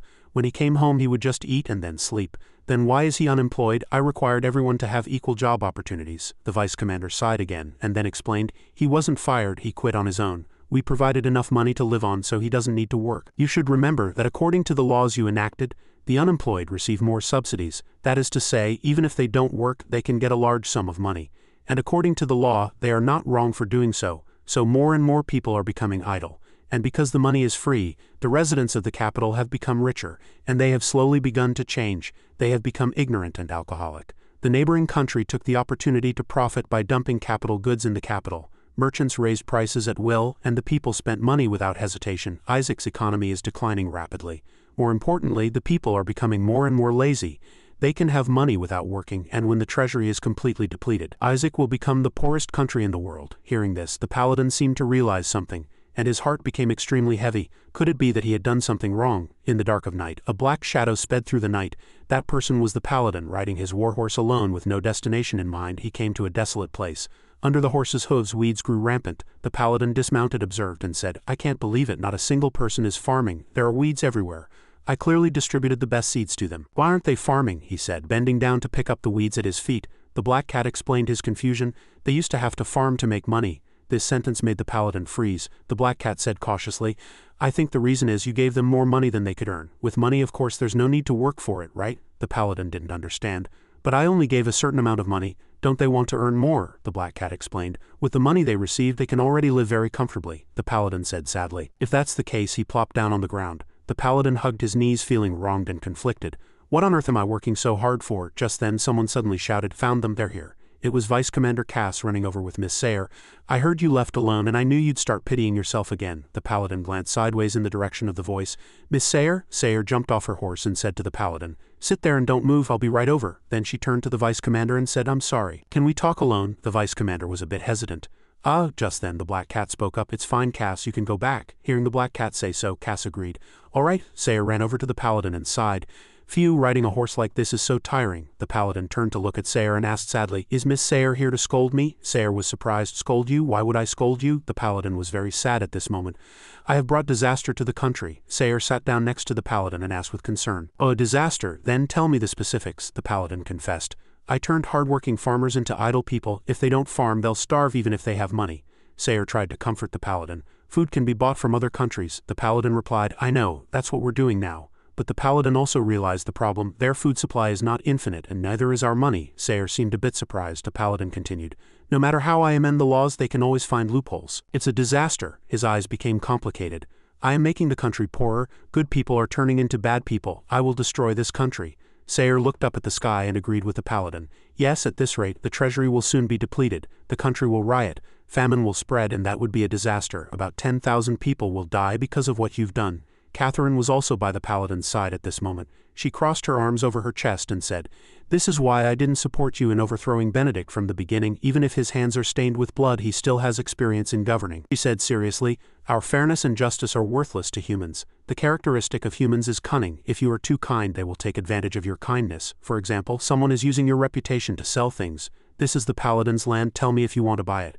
If I buy it, no one will dare to fight for it. 2 gold coins, sell or not. If you are too just, they will take advantage of that just heart of yours. Someone is having a headache, damn it. Where can I find porters now? We can't pay them more than what the paladin gives them either. If you are too generous, they will take advantage of your generosity. The once very hard-working farmers now just gather to drink beer. So this is the carefree life of a noble. Long live the paladin," Catherine concluded. "So what humans need is not justice, but someone who can guide them correctly, which is exactly what an angel like me wants to do." Vivian also appeared at this time. She said with great interest, "I don't care about humans, so to me, you're doing pretty well. On the bright side, the past few months have given you a new understanding of humanity and the world." Catherine comforted Gray. "You have a good attitude towards your work, but your methods are wrong. You know, one person's suffering may arouse sympathy in others, but sympathy is not what anyone needs." Vivian playfully put her hand on Catherine. He. "So you mean just let everyone die in pain? You're so mean. Why don't you become a demon like me?" Catherine immediately retorted, "That's not what I meant. I mean, humans can strive to improve even in suffering." Vivian still didn't forget to mock. "What's the difference? Basically, you just hate stupid and greedy humans, right?" They started arguing again. "I do feel sorry for humans, but that's why I have to guide them. Stop making excuses, just admit it. You just want to ignore them." Gray was starting to get a headache from the argument. Just then, Sayre suddenly spoke. "Gray," this voice caught his attention. Sayre said, "Do you know why humans need laws?" Amidst the conversation of the angel, the demon, and the lich, the only stupid, greedy, and pitiful human present, the arguing Vivian and Catherine were also drawn in by Sayre's words. Sayre said calmly, "Gray, you've been amending the laws for 3 months, but you've never gone beyond the initial framework. You want to promote kindness, make people better and more law-abiding. But have you ever thought about why humans need laws?" Sayre said, stroking the black cat in her arms. Her posture was calm, but her words were forceful. The paladin thought for a moment, then answered Sayre's question. "To maintain social stability and order," Sayre said. "Right, then how do we maintain social stability and order? By using magic to monitor their every move. Or send knights to teach them a lesson, make them apologize, and that's it. These methods won't bring any results," the paladin asked curiously. "Then what should I do?" Vivian and Catherine were both drawn to the conversation between Sayre and the paladin. Both found it very interesting. Sayre stroked the black cat in her hand and said gently, "Laws are not for judging morality but for ruling, and you did the opposite. The ruling nature of the law was seriously weakened." She asked calmly, "If becoming a demon doesn't cost anything, who would want to be a good person since ancient times? The only way to develop is to rule and eliminate those who do not obey. Scolding or educating them will only lead to ruin." Sayre placed her hand on the paladin's chest. "Even if the criminal apologizes, the scars in the victim's heart remain. What the victim needs is not an apology but for the criminal to pay a price. The price can be money, freedom, or even their life." Sayre looked sincerely into the paladin's eyes. "Everyone knows the consequences of breaking the law, which is why no one dares to cross that line." The paladin frowned, but before he could finish speaking, Sayre interrupted him. "No buts. In the past, people obeyed the law because they were afraid of being punished for unintentional violations. But look at the reality now. No one is afraid of being punished for breaking the law anymore, are they?" Sayre stood up abruptly and spoke with passionate conviction. The paladin's eyes sparkled. He took out a pen and paper, looked at Sayer with admiration, and said, "Then what about the food problem? How should I fix the policy of distributing money? Miss Sayer, please enlighten me." Sayer frowned. Why so many questions? Sayer thought to herself that the food problem was indeed a bit tricky. To feed the 100,000 people in the capital Longcheng now, they had to mobilize the power of the Merchant Association. First, collect grain from neighboring regions, such as the territory of Countess Bisha. Sayer gently analyzed the solution for the paladin. Sayer pointed at the paladin and said, "If that's still not enough, you must borrow grain from neighboring countries. The reason for borrowing is because of the current prices in the capital Longcheng. Once this price is made public, we won't be able to trade. Moreover, the paladin's existence also gives the currency more value. The capital Longcheng has a pleasant climate and abundant rainfall, so the fields can be harvested twice a year. It's March now, still suitable for farming. With your Silver Moon Knights working day and night, everything will be done quickly. As for the problem of distributing money, stop it immediately. From now on, switch to a system of distribution based on labor. Whoever works gets rewarded. Whoever doesn't work gets no food," Sayer said with extreme decisiveness. "If someone starves to death because they don't work, then let them starve to death." This decisive attitude even startled the black cat on her shoulder. The paladin, feeling a little soft-hearted, asked, "Isn't that too harsh?" But Sayer immediately refuted, "No, don't be like that again. Do bad people deserve to be taken care of? No. Good people are rewarded, and bad people are eliminated." Sayer asked again, "Or do you think bad people are more deserving of life than good people?" The paladin lowered his head and said nothing. He had an answer in his heart, but this approach was somewhat different from what he usually did. Vivian at the side exclaimed in admiration, "This little girl is not bad. Her words are much more reliable than your nonsense about kindness." Catherine, next to them, could only frown upon hearing this demon belittle her. Catherine was a bit puzzled. Wait, Gray, changing the policy from lenient to strict in a short period might cause public unrest. You should ask her what to do in that situation. The paladin repeated Catherine's question. Sayer answered frankly, "What should be done? Just eliminate them, kill them all." The paladin was a little angry. "Wait, Miss Sayer, what are you saying? We can't kill people." But Sayer remained extremely firm in her opinion. Without bloodshed there is no law. She looked coldly into the paladin's eyes. "You don't understand the law at all. What is law? What is justice? This is humanity." Vivian looked at Sayer with admiration. "Ah," she said it again. "I heard from Cass that you rebelled against the king because of Pop." The time rewound to 3 months ago. After the great victory in HSB City, a church member respectfully congratulated him. "Congratulations on your victory, Lord Paladin. May blessings be with you." The black cat on the paladin's shoulder looked at Ding with a pout. "Look at his hat. Becoming an archbishop before 40, Vivian said with interest. "I guess his promotion is related to Gray. This kind of scheming is something you apostles often do." These words hit a nerve with Catherine, who was standing by. The paladin walked step by step towards the archbishop to accept the blessing. The paladin placed his hand on his chest and said respectfully, "May blessings also be with you and the prince." Prince Pop happily shouted, "Lord Paladin." This tender little boy smiled until his eyes crinkled and said, "Lord Paladin, I've been waiting for your return," the archbishop thought to himself. He didn't say, "My archbishop, have I been excluded from his circle of relationships?" The archbishop spoke. "Lord Paladin, there are some things I would like to discuss with you alone." "I hope you can spare some time," the paladin asked curiously. "What is it?" the archbishop replied. "About the royal family. You and the future of the kingdom of Isaac." The paladin looked down at the archbishop and then asked, "Are you doing this for the Holy See?" The archbishop was in a bit of a difficult position. "No, I simply want to talk to you." The paladin agreed. "All right, I'll make time." The two met in a room. The paladin pulled out the chair opposite the archbishop and asked, "May I sit, your grace?" The archbishop smiled gently and said, "You can call me Ding or priest just like before. I'm here today as a friend." The black cat became angry. "Meow, how dare he call himself a friend while still wearing the archbishop's hat? He just wants to get close and persuade you. Don't trust him." The archbishop poured a cup of tea. The paladin said cautiously, "All right then, priest, I can probably understand why you wanted to see me. It seems the Holy See has some opinion of me, right?" The archbishop lowered his head. "You are always so direct. If I said no, would you believe me? The Holy See is developing negative thoughts about you. They believe everything you have done is wrong." The paladin asked directly. "Wrong in what way specifically?" The archbishop also said directly, "From my point of view, you and they have no difference in ideals. You and the Holy See both want a good outcome, but your methods are different from theirs." The paladin didn't understand, also wanting a good outcome. The paladin asked again, "Then what do they think about Prince Pop?" The archbishop seemed to be in a difficult position again, unable to answer the paladin's question immediately. The Holy See tacitly approved of the deaths of Pop and the other princes, right? The archbishop replied, "Regardless of legitimacy, the Holy See only recognizes the final survivor as king. This has been the practice for 1,000 years and has not changed to this day." The paladin disagreed. "But that's wrong." The paladin frowned and said angrily, "Staining one's hands with the blood of relatives is a grave sin. It is recorded in detail in the 5th chapter, 14th verse of the Bible, and yet the Holy See turns a blind eye. The guilty must be punished, even if he is the king," the archbishop said. "Well, may I call you Gray?" The paladin saw no problem with this and agreed. That's what friends call each other, the Archbishop said gently. Gray, I respect you. You are the most just and upright knight I have ever met.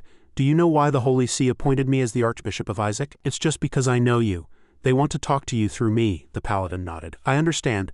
The Holy See wants to know what you want or how you hope the Holy See will handle the current situation so it doesn't collapse. The Paladin answered the question. I want them to find Benedict II guilty, strip him of his throne and act according to justice, Ding gently continued. All right, that is the core of your concern, while the Holy See does not want you to openly oppose them, for example. By overthrowing a king recognized by the Holy See, we can find a solution between both parties. For instance, you could allow Benedict to retake the throne and restore his reputation. Let everyone see that you still respect the Pope. After that, I will find evidence for the Privy Council to depose Benedict.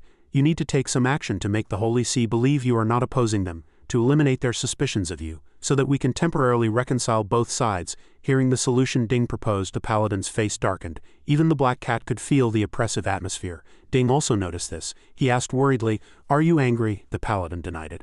No, I'm just thinking about how to politely refuse your proposal. After all, I feel you mean well for me. Good intentions should not be refused. Ding was moved by the Paladin's words. He trembled, laughing and crying at the same time. I'm glad you can see that I mean well. For so many years you're the only one who has said that to me. Actually, when I proposed this, I knew it would be refused. If you consider me a friend, please speak your mind freely, don't be afraid. At this point, Gray placed his hands on the table, interlaced his fingers and looked directly at the Archbishop, saying, Then I'll be frank, your method will never work. Reinstating him to restore his reputation is equivalent to telling everyone that he is not guilty, that killing relatives is legal. That would be encouraging crime. I hope you can understand. I certainly understand what you mean. Hearing these words, the Archbishop lowered his head again, a hint of sadness flashing in his eyes. It was just that for so many years no one had dared to ask this question. After meeting the Paladin, Ding sat wearily on a stone bench. He sighed and said, The conversation made no progress. How should I report this to the Pope? Ding thought to himself, I can't tell them that I think the Paladin's approach is right and they are the ones who are wrong. I don't have the Paladin's courage to confront the Holy See. Just then a strange voice suddenly sounded. You seem to have something on your mind, Archbishop. This voice caught the Archbishop's attention. He turned around and was surprised to find a person standing behind him. That person spoke. Need any help? The Archbishop was startled when he recognized him. It's you, he observed, thinking, the Pope's insignia. Who is this person? The newcomer was Andrew. Andrew smiled and said, First, I need information about Gray and everyone around him. Just then, in Longcheng, the people began to spread the word to each other. Everyone gathered quickly. The Paladin is going to announce new laws again. What will it be this time? I'm so curious, someone said. Maybe he'll help us find wives. It's getting harder and harder to get married these days. I bet he'll grant us noble titles and we'll all become nobles. But contrary to everyone's speculation, this time when announcing the law, the Paladin did something that astonished everyone. The Paladin had tied himself to a giant cross with a pile of firewood underneath, leaving everyone utterly bewildered. What the hell is going on? Everyone looked at each other, asking themselves why the Paladin was tied to a cross. And in the crowd, Ian was quietly observing. Ian and Abby by her side were both astonished. What is he trying to do now? I don't know either. Just then a young girl spoke, her voice sweet and captivating. I am the one who brings joy to all. My name is Salai. I have been watching the Paladin from the very beginning. This person named Salai was none other than Sayer. She wore a white outfit with red patterns, her hair flowing down. This look made her resemble a goddess, and she held a Bible in her hand. She said, I will be the one to judge the Paladin. Ian pointed in Sayer's direction and asked, That's Miss Sayer, right? Ian observed the situation without a change in expression. She explained gently, Salai is the name of the mother of the first king of the kingdom of Isaac. She was also the king's capable assistant. Back to the previous night when they were discussing how to turn the situation around, Sayer concluded, in short, for the Paladin to stop the money distribution policy, he needs to restore the original laws and entrust the grain trade to the Merchant Association. Finally, mobilize the populace to farm and participate in social activities. These things have been delayed for 3 months, Sayer nodded and said, That's right. The Paladin was excited at the thought that the problem would definitely be solved. He said enthusiastically, All right, I'll go gather the knights now and announce the new laws. But Sayer quickly stopped him. It's the middle of the night, everyone needs to rest, the Paladin said again. Then wake them up. If we've done something wrong, we must correct it immediately. Sayer understood his passion, but she still gently persuaded him. But waking everyone up in the middle of the night will only make things messier. The Paladin was a bit dissatisfied. Am I supposed to just sit here and do nothing? Sayer said calmly. I have a way to make the residents of the capital accept the new laws, but the key is, do you dare to endure the pain? The Paladin asked curiously. What is that method? Sayer said. You said that the guilty must be punished, even if it's the king of a country. So if it were the Paladin, how would it be any different? The populace looked at the bound Paladin, feeling bewildered. What's going on? Is this a joke? The Paladin is being judged? That's the Paladin, right? At this moment, the person calling herself Salai began to speak. abusing money, causing tens of thousands to become lazy and greedy, indulging criminals, causing tens of thousands to suffer from evil. In just 90 days of rule he has plunged countless people into hardship. In view of all that the Paladin has brought to the kingdom of Isaac, I hereby sentence him, stripping him of all power throughout the kingdom and burning him with holy fire to wash away all sins." As soon as she finished speaking, a ball of fire ignited, engulfing the Paladin tied to the cross. The Paladin's eyes were wide open as he thought, "It's hotter than I imagined, but I can take it." This flame was created by Gray to cooperate with Sayer's lines and performance. As soon as the flames ignited, the people panicked. "Wait, what does this mean? Is the Paladin going to be burned to death?" "Stop, if the Paladin dies, who will give us money?" The populace became extremely panicked at this moment, as if they were the ones lying in the fire, not the Paladin. They began to rush forward saying, "What kind of nonsense is this? What's wrong with commoners living like nobles? She must be a witch. Stop her quickly. That's right, get rid of the witch and save the Paladin." But how could they get their way? Just as they were about to charge forward together, the Knights of the Silvermoon Knights had already formed a line blocking their path. The populace looked on in confusion, the scene before them making them even more nervous. "What's going on? Aren't those the Knights of the Silvermoon Knights? Isn't the Paladin their leader? Why are they protecting the witch?" A red-haired young man spoke up. "It's fine, they never attack innocent people. Charge." As soon as he finished speaking, he was immediately struck down by a knight from the Silvermoon Knights. The surrounding populace began to feel afraid. What? Someone was hit. Why? This was also within Sayer's expectations. That night she had said the populace would be very aggressive and might resist because they knew no one would dare attack them. So the Silvermoon Knights needed to be more decisive. A member of the Silvermoon Knights stepped forward and said, "The Paladin has been stripped of his right to rule. He is as foolish as the laws he enacted," the knight said fiercely. "According to the original laws of the kingdom of Isaac, what is the punishment for those who disturb the peace?" All the Knights of the Silvermoon Knights answered in unison, "Public execution by beheading." The red-haired young man began to panic. He was immediately seized by two knights, unable to say a word. Pinned to the ground, a look of fear finally crossed his face. "No, if you do this, you'll be punished by the Paladin."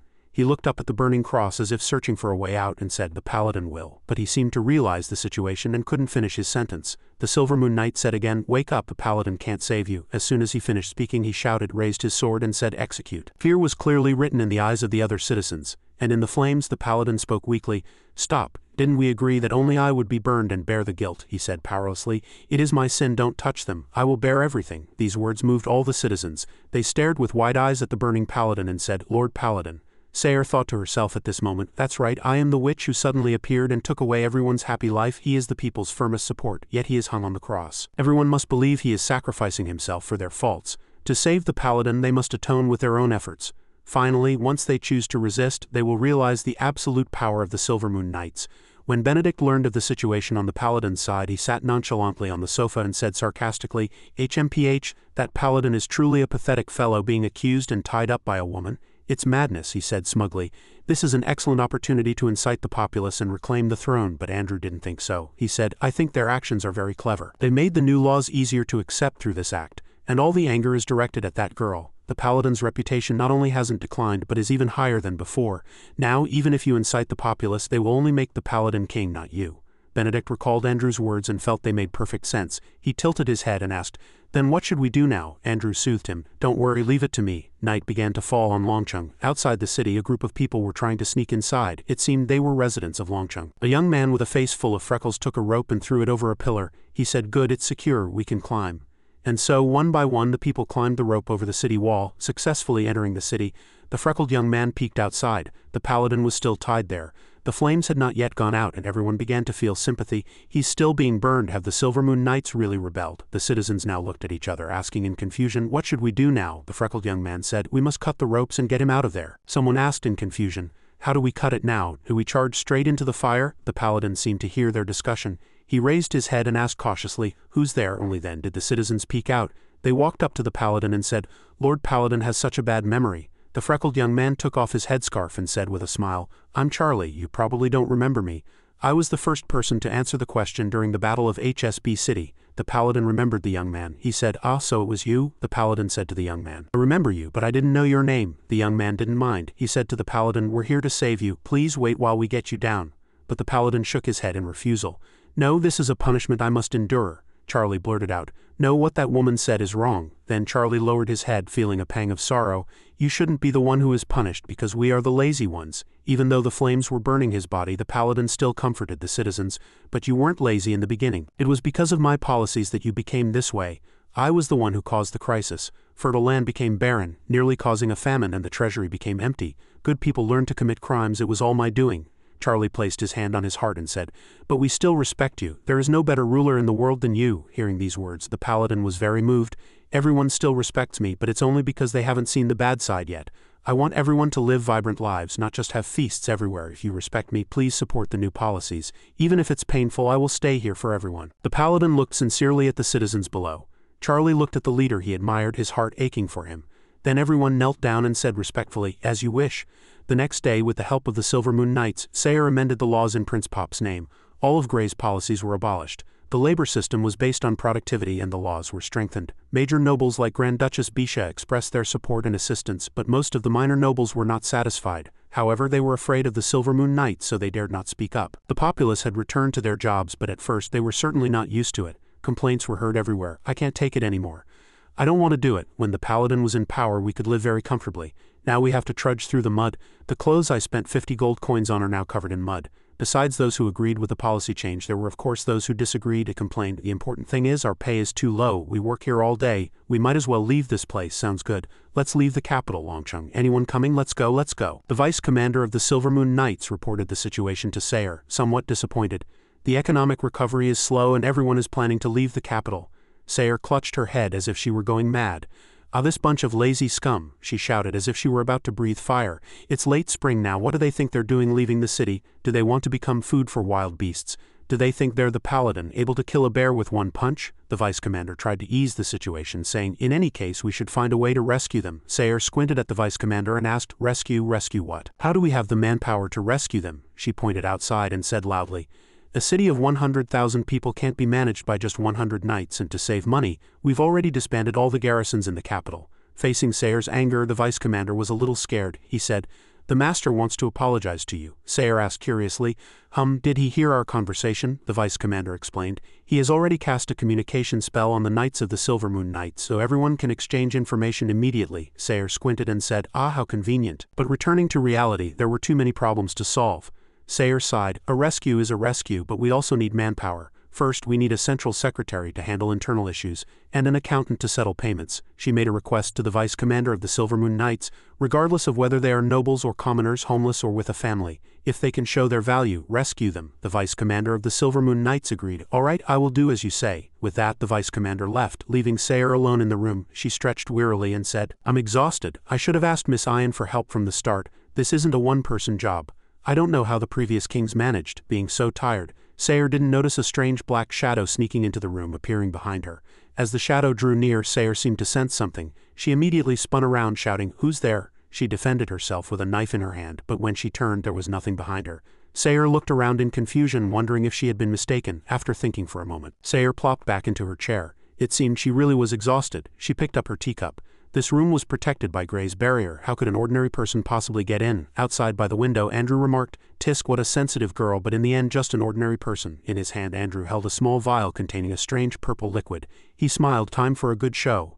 Sayer picked up her teacup and took a sip. Sayer sat at her desk and said with a fake smile, "I'm sorry, what were you gentlemen saying just now?" Turned out she was meeting with the newly appointed ministers. The man in blue said, "The waterways haven't been maintained for 3 months. There's no way to draw water for irrigation." Sayer said, "Then clear them." The long-haired man in blue then said gently, "The hydraulic engineers demand high wages. They won't work if they're not paid." And more people were fleeing the capital. Many would rather go to jail than work. There were also many people protesting on the streets, demanding the release of the paladin. Sayer thought for a moment, then decided, "I'll go see the protesters." A dense crowd was gathering below Longcheng. People began to shout, "Release the paladin! Long live the paladin! Long live the paladin!" Sayer with her soldiers rode up to the shouting crowd. The moment the populace saw her, they became angry. "Hey, it's that witch! The witch is here! What should we do? Don't be afraid, there are a lot of us." Sayer looked at the crowd and sighed. They were all opulently dressed people. Then she said to the crowd, "Do you really want me to release the paladin, or do you just want money?" Some began to get angry at Sayer's words. One man cursed, "You damn hag." The crowd began to rebuke Sayer. "Shut up, what do you know about us? The paladin is a hero. Who are you to punish him? Release the paladin, release him now." Sayer still replied calmly, "I don't understand you. We'll see once I hand out some money." Everyone was surprised. Sayer called over the red-haired young man beside her. Paz smiled. "Are you really going to hand it out? How generous." Then Paz turned, picked up a large tray full of gold coins beside him and said, "Well then, as you command." He threw the tray full of gold coins towards the crowd and shouted, "Come on, take it." The moment the populace saw the glittering money and jewels, their eyes immediately became obsessed. They rushed forward like hungry wolves to snatch the delicious prey, none yielding to the other. Money, my money, don't push, who cares about you? Paz watched the chaotic crowd focused only on picking up money and said, it seems no one wants to save the poor paladin anymore. Paz felt a little sad for the paladin. After so much effort, this was the result. I really feel sorry for the paladin. Was it worth it for the paladin to take the blame for this bunch of fools? Sayer just smiled. It's fine, it's all right. They are just foolish commoners anyway, not the ruling class. No one ever taught them dignity or shame. Most of them can't even read or write since ancient times. Who has ever treated them as human? They have always been treated as a lower class. Sayer looked at the chaotic crowd with some sympathy. She knew very well why they acted this way. The paladin appeared and gave them equal rights, but they didn't know how to use those rights, so they reverted to their primitive nature. They were not at fault. The fault lay with the past rulers. They were the ones who turned the populace into what they are now. I will slowly teach them everything and they will become better. Paz crossed his arms over his chest and asked, so what's next? Sayer was very confident. Leave it to me. I am now Salai the Sage and I have power. Once the riot subsides, we'll drive them away. Paz agreed. All right. Andrew stood on high looking down. Oh Sage, you've come. Don't underestimate it and leave so early. Then Andrew raised his hand and chanted a spell. Just as he finished, something inside Sayer's body suddenly changed. He continued chanting the spell, 63, 63, 63. Umbara, Sayer's face grew paler and she fell from her horse, collapsing to the ground. Paz panicked. Hey, what's wrong with you? Sayer lay on the ground in agony, drenched in sweat. My heart suddenly hurts so much, my whole body feels like an electric current is passing through it. It hurts so much. A long string of strange characters suddenly appeared on Sayer's arm. Paz looked at her in surprise. The previously chaotic crowd now began to focus their attention on Sayer. Their eyes wide, they asked in surprise, what is that? A power surged from Sayer's body. She suddenly grew a pair of wings, a pair of horns, and her eyes became glazed. This was the form of a demon. Seeing this, everyone began to panic. Members of the Holy See also appeared at this moment. They said to the populace, don't pick them up, these coins are cursed. They also said that if they killed this demon and rescued the paladin, everyone would receive endless money. Why pick up this little bit of money? The populace began to look at each other. They thought what the Holy See said made sense. That's right. Why should we pick these up? If the paladin returns, that's right. We just need to kill that demon. Then everyone threw away all the money and rushed towards Sayer shouting, kill the demon, get justice. Paz realized the situation had become very complicated. He said, the Pope must be behind this. The soldiers began to form a defensive line, telling Paz to take Salai the Sage and leave. They would hold off the populace. Paz looked at the chaotic scene and blurted out, damn it, I'm definitely asking for more pay for this. At this time in the castle, the paladin was in his original form. He gradually recovered, thinking, thankfully I can restore myself and my soulfire. Otherwise I would have been burned to ashes long ago, but my armor is still broken. I'll have to ask Miss Sayer for a new set, execution by fire. The paladin's expression was complex. The man in the picture was also burned at the stake for being too radical, but he wasn't a lich, so he couldn't survive. Humans are so different from how they're described in books. The paladin rested his chin on his hand, thinking, maybe I should spend more time understanding humans and stop trusting those books. The paladin's physical body was still hanging on the cross. The paladin thought wearily, how much longer do I have to hang here? Just then the paladin suddenly sensed a magical presence. He looked into the distance, thinking, what is this unpleasant magic? At his sides were Catherine and Vivian. Vivian also sensed the strange magic. She said with great interest, oh, now things are getting interesting. Catherine, however, said in confusion, elven magic. The paladin grew curious too. Elven magic? Suddenly a voice sounded, reporting captain. The voice was a bit rushed. The paladin immediately recognized it. It was Jack's voice, a member of the Silver Moon Knights. The paladin asked, Jack, what happened? Jack contacted him using communication magic and reported the situation. The situation is terrible. For some reason Miss Sayer has turned into a demon. She's in great pain with a high fever and her life force is weakening. Sayer's hair had turned from gold to black, her cheeks were flushed and she looked extremely exhausted, and behind them the crazed residents of the capital were surrounding them. They charged forward madly, shouting, die, demon, we can't hold them off. Vivian immediately realized this was the Holy See's handiwork. She laughed out loud. It seems the Holy See has started to make its move. The paladin was surprised. He turned back in confusion. The Holy See, Miss Catherine. Catherine lowered her head and said, the Holy See is the gods' representative in the mortal world, but in the end it's still an organization founded by humans. When the gods are no longer a reliable source of support, they will choose to rely on other powers. How ironic, Andrew said gently. I've been wondering where an army that doesn't need to rest for days came from, and I've also been wondering who the necromancer is that has spirits flying all over the streets serving the paladin. Paz had fought his best, still stubbornly shielding Sayer. In the end, the necromancer's true identity is the paladin, right? Andrew asked, standing before Paz. Andrew said sarcastically, tell me, does that make sense? Paz was covered in wounds. He had no idea who the man before him was and could only blurt out, bastard. Andrew then made a suggestion. Leave the girl behind you and I'll let you go. But of course, Paz refused. Sorry, she's my boss now. We mercenaries live by our reputation. Andrew laughed. reputation, the one thing humans shouldn't talk about. Then he used magic to form a sword and pierce through Paz's body. Paz, of course, had no time to resist and could only take the blow head-on, spitting out a mouthful of blood. At this point the paladin could no longer stand by and wait. He broke free from the cross and quickly jumped down. Having been tied up for days, he was a little unsteady on his feet. Vivian looked at the paladin's urgent expression and asked, "What's wrong? Don't want to be executed anymore." Catherine worriedly draped a red cloak over him. "Your armor is broken. Shouldn't you get it fixed first?" But the paladin said, "There's no time. The connection with Jack was cut off. Miss Sayre is in danger. I have to go immediately." At this moment the populace had surged into the city shouting, "Paladin, we've come to save you. Don't worry, let me go first." The paladin looked at the crowd before him. "Who are they?" Everyone started to surround the paladin. "Ah, Lord Paladin is down. Paladin, we've defeated the demon. You can give us money again now." The paladin was extremely confused. The demon? What did you do to Sayre?" The paladin grabbed a blue-haired man by the shoulders. The blue-haired man asked back blankly, "Sayre, isn't that the demon?" He was still smiling. He looked at the paladin and said, "We did the right thing, right? That's what you meant, isn't it? Why are you angry? Doesn't the Bible say we must destroy demons to protect the world?" "That's right. The gods said we have to kill demons and their minions to turn the world into a paradise. You're the one who taught us that, Paladin." The paladin truly didn't understand. "I never taught you that. Gods never said that either. Have you actually read the Bible?" But the populace still believed they were right. "Oh, we're illiterate. We only know what we hear by word of mouth. We did it on our own, but we thought you wanted us to," the blue-haired young man said again. "Paladin, hand the demon over to us. We've listened to you. Now restore the policy and keep giving out money." At this moment the paladin could hardly believe his eyes. Now he understood. He understood all too well the bottomless greed of humanity. The paladin looked around. "What on earth is happening? Why did I just assume everyone was literate? Is it because novels are written by humans? Everyone is surrounding me. What do I do now?" Through the crowd the paladin noticed someone walking toward him. Andrew was carrying Paz on his shoulder, walking straight toward the paladin. Elsewhere, Ian had received the news. She blurted out in a daze, "What? You said Miss Sayre turned into a demon?" Abby reported the situation. "Yes, she transformed in front of everyone.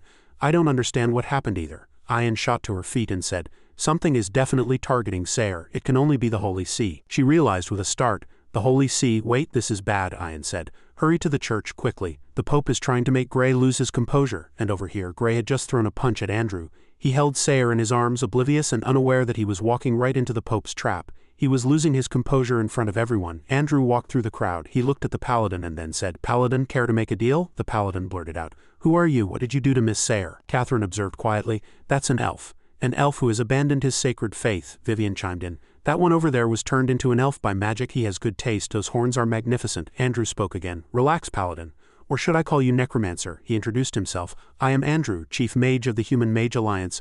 I am here today on behalf of the Holy See to negotiate with you." The paladin was confused. "Necromancer, I'm a lich." Vivian clutched her stomach, laughing. "Ha ha ha, he thinks you're a necromancer. His imagination isn't wild enough, ha ha." Andrew continued, "Your secret isn't important. I'm giving you a chance. Apologize to the Holy See immediately. Bring back King Benedict II and withdraw from the capital. Afterward I will restore this girl to her original state and help you keep your secret." No matter what he said, the paladin remained firm. "I won't compromise. Don't waste your time." Andrew had guessed the paladin wouldn't compromise easily. He said, "Is that so? Then there's no other way." He threw Sayre to the ground, then drew a sword. He shouted, "I have brought the demon. Paladin, please end it with your own hands." The surrounding populace began to clamor, shouting, kill it, hooray." Andrew plunged the sword into Sayre's back. Sayre struggled in pain. He said, "Oh, aren't you worried about her? I'll use magic to make sure she doesn't die so easily." The paladin watched Sayre suffering on the ground, desperate to rush over. Andrew didn't stop. He continued, "Even if her heart is pierced, she will live on." He meant he would torture her, making her feel immeasurable physical pain. Come to think of it, a necromancer's magic won't work on her. At this moment the paladin could no longer bear it. He shouted, "You!" and charged forward. Before Andrew could react, the paladin had already landed a punch. Bastard! The punch sent Andrew flying. The surrounding crowd shouted, "Watch out!" The paladin went over and helped Sayre up. He asked her, "Are you all right?" Sayre weakly tried to say something. Though Andrew had turned her into a demon, her consciousness seemed to be intact. She said to the paladin, "Don't save me." The paladin looked at her with an aching heart and said, "What are you talking about? I'll heal you right away." Andrew had taken the paladin's punch head-on and a wound had already appeared on his face. He said, "That really hurt. Is that really a necromancer's fist? But was hitting me really a good idea?" Only then did the paladin turn back to see the crowd buzzing with discussion. "What's going on? Why did the paladin send the man who caught the demon flying? I'm still hurting from just bumping into someone. He must be dead after a hit like that, right?" The paladin, "But why?" Finally, the foolish crowd came to a conclusion. "He's being controlled by that demon, isn't he? So that's why he stopped giving us money." "I get it. We have to kill the demon," they shouted together.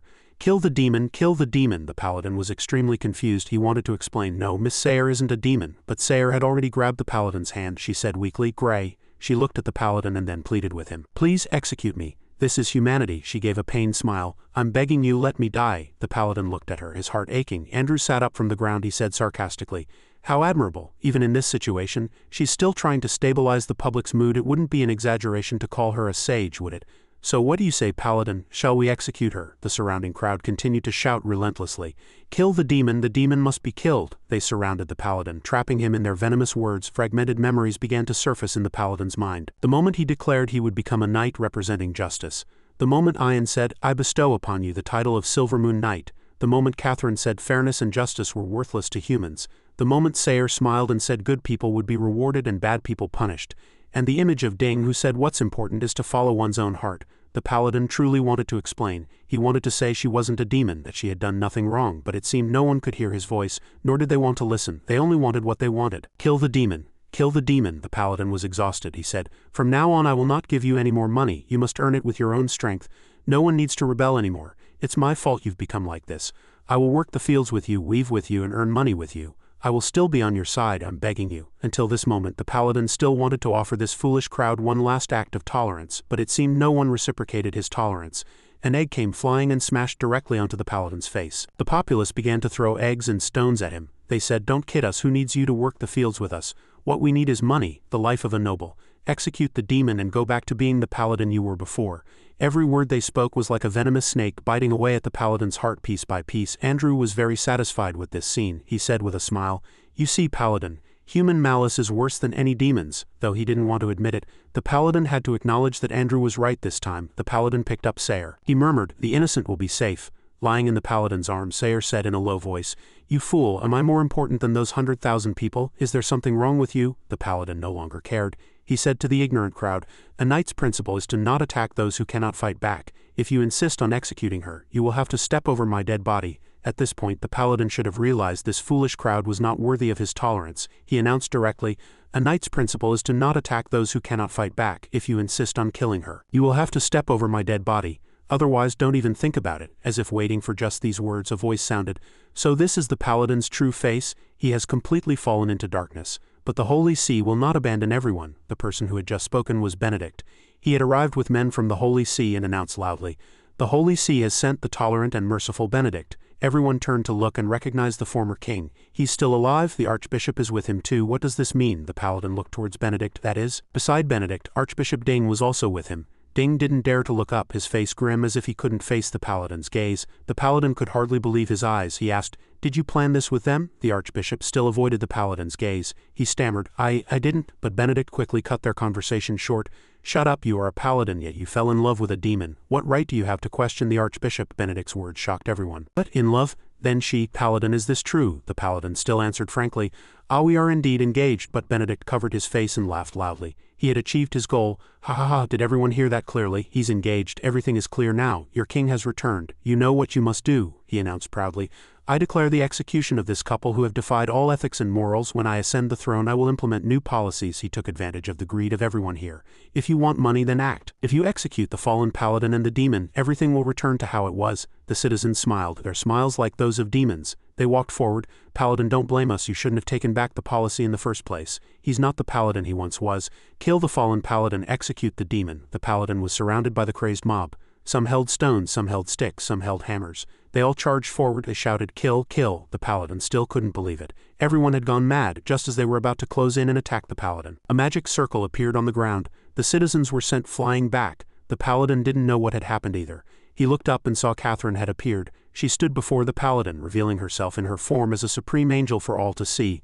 The paladin called Catherine's name, "Miss Catherine." Catherine said calmly, "Has the Holy See become so lazy that it won't even bother to hide its ambitions anymore?" These words were directed at the archbishop. The archbishop fell to his knees, looking at the angel who had just descended. The paladin looked up at Catherine. "Thank you for helping me." But the divine Catherine just sighed and said, "I know." She recalled something the young man had once said, "I don't need the help of the gods, and I will never regret my choice. The gods won't help anyone unless they're dead. Are we supposed to just wait for our doom?" The young man had also said, "This bunch of hypocrites is just ridiculous." Catherine said, "I know that according to the divine rules I'm not supposed to help you." Catherine summoned her divine bow, preparing for battle. She admitted, "But I don't want to see the newly lit flame of hope extinguished just like that. I don't want to clench my teeth and endure it, only to sigh helplessly again." Catherine released her bowstring, firing a magic arrow forward. As soon as the arrow was shot, the foolish crowd was swept away, and at this moment someone was also rushing over on horseback. Gray, carrying Sayre, fled into the forest on Netted. Suddenly his path was blocked by Andrew's Shadowthorn skill. The horse Netted was tripped and jolted. Gray and Sayre fell to the ground. Gray quickly held her small body in his arms. Gray called out to her, "Miss Sayre." She was seriously injured. Gray said, "The wound is worsening rapidly." He looked at her with loving eyes. She needed immediate treatment. Gray immediately turned to Netted to see if it was all right. Netted seemed to be in pain, but it still managed to answer, "I can still run." Suddenly a black shadow walked out of the forest and said loudly, "Relax, Paladin, the higher-ups of the Holy See want to see you." He looked at the person with eyes as sharp as bullets. "So it's Andrew," he replied with a sneer. "Oh, what a terrifying look," he provoked Gray. "Weren't you eager to hit me? That last one really hurt." As soon as he finished speaking, Gray was immediately knocked to the ground by Andrew's shadow magic.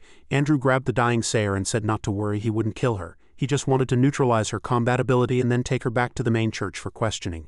Hearing this, Gray immediately stood up from Andrew's attack. He charged forward again, wanting to punch him. He shouted, "Don't touch Sayre." Andrew laughed at Gray, asking if he was a mage, why he always liked to rush in with his fist so ungraceful. As he spoke, he slapped Gray, sending him flying to the side. After that blow, he was extremely pleased with himself. Suddenly a hand with long fingernails reached out in front of Andrew, clawing at his face. Behind Gray, a group of skeleton demons had been summoned. Andrew said, "Haha, you really are a necromancer." He seemed excited. "Summon all your skeletons." Andrew seemed crazed with excitement, as he could easily crush those skeletons. Bone fragments scattered all over the ground, and Andrew said loudly, "Do you have enough energy to keep fighting?" Gray turned his face to look at him, and in response to his triumphant expression came an extremely painful attack from Gray's 3 holy magic summoning circles. The 3 summoning circles emitted an extremely powerful light.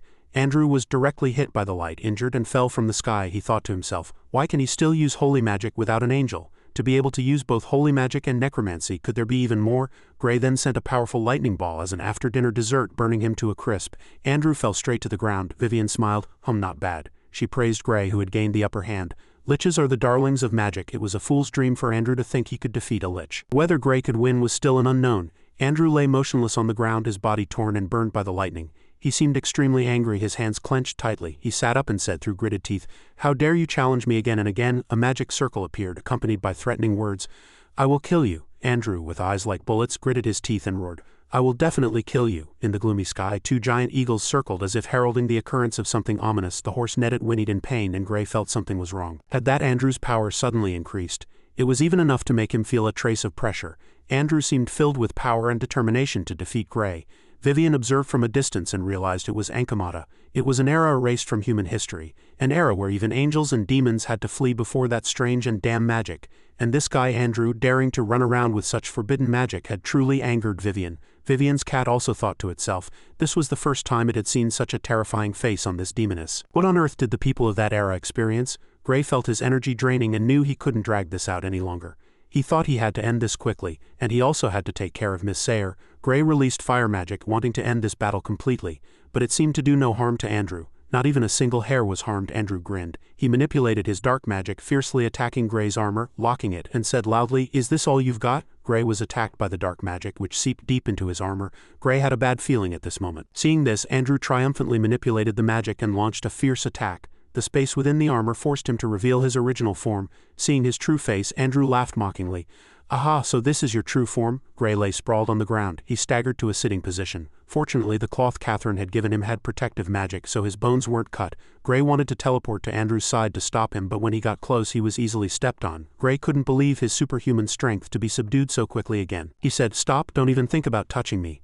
Because the legacy of Kelah's magic had tripled Andrew's power, why would a wet behind-the-ears lich like Gray think he could defeat him? Andrew revealed a crazed smile. Gray was now being stepped on by Andrew. He raised his sword, wanting to destroy his body piece by piece. He knew Gray was a lich, so he had to extinguish his soul fire. But before that, he would dismantle Gray's bones piece by piece. Gray still tried his best to remain calm, racking his brain for a solution because Miss Sayre was still waiting for him to heal her. But he couldn't think of any effective method. Just then, Vivian approached Gray in another dimension. She lifted his head and said, "This is how the world works. The strong prey on the weak. The weak don't even have the right to beg for mercy. Do you want power? Do you want to save that girl named Sayre? If you want to defeat that Andrew, call my name, and I will grant you the power to reverse the current situation." Gray was sweating profusely at Vivian's sudden appearance. He thought to himself, angels are never around when you need them, but demons are as long as you pay the price. Suddenly, Andrew panicked, a worried look on his face. He thought worriedly, what's happening? When did the demon arrive, or has it been here from the start?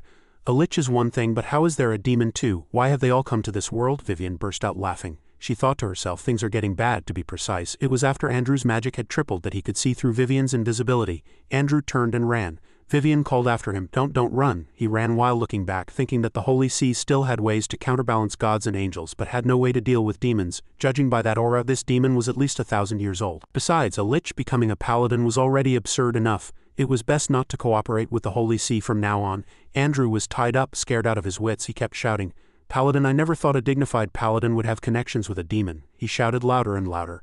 "There's a formal contract in the human world. You can't kill a mage like me." But Gray had no such thought at this moment. He couldn't understand what nonsense Andrew was spouting. The one with that idea should be Vivian. She said that if Andrew hadn't turned and fled but had stayed to threaten Gray a little longer, she might have successfully lured Gray into the demon's embrace.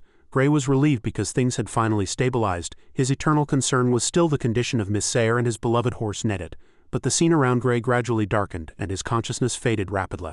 He fell into a state where he could hear nothing and see nothing, gradually collapsing, unconscious. There was a ball of light inside him. It moved faster and faster, stronger and stronger. It lit up his eyes. It was Gray reigniting his own soul fire, restoring himself to consciousness. He hurriedly looked around, checking on Sayre's condition, but he didn't see her. Instead, it was Ian, sitting on a rock in the distance, who spoke up. "She's fine." Gray turned around nervously. She continued, "That voice, it seems you really are Gray." Gray put together everything he had seen, the so-called secrets, the gloomy expression and the cold eyes. The more he tried to hide, the more he exposed himself. Could it be? Gray was anxious and wanted to explain to Ian, but she didn't let him. She said, "First put on your armor. We can't have a moving skeleton seen by others. There are many people waiting for you. Don't be in a hurry to explain to me." After putting on the new armor, Gray was still secretly worried about Sayre's condition. He didn't know if Miss Sayre was already aware of the situation, but he forgot that she was also injured. And the little cat, Netted? Suddenly, a telepathic message came from Catherine, saying that everything was fine, nothing was wrong. Miss Sayre was already fine and had returned to her normal human form. As long as she got a good sleep, she would fully recover. The others were also in the camp. Gray then asked about Catherine's situation. She also reported that she was fine. Vivian said angrily, "After all this, it turns out I'm more annoyed with you. Let go of me. What the hell is this?" It turned out that the angel Catherine had caught the demon Vivian, and the two were arguing incessantly. Catherine stated that the gods had already lifted some of her restrictions. She was allowed to make decisions freely and could help him freely without needing to ask for permission again. Gray seemed very excited, extremely happy, sobbing, never expecting that for a lich like him she would go this far. However, she hid from Gray the fact that she was allowed to eliminate demons. Gray was also relieved at this moment. Miss Catherine was back and Miss Sayre was fine. At this time, Ian led Gray to a rock. Following behind Ian, he walked and muttered, "As for the capital's problem," suddenly Ian said, "We're here." Looking down, the refugees who had fled the capital were receiving relief food and happily sharing with each other. Everyone helped each other like a family. Whoever had food was willing to share it with others. The young man walked over, took a bag of grain and handed it to the pink-haired little girl in front of him. He asked about her mother's health and gave her some more food. The little girl was a bit embarrassed and refused to accept it. He smiled, hoping that if the paladin were here, he would do the same.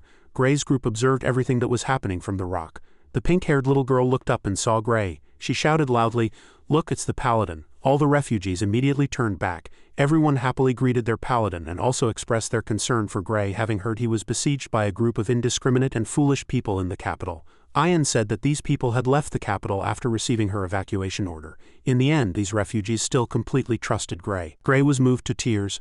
Ian reached out and patted Gray's back, saying that although the policies he had implemented during this time had disrupted their lives, they had also helped them a lot. They had all decided to entrust their lives to you. She encouraged him. "Everything you've done during this time has not been in vain." Ian said that she had ordered the evacuation from the capital, and besides the soldiers, 2,300 civilians had evacuated. Most were farmers and slaves. "This is their list. From today on, they are your people." He held the list in his hand, his heart stirred. So many people. Ian looked at Gray's expression and thought to herself, out of the 100,000 residents in the capital, only about 2,000 followed him. Why is he so happy? But for him, this is probably enough, right? She said to Gray. "Next, we're going back to White City." She asked Gray if he was willing to take care of all of them after returning to White City. Gray, of course, agreed. He also asked if it were Ian how she would arrange for these people. Ian was surprised that Gray was asking for her opinion. She wanted to hear Gray's solution first instead. Gray could only think of bringing them all to the port he had been gifted before. As for what to do after that, he really didn't have a solution yet. To be honest, Gray knew nothing about how to redistribute the population and develop the people's livelihood at the port.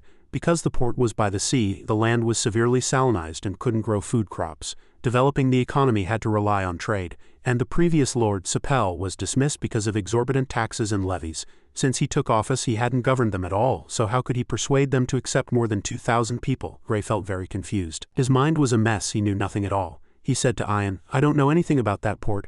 I only stayed there for a few days when I first met you, and I've never been back since." He truly hoped Ian could give him some guidance. Ian sensed that Gray didn't want to let down the people who believed in him. He was starting to learn the knowledge required to be a leader. She pointed out that Gray could make use of a riverside alluvial plain in his territory. Pointing at the map, she said that half a day's walk to the northwest there was a riverside alluvial plain. No one lives there because it floods frequently. But if a dam were built upstream, that fertile alluvial plain would have immense potential for development. Gray looked at the map and asked, "Is it the place you circled in red?" Ian confidently affirmed that it was. Not only that, but she had already sent Hausa to deal with the dam before even speaking with Gray. Hearing this, Gray was secretly impressed, truly a brilliant professional. She advised Gray that if he wanted to be a good lord, he needed to focus on reclaiming wasteland, securing food supplies, and ensuring mobility. He shouldn't tax the people and should let them own all the produce they grew themselves. Wait until the economy is stabilized and developed before considering those things. The more Gray listened to Ian, the more impressed he became, an indescribable look of admiration on his face. In short, Ian already had a very detailed plan. All she needed to do now was to present it and teach it to her student Gray. "Regarding housing, we will assist in building temporary shelters by the river. Afterward, go negotiate and hire artisans from the port to build permanent houses. This will both stimulate the port's economy and make it easier for the displaced people to adapt to the local environment." When Gray told the refugees this plan, they all accepted it with great enthusiasm and began to dream of a brighter future. Someone even imagined being able to own all the produce they grew without paying taxes within 5 years. Others dreamed of having their own houses without having to build them themselves. The men would be responsible for the fieldwork while the women would weave and cook. What a beautiful blueprint Gray painted for the project that was about to begin. Everyone was excited about the project he proposed. He recalled Ian's words about how he often unintentionally overlooked what they truly needed in pursuit of his own ideals. And it seemed only now was he able to understand what she said. Meanwhile, in the capital, Benedict had gained the full support of the populace, or at least the opportunists who wanted to curry favor with him. Another nobody came to tell him he had formed an army to collect taxes. After Benedict ascended the throne, this man was promoted by him to a general of the kingdom of Isaac. Another person requested to draft and administer a new law. This person was infected by Benedict as the kingdom's minister of law. All sorts of unsavory characters gathered before the castle. They smashed all the statues on the walls, toppled everything that symbolized the previous reign, and even destroyed the church library. Benedict returned to the throne amidst his madness. Below, they chanted in unison, "Long live the king!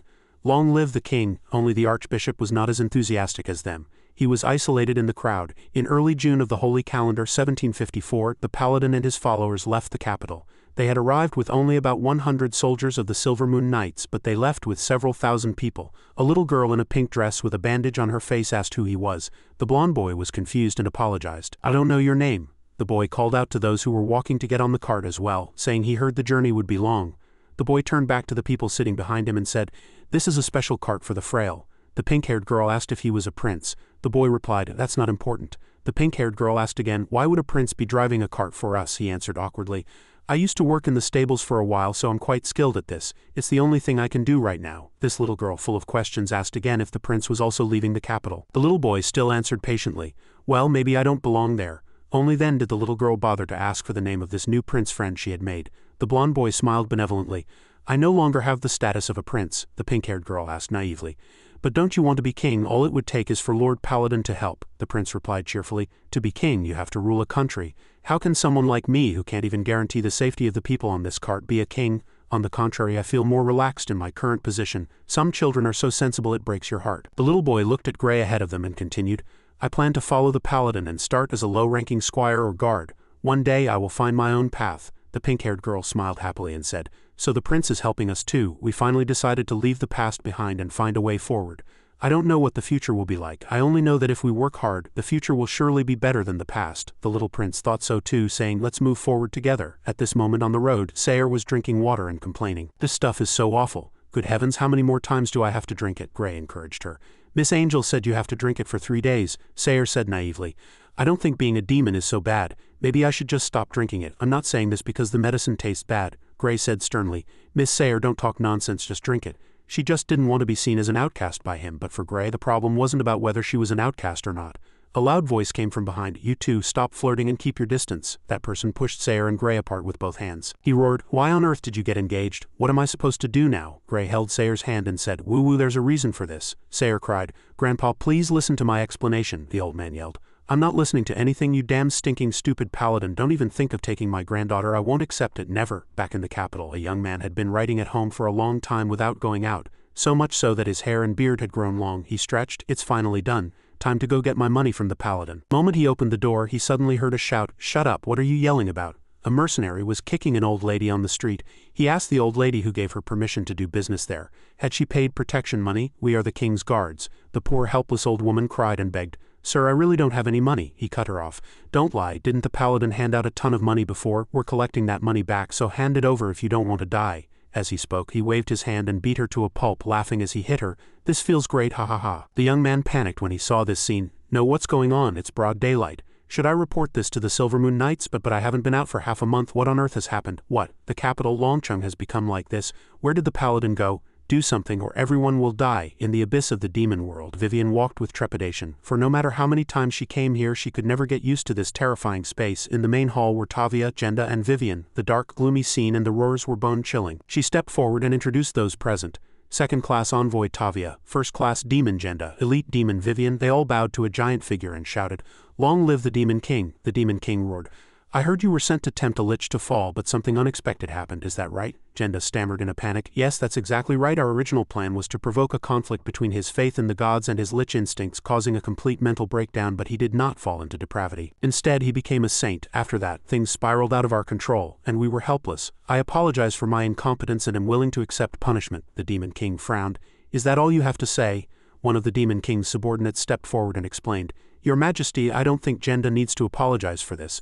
No one could have expected a lich to become a saint.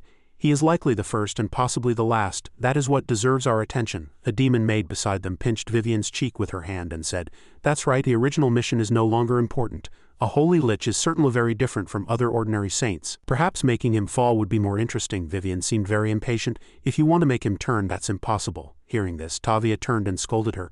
"Vivian, watch your words, you are in the presence of the Demon King." The Demon King roared, "Interesting." He sat up abruptly, drawing the surrounding airflow into his body. The Demon King asked, "Your name is Vivian?" Vivian trembled like a robot and bowed her head. Yes, she felt immense pressure, worthy of the Demon King. The Demon King asked again, "You said it's impossible to make a holy lich turn?" Vivian stammered, That's impossible." The Demon King ordered her to elaborate. She regained her composure and slowly explained, "His faith is different from that of the priests. If you compare him with the Holy See that preaches faith, more people would choose to believe in him. If he continues to develop like this, the faith that the gods have built over thousands of years will collapse. The gods and angels will certainly not let this happen. Therefore, a conflict between the celestial realm and him is inevitable. When the celestial realm confronts a saint, we only need to appear and offer our help." The Demon King laughed heartily. "Haha, well said, Vivian." Then he threw a stone at her, after which a very special symbol was carved onto her chest. The Demon King said decisively, "From now on you are my confidant. Faith will be divided and the authority of the gods will be destroyed. When that time comes, we will return to the surface. Therefore, Vivian, you must do everything you can to prevent the lich's identity from being exposed, even if you must violate the treaty. Don't worry, even if you violate the treaty, I will use my power and authority to keep you safe." After hearing this, she thought to herself, "But your power can't even reach the surface. To save me, you'd have to make it back to the abyss alive first. You bastard, isn't this the same as leaving me to fend for myself? What do I do now?" In July 1754, the Paladin Grey and the people arrived at the settlement. They began their new lives at home while Grey prepared to solve the problems in the capital Longcheng.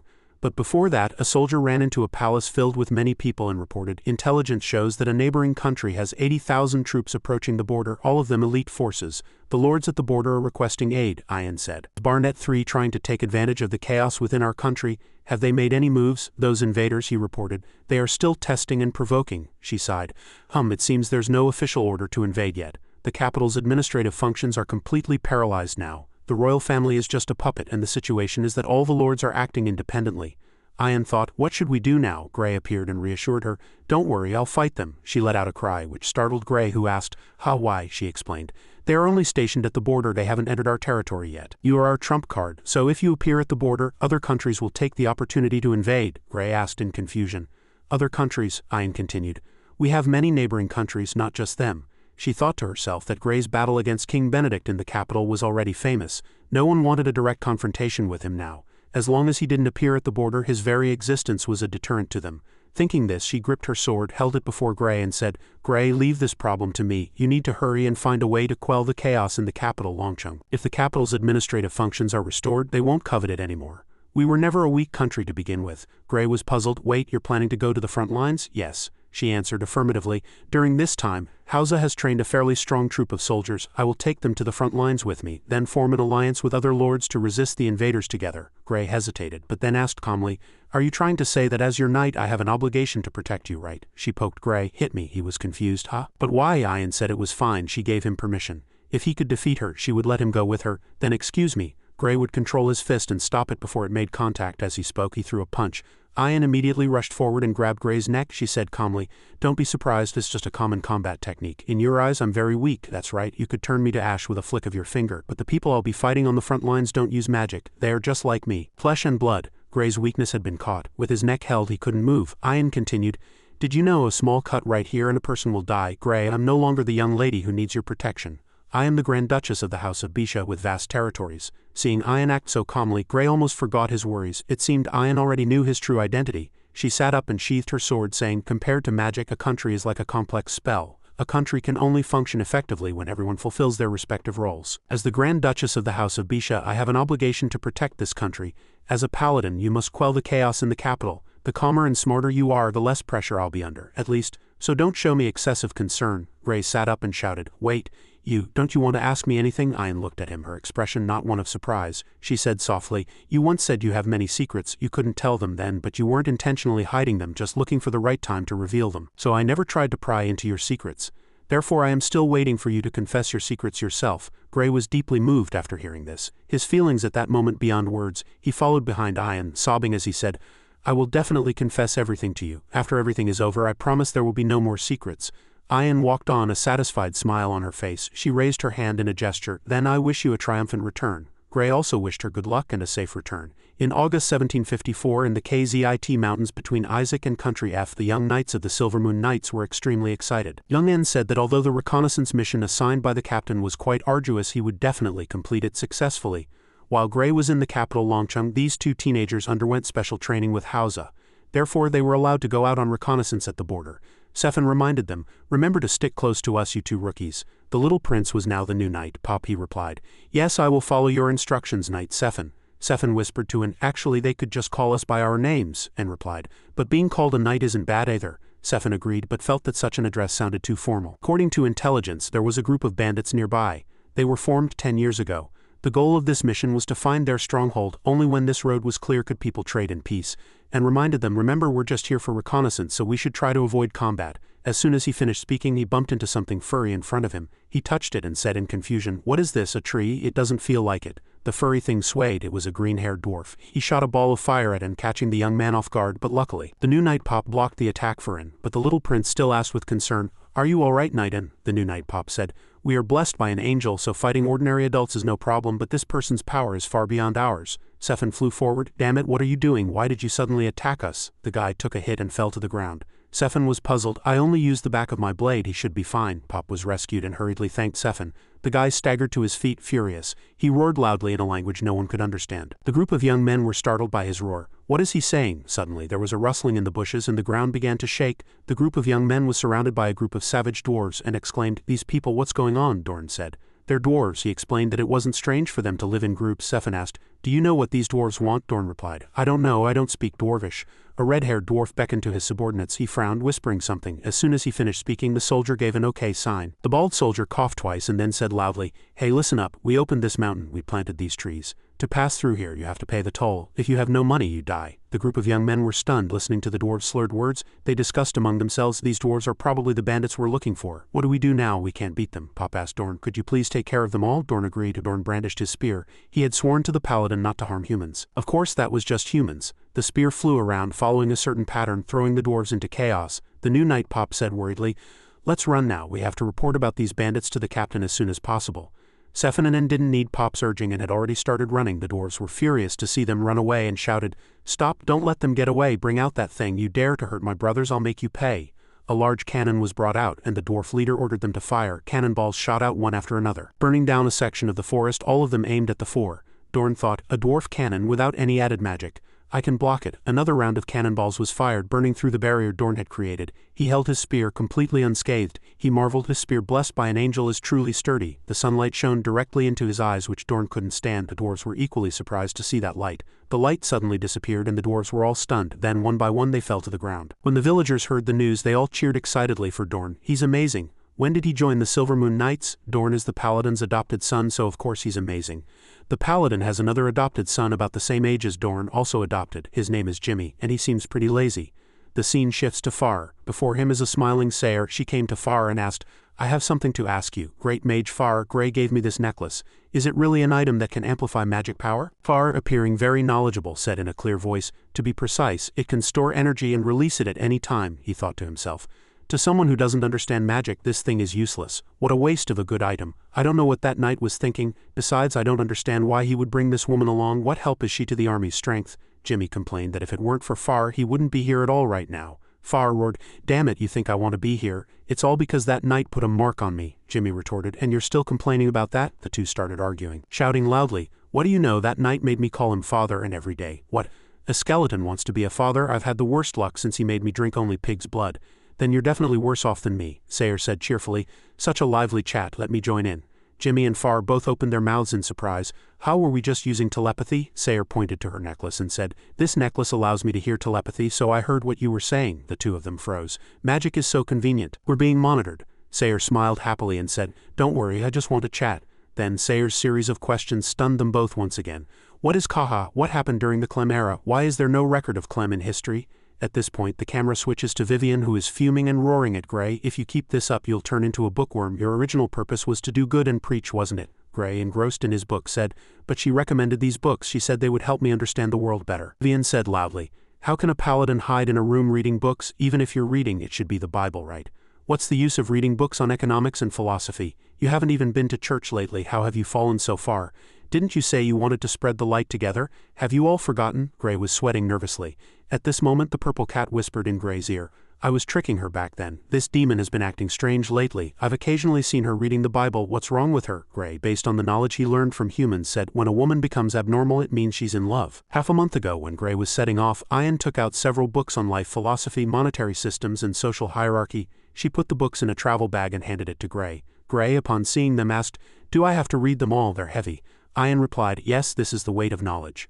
Ian instructed Gray, read them whenever you have free time on the road. They will help you better understand the human world. Don't worry, if you don't understand, there's always someone you can ask. Sayer appeared wearing a very intellectual pair of glasses. Who else but me? If you don't understand, just ask. You don't have to go out of your way to find me. Gray replied, ah, I understand. He waved goodbye to everyone.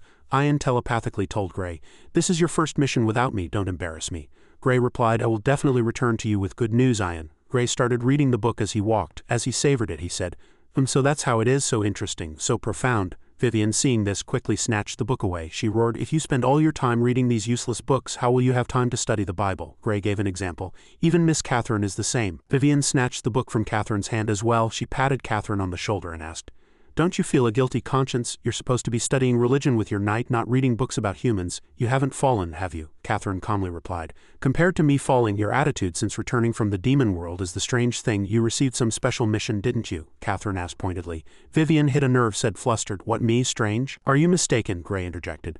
But she has a point this time. A paladin not spreading the faith, is that okay? Catherine also fell into thought after hearing this. The cat asked Gray, what is your faith? Gray was surprised. How my faith is, of course, complete loyalty to the gods. Catherine stated in a loud voice. Wrong. This once again startled Vivian. How dare she say that? Catherine explained. If you truly believed in the gods, you would have listened to them, sacrificed Pop, and let everything in the capital Longcheng remain as it was instead of being here now. Gray pondered, hesitating. Catherine continued, what was your original intention for lighting the holy fire and becoming a paladin? Gray quickly replied, to protect Pop and uphold justice. Catherine smiled slightly. Your justice is what you believe in. It belongs only to you. Gray was confused. Only to me? Then what's the difference between my faith and the gods? Vivian thought to herself. This conversation is starting to get weird. I should stop them. Catherine continued to explain.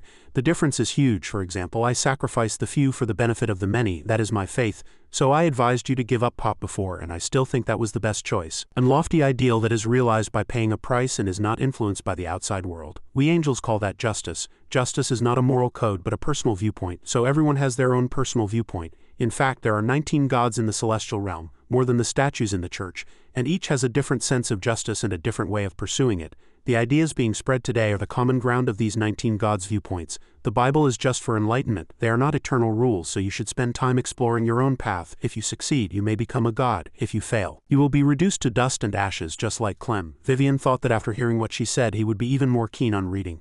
She thought that for so many years those gods were all guys with extreme beliefs. However, this doesn't affect my mission, as long as I don't expose my identity. Compared to Gray, the change in her attitude is more worthy of attention. What on earth happened to her during those few days back in the celestial realm? A knight rushed into the tent and reported, "Captain, the reconnaissance team has returned." The reconnaissance team had returned and discovered an important piece of intelligence. Gray sat majestically and said, "Very well. Sub-captain, and please report," and reported. "During our reconnaissance we discovered the truth about the recent bandits. They are a group of dwarves, about 40 in number," Gray asked curiously. "Dwarves?" Dorn added. "Those dwarves were hypnotized by me, but they will wake up soon. They have cannons of immense power. I can at most block 2 shots. If it were other members of the Silver Moon Knights, they would surely be blown to smithereens." Gray asked in a panic, "Are the cannons that terrifying?" Sayer said, "It's a type of tubular weapon that only fire and dwarves can make." "Those bandits must be homeless dwarves," Sayer said. "Gray, you should invite them to join the Silver Moon Knights." Gray, this country bumpkin knight, knew nothing and replied, "Oh, but what are dwarves? Another branch of humanity. I've never seen a dwarf before." Sayer was speechless at his simplicity, thinking to herself, "How do I explain this?" She recounted a legend. Legend has it that dwarves were failed creations of the gods when they were creating giants. They are short but physically strong and very skilled at forging. The legend also says that dwarves can create divine cannons that can kill dragons. Gray said, "The gods failed creations," Catherine quickly explained. "This has nothing to do with us. Like other races, dwarves have been here since ancient times, and compared to the nickname the gods failed creations, in the celestial realm we call them earth angels, people blessed by the spirits of the earth, children of the earth." At this time 2 dwarves were watching Gray's camp with a telescope, and one of them said, "Just as Big Brother expected, there's a concentration camp here." The dwarf leader snorted. "When they said they were going back to report, I knew there was an army nearby. Haha, that little girl still thought we were hypnotized. In the end we turned the tables on them. Because although dwarves don't understand magic, their magic resistance is very high," the dwarf leader plotted. "When they're asleep tonight we'll launch a surprise attack." And in the camp Vivian was concentrating and listening intently. She heard that those dwarves were on the hill over there plotting to rob them. She turned and asked Gray, "Do you need my help? With just a snap of my fingers they'll obey." But Gray was very cold towards her proposal. He said, "No need, Miss Vivian, because we want to recruit them into the Silver Moon Knights. So we must first show our sincerity, right?" Far was shocked to hear this. "What the hell, he wants to subdue dwarves?" Jimmy asked blankly. "What's wrong with subduing dwarves?" Far hurriedly said. "The Far race and dwarves are mortal enemies. They can't coexist. Imagine yourself living with werewolves and sharing food." Jimmy imagined it and was so scared his hair stood on end. The 2 went to protest together. Down with them, down with them." Night fell, and the dwarves began to move. They thought to themselves, "The campfire is out. Gray and the others must be asleep." They rushed forward with strange cries. They rolled down the hill like balls, causing a commotion wherever they went. "The mountain is mine, the trees are mine, the land is mine. To pass through here, leave your toll. Pay up now if you don't want to die, or don't blame us for being impolite," he ordered. "Seize them all, leave no one behind." But when they opened each tent they found them all empty. They thought to themselves, "Strange, we clearly saw a lot of people in armor this morning. Did they run away?" The leader signaled, "Don't panic. See that big tent over there? It's the largest one and still lit. They must all be gathered there. Follow me." The leader led the dwarf army and charged into the large tent, shouting, "Freeze, this is a robbery." But the scene before them was a huge surprise. It was a grand banquet. "Welcome to the banquet hosted by the Silver Moon Knights." Gray ran over to the leader and said, "This is all for you. Believe me, you'll feel the warmth." The dwarf leader was captivated by Gray's enthusiastic welcome but still pretended to resist. "What do you want? We?" Gray stuffed a large chicken leg into his mouth. "Less talk, more eating." After eating and drinking their fill, they were still wary of Gray. "Stay back, we're bandits. Don't test us again." "We are professional bandits." However, Gray showed excitement and joy. "Excellent. I really admire your professionalism. May I interview you about your future plans and expectations?" "All right, he seems smart enough anyway." The leader replied, "Robbery is a rather complex business. Sometimes robbery isn't just about robbing. If a bandit group only knows how to rob, it's hard for them to grow and develop." Gray then asked, "So what makes you and your men different from other bandit groups?" The leader praised Gray for getting to the point. "Our bandit group is different from others. We have our own awareness. This is it." He took out a book and began to get serious and preach. "The gods say the rich should share with the rich. We have no money, so you must share with us. Dwarves are a kind and hard-working race, but still poor and can't get wives. That's because rich people like you have taken everything." Gray smiled and said, "So you have to share the money with us, right?" As he spoke, he punched the leader in the mouth. "The gods never said that." Then Gray still happily continued his sermon. "The gods never said the rich should give their money to the poor. What they said was, do not do to others what you would not have them do to you. Have you read the Bible carefully?" The leader whimpered in pain, unable to speak. I only read a few pages and there are many words I don't recognize." Just as he finished speaking, Gray punched him again. He said softly, "Then don't use the gods as a shield." The leader started to cry. I just wanted to improve the quality of my robbery service, but Gray wouldn't allow it, because I am a paladin, the leader panicked. What? A paladin? You're a paladin? A paladin means you get the gods' help and you definitely have an angel's protection. He's very strong, the leader shouted. Brothers, the situation has changed, get him together. But he didn't expect that his men had already been tied up while they were eating. Gray walked over and patted the leader's shoulder. I think your career plan has some problems. That plan won't help your future. Let me help you revise it. Who made me a good knight, right? The dwarf leader pleaded. Can't you show some mercy? Gray said happily. Oh ho, of course I can, Vivian said to Catherine. Hey, is this really okay? Has that little guy lost his way? Catherine asked. Why do you say that? Vivian replied. According to the gods, aren't we supposed to reform that group of dwarves with love? Why are we threatening them directly now? Catherine said. Without great power, who would care about your love? Are you stupid enough to think you can reform everything with love? Vivian was too angry to speak, cursing in her heart.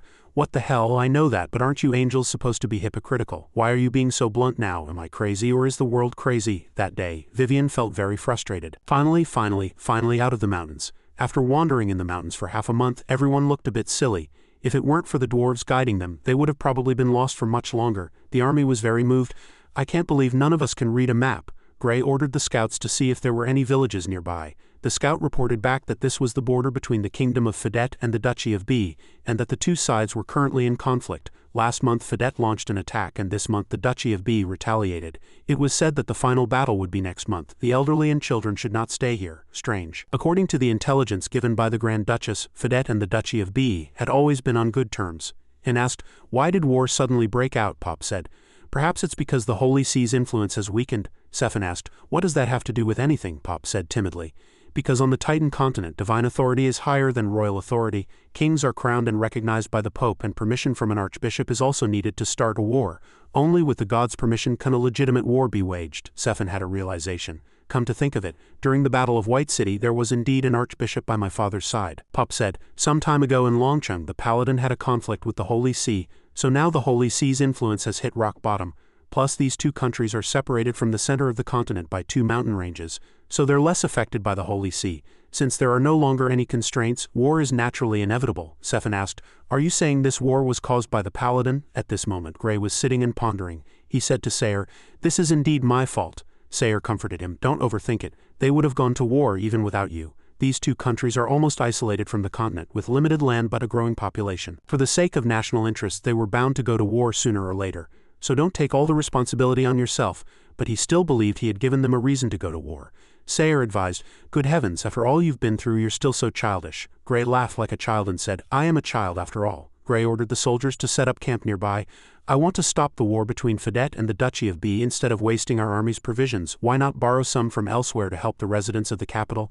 That way it won't be a waste, right? To put it bluntly, he was going to snatch their grain, Sayer said in surprise. You actually speak in this tone now. Soldier planted a flag in the ground. The surrounding villagers saw it and asked curiously, which country's soldiers are these? I heard they are a knightly order. A knightly order? They said they would protect our village. How many of them are there? The armies of Fedet and the Duchy of B combined have tens of thousands of soldiers. Ah, it's the thought that counts. Let's keep digging. How long can we hide when the army comes? At this time the dwarves were hiding behind an abandoned building. The leader said, I've noticed those people are preparing for war. We'll slip away when they start fighting. Another dwarf flattered him. Big brother is so smart. The leader immediately slapped him. Idiot, why are you shouting so loud? What if they hear us? A lovely voice came through. Don't worry, I heard everything. Sayer poked her head out. Hey everyone. The leader saw her, startled and stammered. I can explain, she said happily. It's alright, don't worry. I like dwarves, I won't tell anyone. You're all very cute, aren't you? I've read a book that says you dwarves can make a weapon called a gun, right? At this point she emphasized her tone. Can you let me see it? Half a month later. A great battle seemed imminent, with the Kingdom of Fedet on one side and the Duchy of B on the other. The dwarves hid behind a wall, observing the situation. The dwarf leader calculated, when they start fighting we'll sneak away. Suddenly, amidst the tense atmosphere between the two countries the sound of horse hooves was heard. Gray's army had arrived. The king of Fedet thought, a moon symbol? Is there any country around here with a moon as its symbol? The Grand Duke of the Duchy of B, on the other hand, thought they were from Longcheng. Gray's army approached the border between the two countries, raising and waving their flag. We are the envoys of the Paladin Gray. King Lucian of Longcheng and Grand Duke Dane, please come out for a talk. The soldiers of both countries were puzzled. Who is the Paladin Gray? Isn't he the guy who turned the kingdom of Isaac into a mess? Shish, keep it down. I heard he's a bit of a fool, but he's a great fighter. Didn't he go back to the Bisha family's White City? Why is he here? Are we going to have to fight him? I heard he has fallen and now follows the words of a demon. Why hasn't the Holy See declared him a heretic? It's so strange. The king of Fedet ordered his army to be quiet. Both the King of Fidet and the Duke of B asked, "How can you prove you are the Paladin's envoys? How can we believe you are the Paladin's envoys?" It could be a trap from the other side. Gray sensed their suspicion.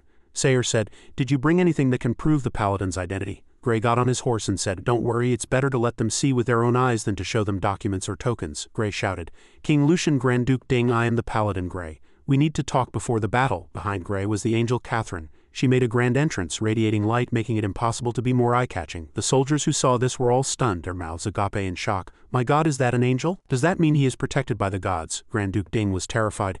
"Damn it, is it true? These god-fearing people are as annoying as cockroaches." "Phew, calm down, I can't lose my composure." "I'm sorry, Lord Paladin, what did you want to talk about?" Gray replied, "About this war." The King of Fidet spoke up.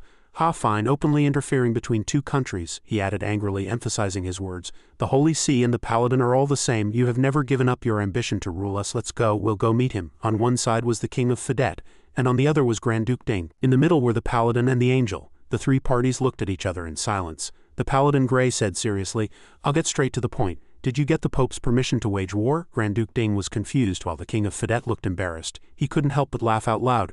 "Sorry, I didn't expect the Paladin to come here just to ask this question," Grand Duke Ding said scornfully. "Please forgive my rudeness, Paladin. But when you fought against King Benedict, did you get the Holy See's permission?" Gray replied, "No, but I got the gods' permission." Ding said, "Then you still didn't get the permission of the Holy See and the Pope. So why do we need to get permission?" Lucian also joined the conversation. "I went to the church to pray to the gods before I set out, but the gods ignored me completely." Gray was furious. "Are these two trying to test my limits?" The cat smiled and said, "It seems the books you've been reading about humans are useless." Catherine said, "It's normal. This was predictable from the moment you rebelled against Benedict. It's not just Benedict. The kings of other kingdoms also eliminated their siblings to ascend the throne, so they all worry that you will overthrow them at any time for the same reason. All the rulers on the continent except for Ion are hostile towards you." Gray was surprised. "They all killed their siblings? That's insane," Catherine continued.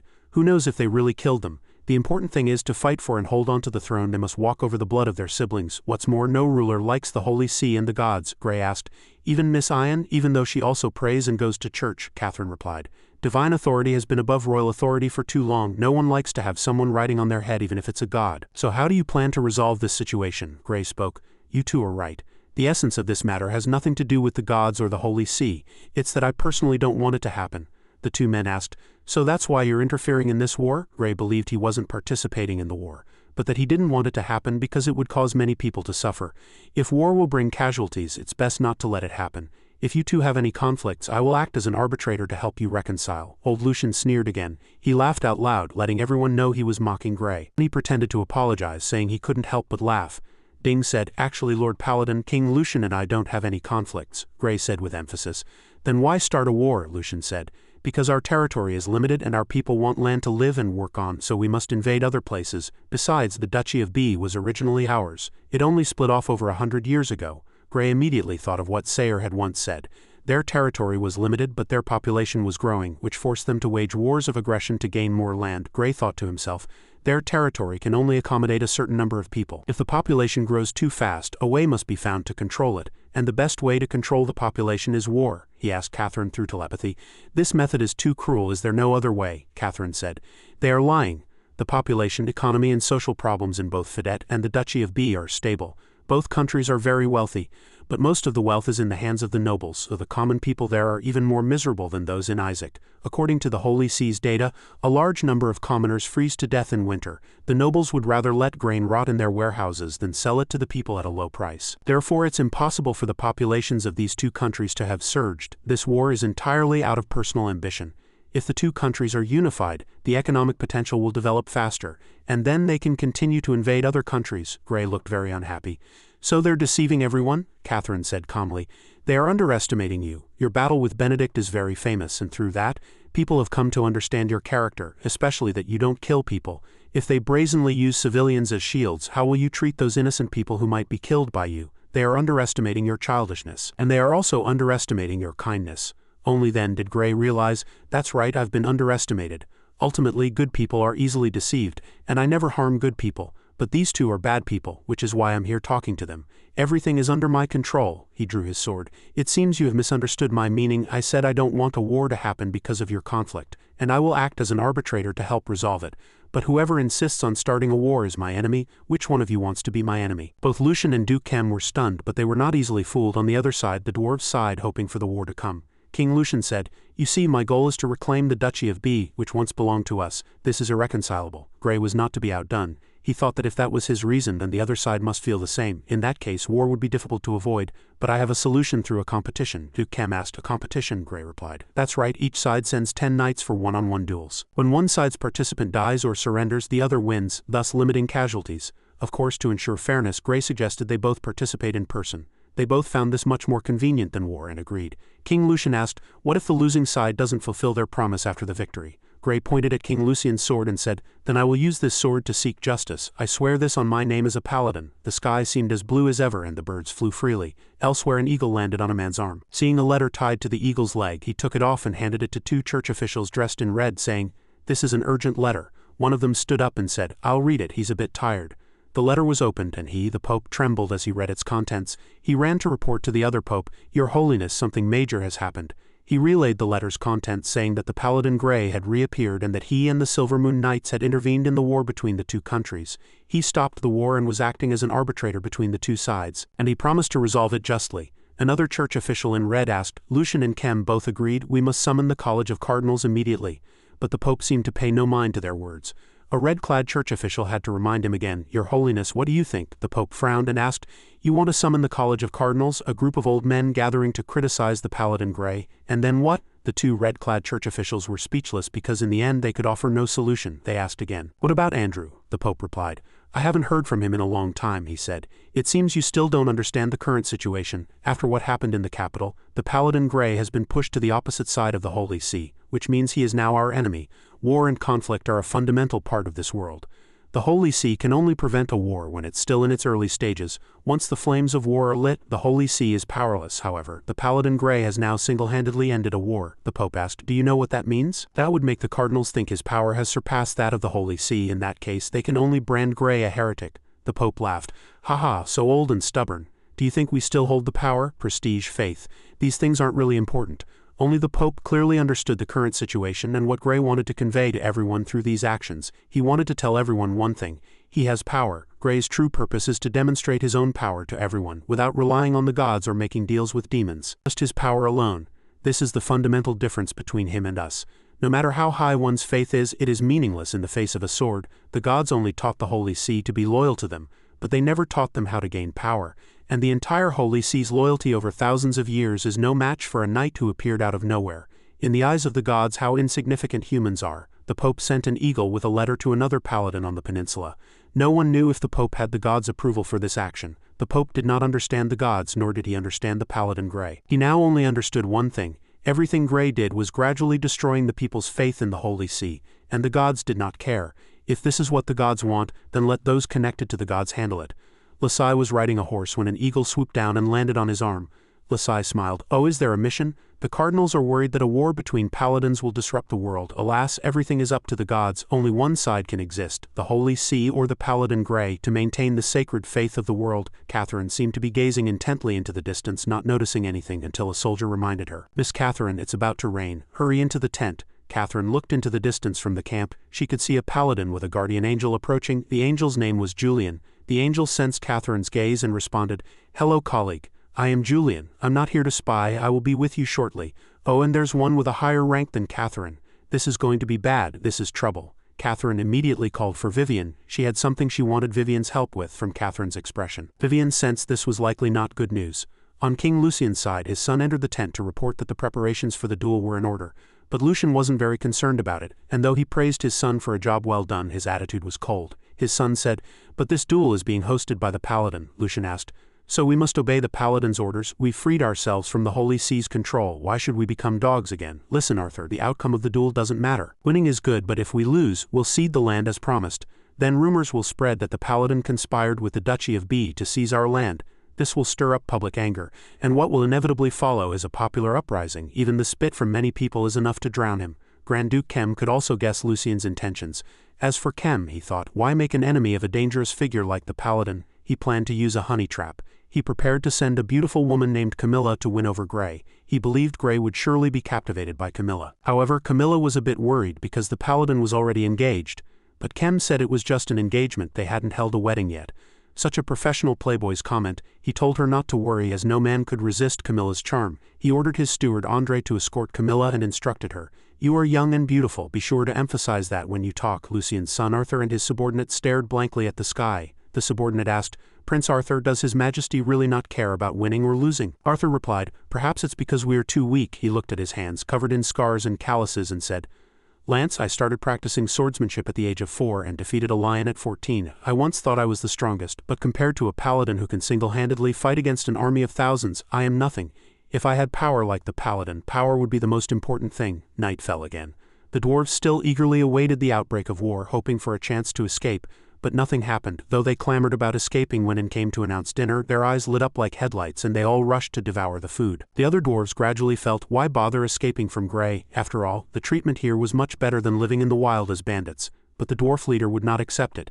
He insisted he would not be bought by humans for a few meals because humans had once treated them as slaves. The leader believed they must make money as bandits and return to their homeland. That was the right choice. The other dwarves looked sad upon hearing this.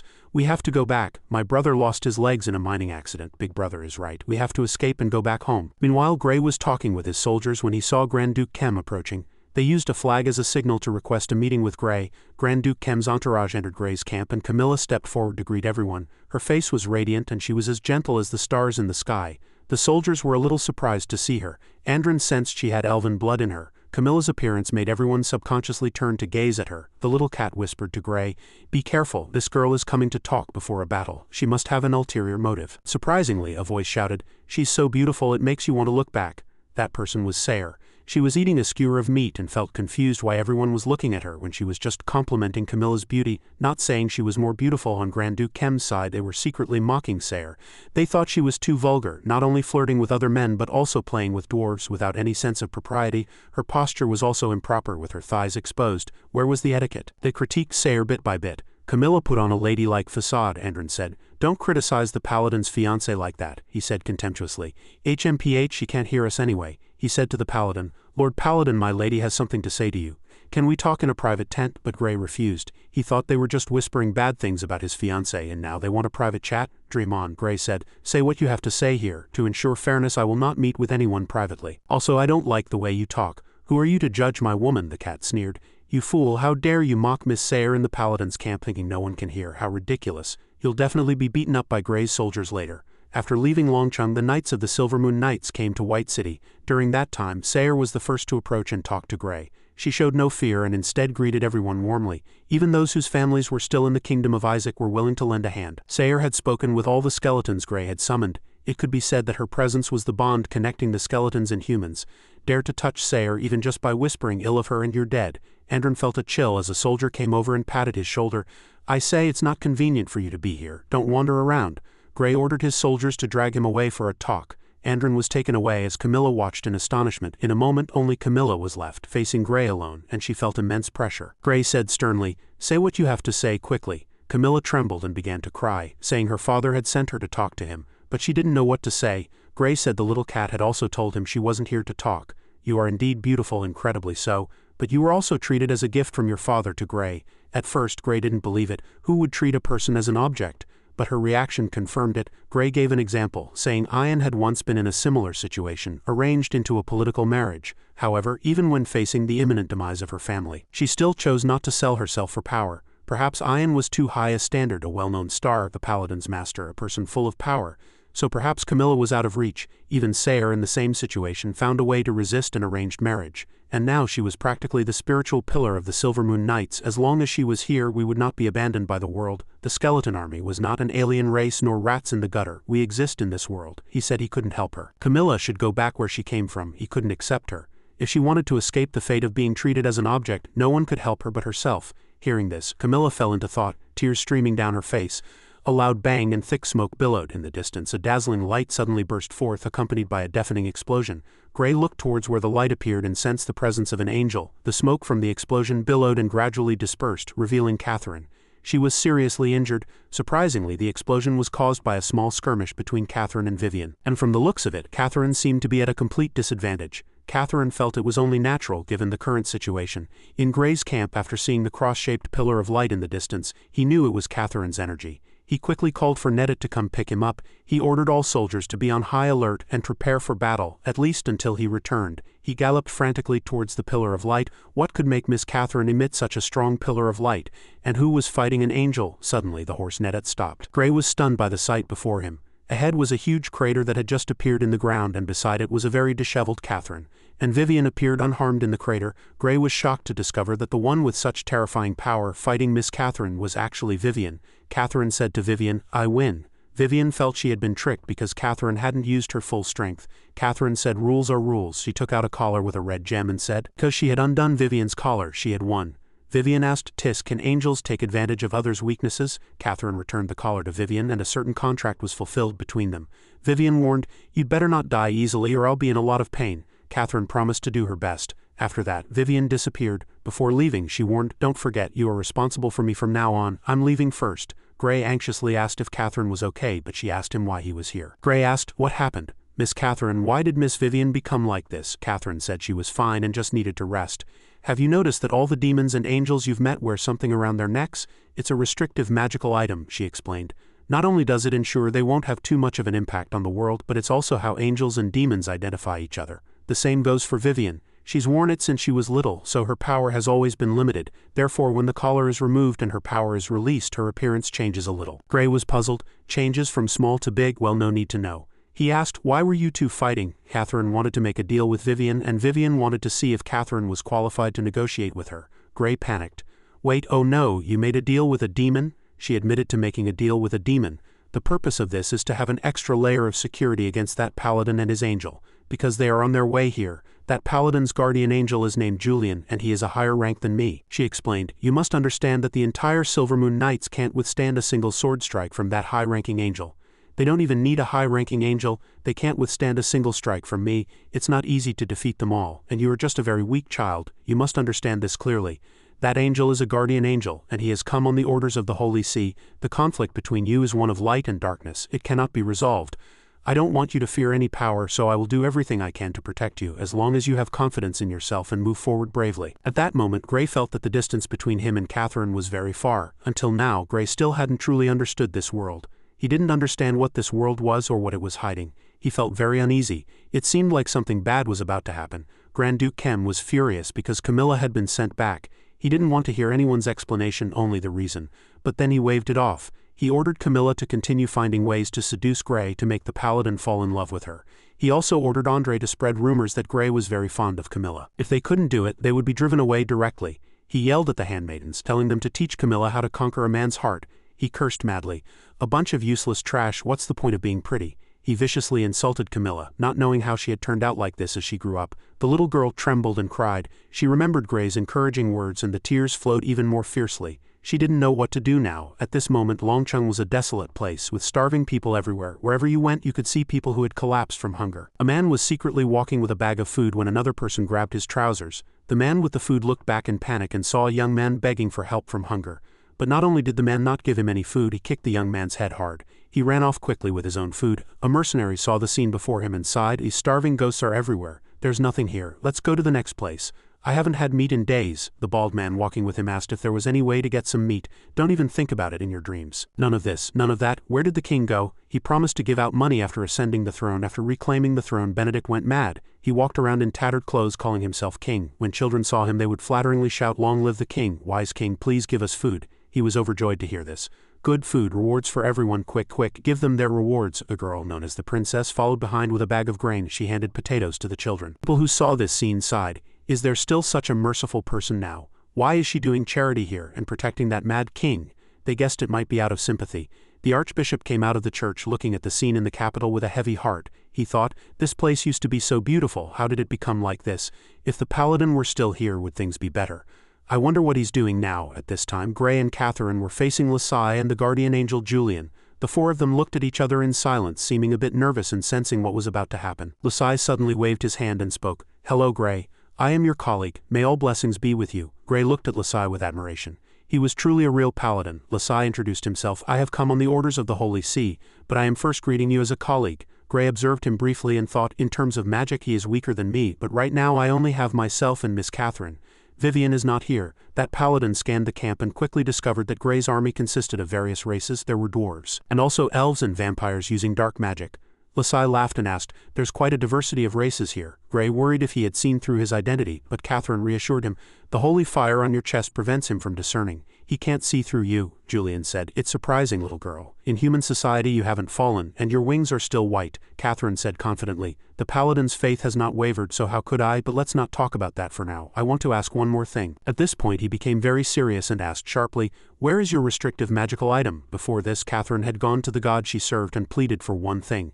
That god did not strongly oppose what Catherine was about to do. She thought Catherine was gambling, but Catherine insisted she would bear all the consequences herself. She thought something should be done after all. As the world had been silent for too long, while the world gradually decayed in this silence, we were bound by outdated rules. The god Catherine pleaded with gave her advice: nothing is impossible. A new flame has been ignited, and you will be the one to fan it. That flame might be extinguished or it might burn brightly. Which is interesting, that god thought. Was this worth Catherine sacrificing her own life? Catherine insisted it was very worth it, as she would not be content to be an angel who only watched in silence. Back in reality, when Julian asked where Catherine's restrictive magical item was, she calmly said she had already taken it off. Julian asked again, "You know what that means, right?" "I know, but it doesn't matter to me," Catherine replied. Julian was sweating, communicating with Lasai through telepathy. Things have become tricky because of her. Because simply put, Catherine taking off her restrictive magical item meant she was giving up the sanctity of heaven, including her identity as an angel. This didn't mean she was no longer an angel, but that she had cast aside all formalities and become a martyr, willing to do anything for her beliefs, even give up her life. It seemed this conversation would not go smoothly. Julian and Lasai looked at the opposite side thoughtfully. The camps of Fidet and the Duchy of B had also noticed that another paladin and an angel had appeared. It seemed the news they received was true. The two paladins really wanted to sit down and talk. Lasai smiled and said, "Grey, can we talk? As you can see, I didn't bring any weapons." Grey gestured his agreement and invited him in. The camp became very lively because a paladin from the Holy See had come to visit. They prepared chairs, fruit, and more. This made Lasai feel a bit confused. The Silver Moon Knight seemed to greatly admire him. "Wow, is that a paladin just like the captain? Will the other paladins kill me?" Sayer came over from a distance and said, "Control yourselves, don't be like this, you'll be looked down upon." She was neatly dressed, sat up straight, and smiled and nodded at whatever was said so as not to lose face. The elf Endron saw Lasai and thought, "That's a real paladin. The Holy See is serious this time." Endron whispered to Jimmy, "Hey vampire, let's take this chance to slip away." Jimmy said with a mournful face, "How can we slip away? We've been marked." Endron said, "But if Grey dies, it'll be fine." He pointed at the group of dwarves and said, "I'm telling you, that group of dwarves is also planning to escape. How about we add fuel to the fire and make the two paladins fight?" Suddenly he turned his back to Grey. Grey was puzzled. "Didn't you want to talk to me?" Lasai said he only wanted to talk to Grey alone. But Grey retorted sarcastically, "Is it about an R-rated topic that you have to talk alone?" He disagreed. Lasai was angry but held it in. That paladin got straight to the point. He wanted to know why Grey's army had so many dark creatures. There were undead, vampires, and elves using dark magic. Hearing the word undead, the eavesdropping Silver Moon Knights were startled, fearing they would be purified by holy light. As for Endron and Jimmy, they were still hesitating about whether to run. Lasai asked Grey if he could explain why there were so many such members in his army. Catherine suddenly stopped him. She said they had no obligation to explain, and that a paladin should have a tolerant heart. Julian thought, "Is tolerating dark creatures a good thing?" He questioned Catherine. Did she ever think that showing them off everywhere was a bit much? After all, they are dark creatures. If this gets out, things will be serious. Moreover, he suspected Catherine had other reasons for forgiving these dark creatures and demanded a more reasonable explanation. Catherine sighed. "All right, I'll start talking." But Grey stopped Catherine from speaking. Grey said decisively, "Don't worry, I know what to say." "Well, Mr. Angel, out of courtesy I did not interrupt you just now." Grey asked Julian in return. "Why must dark creatures be completely exterminated? After all, they still exist in this world and the gods have no objection to that." Julian gave an irrefutable answer. "They are creatures that the gods do not accept. Shouldn't they be eliminated?" "You ask me why I kill dark creatures, because they are born of darkness. They are a different race from humans," Grey said seriously. "No one wants to be born in darkness, and no one wants to live in darkness, never seeing the light their whole lives. I have also compiled a list of all the members of my legion, recording the bad things they have done. Of course, there are also good things. The one who wrote this book is Miss Sayer, my future wife. After joining my Silver Moon Knights, they help the people reclaim land and prevent natural disasters. They worked tirelessly without asking for anything in return. They all turned towards good and the gods accepted them. But you, Julian, with just one sentence, negate all their efforts. You think they are dark creatures not to be shown off. Dark creatures are inferior, always doing bad things. Even if they do good, they should hide underground their whole lives, never having a chance to see the sun. Not just you, maybe most people think so. But Grey believes this kind of thinking is wrong. Right or wrong should be determined by the faith in their hearts and their daily words and deeds. No matter where they are born or which race they belong to, as long as they have good intentions, we should support them. This is written in the Bible. Julian was stunned. He said he could accurately understand what Gray was trying to express. He lowered his head. Paladin Gray, I respect your soul and apologize for what I said just now. Finally, please allow me to ask one last question. Are you now a paladin who serves the gods or a knight of humanity? That night, some of the Silvermoon Knights gathered around a campfire, still resentful of the angel Julian's racist attitude that morning. They encouraged each other. As long as we live in harmony and all believe everyone is a good person, no one has the right to force dark creatures to live in darkness. Who set such a standard for dark creatures? On Julian and his paladin's side, they were also lamenting about Gray. Julian finally understood why Gray and the Holy See had a conflict. He also understood why the gods liked Gray. Such a noble justice, such a beautiful ideal, he never thought such a person existed in the world. It was not surprising that Gray's angel had decided to become a martyr. Julian thought, unfortunately fate has made us enemies. After all, angels do not protect justice or ideals, they are the maintainers of order. Anyone who breaks the order is an enemy. If you want to prove that the old order is outdated and needs reform, then defeat all those who benefit from the old order first. Only then can you prove you are qualified to establish a new world order. You can't establish a new order just because one person cannot surpass the existing one. Lasai sighed. In that case, we are the villains. Julian comforted himself and Lasai.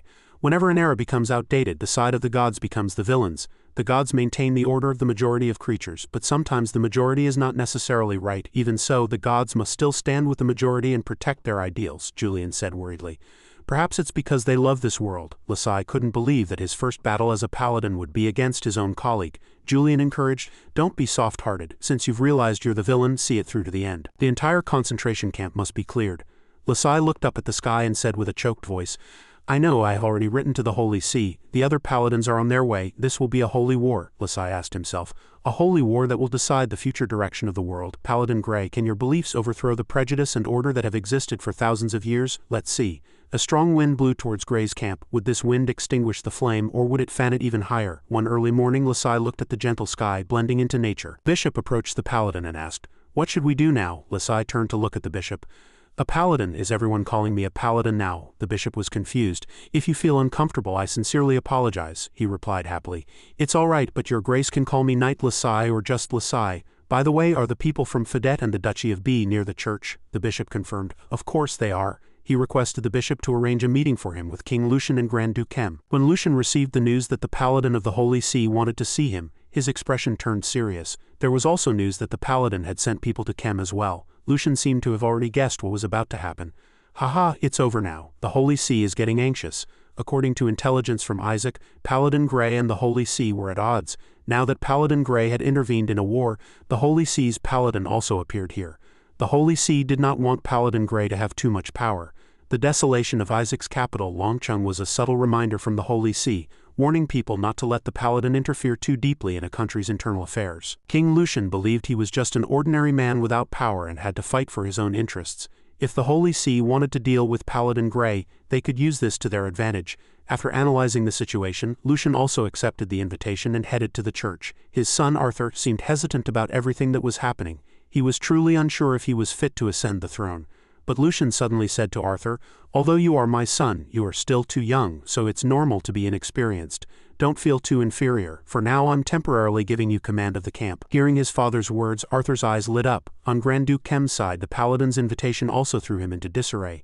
He was weighing his options. Gray had an invincible army, while the Holy See, apart from the paladins, was just a disorderly mob. But what if the other paladins were as strong as Paladin Gray? If the Holy See's paladins could use a blessing of holy light on ordinary soldiers, then how many ordinary soldiers and knights did the Holy See have? Kem trembled. Damn it, I was wrong from the beginning. I shouldn't have sent Camilla to Paladin Gray. After much consideration, Kem finally decided to go to the church first to see the situation. As for Gray and Catherine, Gray was telling Catherine that he hadn't sensed any malice from Lasai and Julian yesterday. Catherine replied that everyone has their own justice. For some, justice is maintaining order. For others, it is to seek benefits for their country. At the time, Gray couldn't point out that their justice was unreasonable. From the moment Gray decided to defend his own justice, his opponents were no longer villains but justice itself. In the future, you will have to face more hardships. If you want to continue on this path, you must constantly destroy the justice of others with your own hands. Catherine asked Gray, are you willing to do that? Gray fell silent. No matter how reasonable a justice is, it should not be built on the sacrifice of others. Otherwise, as long as there is a reason, is it permissible to start wars and kill people? If their justice is to trample on the flesh and blood of the weak, then what's the difference between them and demons? He asserted that he must stop that kind of justice. Hearing Gray say this, Catherine smiled to herself. King Lucian's son Arthur was filled with doubt. Paladin Grey wants to see His Majesty the King, he said to the guard. My father has already gone to the church. What on earth are these paladins planning? What should we do? Arthur thought for a moment and decided to go to the paladin to see what he wanted to say. They had just met at the church and immediately started a war of words. It was ridiculous. He actually invited the Grand Duke at a time like this. The Grand Duke just arrived at the church. Should we call him back? Camilla approached to listen to their argument. She remembered Grey's words, if you want to escape the fate of being treated as an object, no one can help you but yourself. Camilla began to speak and apologize and everyone turned to look at her. She said she wanted to at least take the first step now. She began to speak towards Paladin Grey's side. Can I go? At this time King Lucian had already met Grand Duke Kem. He asked him, HMPH, you old fox, you still have the face to come here? I thought you had already sent your precious daughter to be Paladin Grey's wife. Kem replied, shut up you pig, I didn't come here to argue with you. Opposite them Lasai spoke, haha, you two seem to have a really good relationship. Let me introduce myself, I am Paladin Lasai. Just call me Lasai, I am a paladin because I also have a guardian angel. Lasai introduced Julian to the two men. Seeing Julian they both broke out in a cold sweat. Lasai said, by the way, do you two like to listen to fairy tales? They both seemed uninterested. Lasai continued, oh but I like them very much. In general, in fairy tales, doing good is rewarded and good people always triumph over bad people. The world is only black and white, that's why we adults usually don't believe in fairy tales. Now a knight has stood up loudly demanding the Butcher King to lay down his sword. Justice is the truth of the world. You should be a benevolent king. However, if one cannot use the power of a king as one pleases, then why do people strive to become kings? I am here to give you a promise. Within 3 years, the Holy See will relinquish all power on this peninsula, giving both countries absolute national self-determination. We only ask for one thing, which is to please ignore all of Paladin Grey's actions, for example, the duel between the two countries tomorrow. At this time in Grey's camp he was patting his chest and thanking Arthur and Camilla before him for accepting his invitation to come. Arthur looked at Camilla and thought, Princess Camilla of the Duchy of B is here too. I thought she was just a pretty face, but I didn't expect her to attend in her father's place. She seems quite brave. Camilla trembled all over, thinking, Prince Arthur of the Kingdom of Fedet.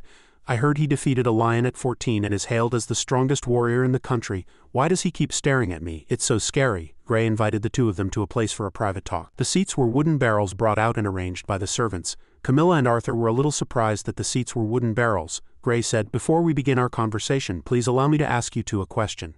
Do you like fairy tales? Camilla said she really liked the story of the Rose Forest. Arthur thought for a long time, then said, how about Song of the Long River? It seemed that for the same question with the same content, the answer Paladin Lasai received was completely different from the one Paladin Grey got. Grey said happily, the stories you mentioned are all very interesting. I also like fairy tales very much. In fairy tales, doing good is rewarded, and bad people are punished by good people. The world is simply black and white. If you can cast a protective spell on a gun's muzzle, why not turn a fairy tale into reality? Because everyone has their own justice and ambitions. I cannot eliminate the conflict between ambition and justice.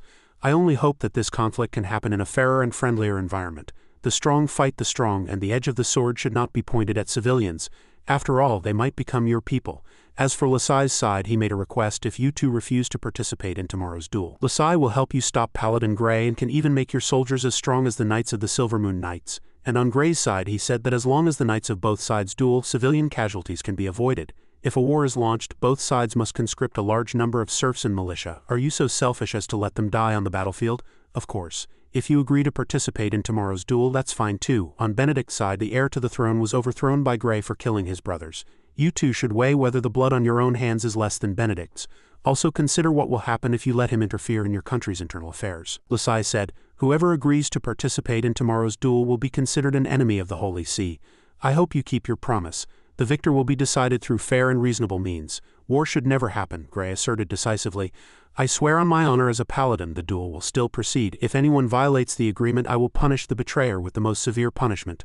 Lasai said to King Lucian and Grand Duke Kem, the choice is in your hands, I will not force you. Lucian, Kem, Camilla and Arthur, the four of them must make their own decisions. Grey hoped Camilla and Arthur would consider it carefully. The Black Cat turned to Grey and said, what you said has no appeal, no one will side with you. Grey said with certainty, I know. The Black Cat asked him, what are you going to do now? I bet Lasai has already convinced them. Grey was at a loss. He didn't know how things would develop. Now we can only wait until tomorrow to see their choice. Grey thought it would be best if they could participate in the duel as agreed. If anyone violated it, he would punish them. The Black Cat asked him a question, have you ever thought that if you couldn't use your magical advantage would anyone still be afraid of you? In the Fedet camp, Lucian returned after meeting with Paladin Lasai and learned that his precious son had also just met with Paladin Grey. He only asked Arthur one question, What kind of person do you think he is? Arthur thought Gray was an upright but somewhat foolish person. Lucian said, That's right, I don't hate fools, I only hate those who have power and are self-righteous. A fool who always demands that others act according to his will, Lucian said sharply. Arthur immediately ordered the entire army to head to Paladin Gray's camp and surround it. One more thing, Arthur. If you also had a guardian angel, would you be confident in defeating Paladin Gray? On Grand Duke Kem's side the situation was similar. He asked Camilla, Camilla, you just reiterated the previous agreement with no other modifications or promises, right? And he didn't pay much attention to you, right? Then it's very clear. Camilla asked her father, Are you planning to betray the agreement? Kem believed that he indeed didn't dare to refute the rules set by Paladin Gray before. But now that he had backing, why wouldn't he resist? Camilla thought Gray was an upright and good person and they shouldn't treat him with such treachery. He asked Camilla, Do you know when a man is considered a good person? When he doesn't know how to threaten others, when he has no use value? In Kem's eyes, kindness was the most useless thing. In this era he believed Gray's uprightness was due to his foolishness, his frankness had no value, and ultimately it was because he couldn't be used. Then Gray deserves to die. He squeezed her mouth with his hand, making her cry out in pain. On Gray's side he had also received intelligence that the armies of the two countries were on the move and planning to ambush him. They did not intend to spare the civilians. Catherine said to Gray, What a pity no one chose you. Gray summoned Jimmy, Dorn and Andron. Andron asked what's wrong, why did you gather all the magic users? Gray informed them that the armies of the Kingdom of Fidet and the Duchy of B were surrounding the town. Take Sayer, the dwarves and the town residents and escape before they are completely surrounded. Gray looked up at the sky blankly, thinking, This is a battle for the Silvermoon Knights. The dwarves are not yet our members and neither are you. He pointed at Dorn, Jimmy and Andron, knowing they were only here because of the soul mark Gray had left on them, not voluntarily. After you take them to a safe place, their soul marks will be released.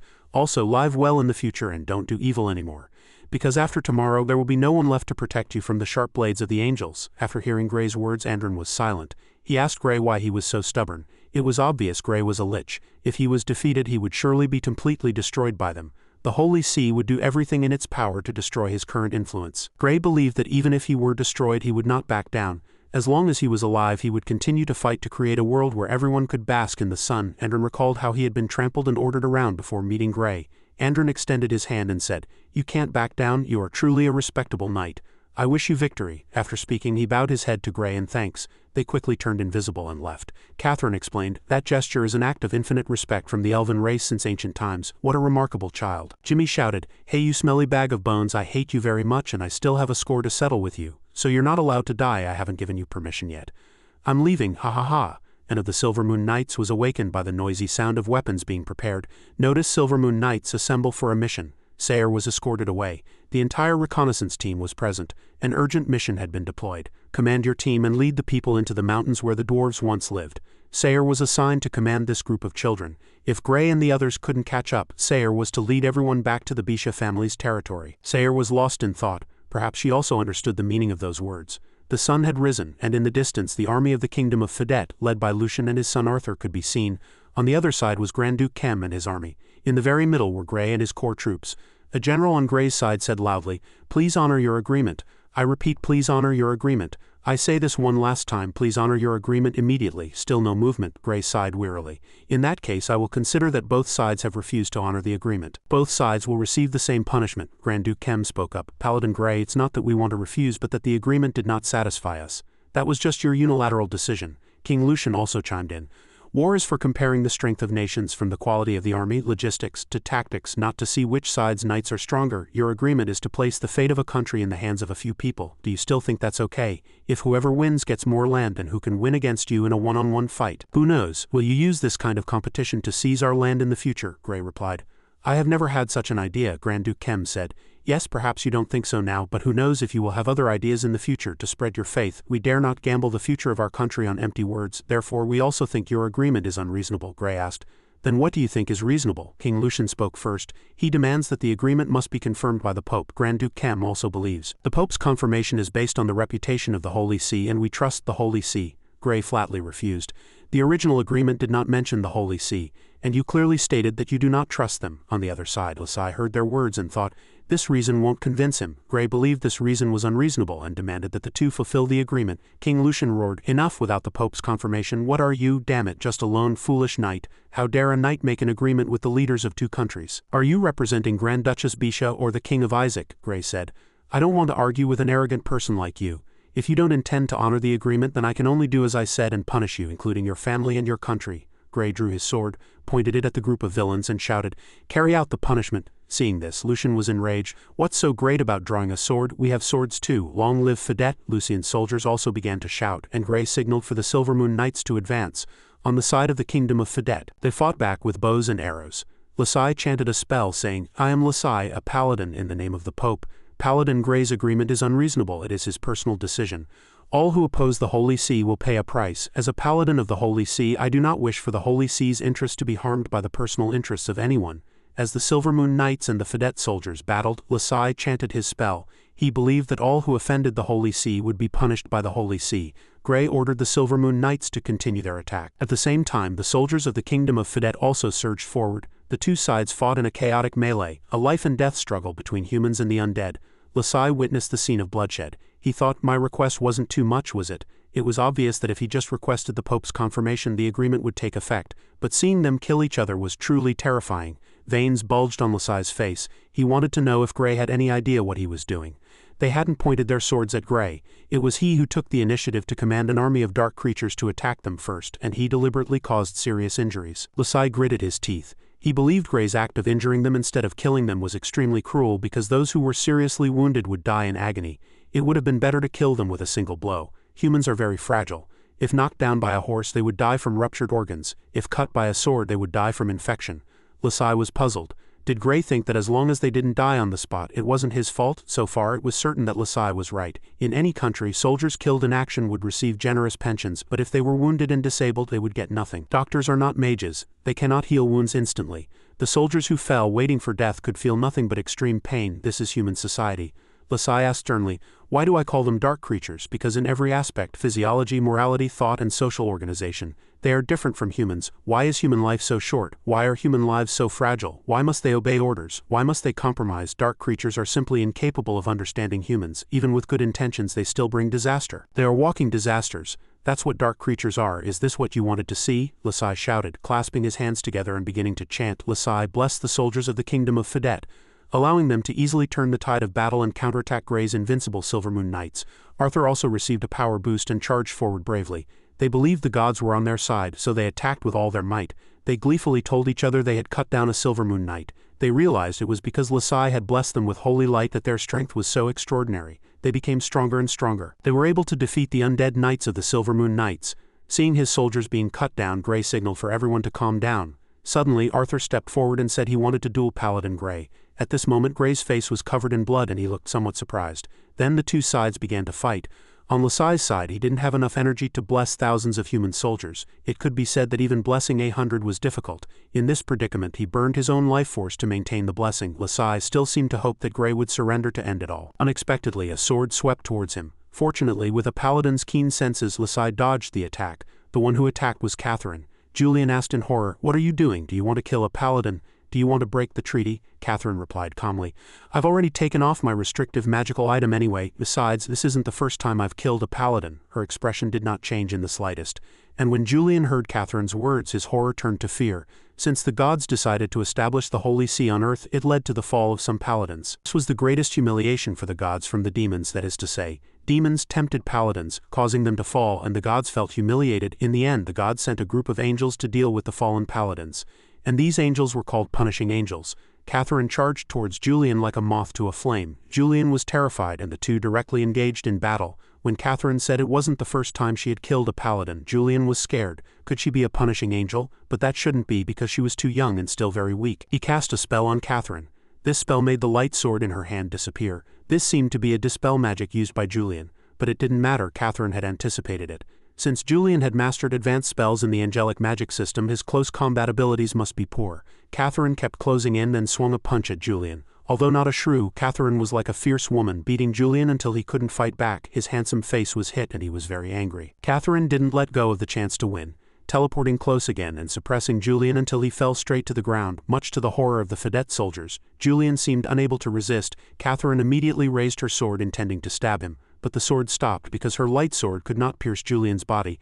At the same time, a huge spell Julian had been secretly preparing suddenly erupted, catching Catherine off guard and trapping her in the shocking explosion. Gray thought, is this the power of an angel? The intense explosion from that attack, after the smoke cleared, a disheveled and battered Catherine appeared. Having taken Julian's full-force blow, It was already clear who was superior. He stood up and said to Catherine, "Little girl, rest for a bit, then I'll send you back to heaven." Only now did Catherine feel that Julian was too powerful. The soldiers of the kingdom of Fidet had just witnessed the decisive battle between two angels. It was truly terrifying. Suddenly, in the lingering smoke, the sound of a fierce fight could be heard. As the smoke gradually dispersed, Arthur and Gray were engaged in battle, both sides seemingly determined. Lasai watched as the smoke gradually cleared, revealing the battle between Arthur and Gray, and he felt confused.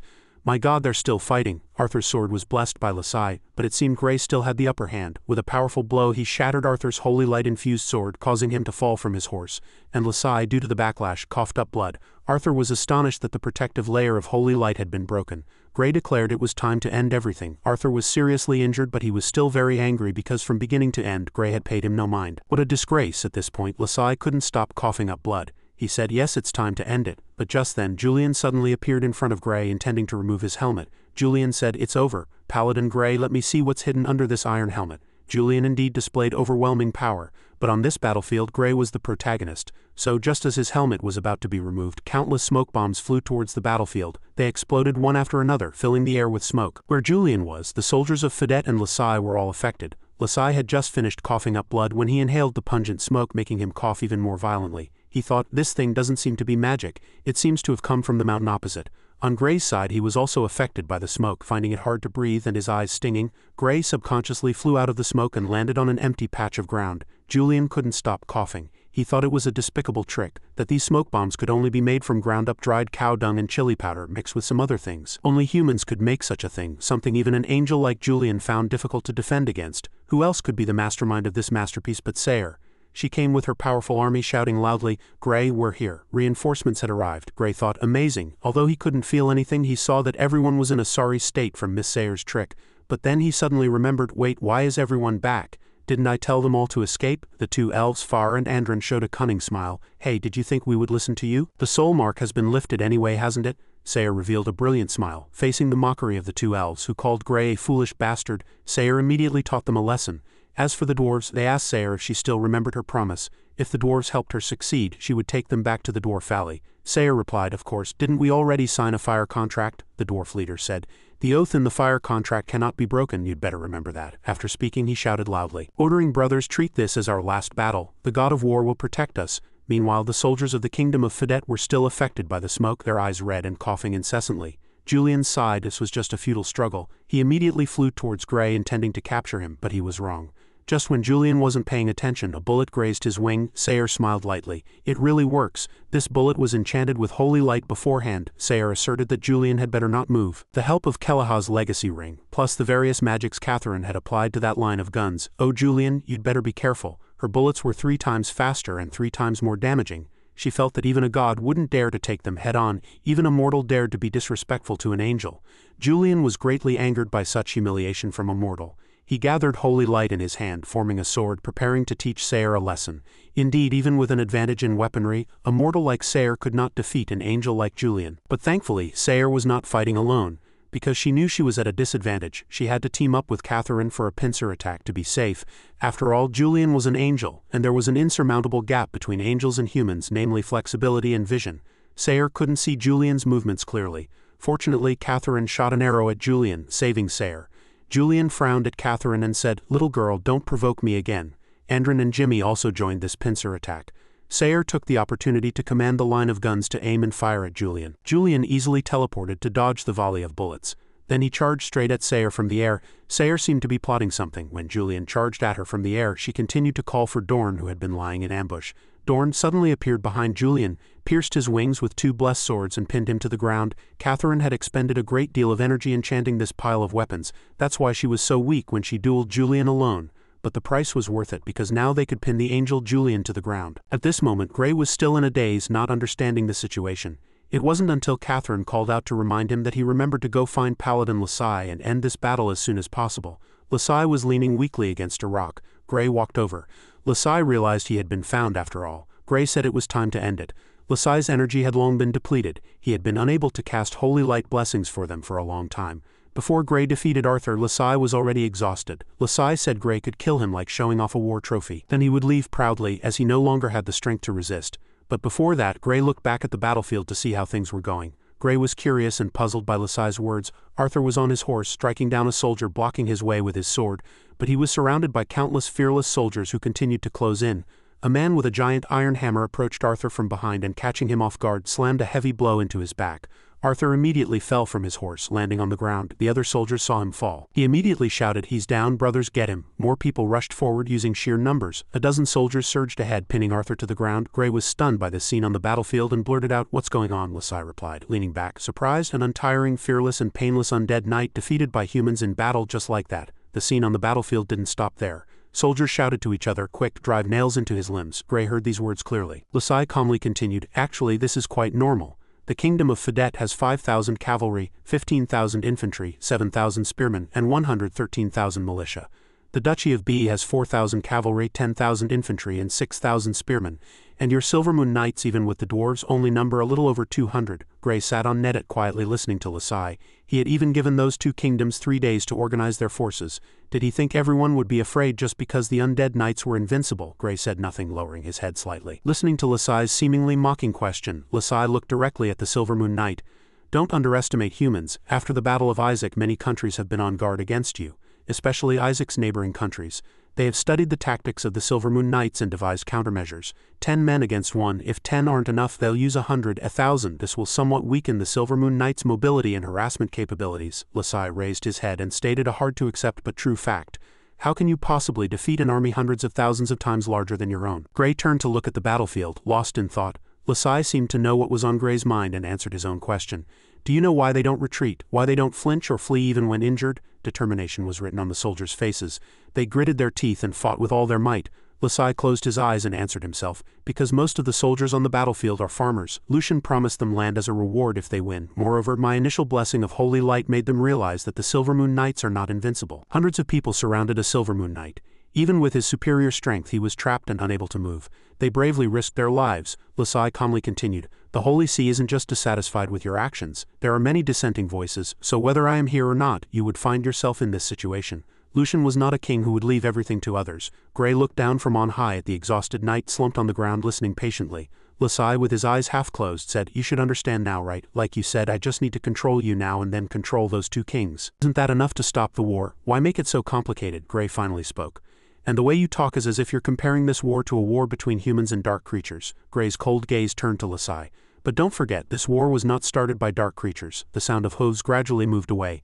"Those who willingly go to war deserve to die. I don't care." The desolate scene of the destroyed town was still vivid in his mind. Gray continued, "But don't involve the innocent townspeople in the war. If I weren't there, that little town, those insignificant people would not have survived. Rivers of blood, raging fires, everything in the town would have been burned to the ground, leaving nothing behind." Gray's expression remained unchanged, but seemed even colder. "At that time, would you pray for them?" Then he answered this ridiculous question himself.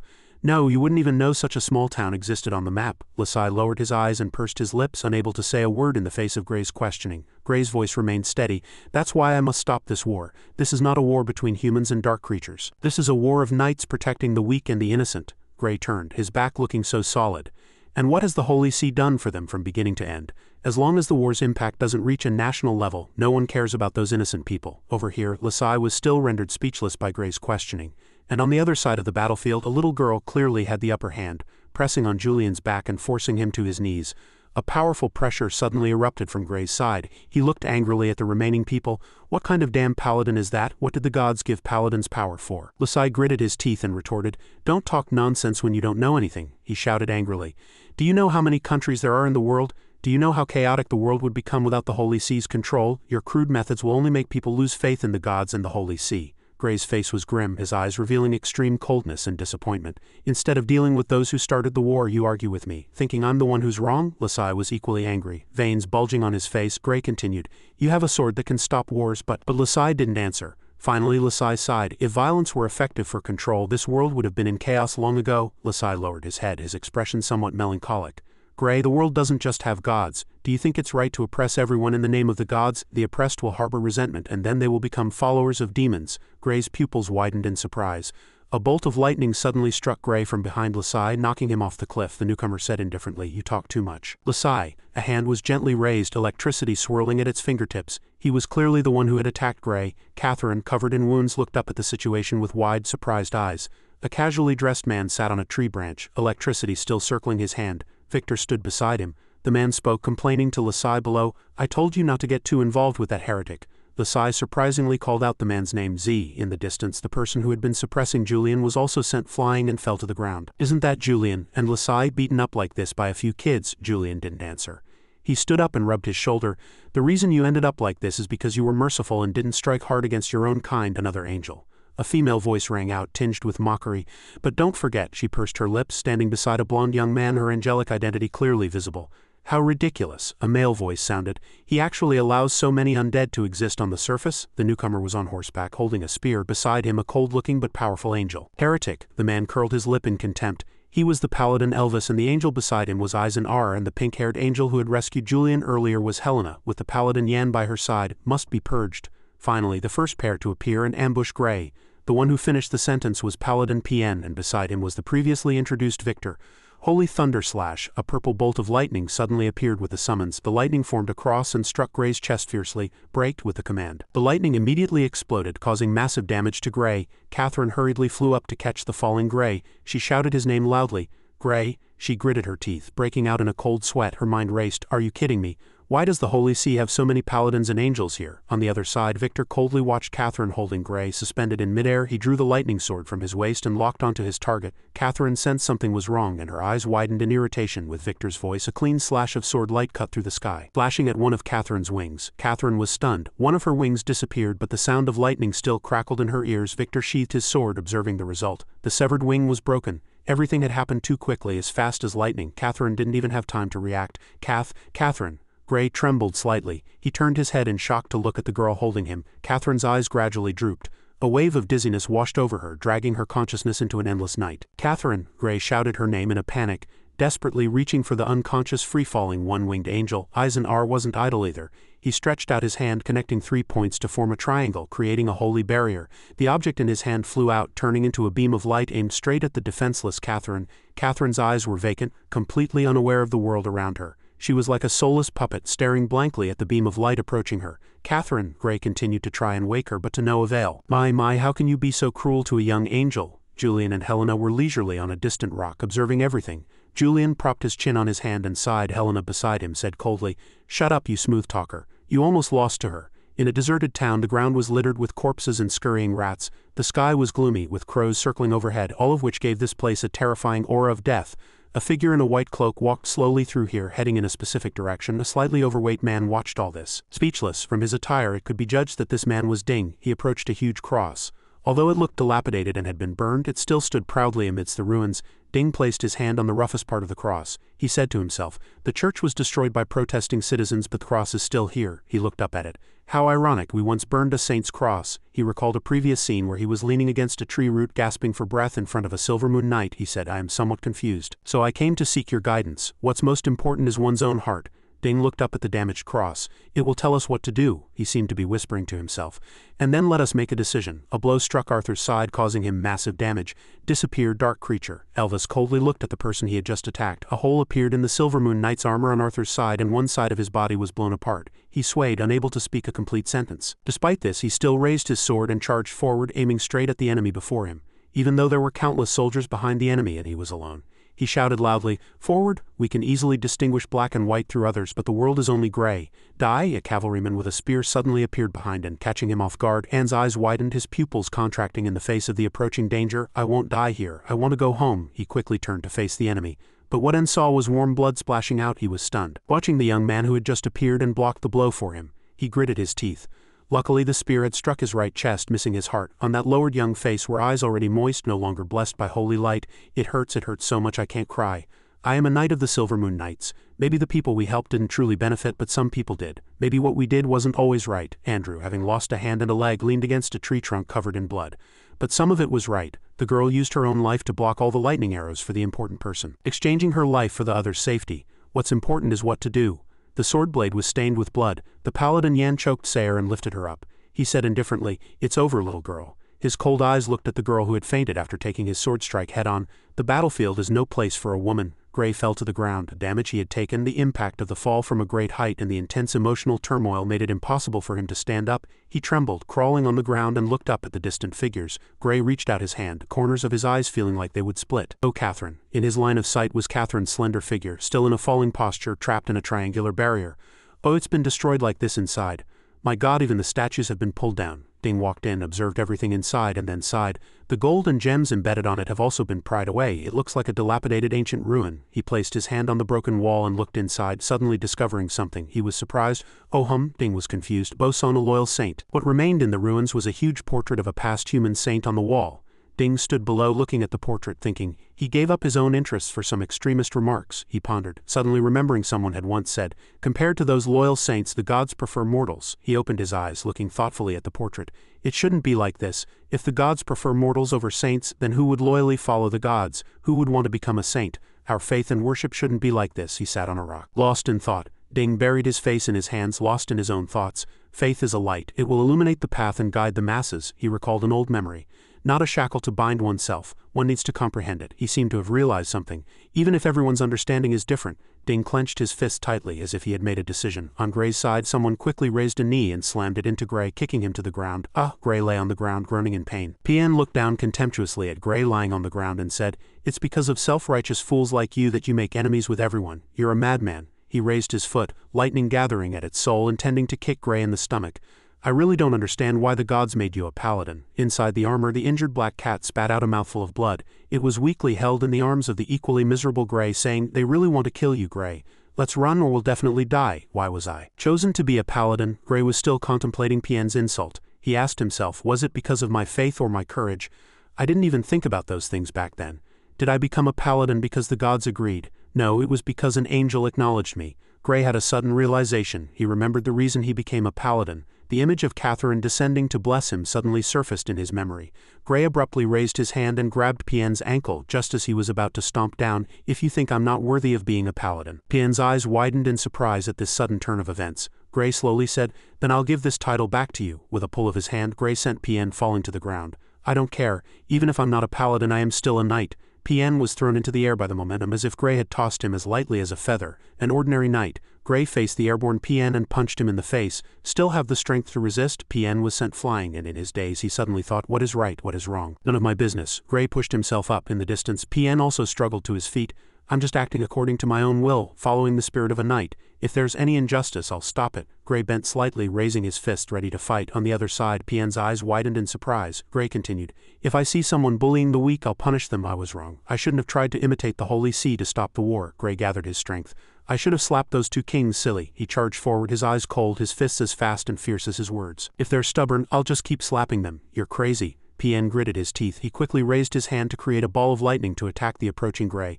"So what if I'm crazy? Magic is never faster than a physical attack." Gray landed another punch on Pian right in the face. Mercy, righteousness, faith, courage. The tables had now turned. Gray looked coldly at the man he had just knocked to the ground.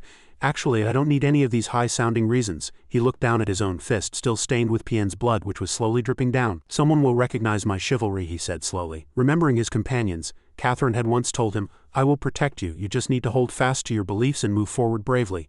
Someone will give me a life's ideal." It was Ian who said, "You can create a world without sin." Someone will tell me how to put theory into practice. It was Sayer who said, "Since ancient times, only by punishing evil can good prevail." With every word Gray spoke, those familiar faces appeared in his memory. "I want to give them hope. I don't want to disappoint them. Whether I'm a paladin or an ordinary knight." Gray raised his fist, stained with the enemy's blood. "I will defeat you here and forge my knightly spirit." He looked up, his cold gaze fixed on the enemies not far away, his presence overwhelming. He's a bit scary." Yan gulped, a little intimidated by Gray's aura. Helena behind him said nonchalantly, "What are you afraid of? Go on with me here. Are you afraid of losing?" Julian beside them said nothing, looking a bit helpless. "HMPH, go take his life."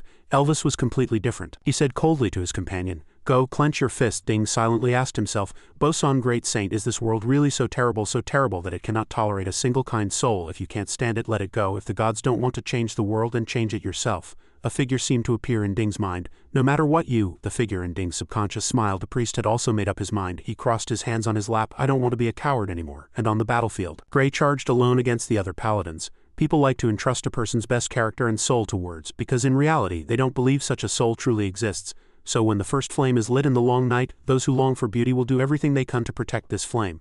Gray's first punch broke Yan's sword, and at the same time a huge force struck him, sending Yan flying. Gray's second kick was aimed at Elvis on his horse, making him fall backward. Some people add fuel to make the fire burn brighter. Besides, a single flame can help reclaim wasteland. Gray's third claw strike was aimed at PN, who had just charged forward, but he was immediately hit and sent flying out of the battlefield. The small flame inherited beautiful wishes, and that is its belief. It is not bound by form, it is not concerned with order or divinity, and it does not even follow the justice of the majority. Gray landed another punch on PN, his eyes glowing red like a powerful fighting machine. Perhaps it was just a stubborn dream. Gray looked coldly at everything around him. Julian had once asked him, "I'll only ask you one last question. Are you now a knight of the gods or a knight of humanity?" The battlefield, only Gray was left standing. The other paladins were beaten by him like dead dogs, lying on the ground in a pathetic state, like the defeated. Gray's red cape fluttered in the wind like a symbol of victory. The greatest dream exists in the soul of that knight. Gray slowly stood up straight. That is to stand on this land as a knight of humanity, even if severely wounded. In the end, he also gave everything back to those bastards. He alone defeated all the other paladins. How can this be? Elvis struggled to get up, gritting his teeth. Unable to understand, Yan lowered his head, unable to forget this shame. It was truly disgraceful that a group fight would end like this. And PN, after taking a full combo from Gray, had already passed out. Gray looked at his enemies coldly. Oh no, they were defeated too easily. Helena sighed from a high place. Julian had already anticipated part of this and felt helpless. After all, Gray was no ordinary person, he thought to himself. To be able to summon so many things, he is very likely a lich. "Tell me, what should we do now?" Julian heard the voice. His gaze turning to Helena. "We can't attack directly, right, Julian?" The person who had just attacked directly heard this and guiltily turned his head away. Gray looked up at the high ground, lost in thought. Suddenly he leapt up, and in the blink of an eye he was several meters away, rushing towards the army in the distance. Lasai leaned against a rock, his face grim, lifeless. Paladin Gray was still trying to capture Lasai to end the war. Stop him, the soldiers were in disarray. Everyone pointed their swords at the charging knight. "That stubborn fellow," Julian observed from above. He frowned. "Helena, go control him." He called out his companion's name. The three angels immediately closed in on Gray, attempting to attack him from the sky. Victor, who was not called, watched the chaos with indifference. "Didn't call my name, then I'll sit this one out." Catherine was trapped in the barrier in the air, her eyes vacant. What a disgrace. Although she looked unconscious, Catherine could still vaguely sense everything. "I clearly promised to protect him." Below, Eisenar raised his hand, preparing to attack Gray, but it ended up like this. Catherine closed her eyes wearily. A gentle voice emerged in her memory, speaking softly to her. "Catherine, my child, what you want to do, your ideals, no matter how hard you try, it's too difficult for you." Those gentle hands caressed Catherine's face, so before leaving, a black-haired angel appeared. She said, "I will give you a gift." Just as Eisenar's hand was about to touch Gray, suddenly countless golden chains fell from the sky, binding the angels tightly, immobilizing them. Gray looked up in surprise. These golden chains did not hinder him. This sudden change made even the reticent Eisenar speak up. What's happening?" Julian blurted out in surprise. "What's wrong?" Helena was very confused by what was happening before her. Victor, who had been standing, was also bound. He was confused, a big question mark appearing above his head. "Just this once, I will allow you." Streaks of holy light appeared in the air, accompanied by the black-haired angel's voice echoing in Catherine's mind. "To use my power." After getting permission, Catherine broke the seal. One of her wings had not recovered, but she looked completely different from before. Catherine's mysterious power made her look incredibly majestic. The goddess of justice. How does she have this kind of power? Could she be a punishing angel? The three angels who were previously chasing Gray were very confused by Catherine's power and were in disarray. The goddess of justice, a punishing angel. Oh, Victor listened to everything from behind, his face impassive. Suddenly he showed a cunning smile. "I remember now. Does everyone remember why we have to wear magical items that restrict our power?" The three angels in front looked at Victor, puzzled. Helena immediately answered, "Because 1,000 years ago." Suddenly she seemed to realize something. Could it be? 1,000 years ago, there was a country in the north of the continent. There was a holy church there, second only to the headquarters of the Holy See. When there were vacancies in the knightly order, some boys under the age of 15 would be sent to be apprentice knights, and a paladin would be trained from this group of children. However, due to the corruption here, those boys were subjected to long-term sexual abuse and torture. And the consequence of this was that a child who was about to become a paladin fell and became an apostle of a demon, personally killing the bishop. A young punishing angel was sent to deal with this fallen case, but for unknown reasons, after that night fell, the punishing angel carried out a bloody purge of the entire northern region. All the corrupt clergy were killed, the state system collapsed, and that country became a forbidden land that the Holy See could not touch, and that purge failed to bring peace to the world. The demons tempted humans to become sinners. A skinny child held his head helplessly. Dad said he would do everything to protect the family. Then why would Dad? The demon behind him immediately whispered brainwashing words in the child's ear. "That's right, your dad did bad things. Angels are hypocrites." Hatred attracted the demons, and that place became a demon's nest. The gods were very angry and sent more punishing angels to deal with it. Send that group of demons back to their hell. This chaotic battle ended with the death of the last human saint Boson. Many people died in the war. On the battlefield, the shattered halos of angels and the blood-stained horns of demons were intertwined. The fallen were of no faction. This was also the war with the most casualties in heaven and hell since the great war of life and death. Since then, both angels and demons have had to wear magical items that restrict their power. The only purpose of the magical items is to prevent them from having enough power to kill each other. And as for the punishing angel who started the riot, they were later stripped of most of their power and imprisoned in heaven for 1,000 years. Aha, is that so? Helena narrated the story, sweating as she asked herself, only a punishing angel would be favored with this kind of power. Azin-ar looked thoughtfully at the golden chains around him. So annoying. She was imprisoned for 1,000 years, how is she still so strong? Julian was furious, very unhappy but unable to break free from the golden chains.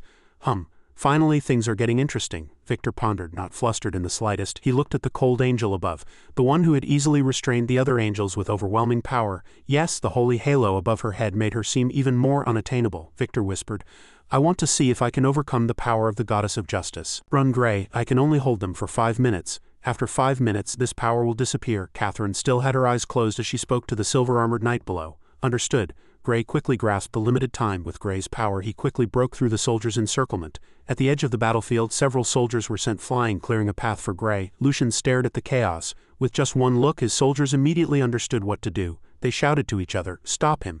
Many children have had such fantasies, with a supportive crowd cheering for them from behind regardless of their status. The soldiers shouted, spears pointed at Grey. Kill him! Amidst the blue uniforms, Grey's fluttering red cape was particularly conspicuous. He alone fought against the ant-like soldiers around him. Not long ago, Grey also had such a fantasy. But how many people like Grey have already sealed this fantasy in the past? No one can change the world like in their youthful dreams, because life only needs a rope. A soldier tightened the rope in his hand. That rope was stretched across Grey's feet, tripping his moving steps and possibly taking away all hope. Following the inertia, Grey fell face first to the ground. What if it's a lich? What if there's magic? Grey struggled to get up, but it was too late. On the battlefield, even a moment's distraction can turn the tables. Behind him were countless people with raised weapons, striking straight down at the man on the ground. Dozens, hundreds of swords were thrust into Grey, forcing him back to the ground. Those swords were like stakes, pinning Grey to the ground. Regeneration magic, can't use it. Grey tried to use magic but failed. He was surprised, the energy was depleted. Many fall just as Grey did, trampled by the crowd, unable to move even if they struggle. Not even knowing who their opponents are, it is a daunting struggle. Despair sets in when faced with a sea of people with no end in sight. Grey clenched his fist weakly. Catherine thought, no, I'm completely powerless to change this. Energy, I need more energy. But Grey was lucky because he was a lich and he had magic. Suddenly, along with soft threads of light, a voice entered Grey's armor. Master, Grey was surprised. This voice is over where his knights were. Not a single one was left unscathed. The swords in their hands were broken. They collapsed to the ground. Master, that's enough. In our current state, we can no longer fight. We can't even stand up to be your punching bags. The knight conveyed his thoughts to Grey. Not only had he lost the ability to fight, but the other knights of the Silvermoon Knights were also pinned to the ground. Please, take back the magic power you've given to the knights. The knight also told Grey his purpose. He pleaded, please, for your own sake. The threads of magical light grew denser. They gathered and returned to Grey's body, replenishing his energy. We were once the Shadow Guard. Under the successive kings of Isaac, beneath the armor was the true face of the knights, which contrasted with his solemnity. Their faces were handsome and incredibly gentle, with satisfied smiles as they continued to convey their final words to Grey. Our job was to handle everything for the king from the shadows. In life we had to hide in the darkness, but in death we can bathe in the light. The sudden light panicked the soldiers. What's happening? Thank you. It has been our honor to be knights under your command. The light was gentle to Grey, but to his enemies it was a flame that incinerated all obstacles. The surrounding soldiers who accidentally touched the light retreated in terror.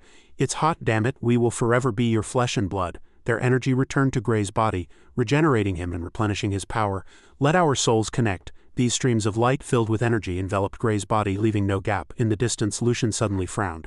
A great power was approaching and it made him feel a sense of danger. Send that bastard back to reality. With a heavy punch, Grey broke through countless soldiers with the force of an entire army alongside his companions from across time and space, charging straight for the fat blonde king Lucian on his horse. This is what you deserve, you bastard. He punched Lucian in the face just as he and the Silvermoon Knights had wished. Your Majesty, the surrounding soldiers cried out in alarm at the sight before them. Lucian was sent flying from his horse, rolling on the ground like a clumsy ball. Damn it, retreat. The commander of the Duchy of B panicked, quickly reining in his horse and turning back to give orders to his soldiers. After rolling on the ground for a while, Lucian finally came to a stop. Only the gods have the right to make laws. On the other side, unlike the other panicked angels, Victor was exceptionally calm. Your Majesty, are you all right? The soldiers quickly gathered around, helping Lucian to sit up. He was still trying to act tough. "Shut up, I was just pretending to fall, what's there to worry about? HMPH." Although bruised and swollen, Lucian was not afraid. He looked up arrogantly. "Isn't he in a worse state?" Gray's fist was enveloped in a yellow light, however the arm that had just struck Lucian's mouth was now broken. The light scattered from his body. "Such petty tricks," Victor sneered. Over on the Angel's battlefield, Victor had already broken free from the golden chains. He swung his sword, shattering them, and 6 wings unfurled from his back. "You no longer have the right to punish anyone," Victor sneered, looking up mockingly at Catherine above. "Damn it, why is a god of love here?" Catherine gripped her light sword and spoke sharply. She raised her sword. "What are you doing here?" "Curious," Victor sneered. The blade was about to cut across his body, but he paid it no mind. "Because it's fun, of course." Victor also swung his sword, his move perfectly blocking Catherine's path. Victor suddenly closed in on Catherine. "Aren't you a punishing angel here as well?" Victor swung his sword, but Catherine nimbly bent over to dodge it. "This world has been silent for too long." Catherine took advantage of the moment before Victor could retract his sword, immediately flying up and slashing at him. But she still failed to hit her enemy. "Even we ourselves don't know what to do." The 2 angels fought in the air, golden and orange lights intertwining and exploding in the sky. "To be honest, I quite admire your ideals," Victor said with a smile. "So I need to test if you have enough power to achieve them." With a wave of Victor's hand, Catherine's sword immediately fell. Even with a portion of a god's power, it's useless against the god of love. The aftershock of Victor's attack made her hand tremble. Catherine shuddered, thinking, "Worse, I can't maintain this power for long. It's no use." On the other side of the battlefield, Gray took a step back. He looked at his broken arm and whispered to himself, "I can still fight." "Come on." The light shooting from his eyes made Gray even more terrifying. "Die, you monster." But it was clear his strength was no longer enough.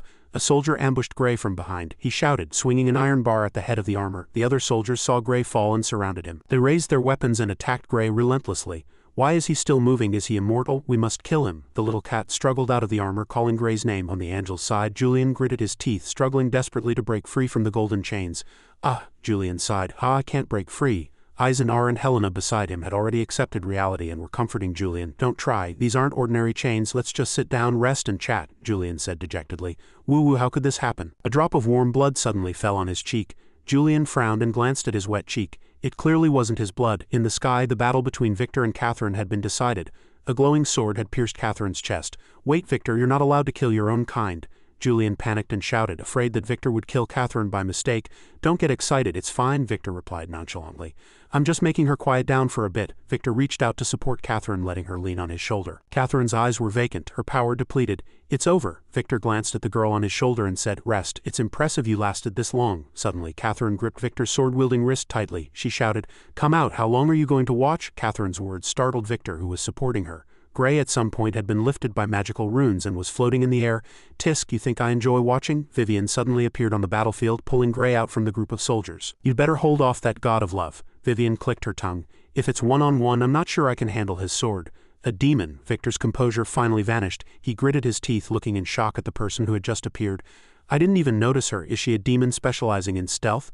"Miss Vivian?" Gray floated in the air, vaguely recognizing the familiar figure on the ground. He asked himself in a daze, "You made a deal with a demon? Are you crazy?" Victor couldn't help but look at the angel in his arms and curse. Catherine replied, "Because I can't be as strong as you." She looked up and smiled, her body radiating a strange halo. "Besides, didn't you want to test if I have enough power to achieve my ideals?" Victor suddenly realized something was wrong. He was shocked and quickly tried to stop what Catherine was about to do. "You want to self-destruct? Stop. Even if you self-destruct, you can't kill me." Catherine still maintained her gentle smile. "I never thought I could kill the god of love. I just want to buy a little time." With those words, a sudden explosion occurred in the air, centered on Catherine and Victor, who was supporting her. A halo of light formed in the sky. The explosion was so powerful that even the distant town was engulfed in light. The 3 angels bound by the chains couldn't open their eyes even though they were used to bright light. Vivian flew away from the blast zone with Gray. She glanced back and sighed, "HMPH, what a fool." The explosion gradually subsided, and the golden chains binding the 3 angels also dissipated with the smoke and dust. Victor rushed out of the smoke holding the unconscious Catherine. He panicked, gritting his teeth as he looked at the person in his arms.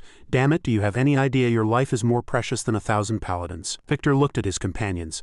"Julian, Helena, which of you is better at healing? Quick, take a look at her. I only managed to save less than half of her holy core."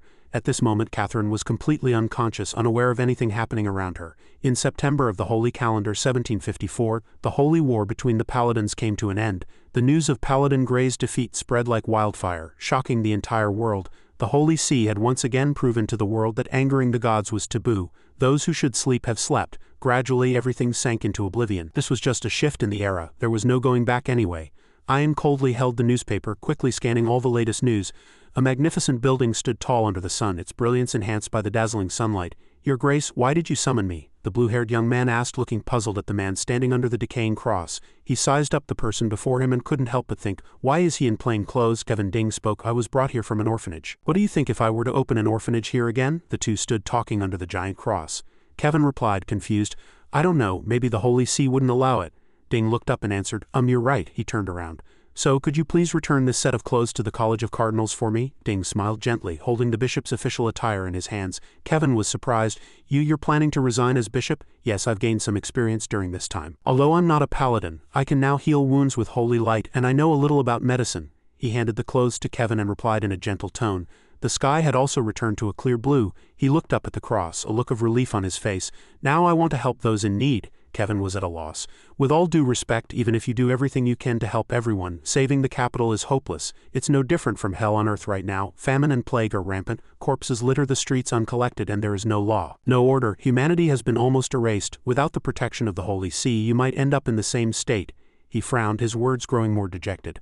"Or die at the hands of protesting citizens." But Ding interrupted him. "I never thought I could save the capital, Longcheng." "Kevin, I am not a saint," Ding continued. On Gray's side, he was now unconscious, taken by Vivian to an unknown place. "And even if I were, I'm not sure I would have the ability to turn the tide. I just want to do what I can to help anyone I can." Vivian glanced back coldly. "If the world is truly too dark, then even the light of the stars will be crushed." Vivian quickly separated from Gray. Of course she wasn't doing this to abandon Gray. The person chasing them was Eisenar. He was currently holding a spear. Vivian looked nonchalantly at the person who had just attacked them. Eisenar said coldly, "I don't know where you came from, but if you don't want to violate the treaty and start a war between our two factions, hand over Paladin Gray." Vivian's expression seemed to say, "What is this dog barking about?" She suddenly sneered, provocatively saying, "No, if you have the guts, come and take him." On Ding's side, he was still calmly looking up at the cross. "So let me light the torch, even if I can only save one person." 300 kilometers north of the capital, Longcheng, on the border of the sub-kingdom. In Cananor, one could clearly see two factions lined up neatly, preparing for a war that could break out at any moment. It was the army of the Kingdom of Alan and the allied forces of the House of Bisha. Hey, little girl, your army's strength must be declining," a man shouted. "You better surrender quickly.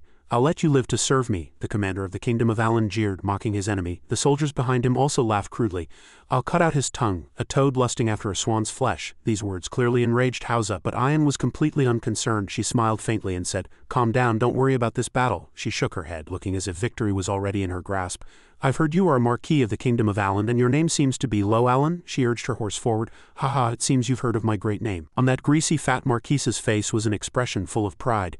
"You and King Barnet III of the Kingdom of Alan are not on good terms, are you? Otherwise, why would he send you here to do such a meaningless thing?" Ayan replied casually. These words angered Lo. He gritted his teeth and asked in astonishment, What are you talking about?" Guess why the Holy See only announced the defeat of Paladin Gray, but didn't reveal any details about how he was dealt with. Ayan's lips curved into a smile. "Do you want to make a bet with me? Go ahead and attack." She drew the sword from her waist. "Then we will find Paladin Gray and take revenge, and you will be the first to lose your head." Ayan tilted her head slightly, gently caressing the blade of her sword. Her face was incomparably cold, but the words she spoke were even colder than the sword in her hand.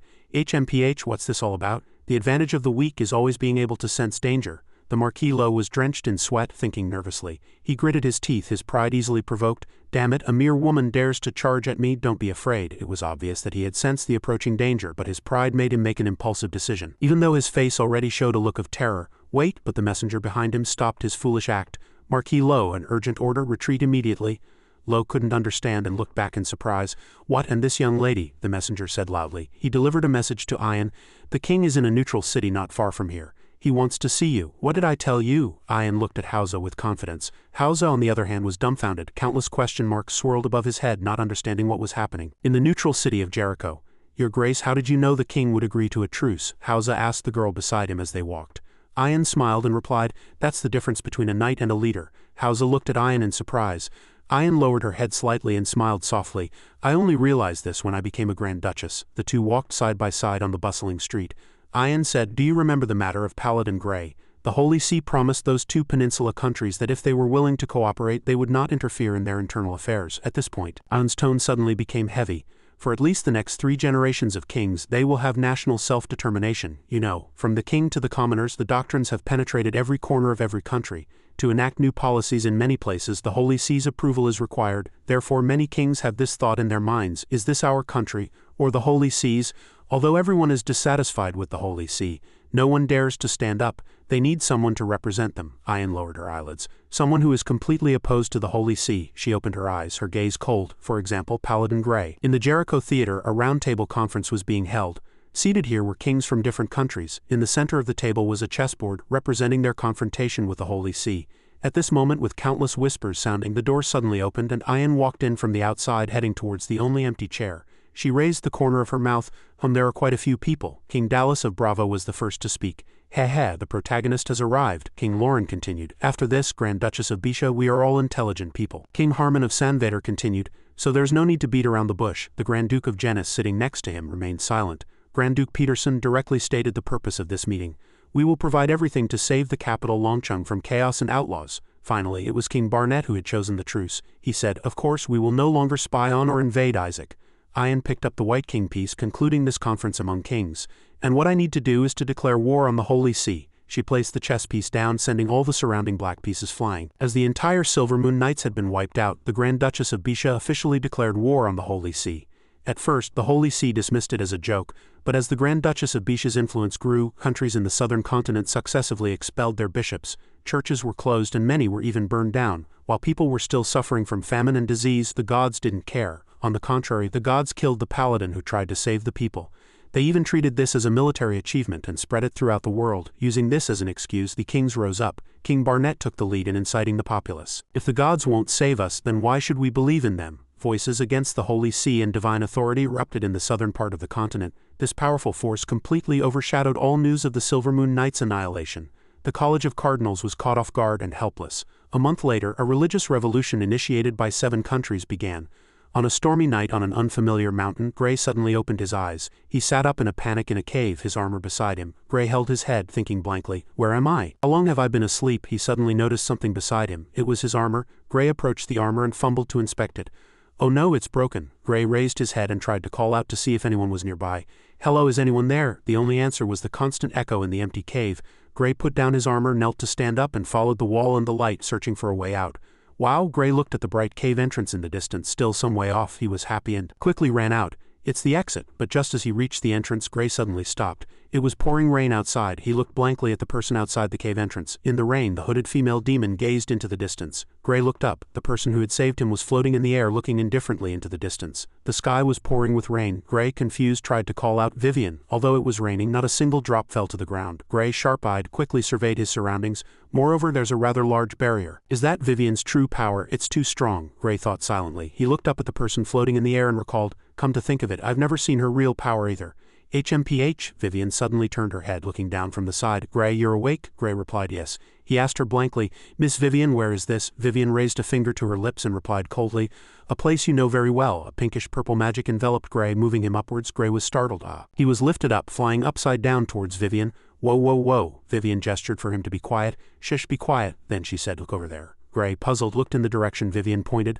Under the grey sky, Grey quickly recognized a familiar place in the distance. The port. He turned back in astonishment and asked Vivian, is this the place Miss Ian gave me? The entrance is here. Vivian didn't answer his question. She coolly mentioned something else. The entrance to the underworld, the world of the dead. It's how you came to this world. Now it's time to go back, Vivian said. My agreement with Catherine was that if she failed, Vivian's face remained expressionless as she slowly spoke her final words, then I would bring you back to the underworld at all costs. Grey suddenly panicked. Wait, I can't go back. What happened to Miss Catherine? Vivian replied coldly. Who knows, she's probably dead by now. Those words struck Grey like a heavy hammer. He was stunned, unable to believe what he had just heard. It was a while before he choked out another question. What about Sayer? Vivian replied. Dead. Grey's voice grew more frantic. What about the little cat? Dead. Grey shouted. Enough, you liar. He faced Vivian. Let me down, I have to go save them. Save them? Vivian curled her lip, repeating Grey's words with a mocking expression. She gently raised a finger. You think? She suddenly dropped her hand, pointing straight at the ground. I'm lying. The spot Vivian had just pointed to immediately exploded. Grey was thrown to the ground, smoke and dust rising. Vivian landed softly, right next to where Grey had just fallen. She coolly stuck her hands in her coat pockets and said, I'm not asking for your opinion. Vivian's expression was cold and merciless. Now be a good boy and go back to your world. Cough, cough, cough. Grey trembled as he climbed out of the pile of dirt and rocks. That's right, you're strong, but just try and take me back. Despite being thrown down like a stone, Grey's eyes still showed determination. Clearly he wouldn't go back so easily. You can't do it, or rather you don't dare to open the gate to my world, otherwise you wouldn't have waited for me to wake up. Right? Grey bent his knees and stood up, facing an incredibly powerful demon. He didn't back down an inch from someone like Vivian. I won't go back. I have to save Catherine and everyone else. Gray slowly took a step forward. Anyway, thank you very much for saving me. Goodbye. Then Gray walked away, leaving Vivian standing on the cliff. He quickly walked in the opposite direction from Vivian. Vivian tilted her head slightly and a crack appeared in the barrier covering the area. She asked softly, "Do you know why I can't open that gate myself?" From the crack, the barrier gradually shattered. A long spear with a scale at its tip split open the enveloping barrier. The fragments of the broken barrier fell, merging with the pouring rain on the mountain. Gray stopped in his tracks, looking up at the sky in surprise. Behind the barrier was a pair of huge white wings, their owner gently passing judgment on Vivian. "Demon Vivian, since the end of the battle you have attacked a total of 48 angels, seriously violating the terms of the treaty." A luminous angel held high the spear in her hand, the very one who judged demons, with countless other angels behind her. It was clear they did not come with good intentions. Gray looked in surprise at the angelic legion in the sky. "On the orders of the gods I have come to dispose of you. The one letting is Belinda, the god of the underworld." Vivian curled her lip, looking nervously at the angels above. She answered the question she had just asked Gray, muttering to herself, "Because the moment I move I'll attract a swarm of flies." Only then did Gray realize what Vivian had done for him, and he was equally panicked. "Did Miss Vivian fight 48 angels for my sake?" A short while ago, the angels above the barrier had already sensed Vivian's presence. "Found her. A demoness, her presence completely concealed. If it weren't for the rain we might not have found her.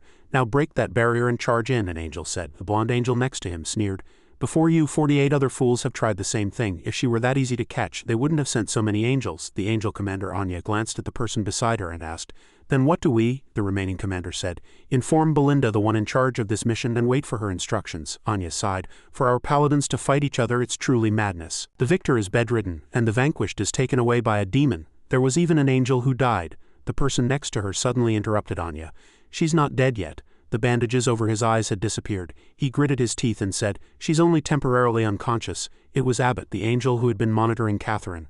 Anya wasn't angry at being interrupted and scolded. She thought, "Oh, it seems after she was no longer a punishing angel, she became his disciple in name." Anya lowered her eyes. "If my disciple were like that, I would surely be just as angry, alas." She sighed, a difficult debt to bear. She stopped talking about Catherine.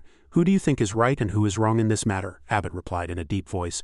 "There is no right or wrong, it depends on each person's understanding of justice. Because of this, it's hard to say who is right and who is wrong. A long time ago, the world divided justice into two different schools. One side believed that the world's development needed to proceed step by step to reach its highest state.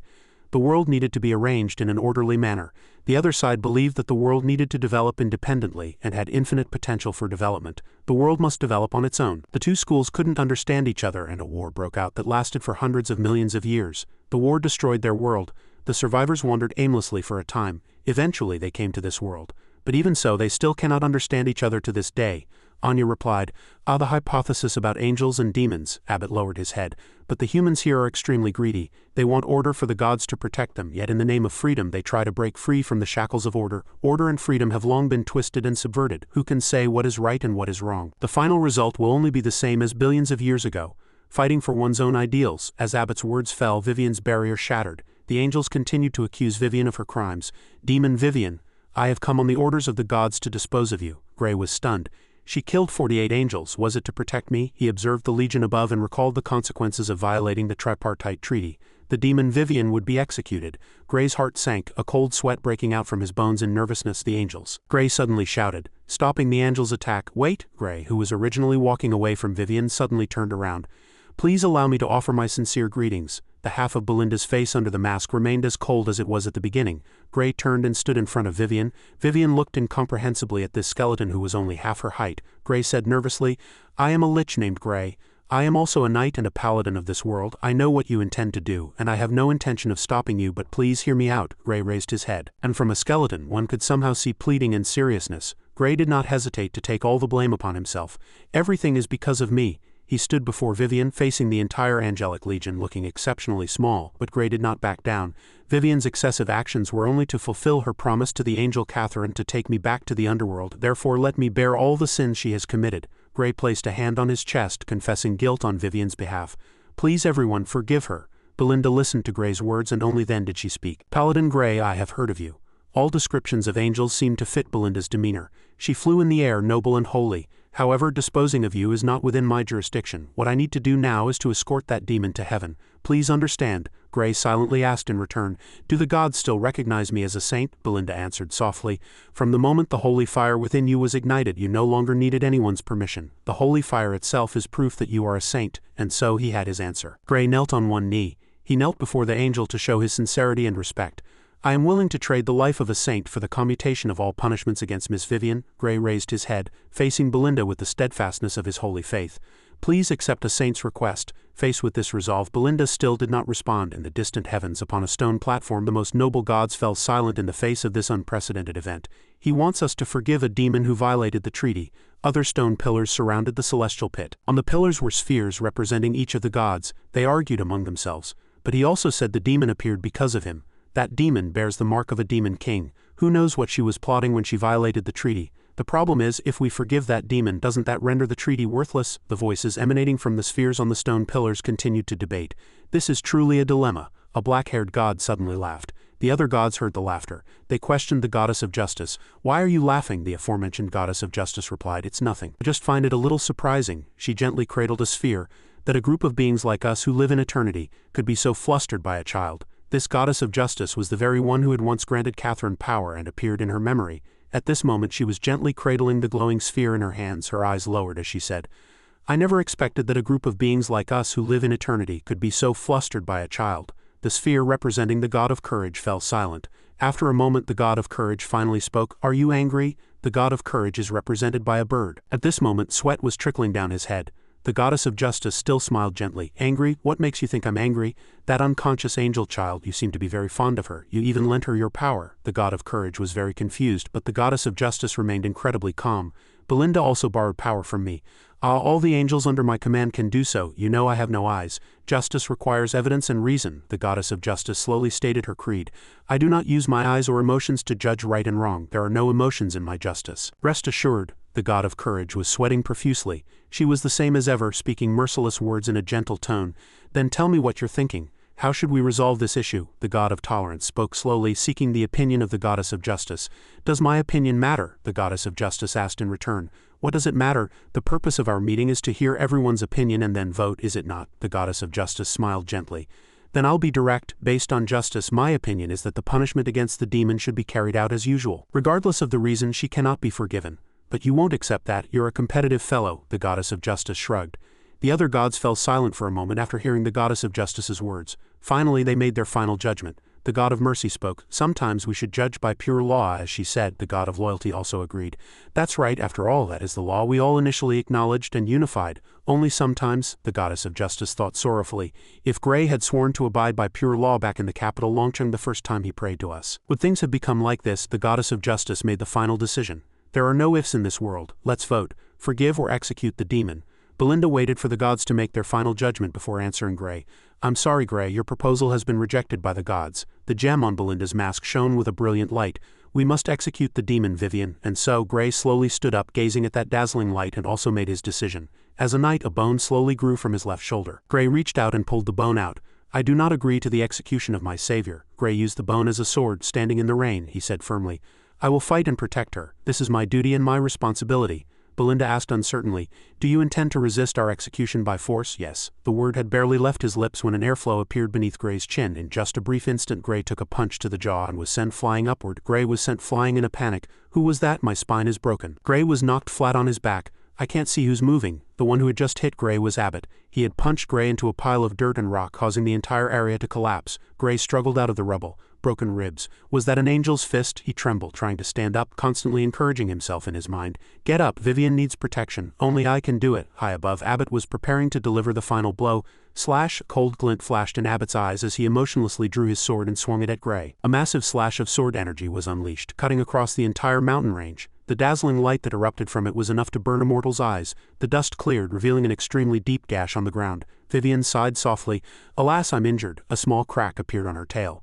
Vivian stood coolly in front of Gray. She asked, did you really intend to kill Gray? The gash on the ground stopped right in front of Vivian. Clearly, without her, Gray would have been in mortal danger if he had taken that blow head-on. Abbott frowned, thinking, she actually blocked my slash. Behind Vivian, Gray finally managed to climb up. He blankly called out the name of the person in front of him. Miss Vivian, Vivian replied indifferently. Stay back. The hem of Vivian's clothes fluttered in the wind. Without turning back, she said to Gray, I'm not so pathetic as to need Alicia's help. Go back to your underworld. These angels, Vivian slowly took off her hood, are all my prey, she sneered, a wicked light erupting from her eyes, transforming into several chains that Vivian held and toyed with in her hands. Abbott's face turned ashen. He roared, drew his spear, and charged at the arrogant demon on the ground. Vivian watched the person rushing towards her with indifference, making no move, but Belinda sensed something and shouted, Calm down, get back here. But it was too late. Abbott charged straight at the enemy with his sword. Vivian's hands were still in her pockets as she stood quietly. That's a succubus, Belinda shouted. Vivian's face was still expressionless. Then suddenly she revealed a brilliant smile. Abbott abruptly paused for a moment, seizing the opportunity. Vivian suddenly closed in on her enemy, raising her hand coldly. The sharp weapon in her hand was as cold as her eyes. Vivian was clearly more skilled at close combat. With a single punch she sent Abbott flying into the air. Anya had at some point quietly circled behind Vivian, preparing to attack her. But Vivian seemed to have eyes in the back of her head. She casually tilted her head slightly and dodged Anya's attack. Vivian suddenly gave a mischievous wink. Unsurprisingly, Anya's movements were also forced to a halt for a moment. Vivian immediately flew up with a kick, sending Anya flying. Anya and Abbott, wielding their swords, were both hit and sent flying in a 2-on-1 fight. They both crouched low, their feet dragging marks on the ground before they stopped. She's too strong. Anya clutched her stomach while Abbott was beaten black and blue. They both gritted their teeth. This power is not what a normal succubus should have. Gray stood behind Vivian, looking up at her with admiration. Is this Miss Vivian's true strength? It's too strong. After 2 attacks, Vivian still stood calmly in the rain, completely unscathed. She was both powerful and beautiful. That was a succubus. Belinda spoke faintly. Abbott, Anya, have you two calmed down now? Be careful. Belinda issued a reminder. Anya and Abbott became more vigilant after their recent failure. Belinda calmly analyzed the enemy. A succubus's charm can interfere with the soul and brainwash it. It transcends the target's race or gender. As long as you lose consciousness for even a second, you'll be immobilized. She is stronger than a normal succubus. Belinda's expression was cold. Now you all know what to do, right? The other angels raised their swords in unison. They suddenly attacked Vivian. Vivian witnessed everything and laughed mockingly. Ha ha! Gray was suddenly wrapped up by Vivian's tail and blurted out in surprise. What? Vivian carried Gray and flew high into the sky. The other angels quickly blocked her path. They raised their swords. Don't even think about escaping. A cold red light suddenly shot from Vivian's eyes as she looked indifferently at those who dared to block her way. Don't look into her eyes. The angels quickly closed their eyes to resist Vivian's skill, but closing your eyes in front of an enemy is tantamount to suicide. A slender hand grabbed an angel's head. Vivian coldly smashed the heads of 2 angels together. They quickly lost their ability to fight, falling to the ground like fledgling birds leaving the nest. Abbott observed everything from a distance. Vivian alone could handle various situations calmly, and she wasn't at a disadvantage at all while dragging a skeleton along. He frowned in confusion. Angel Abbott, currently emotionally unstable. Time rewound to the past when Abbott's face still held a trace of childishness. He pointed at himself in confusion. You're giving that problem child to me. He widened his eyes in surprise. The goddess of justice had a brilliant smile, not seeing any issue. Yes, she said she would change in the future and become a guardian angel. Everyone says you're the gentlest, so please help me out. Abbott couldn't help but think, in short, you're just dumping the mess on me. What would helping be like? What a headache. Abbott hung his head, thinking about the future, but things weren't as he imagined. She wasn't rebellious, not annoying, and was even more serious than a normal angel. One day, is this a gift? Catherine's tone held a hint of surprise. He looked at the 2 bracelets in the box. Yes, it's a magical device that can turn into a weapon. I think it suits you. As for that punishing angel's bracelet, can you give it to me? Abbott held a box containing 2 exquisite bracelets. Catherine looked blankly, pointing at the 2 bracelets on her hands. He quickly agreed to Abbott's request. Sure, no problem. Teacher, I'm about to go on my first mission. Catherine suddenly expressed her feelings to Abbott. Thank you for your guidance during this time, she smiled. Thank you for accepting an angel like me. You who caused a great disaster. Abbott also smiled unconsciously. After a long time, the childishness on his face had disappeared. His hair had grown longer and he had become the Abbott of today. It's all right, go on your mission boldly. I'll always be behind you. Catherine was an upright and gentle child. Her only problem was, it's so beautiful here, I like it here. Catherine and Abbott hovered together above a snow-capped mountain. The brilliant sunlight in the distance made the scenery even more beautiful. Catherine said happily, because you can see the human world from here. Teacher, why is this world so beautiful? Catherine tilted her head slightly, the happy expression on her face impossible to hide. She looked at Abbott, her teacher. She loved this world too much. An angel who loves the world will one day be hurt by the world and then fall into the abyss. This was a bloody lesson from the era 10,000 years ago. I know it would be like this. Why didn't I stop her back then? Abbott gritted his teeth, anger and regret surging in his heart, dragging his soul to the bottom. He constantly blamed himself, his thoughts stagnating. Does it matter who is right and who is wrong? What is justice? In short, he was furious. The only thing he wanted to do now was to eliminate the culprit who caused all of this, even if it would get him punished by the gods. The only thing he wanted to do was kill the person who caused this, even if he would be punished by the gods. Abbott swung his sword. Vivian keenly sensed a dangerous aura approaching. She looked back from behind her. Abbott swung a slash at Vivian and Gray. More accurately, his sword path was slightly lower, aimed directly at Gray. Vivian gritted her teeth and quickly turned to block that slash for Gray. Instantly, countless wounds appeared on Vivian's body. Her calm expression was broken after taking that blow head-on. Gray watched in astonishment as one of Vivian's wings was severed. He shouted, "Miss Vivian?" Gray hurriedly hugged the wing Vivian had just lost. "Miss Vivian, your wing." Vivian was slightly tense. She responded indifferently to Gray's concern. "Quiet, it's not a fatal wound." "Hey you bastard, I don't know who you are. Your target should be me." Vivian raised her hand and pointed at Abbott, who was standing among the group of angels.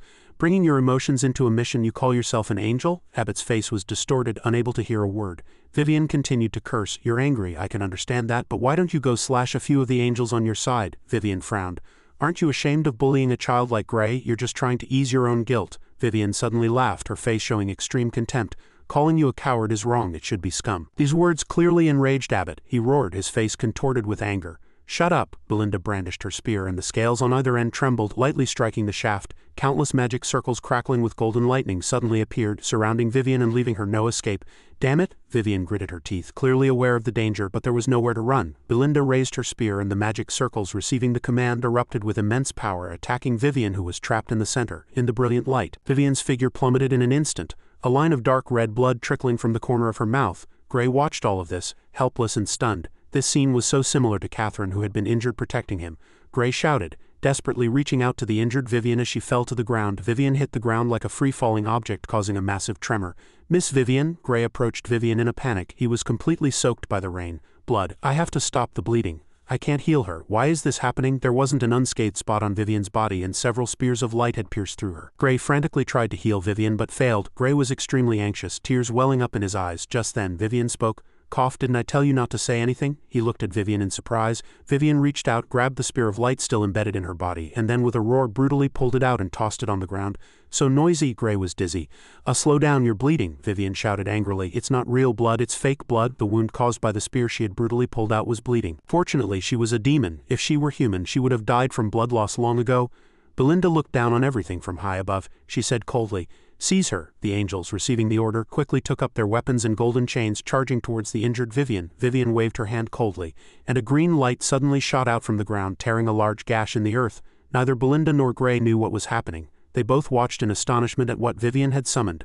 A giant skeletal hand suddenly emerged from the ground. Right where Vivian and Gray were, darkness suddenly enveloped the entire battlefield, even overshadowing the halos of the angels. The darkness silently blanketed the trees in the forest, and wherever the darkness touched, life immediately withered and vanished. In the blink of an eye, the trees had rotted and dried up. Countless white bones appeared in the giant hole in the ground. The darkness continued to pour out of the hole, eroding all life in its path. Belinda observed everything from high above, the light on her body seeming to dim. "Is there a gate to the underworld here?" "Why did it open?" A hand grabbed Gray's iconic red scarf. Vivian was also completely soaked. She no longer had enough power to maintain the rain-proof magic she had when Gray first woke up. She grabbed Gray and floated above the gate of darkness. Vivian said with a blank expression, "Go back, please." Her beautiful face was now covered in blood. "You see, in the face of absolute power, belief and justice are useless, meaningless." Vivian looked up at the countless points of light in the sky preparing to attack. She gently let go. And Gray, losing his support, immediately fell due to gravity. Gray fell into the gate to the underworld, Vivian's words ringing in his ears. "Come back when you're strong enough. Try to live. Only then will you be qualified to speak of your ideals." Gray lost consciousness, falling into the deep current back into the giant skeletal hands that were catching him. Gray reached for the light as he sank deeper with the current, getting farther and farther away from Vivian on the other side of the gate. The deeper he sank, the more skeletons resting here he saw. In a daze, Gray thought of his companions. Catherine said, "I will clear a path for you. Please keep moving forward." Then her figure gradually faded in a dazzling light. Another person was Vivian. "Stay back, I'm not so pathetic that I need Alicia's protection." Like Catherine, she also gradually disappeared in the angel's brilliant light. Gray kept sinking from a place with a faint glow to the dark bottom of the lake full of jagged rocks. He suddenly opened his eyes, regaining consciousness. "Hey," a teasing voice sounded. But it was accompanied by the immense pressure of a powerful being. A demon with a grin stretching from ear to ear appeared before Gray, tempting him. "Do you want power?" Gray was astonished, sweat trickling down his face. He sank into the water, but a giant hand supported him. A pair of giant eyes watched Gray. The owner of the hand stared intently at the small skeleton in its palm. It said, "It doesn't matter who I am." Gray propped himself up, looking in surprise at this newcomer. A giant demon continued to tempt Gray, who was emotionally on the verge of breaking. What's important is that I can give you power. The black and red giant, with horns on its head, the perfect incarnation of a legendary demon, was watching the tiny Gray on its palm. Power enough to defeat the gods. Gray frowned. After a brief moment of confusion, he immediately recognized this being's identity. Are you the Demon King? His tone was uncertain.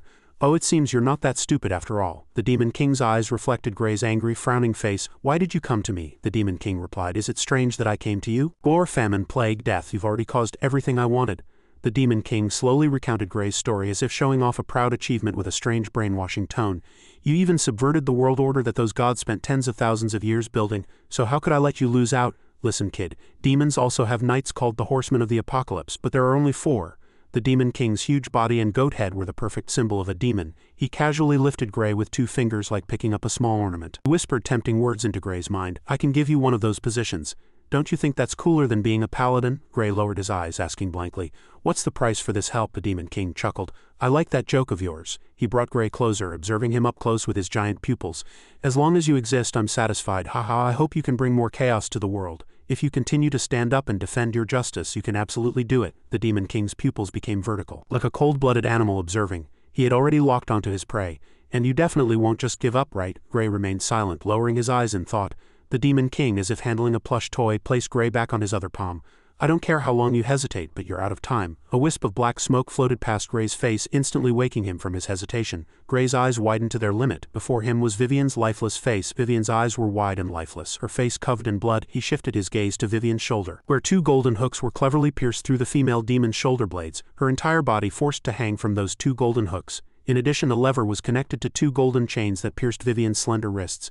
Vivian's head hung low, her life uncertain, suspended vertically by the golden hooks through her shoulders, her arms also held high by the chains through her wrists. Miss Vivian? Gray was terrified, wanting to get closer but blocked by a pane of glass. He could only watch, unable to do anything. It was just an illusion the Demon King showed Gray. Let me go protect her. Gray angrily tried to shatter the barrier but was powerless. That would be too easy. Gray was stunned by this sentence. But how do you plan to protect her? The Demon King, as if joking, slowly told Gray the painful truth. She lost everything to protect you. Do you still expect the angels to forgive you? A saint, you know very well you can't protect anyone at all. The Demon King released his hand, letting Gray fall freely into the bottom of the abyss. Of course, you can console yourself by saying you've reached your limit and can't do anything more. I've done my best. I've done my best. No one can judge me. If you console yourself like this, you won't feel guilty anymore. The Demon King mockingly comforted Gray, but with every word he spoke, Gray sank deeper into the abyss of his soul. It's not like that. I really want to save her. Gray shouted loudly, struggling hard. But it was all meaningless in the face of absolute power. His voice grew weaker. And I have no power. The Demon King finished what Gray wanted to say for him. He clenched his fist and the Demon King cheered. That's right. As long as you have power, all problems will be solved. He continued to tempt Gray down the path of evil. Come, become my man and I will give you power. Evil power slowly approached from the Demon King's palm and wrapped around Gray. Power enough to fight the gods. The red and black power invaded Gray's body, forcibly bestowing him with infinite strength. In his pain, Gray thought of the price that always came with a demon's help. To gain power, I know this is wrong, but there's no other way. My body, Gray struggled as the red and black streams of light gradually shattered him from within. Cracks began to appear on his skull. It hurts. On the Angel's battlefield, Belinda was now looking at the defeated general at her feet, a stark contrast to the initially calm and beautiful image of an angel. The demon at her feet was covered in blood, dim and pitiful, a contrast that brought a strange sense of irony. Vivian lowered her head and said self-deprecatingly, Haha, it seems I really can't beat a god. I hope they'll be merciful and forgive me. She sighed. Alas, I paid the price for my greed, Belinda ordered. Destroy her demon core and take her to heaven. The other angels quickly obeyed. They surrounded Vivian and set up a formation, preparing to destroy her demon core. Anya and Abbott watched their companions from the side. Abbott lowered his head and thought, Hey, are you okay? Anya glanced at her companion with difficulty. I'm fine, Abbott replied. He was still thinking about the battle just now and Vivian's insults. Is he really okay? Anya thought helplessly. She gently comforted her companion. Don't let the demon's words interfere with you. They're best at touching people's hearts, I know. Although Abbott replied this way, he was still thinking, but she's right. I was just angry to escape reality. I'm really a scumbag. Abbott lowered his head in self-mockery. Suddenly a tremor occurred. Anya and Abbott quickly flew high into the sky. They shouted vigilantly.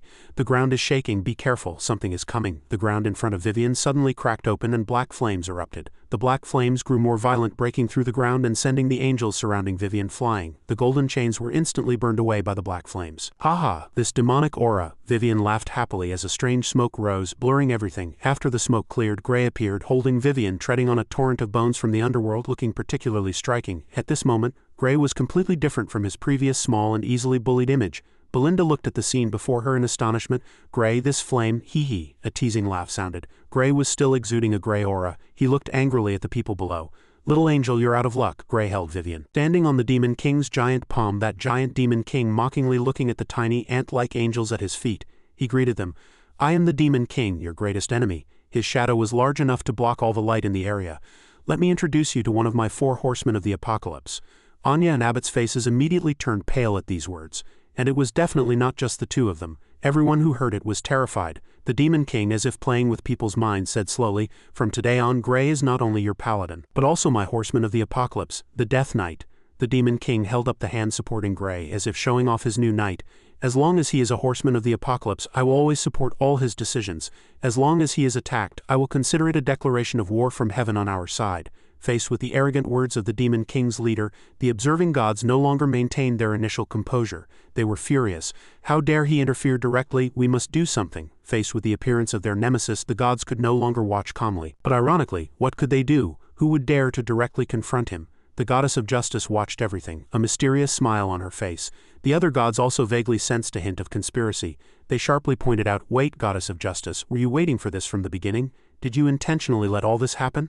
The world has been silent for too long, the laws of the past have become too obsolete, and the line between light and darkness is increasingly blurred. The goddess of justice still gently held up the sphere of light, responding to the other god's annoyance. Even that treaty is just built on loopholes and lies. Her voice was still incredibly gentle, but the words she spoke made the other gods feel fear. It is not the sacred thing I pursue. Are you trying to break the treaty? The gods asked angrily, hesitating when they realized the goddess of justice's purpose. That's right, and apparently the goddess of justice was not the only one with this idea. Some gods sat in her garden observing her, but others didn't care what the goddess of justice was thinking. They were stunned. Are you crazy? The goddess of justice smiled. Justice will prevail even if the heavens fall. Oh, and justice is also the craziest thing in the world. The god of temperance smiled faintly, and the blue-haired god of tolerance heard his words and looked back curiously. Then he turned to face forward. Purifying heaven with the hands of a demon is a good idea, but when the world falls into chaos, many people will die. The god of temperance expressed his views seriously. The current Holy See is no longer the original one, it's rotten to the core, and down below, no one has enough power to resist. Other gods who shared the same view as the goddess of justice also joined the discussion. There's a Paladin L who has given us an opportunity. We must seize this moment. Perhaps many people will die in this turmoil. Even the faith of the entire world might be shaken. We will feel pain for a while, but what meaning does time have for us? We need the world to develop to its highest state. We can't let things continue like this just because we're afraid of sacrifice, the goddess of justice stated coolly. The gods behind her also calmly stated their purpose, to overthrow the Holy See and create a new one. We can't say this in front of the other gods, but the demons are happy to do it. The god of knowledge said calmly, the demons always want to destroy the Holy See and make the world lose faith in us. But so-called faith is much stronger than demons imagine. The goddess of justice picked up a delicate seedling. As long as humans still long for kindness and justice, faith will continue to exist. She smiled faintly. In summary, overthrowing the current Holy See is necessary, and these gods decided to use Gray as a weapon to achieve this ideal. The goddess of justice conveyed her thoughts to Belinda, instructing her to spare the demon Vivian for the time being. Belinda received the order and obeyed immediately, without the slightest hesitation. Understood? The heavy rain continued to pour, showing no signs of stopping even after a great battle. Belinda's voice was devoid of emotion. Gray, your stubbornness has won. The gods have not yet forgiven the demon Vivian, but as long as you are with her, the treaty will be temporarily suspended. Belinda observed Gray in the distance. Since his appearance, he had been at the center of a strange gray aura that constantly enveloped his body. On one side was an angel with the dazzling light of justice, and on the other a representative of death, creating an even deeper contrast. Belinda raised her head. The capture of the demon Vivian would be postponed indefinitely until it was possible. Gray's eyes, emitting gray smoke, looked coldly at the angelic legion. Belinda continued, lastly, I have a piece of advice for you. By relying on the power of a demon, no matter how strong a civilization you build, it will all be like a phantom, liable to disappear at any moment. It's best not to become addicted to power that isn't your own, Belinda warned. What? Really? If you had any intention of respecting me, things would never have reached this point. Gray exposed the truth indifferently.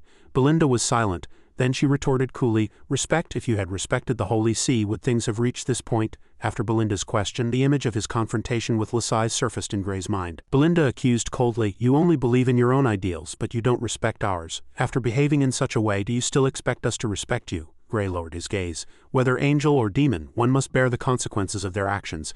I don't care about your ideals or your starting point. Belinda was unaffected by personal emotions. She was like a machine operating on the principle of justice. I only care about what you've done and what you've brought about. Gray had no words in response to this. Our attitude towards you is based on our evaluation of your actions. Looking at the results, more people have died because of you than have been helped by you. I cannot respect your actions, Belinda concluded. If you think this is wrong and feel dissatisfied because of it, it means you're still a child who hasn't grown up, that's all, goodbye. HMPH, what a bunch of noisy pests. The Demon King snorted in dissatisfaction, a ball of gray flame still cradled in his hand. Those guys in heaven are always like this. When they can't win, they just spout nonsense. HMPH, he suddenly lowered his head, not receiving a response. Ignoring me, the Demon King was confused, because Gray didn't care at all about what he had just said. At this moment, Gray was focused on healing Vivian. Breathe evenly. I'll help you heal your wounds. Do you really care about this little succubus? He looked mockingly at his new knight. Very well. Consider this a gift for becoming a knight of the apocalypse. The Demon King extended his hand towards the two busy in the corner. Then he pointed at Vivian and announced, "From now on, she's yours." Gray looked at the Demon King in confusion. "Huh?" Vivian froze. She was stunned by the Demon King's words. "Now you are the most powerful being on the surface. You can do whatever you want. No one can stop you." The Demon King crossed his arms, looking at Gray with satisfaction. "Continue doing what you always do, my knight." Leaving these words, the Demon King gradually faded away. "I greatly look forward to your performance, haha." Gray frowned in displeasure at the mockery in the Demon King's words. After the Demon King completely vanished, he turned back to look at Vivian. At this moment, Vivian was extremely furious. Veins bulged on her face from her rage at the Demon King's words. Gray hurriedly waved his hands in panic. "Ah, don't mind what the Demon King said, our relationship is still the same as before." He watched in horror as Vivian's blood started to gush out again and quickly said, "The blood is flowing out again, don't worry, I'm not angry with you at all." Vivian's face was grim, but she still answered Gray. Gray watched in frustration as Vivian gritted her teeth and cursed the Demon King. "Damn bastard, she's angry." He knew why she was angry. Gray looked at Vivian with concern. She was very powerful. This power stemmed from her immense pride, but in the Demon King's eyes she was just an object, and the Demon King said it without any reservation. She could do nothing and she couldn't resist. Vivian's eyes had lost their initial pride. She was silently furious. Anyone would be angry if their dignity was trampled and belittled. Gray lowered his head in frustration. Trying to comfort her now would sound somewhat ironic. HMPH, no time to be angry. Vivian sighed. "Stand up for the earth, let's go." She stood up and stretched her limbs. Gray hurriedly raised his hand to stop her. "Wait, your injuries aren't fully healed," Vivian replied nonchalantly. "This is enough." She glanced at Gray. "Let's hurry back to the battlefield. If we delay any longer, the people you care about might all die." Gray clenched his fists. "All right, let's go." Gray followed Vivian. The two walked along a small path. Vivian asked casually, "By the way, what are your plans for the future?" "What's wrong?" Gray asked back, puzzled. Vivian tilted her head slightly and said strangely, "After driving away the god of the underworld and those angels, what are you going to do about the Holy See, and those kings and disobedient people?" Vivian suddenly stopped, her expression blank. "Ah, now that you're the most powerful being on the surface, you can do whatever you want to whomever you want. Why even consider it? Sorry, I asked a rather foolish question." Hearing these words, Gray lowered his head and his hands hanging by his sides also clenched into fists. "I don't know." Vivian was surprised by this unexpected answer. She turned back to look at Gray. "Honestly, Miss Vivian," Gray raised his hand to touch the gray flame on his chest, a ring on his hand sparkling. "I'm confused. I don't know how to answer your question." Gray looked at Vivian and expressed himself frankly.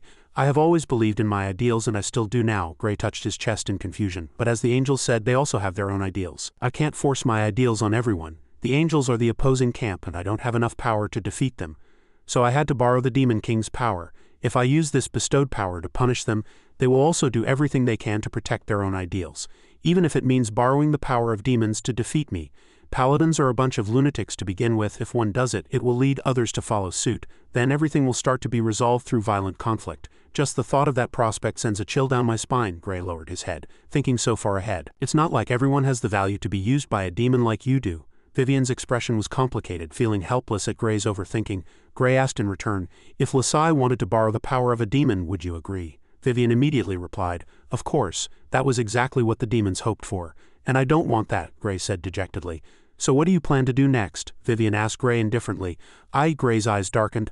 "I've made up my mind. I'll sit down and talk with Lasai later, although I don't know exactly what we should talk about." Vivian's lips curved into a teasing smile. "Not talking about justice or righteousness this time," Gray said sadly. "Stop being sarcastic. I'll ask him about the consequences we both brought about." He looked at the ground. "Every time I fight for justice, more people die. That's not the justice I'm seeking." A strong determination ignited in Gray's eyes. "So I must find a more effective method." Vivian stood under the night sky. The rain had stopped at some point. She listened quietly to Gray's words. The wind rustled, gently brushing her hair. She walked forward, gently raised her hand and tapped Gray on his round skull. Gray looked bewildered, a million questions popping into his head. Why did I get hit? Did I offend her?" Vivian suddenly laughed. Unlike her previous provocative smile, this time she laughed happily and proudly. "You've grown a little. Gray touched his head, looking confused at Vivian, who had already turned around. How can a skeleton grow? Vivian said as she walked. You saved me, so I'll help you this one time. Regarding the last conversation with Paladin Lasai, it seemed both sides were just stating their own opinions unilaterally, and neither was willing to give in. Gray recalled the previous unpleasant conversation, where it was as if fierce lightning flashed when they were engaged in a verbal battle. One side mocked the other for daring to harbor dark creatures, while the other retorted just as fiercely. That's the heart of a saint, Vivian asked helplessly. What do you need? Gray replied excitedly.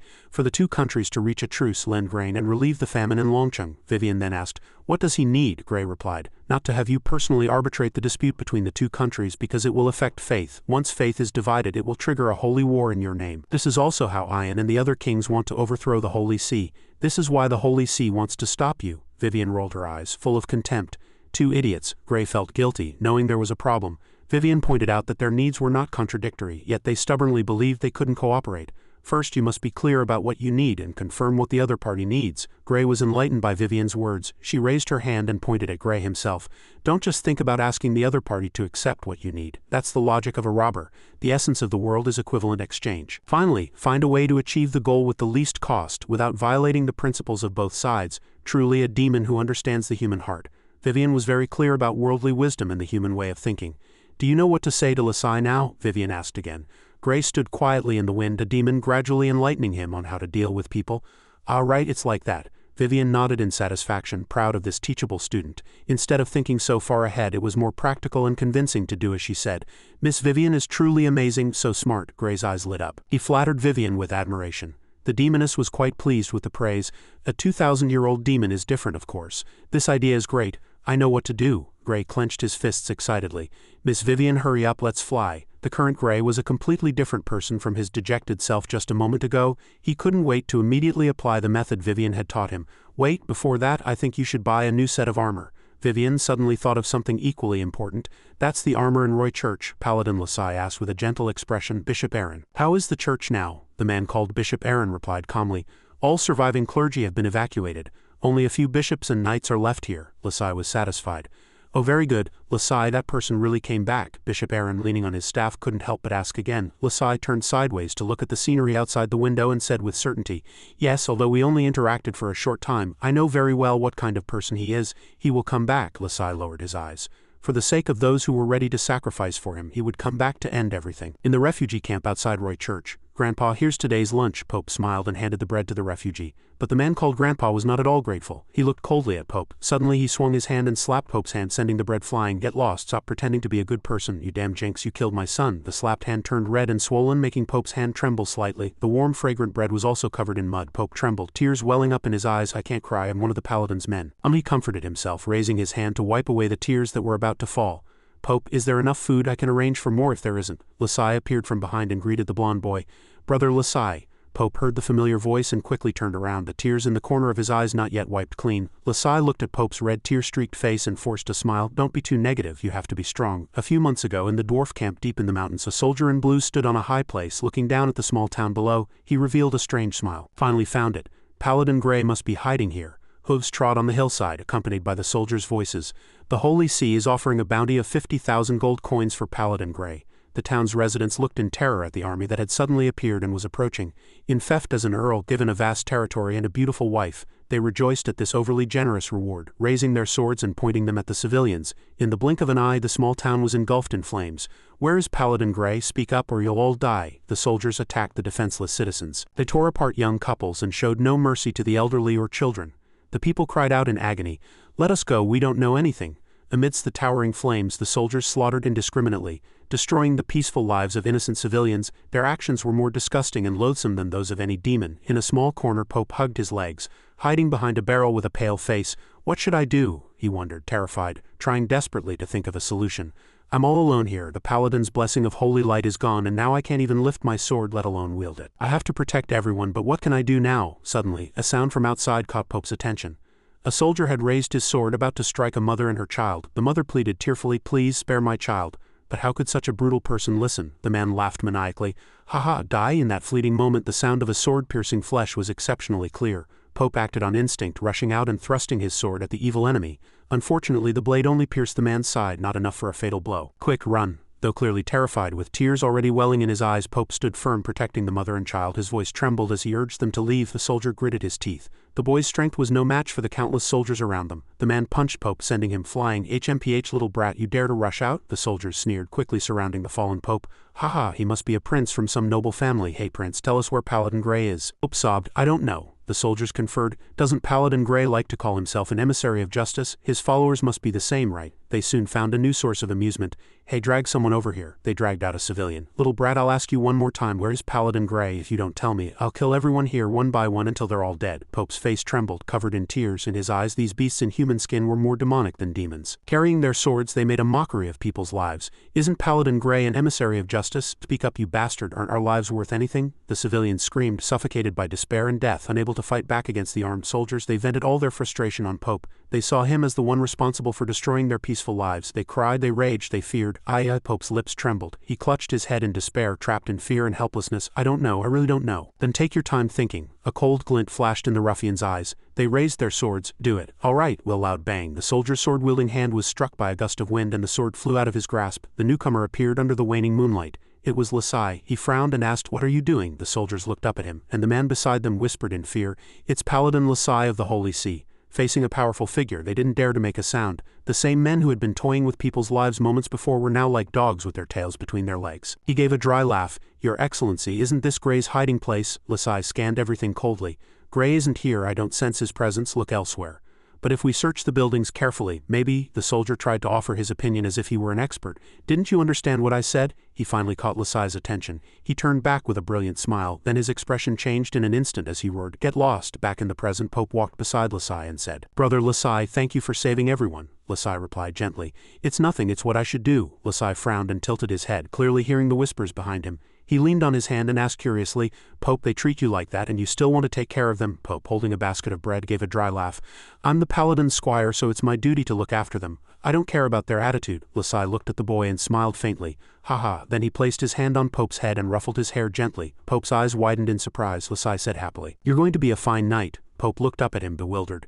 Here's today's lunch. Lasai gently handed a basket of bread to the mother and her son. Pope helped from behind, watching his back. Pope's eyes widened as he watched Lasai carefully instruct, you can get water from the well over there. He suddenly felt disheartened. Paladins are all good people, Brother Lasai is too, so why do they have to fight each other? A commotion in the distance caught Pope's attention. He looked back at the distant carriage. It was the princess of the Duchy of B. Through the carriage window, Camilla's delicate face wore a hint of melancholy. Pope was confused. Why did she come to the church? Miss Camilla, welcome. Camilla was quickly welcomed into Roy Church.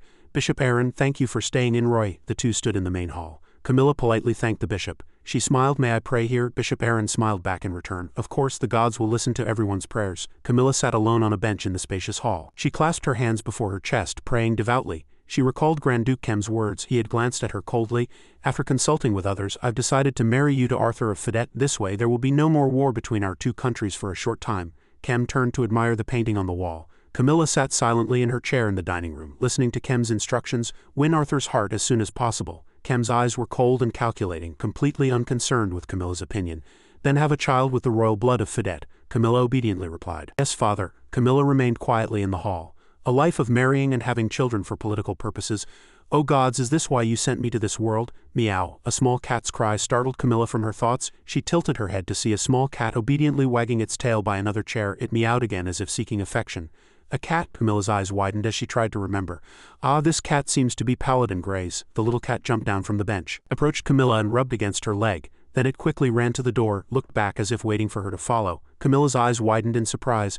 Does it want me to follow it? But she glanced gently outside the door, seeing a blurry figure through the glass. Outside was Camilla's guard, who was currently yawning with his mouth wide open. Camilla looked nervously at the door, her eyes narrowing, her hand unconsciously clutching her dress. Seemingly having made up her mind, the girl decided to have one last adventure before her life was completely sealed. She followed the black cat, and began a small adventure that might change her life.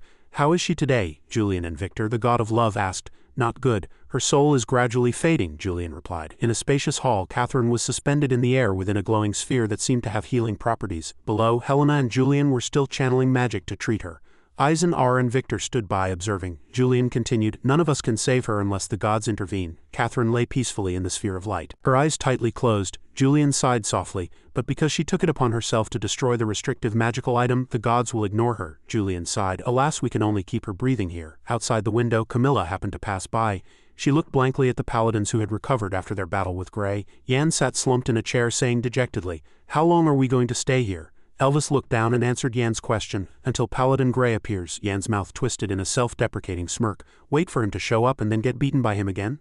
Eisenhower said sharply, impatient. "Shut up, no one will think you're mute if you don't talk." Camilla happened to pass by again, forcing a smile and trying to walk past quickly. Camilla's face was pale. "I think I just saw something I shouldn't have, but why did no one notice me?" She fearfully lifted her skirt and quickened her pace. Camilla looked ahead blankly. "Where on earth is this cat trying to take me?" After a long walk, the little cat finally stopped. It meowed, turned around, and sat down in front of a door looking at Camilla. Camilla let out a sigh of relief. "We're here, sorry."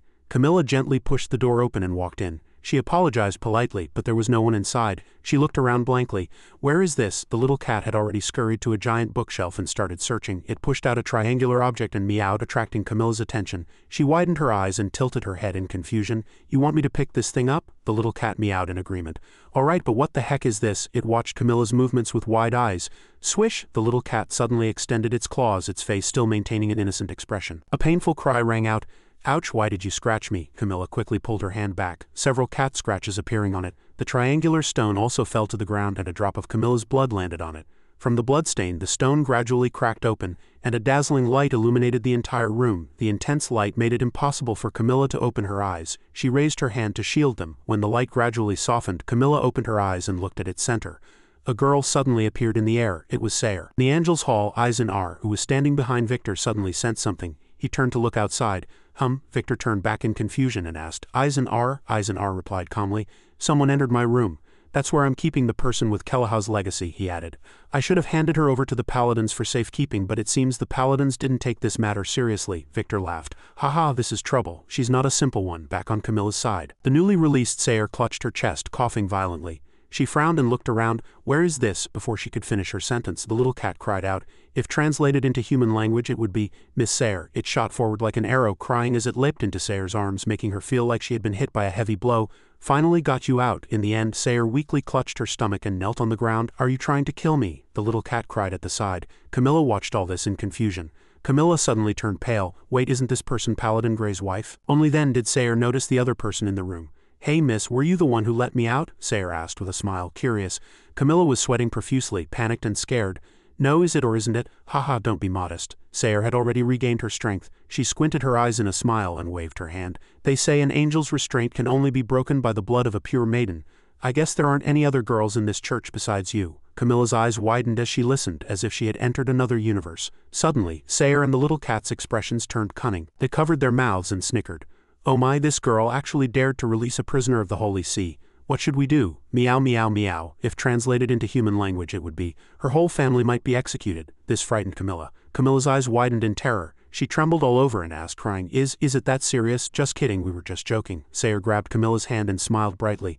"I'm here." Sayre gently comforted the little girl who had been scared to tears. Sayre's lips curved upwards. "I'll find a way to get you out of this place." Camilla's face turned beet red as she looked at Sayre in a daze. Suddenly, Sayre started running, pulling Camilla along with her as they fled. "Hey, hurry up and run before we're discovered." Camilla's skirt bloomed like a beautiful, splendid flower. Camilla cried out in surprise. "Ah!" The equally agile black cat was at their feet. The tears in the corner of Camilla's eyes hadn't dried yet. She thought blankly, "I feel like I'm getting in deeper and deeper. Can I get out of here alive?" "Miss Sayre, the energy supply from the necklace hasn't been cut off, which means Grey is still alive." The black cat climbed onto Sayre's shoulder, gleefully showing off to her. Sayre smiled and replied, "Is that so? By the way, how long was I locked up?" Sayre pulled Camilla along as they ran swiftly through the church corridors at the same time. Sayre was rapidly absorbing new information. The black cat answered. "About a month." Sayre frowned slightly.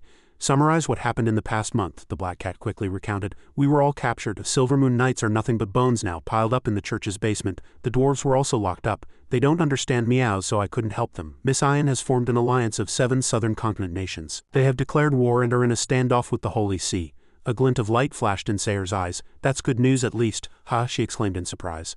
A figure suddenly appeared at the corner ahead. Who's that? The two people who had just appeared also noticed Sayer's presence. Damn it, I didn't expect her to escape and take Miss Camilla hostage. Get her. Before he could finish his sentence, Sayer had already rushed forward to attack them. Illusion, art, sleep. The necklace shimmered with light. Camilla leaned against the railing, panting, and watched as Sayer confidently spun the necklace in her hand. The cat ran over to look at the two fallen men. It exclaimed, "Wow, you're so skilled with that necklace. I can only use it to hide my presence," Sayer sneered.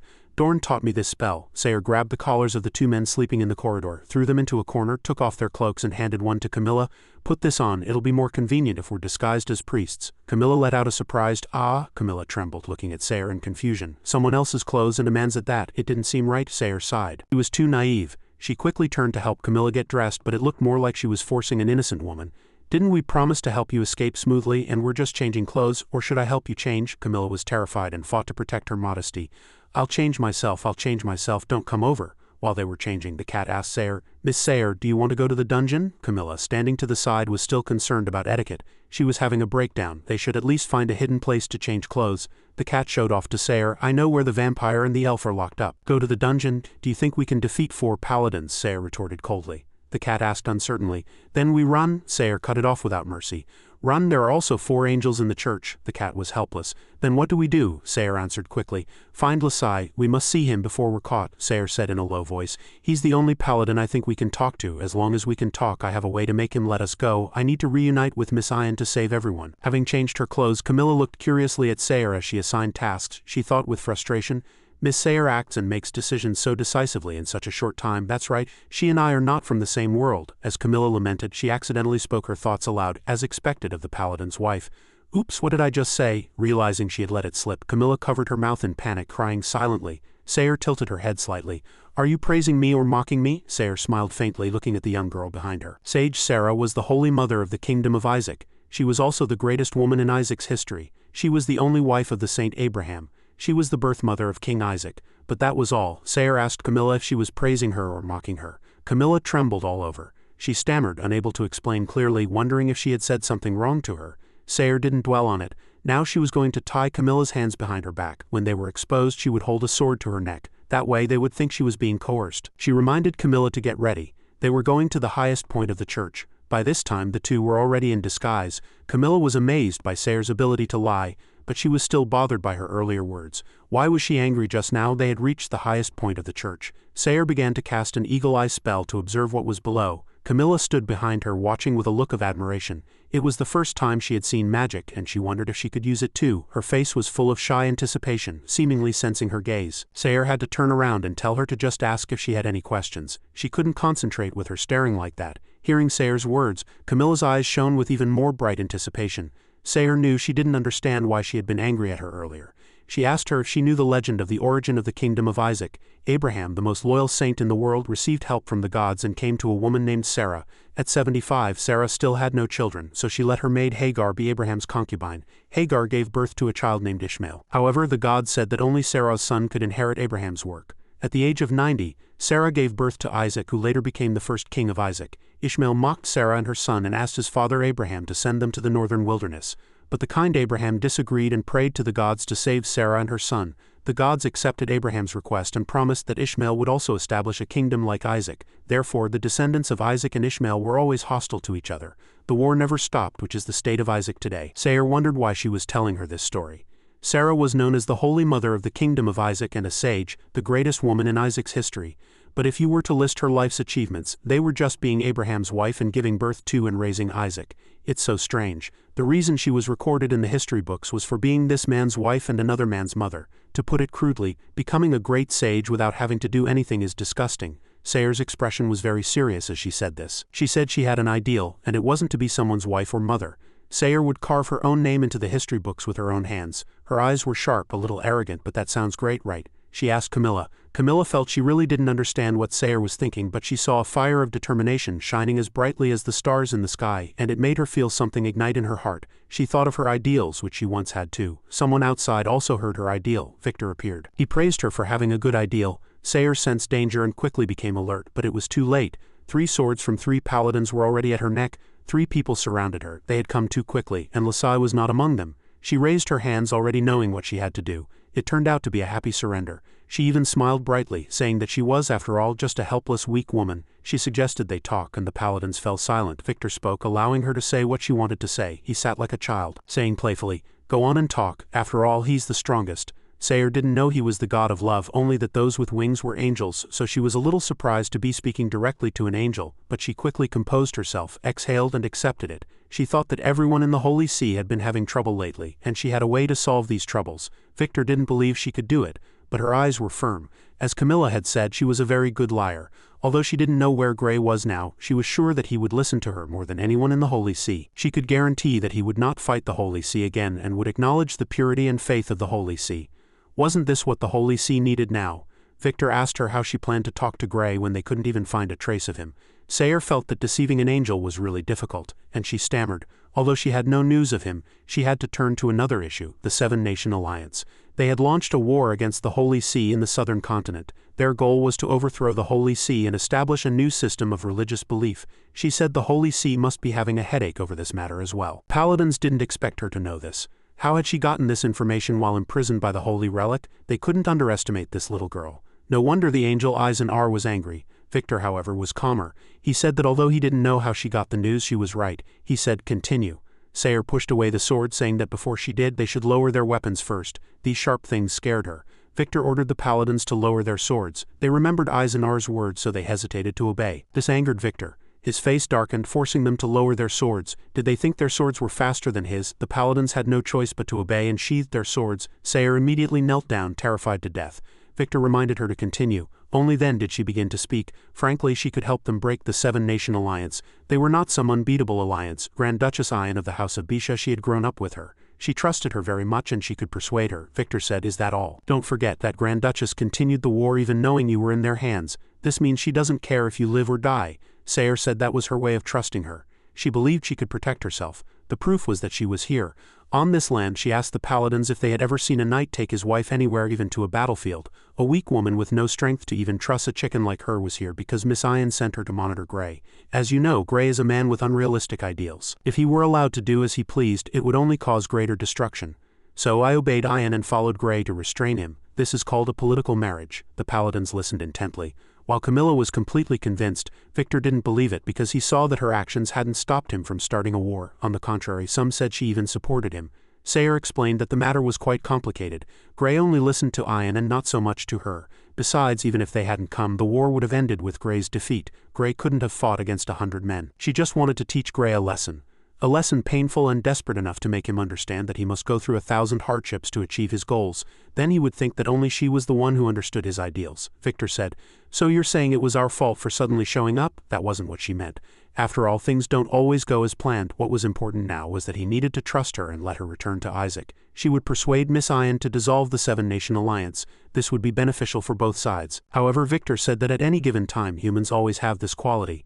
As soon as it's to their advantage, they will lie immediately. So he could let her go back, on the condition that she accept being blinded, having her tongue cut out and one arm chopped off. She couldn't use magic anymore, so they could rest assured. Sayer fell silent. She asked him in return, "What if I don't?" She had a question, wondering just how afraid angels were of humans using magic. As Victor's gaze noticed Sayer's smile and eyes while the paladins and Camilla were still in shock, she had already jumped from the tower. She remembered a past memory, the angels staring at her, discussing how to dispose of her. She was a human who could use magic and possessed Kelah's legacy. Most terrifyingly, the blood of a certain person whose name she couldn't even hear clearly in her memory flowed in her veins. This meant she could become a prophet, which would be terrible for those angels. A prophet would awaken humanity, and that couldn't be allowed to happen. Blindfold her, consume her, and then hand her over to the gods. These memories made her think that if what she had heard back then was true. Her magic was resonating with the necklace, and she could feel he was nearby. At this moment she was about to fall, crying in fear, secretly hoping he would come to save her. Just then Gray appeared. He anxiously caught her. Seeing her like this right after their reunion, he worriedly asked if she was okay. That was too dangerous. Only then did Sayer burst into tears, her face red as she said she was scared to death. "You're too late." Gray said he had tried his best to get there as fast as he could. Sayer said now was not the time for that. She asked if he could defeat an angel now and looked up at Victor flying in the sky. Victor stuck his hands in his pockets, looking down with disdain, and said, "That's right, I've smelled the pig stench on you for the last 5 minutes. Sayer was furious. If he knew 5 minutes ago, was he just toying with her by circling around? Gray was still very polite. He also said, "Dear God of love, I am Knight Gray. I have no intention of killing, nor am I carrying a weapon. In short, I did not come here to fight today. I want to talk, he was still composed, saying they loved to resolve conflicts through conversation. They could talk with elves, with Andron, talk with giants, talk with humans, but never with a bastard who's made a pact with a demon. As he spoke, rays of light appeared, gradually forming a sword. Victor's current appearance was terrifying. The shockwave he created lit up the entire land, startling everyone like a thunder tribulation descending upon the world. Lasai in town was also startled. He recognized it as Victor's lightning. He didn't understand what was happening. In the basement, Bishop Aaron and Harvey were visiting the prisoners. They also felt the tremor from the two fighting. The bishop said it seemed it would be a busy day. Bishop was holding a bottle containing a red blood-like liquid. He stood before the vampire's cell and said to Dorn that their captain had returned. If so, the little girl in your arms can be saved. He passed the red blood bottle inside, saying he only had animal blood, so not to be picky. Then they continued to the other cells. He knocked on a cell, announcing that food had arrived. This time it was the dwarves' cell, and they quickly ran out.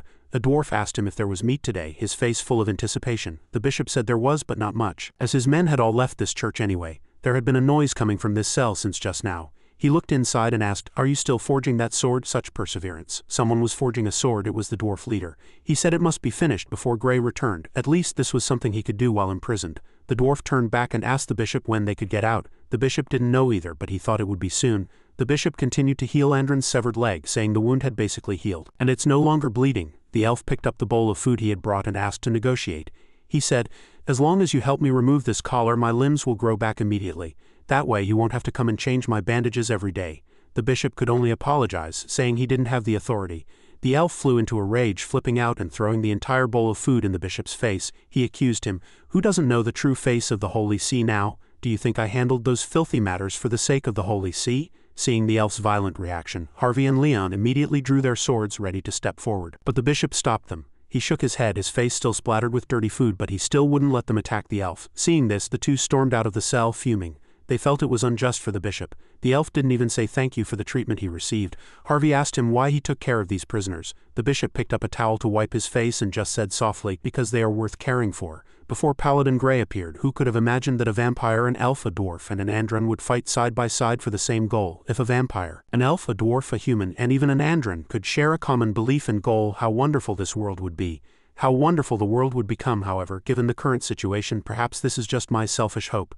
Back to Gray's ongoing battle, Victor was single-handedly suppressing both Anfit and Helena. Only then did Gray realize he had been monitored by them.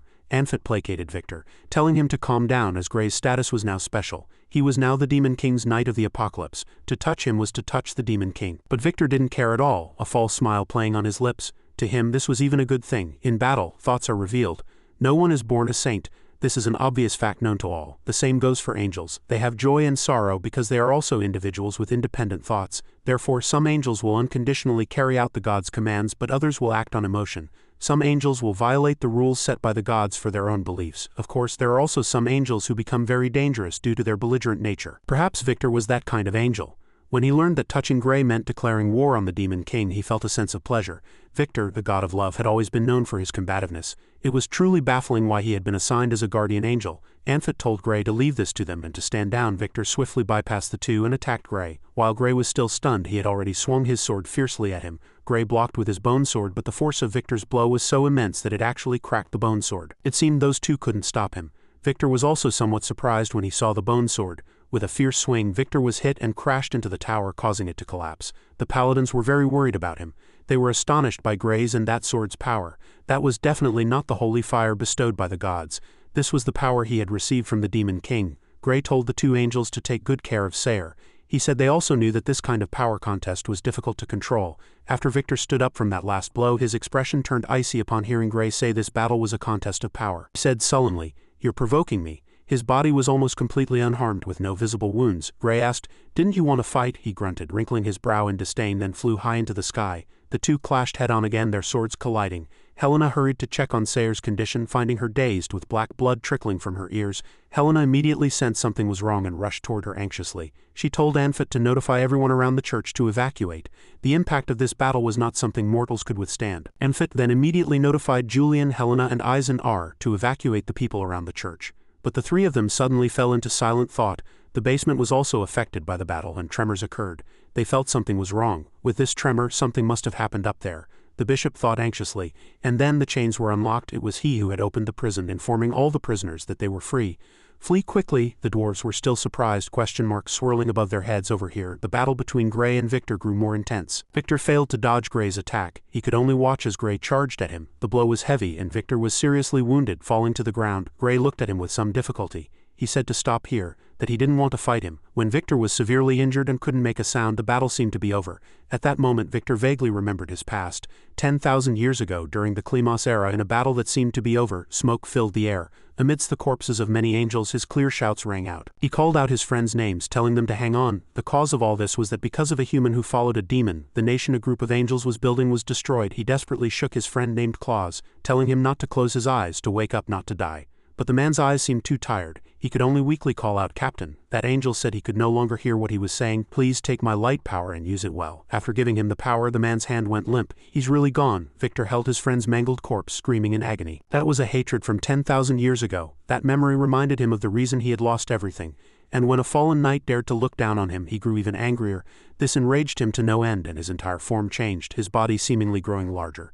Victor, the god of love, utterly despised traitors. His body had indeed grown larger. Gray saw this as well. It was a physical change like Vivian's. He realized he had become more dangerous and that he had to strike first. With this thought, he immediately rushed up to attack him, but this time even when the blow was right in front of him, he just reached out and caught his bone sword. The attack was thus neutralized. Before Gray could defend, he struck back with his own sword. As a result, Gray took the full force of Victor's blow. He looked at him with a different kind of gaze, one filled with contempt. This time it was Gray's turn to be sent flying. The tremor this time was also immense, making both angels turn to look back. They thought those two were simply monsters. The angels had already gathered the people in one place and everyone was ready to evacuate. A person suddenly ran over. This person was dressed as a priest.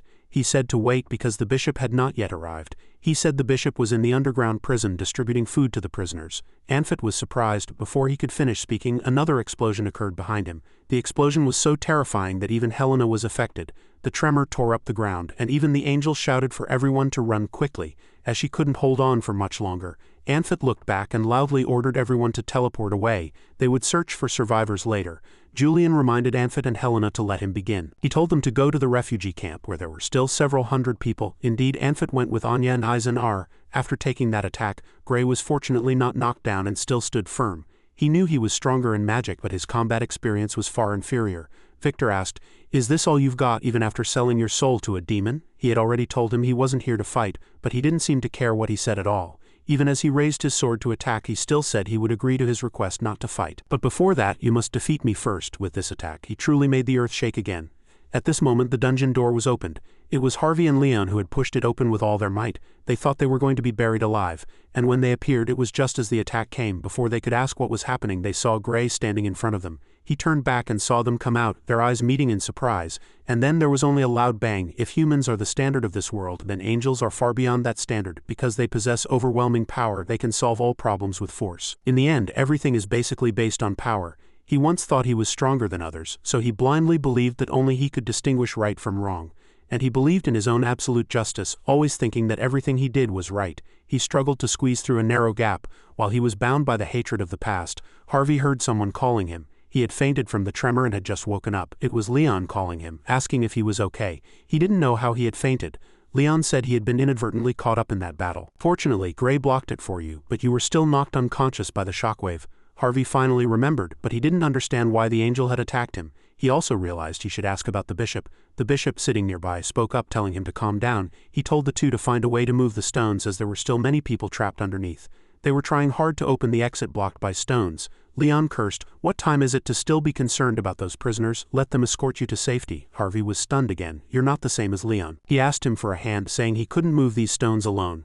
Leon was surprised and looked at Harvey angrily, but he accepted and moved the stones with him. The bishop was lost in thought again. Gray's situation seemed dire at the moment. Because he had protected Harvey, he was not lightly injured. Victor, in front of him, still called him weak. Gray was just trying to buy time until the other angels returned. He didn't want to harm innocent people, which was also what the bishop had been thinking about since just now. He knew the reason they were still safe was that Paladin Gray had taken all the damage. He had protected them. Watching the battle before him continue, if one was outside the range of the fight, if one were constantly trapped in such a battle, at best they would be injured and disabled, at worst they would die. He thought this as he watched the scene before him. The terrifying power of the two in any case was Victor's burning, hateful killing intent, something an angel should have.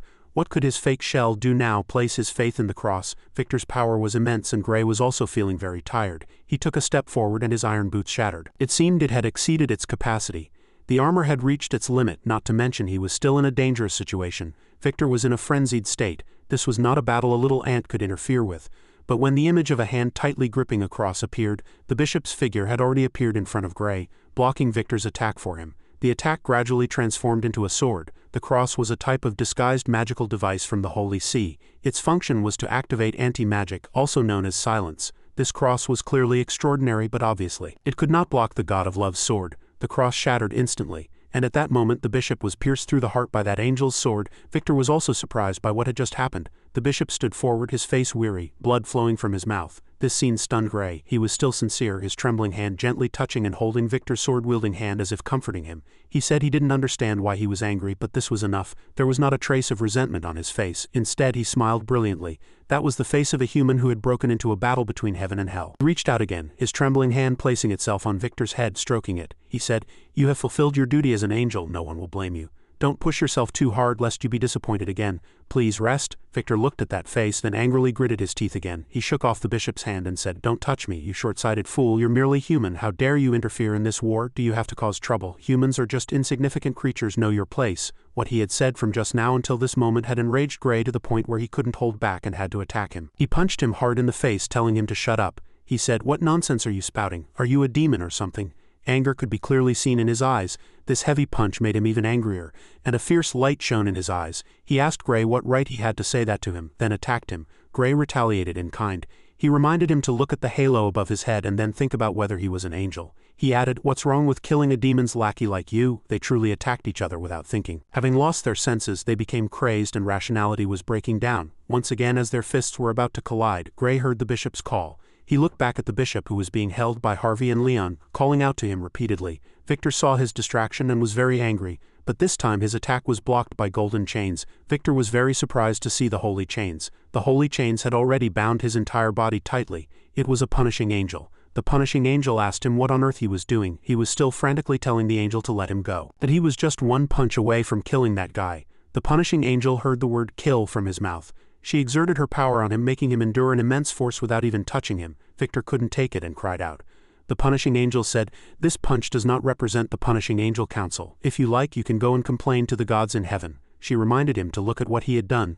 By now Harvey had already brought Gray to the bishop's side, asking him to check on his condition. At this time the populace was in a state of panic.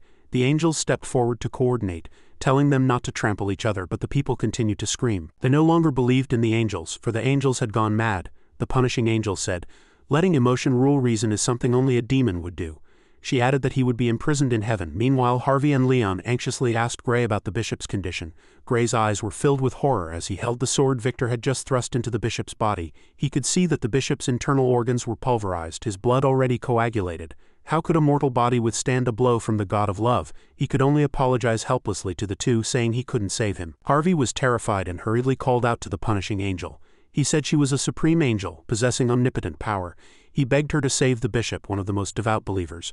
But the punishing angel replied with difficulty, "I'm sorry, I cannot resurrect the dead." By then the bishop had already closed his eyes and departed from the world. Hatred triggered a chain of negative emotions. Leon gritted his teeth in anger, raised his sword and said, "Enough, these damned bastards, what are gods?" Humanity had turned its blades against the gods. But at that moment Harvey, the calmer of the two, stopped his friend. He said grimly, "Leon, calm down." Only then did Leon turn to look at him, his face already covered in tears. Harvey shouted, telling Leon to put down his sword. Does he want to defy the gods? Can he even beat them? Leon remained helpless amidst his tears. He said the bishop was dead, killed so senselessly by an angel. His sword finally dropped to the ground. He asked himself why this had happened, how insignificant humans were in this world. He didn't even have the right to harbor hatred. So Leon could only weep, holding the bishop's body. Harvey prepared to say something to the punishing angel.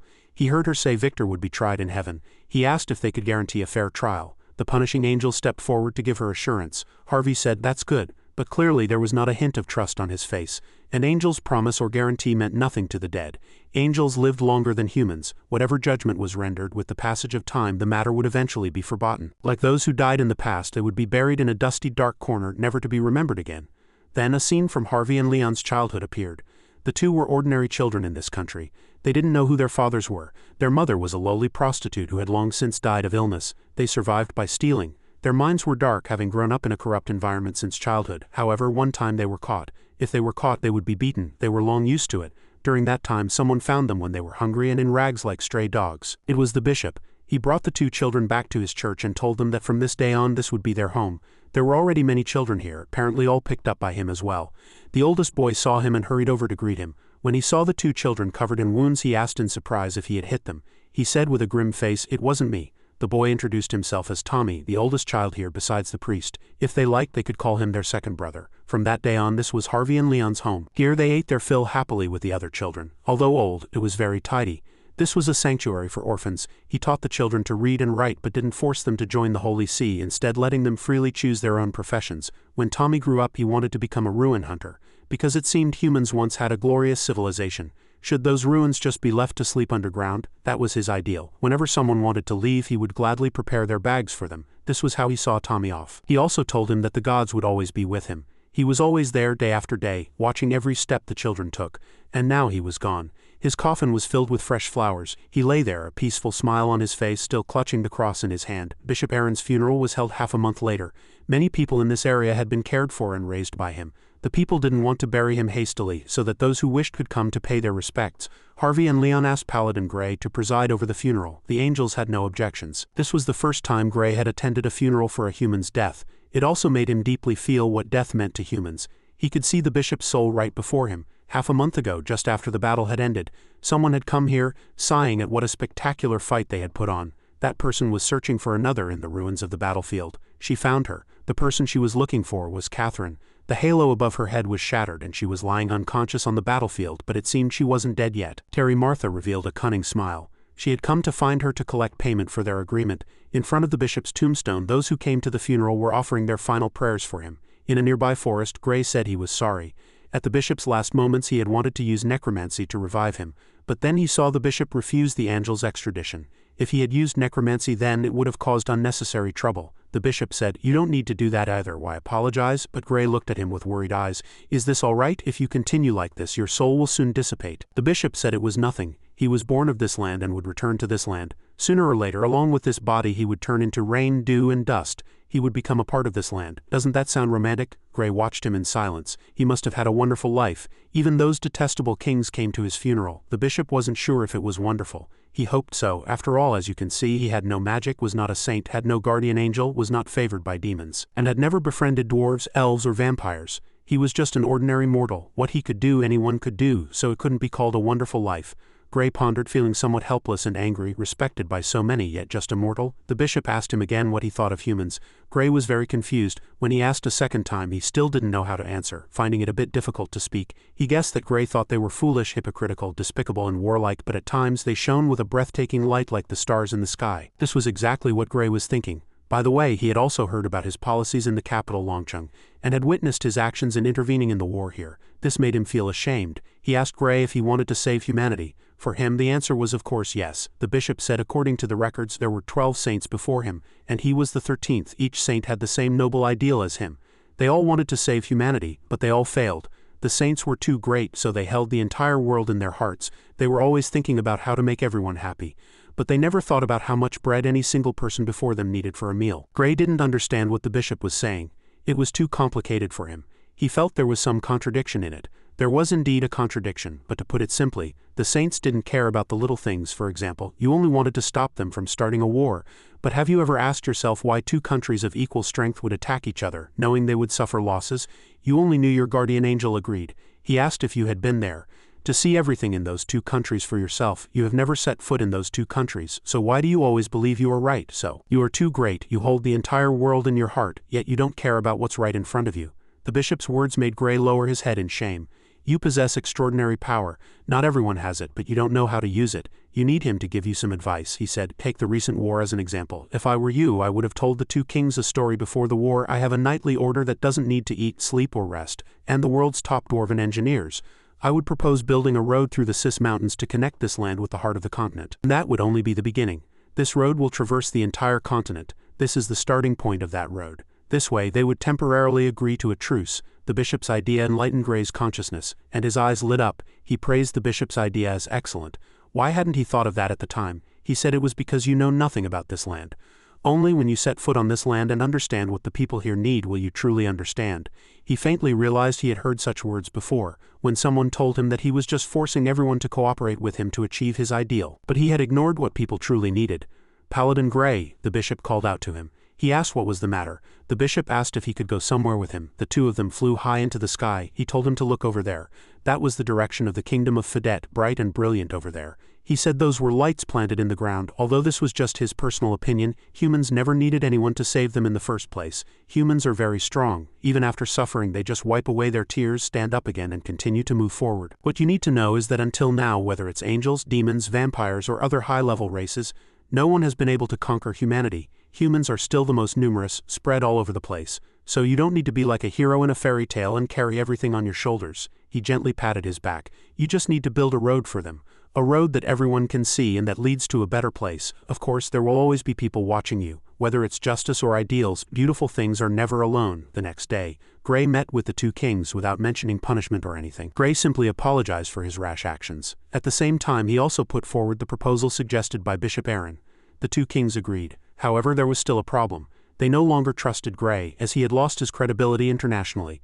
But someone helped solve this matter in Gray's place, and that was Ian. She walked in with Sayre and asked if she could discuss this matter in her name. Gray was immediately happy to see her arrive. Sayre had anticipated this and contacted Ian half a month ago. When the Grand Duchess of Bisha was present, the kings had to consider things carefully. Although she was still young, she was now the most powerful person in the kingdom of Isaac. She was also the leader of the Seven-Nation Alliance against the Holy See. If they wanted to continue trading with the world, they couldn't afford to offend her. From now on, the kings had to be careful with their words. After 3 days of negotiations, the three parties agreed and signed a treaty. The Duchy of B would provide manpower, and the Kingdom of Fedet would provide supplies. Gray would be in charge of the project, and Ian would represent him. The plan to build a transcontinental road would have a huge impact in the near future. The formal birth of the treaty reflected the enthusiasm within it. The two kings would provide thousands of tons of grain for the capital Longcheng. They were both happy after the discussion. As for the Holy See, Gray announced that he would never act in the name of the Holy See again. The Holy See also withdrew the arrest warrant for Gray. The Holy See still recognized Gray as a paladin, even though he now bore the mark of a demon. At the same time, Gray promised to try to gather doctors and grain to solve the famine in the capital Longcheng. As Vivian had said, as long as the communication was good, everything could be handled flexibly. Of course, part of it was also due to Gray's power. After all, no one wanted to provoke a Knight of the Apocalypse. In early October, at Gray's call, the members of the Silvermoon Knights were all resurrected. Some dwarves agreed to work as engineers under Gray. The rest, led by Sayre, returned to their hometown, because she had promised before that she would take them home after the war ended. The dwarves didn't remember the way home. Due to their different race, they couldn't live with humans either, which was why they had become a band of robbers. Sayre's trip would leave a good impression on the dwarves. The remaining dwarves were with their leader, Mon. He said he owed a debt to humans, and according to dwarven principles, he would not return home until he had repaid the kindness. On the day the transcontinental road construction began, Mon gave Gray a sword. Gray looked somewhat puzzled, and Mon said this was the only thing he could do for them. Under the bright waning moon at night, accompanied by the rustling of leaves in the forest, Gray stuck the sword into the ground. At this moment he was not wearing armor but had returned to his original form. The gem in the center of the sword emitted a strange and dazzling light.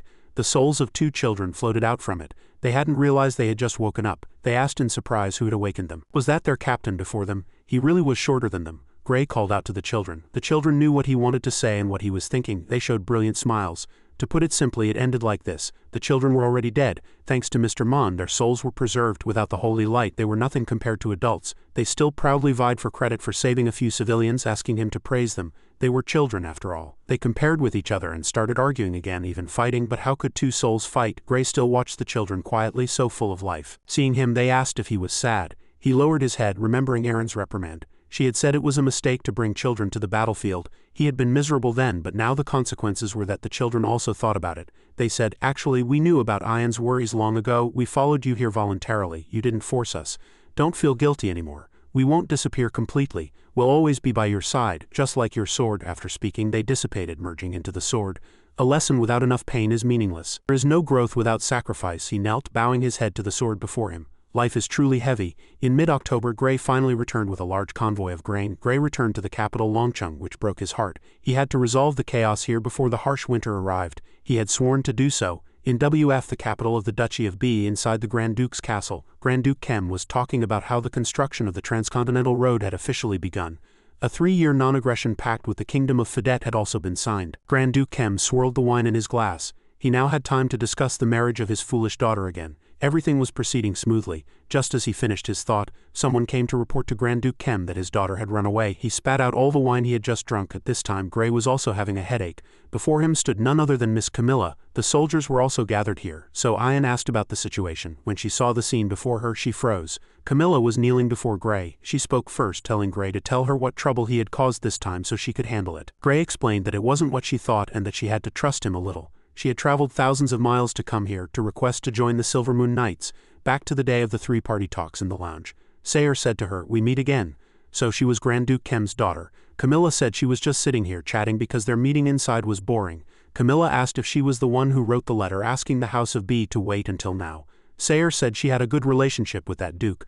Camilla praised her for her exceptional temperament and wisdom. She had grasped the entire situation as soon as she appeared. Miss Ian was very trustworthy. Sayer knew that too, but Camilla said Sayer was even more remarkable. Sayer didn't understand. She said she had sent a letter from here to the city of W in the Kingdom of Isaac. It would take half a month for a round trip. This meant that she had anticipated today's meeting half a month ago. Sayer said proudly that since she could understand her greatness, she wasn't so bad herself. Camilla asked if she could become a person like her, looking somewhat self-conscious. Sayer asked her why she was asking her that. Camilla said her father wanted to find a new fiancé for her, but she didn't want to get married yet. She still had many things she wanted to do, although it wasn't a noble or grand ideal. Sayer said, then why didn't she do them? Camilla said it was because she wasn't smart, so she didn't dare to defy her father. She was also clumsy, timid, and had no strengths. Sayer raised her hand to interrupt her. She asked if she could read. Camilla said she could. Sayer told Camilla to look down from the window. Among the soldiers clearing the rubble below, half were from the Duchy of B. Did she know how many of them could read? As Camilla stammered her answer, Sayer said not a single one could because literacy was a privilege of the nobility. Oh no, even among barons and viscounts the literacy rate was very low, as they were of the lower nobility. Compared to them, she had a huge advantage. As she could see, she was sitting here with her, not in the meeting room. This meant they were both the same. She didn't know what she specifically wanted to do, but she didn't lack advantages or strengths. She only lacked determination. If she continued like this, she wouldn't be able to seize any opportunities. Camilla thought about it. The literacy rate was low. This meant that even the members of the Silvermoon Knights were no exception. She understood what Sayer meant. In that case, she had to seize this opportunity. So Ian asked, "Is this why you want to join the Silvermoon Knights?" "Yes, I can handle all the work that requires a high level of education." This was also the first time she had seen the Grand Duchess of Bisha up close. Although they were of similar age, she exuded an extraordinary aura. Ian, on the other hand, thought worriedly in her heart. She was tricked by Sayer. Sayer had previously told her that someone from Grand Duke Kem would come here and that she should accept them. Ian said that although she wasn't in charge of the Silvermoon Knights personnel, she could help her. She drew her sword because if she agreed, Gray would surely agree too. She knew that although they were a group of illiterate knights, they didn't need a delicate young lady either. Camilla thought with concern that it seemed she meant she also needed to be able to fight. But she had never been allowed to touch a sword since she was a child. But this time she picked up the sword and said with determination that she would learn to use it. When she picked up the sword, she realized it was too heavy. Had she been carrying this sword at her waist all this time? But if she could do it, she certainly could too, because their starting points were the same.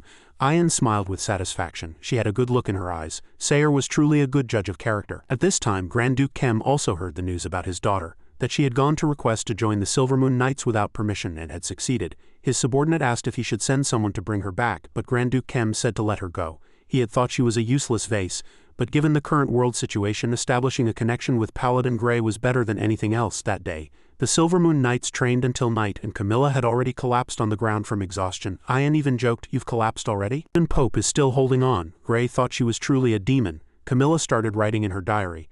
This was her first day joining the Silvermoon Knights. The army was getting closer to the capital every day. Thanks to Miss Ian, she was able to serve as the secretary of the Silvermoon Knights. Her job now was just to record the loss of supplies, which wasn't a heavy workload. On the contrary, Miss Ian required her to train every day. Although it was tiring, she persevered. She could feel her physical strength increasing. Since she was a child, she had loved reading fairy tales and then imagining that one day she could become a bard, always holding a lyre, traveling around, and leaving behind romantic poems. She wanted to live that kind of life, and now was just the first step to realizing it.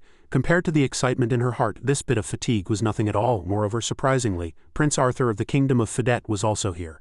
When she saw him, she was very surprised. He said the Kingdom of Fidet had supported the capital Longcheng with several tons of grain. He was the commander of the transport team, so it was normal for him to be here. He said they had all been trapped in this land for too long. Even members of the royal family were just frogs in a well. He hoped this trip would help them understand more about the outside world. She felt that he seemed to be searching for something similar to herself.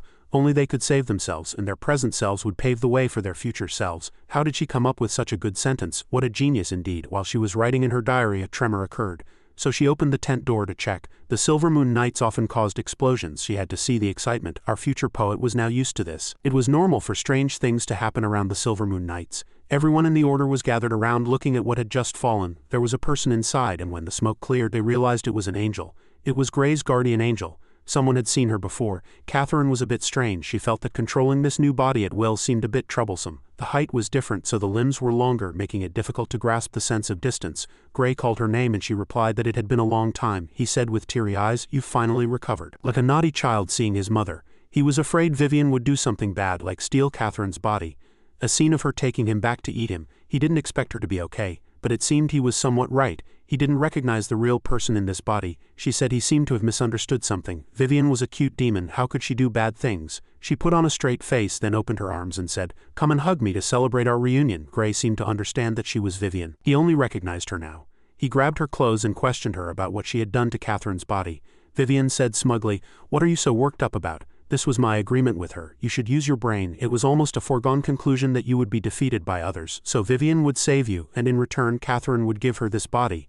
Although things were a mess, thankfully she still received payment according to the agreement." Grey asked what payment. Vivian smiled and told him to look at this body. This was the payment, her body. She had now become a demon of light or a fallen angel, which was also correct. As for Catherine, if she occupied her body, what would happen to her soul? Grey asked. Vivian said, "Don't worry, she's still alive. If she died, this body would disappear and that would be of no use to me. She's a real fool. Her soul was left with a big hole after self-destructing. If I hadn't occupied the body, her soul would have shattered by now from being unable to resist. So it can only be restored over time. However, there's no need to tell Grey this. His expression looks terrifying. It's just what Vivian wants. She's a demon. She likes this." In early November, snow had already fallen on the capital, Longcheng. Grey and Pope set foot in this place again. Pope covered his nose because of the stench everywhere. It was hard to imagine that this was once the capital. Were there still people living on this street? Grey said, "Let's go see Pope's brother." He remembered the bishop's advice, to observe with his own eyes, to walk with his own feet, and to witness everything firsthand. In the same place, would the outcome be different this time? A group of people were chatting around a fire. Someone said he saw that Two Sisters' home was very large and had a lot of money, even more than some nobles. When he dragged her and the women of the family out, they resisted and even bit him. He swung this sword and her head fell off, her eyes still open. The others around him praised him for the good chop and laughed happily. Before, they were poor and lowly, but now they were no less than kings, all the women. Whoever disobeyed was killed directly. In the fire they were burning, one could see the hands of the innocent people they had killed. They were still plotting bad things, telling their accomplice to feed the horses, as they had a long way to go tomorrow. A guy had just discovered the location of a village where there must be women. They laughed happily, plotting to rob all the money and capture the women as slaves. Whoever resisted would be chopped up and fed to the horses. They also started talking about the rumor that the Paladin was coming back. They planned to gather people to besiege him. They said it was his fault the capital had become like this. The initial fault still lay with him and the previous king for starting the war. It was all forced by the circumstances. If they didn't become hooligans, others would. Grey couldn't believe these words came from people who were once farmers. They didn't know he could use magic to eavesdrop on intelligence. He wanted to know why. They could have chosen to work for a better life. Why push the responsibility onto him and the king? "Mr. Aaron, you once said that humanity doesn't need saving. So what does humanity need? Or are you talking about something abstract that belongs to the realm of ideology? One shouldn't trust the gods too much, because they also have emotions and selfishness. One must use other, more appropriate ways to help humanity." Just then a girl in a torn dress opened the door and rushed out. She ran into Grey's arms. He only had time to ask if she was okay. The girl looked at him with an expression full of surprise and fear. He saw that she seemed to be injured and asked if she needed help, but the girl just stared at him, then ran away in panic. Grey didn't understand what had happened. A trembling hand rested on the door. He said it was hard enough to catch one, yet he let her run away. It was a group of shirtless men and they were mocking each other for being impotent.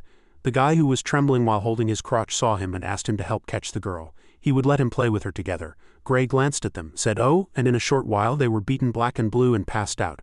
The two of them brought the girl into a room and had her sit on a chair. Pope knelt down and said, "Miss, don't be afraid, we are from the Silver Moon Knights." He took out his badge and the girl stammered and repeated the name. Grey saw her expression and the girl was moved to tears. The Paladin had finally returned. Would the king of this country be changed? Grey trembled. He knew he had come back too late. At this moment there was a sudden knock on the door and a call. Someone outside was calling for Nancy, which was the girl's name. The one looking for her was Kevin. The door was opened and Kevin saw at a glance that she was injured. He panicked and asked if Jack and Brooke weren't with her. He saw Gray standing behind her and warily asked who he was, preparing to draw his sword. After hearing the explanation, he apologized to him for his recklessness. The Paladin was returning to the capital with all his forces, which would take some time because they also had to transport grain and military supplies. Gray said this to Kevin. He said he came here first to understand the situation. Kevin was very grateful to him for saving Nancy. She was a nun who chose to stay in the capital's church during the evacuation. In the shelter, only she and the bishop knew medicine, and only she could distinguish medicinal herbs. At first, they sent 2 guards to follow and protect her while she collected herbs. She walked over to the bishop and handed him the medicine bag. She said that contrary to her expectations, she had not found any medicinal herbs. The bishop complained that he had already told her he was no longer a bishop. The important thing was that the girl was unharmed. Gray recognized the man and thought, "Is that Bishop Ding? He's gotten so old." Bishop Ding turned around and thanked Gray for saving Nancy. He had already heard what had happened. He also recognized Prince Pope, so the knight beside him was, recognizing Gray shocked him. But Gray signaled to him, raising a hand to stop him from revealing his identity. Ding looked at him, trembling, tears welling up in his eyes. He knelt and kowtowed in gratitude, thanking him for returning. Gray was silent, not knowing what to say. He took Gray to one of their shelters. This shelter currently housed 586 people. It was located beneath the capital with only a few small, narrow secret entrances, so it didn't require many people to guard it. Gray asked if these were the only survivors. Ding said there were other shelters. However, those places were far from here. All in all, there were over 10,000 people in total. The weather had already turned cold, but the plague had contaminated the water source. They had gone to great lengths to find a way to filter the water. Although the plague had been brought under control to some extent, the number of deaths still made Ding look incredibly sad. So Gray told him that he had done his best and shouldn't blame himself. At that moment, a man named Eden was causing a commotion, trying to rush towards him. Others held him back, telling him not to cause trouble. Gray asked what was happening over there. He ran up to Gray, grabbed his clothes and said he knew he was a knight of the Silver Moon Knights. He had an urgent look on his face. Gray asked if there was anything he could help with. Eden said he didn't need help. Like a madman, he said he wanted revenge, to kill those beasts. Gray didn't understand while the others helplessly covered their faces. Eden Burton was originally the owner of a farm on the outskirts of the capital, Longcheng. He had responded to Bishop Ding's call and built a shelter. As a result, he was targeted by a group of thugs. They broke his legs and then humiliated and killed his wife and children in front of him. He watched helplessly, unable to do anything. There were many like him, for whom life was worse than death. I treated this world with all my heart, and this is how the world repays me. Why? He seemed to think. Now he was weeping before Gray. He pleaded with Gray, saying any amount of money would do. He wanted to kill all those beasts. This was the consequence of having no order. The human world, for better or worse, can change beyond anyone's imagination. A tremor came from the basement. Everyone thought it was an earthquake, but someone said it wasn't. It was coming from the direction of the palace. The palace was on fire, and dirty, bare feet walked through the burning halls. An old man with golden hair and a golden beard was panting heavily. He wore a crown, likely the king, and held a torch in his hand, muttering, "I'm going to kill you." The men attacking the palace kept complaining. "He's clearly just a madman, yet he's as strong as a bear. Mad, yet he still gets to eat every day." An angry man stood up and said, "He dares to take all our food, he's dead." Earlier in the palace, someone had told Susan that if she continued to stay here, her family would be very harsh on her. They would not provide food and could no longer stay to protect her. The capital, Longcheng, had become a hell, and they told her to go back with them. "Why must you stay with a madman?" Susan still smiled and said, "I want to be with him until the very end." Now she was indeed in great trouble. She looked at her husband with wide eyes. She weakly called out, "Benedict." Benedict was indeed a madman, but they wouldn't dare touch his wife. He gripped the sword and torch in his hands, determined to kill them. They saw he was truly insane. "Hand over the food quickly, or don't blame us for chopping you up and throwing you into the water." They charged forward. Benedict became even more determined to kill them. Gray asked Prince Pope what his brother was like. Pope himself didn't know him very well. "Perhaps you don't know. He is the first knight with a title in the kingdom of Isaac, but he was born an illegitimate son of my father and a maid. Although my father recognized him as a legitimate son, he was still hated by his other siblings. He was once beaten horribly by his own brothers and sisters. They heard he had been accepted as a knight of the Golden Knights. They asked him if he didn't feel ashamed. Calling yourself a prince yet joining a group of lapdog knights, what a disgrace, Benedict." They mocked him, calling him a fool. They beat him until they grew tired, because he didn't fight back at all. They cursed him as a jinx, but just then the footsteps of a child approached him. The child gave him medicine for his wounds. Benedict looked up at the child. It was Prince Pope. The little boy said that if he applied the medicine, the pain would lessen. He saw me and still called me a fool. My face turned red as if I was about to cry. Looking back now, I think his compassion was the reason he didn't kill me directly. My mother died of a severe illness after childbirth, so I had no power or backing. If he had really wanted to kill me, I would have never survived the struggle for the throne. At this moment, Benedict was still fiercely resisting the rebels to protect his wife. He had already defeated many of them. He stood in front, not letting anyone near his wife. But there were simply too many people before him. They called to each other to charge together, not believing he could fight so many. Benedict had to fight off many attacks at once. He stepped on his own paper crown. A dog-shit king, he was no different from a fool now. How had he fallen to this state? Once as he grieved at his mother's sickbed holding her hand, his mother gently called his name. Benedict quickly answered. She told him not to hate his father, that he must live happily. Hearing these last words he was stunned. When his mother died, his father was busy drinking with another woman. It was no wonder. His father had 13 wives, but he didn't even glance at his mother's grave. How could he not hate him? His heart was filled with resentment, and he resolved to take revenge, to seize the throne. If he couldn't take it, he would destroy it. Benedict hated his father deeply. He secretly cultivated his own military power. Finally, a nobleman saw his potential and took the initiative to befriend him. The man extended his hand and introduced his daughter Susan to the prince. The petite and lovely girl shyly greeted him. Benedict thought he would feel nothing, but his face reddened at the greeting of a little girl. He might be mad, despicable and immoral, but he didn't want to be like his father. He didn't know what he was doing now, why he had charged forward. He panicked when he heard a shout from behind him. A rebel had put a sword to Susan's neck. He threatened Benedict. "Go ahead and move if you dare." Benedict was on the verge of going mad. He shouted for him to stop or he would kill him. Just then another person attacked him from behind. Many children have imagined that people with noble blood and power would have their strength explode when in danger, and then. Many children think this way, but even as his beloved woman was about to be harmed, he only knew how to shout, "Stop." What else could he do? A man who had never ridden a horse, how would he know that a sword was better than a knife? He wished he could go back in time so he could spend more time with her. Now he could only lie there in humiliation, watching his wife in danger. Then a strong light flashed, and the man holding Susan immediately had his hand chopped off. He screamed in pain. The one who had acted was Pope. He had come to save Susan. The man whose hand had just been severed cradled it and howled in pain. They didn't understand where this child had come from. Pope took a breath and continued to swing his sword, forcing them back. Benedict still lay there motionless. Pope stood in front of Susan and him, raised his sword and said, "Leave these people to me." He told his brother and sister-in-law to run. The power of his holy relic could only knock them down and repel them. It couldn't directly cause harm. Gray, however, said he wanted to observe first and was in no hurry to help. He had to figure out a way to solve this himself. At that moment Benedict clenched his fist, stood up, and a huge pressure emanated from behind him, which even Pope could feel. He looked back at his brother with concern. Benedict lifted his younger brother. He said he was the one who should get lost. Before he could say more, he was thrown towards Susan. He picked up his tattered crown and said that he was the king of this kingdom. Even if he were to die, he would die in the palace. Not even the gods could take his crown, let alone this bunch of bastards. They said they didn't care about that broken crown. They didn't understand what had happened, but they knew they weren't injured. They knew another child had appeared. Perfect.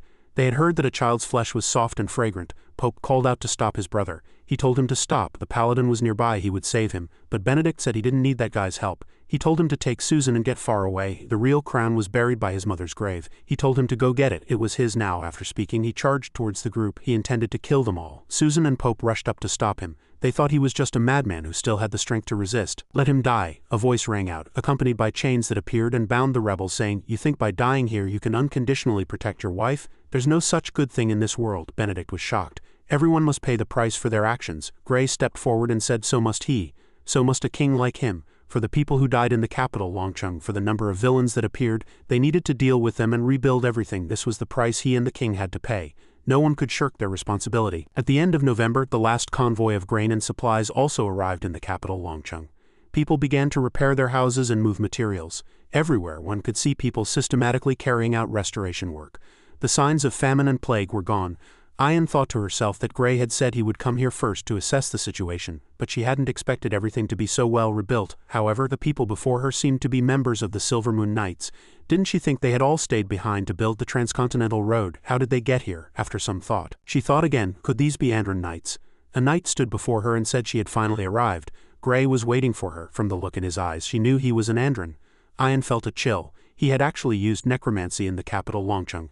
How large was this new army of the undead? Initially he was just a weak, immature lich who could only maintain about 100 Andran Knights even at his full strength, but after receiving the Demon King's power, the upper limit of his magic had reached an inexplicable level. As the Death Knight of the Apocalypse, what scale of army could he control? No one knew, not even himself. Ayan asked if Gray was looking for her. The Andran said he had asked Prince Arthur and Miss Camilla to come as well. Ayan asked what the matter was. He had requested all the nobles of the Kingdom of Isaac to come here. The paladins and cardinals of the Holy See were also invited. She and the transport team were the last to arrive. He had organized a trial to judge those who had committed evil deeds in the capital, Longcheng. Ayan was worried about this trial. For him to organize it personally.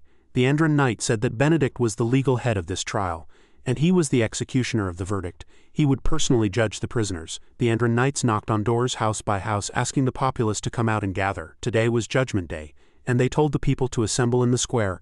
This day had finally come. Some people were still resisting when they were arrested. Only now did they begin to beg for mercy, promising to do anything if they could be released. There were also angry citizens, everyone gathered in the square, a sea of people. Gray also stood on a high place, looking down in silence. Pope didn't understand what he wanted to do. The invited nobles were also filled with fear. Even Ian was puzzled. Gray announced his name in a loud voice. He was a knight of the Grand Duchess of Bisha and a knight of the Kingdom of Isaac. Everyone must be curious why they were gathered here today. Everyone must pay the price and atone for their actions. He was no exception, nor were the royal family and the nobility, and neither was anyone else. 7 months ago he made a mistake that led to famine in the capital. He had to take responsibility for it and could not escape. However, the acts of arson, murder, robbery and violence they had committed were unforgivable crimes under the laws of the Kingdom of Isaac. The trial begins now. He asked King Benedict to come forward. The king stepped forward and said, "Many people have lost everything and unintentionally did bad things to survive." He knew they were good at heart. Those people needed to be tolerated, forgiven, and given a chance to reform. But only the gods can do that, he said with a rather terrifying expression, and he was not that kind of person. He was a king, he would not forgive any crime. These words made those who had done wrong feel guilty. According to Chapter 1 of the Code of Laws, those who instigate armed rebellion shall be executed. A prisoner was brought to the guillotine. He screamed loudly. Previously, the punishment for this crime was only imprisonment, but now it had been elevated to the highest level. He said, "You're a paladin. Paladins can't kill people." Before he could finish his sentence, he was executed. Even Lasai was frightened. Next, Chapter 43 of the Code. Those who use weapons to commit theft and robbery shall also be executed. This satisfied the people's long-held resentment against injustice. They became excited. Chapter 45 of the Code. Those who cause the loss of another's life, death penalty. Chapter 4, rapists and sexual abusers, death penalty. The criminals looked at the scene before them, terrified to the extreme. Realizing they were truly going to be killed, they tried to flee, but the Andran knights stepped forward to stop them. The judgment continued to be read. Chapter 42 of the Code. Those who commit arson causing death, death penalty. His knights also stopped those who tried to escape. They screamed that the paladin was killing people. They cried out for help. Gray seemed to waver, his eyes filled with sorrow and sympathy for them. This was not unfair. The Andran knights were all people who had been killed by others. They were all eagerly awaiting the punishment of these people. Did they understand the despair of the victims at that time? If the criminals did not bear the corresponding consequences, he knew what to use to soothe the victim's pain. This was the only way to uphold justice, wasn't it? It was as if he heard the voices of angels and demons, both saying that justice is achieved through a price. The demon said, "Kill them, plant fear in their hearts." The populace roared with anger. They demanded blood for blood. They must die. Blood of remorse, blood of fear. Those who had been turned into Andran knights had all experienced such feelings. Gray remained solemn, but there were smudges beneath the eyes of his mask. The trial lasted for 10 full days, and the blood of the sinners stained the earth red. The onlookers' excitement gradually turned to fear. They didn't know when the executions would end, how many had already been killed. In the end, the scene fell into an extreme silence. What was the point of all this? After so much blood had been shed, would the people's lives get better? Would their deceased loved ones return? Was this something that had to be done now, or did he want to threaten them? His intention was to declare that he was not the same as before and would no longer forgive anyone. Was it too late now? On the 11th day, the populace, who were thought to have fallen silent, were once again surprised by a criminal. The final criminal left behind his crown. It was Benedict, accused of premeditated murder, instigating armed rebellion and dividing the country. He walked up the steps himself and sentenced himself to death. Benedict even urged him to hurry because the people below were waiting. But this time the falling blade did not sever anyone's head.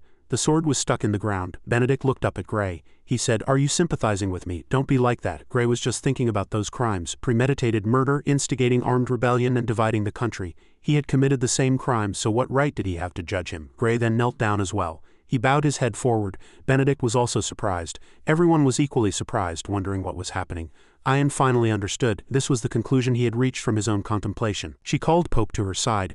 Ian whispered a few words to the young prince. After hearing them, Pope was terrified. He stammered, "They are both my benefactors and my only surviving relatives." But Ian encouraged him, saying, "Go on, this is what they want too." Pope gritted his teeth and began to appeal to the crowd in a loud, clear voice. He said, "Doesn't everyone understand yet? These two criminals have treated the entire country as child's play. No one is more qualified to judge them than us, the people of the Kingdom of Isaac. The trial must continue, and command will be handed over to me, the last descendant of the royal family." "Pope," he said, "hurry up, everyone. Let these two criminals understand the people's anger and dissatisfaction." The populace began to murmur among themselves.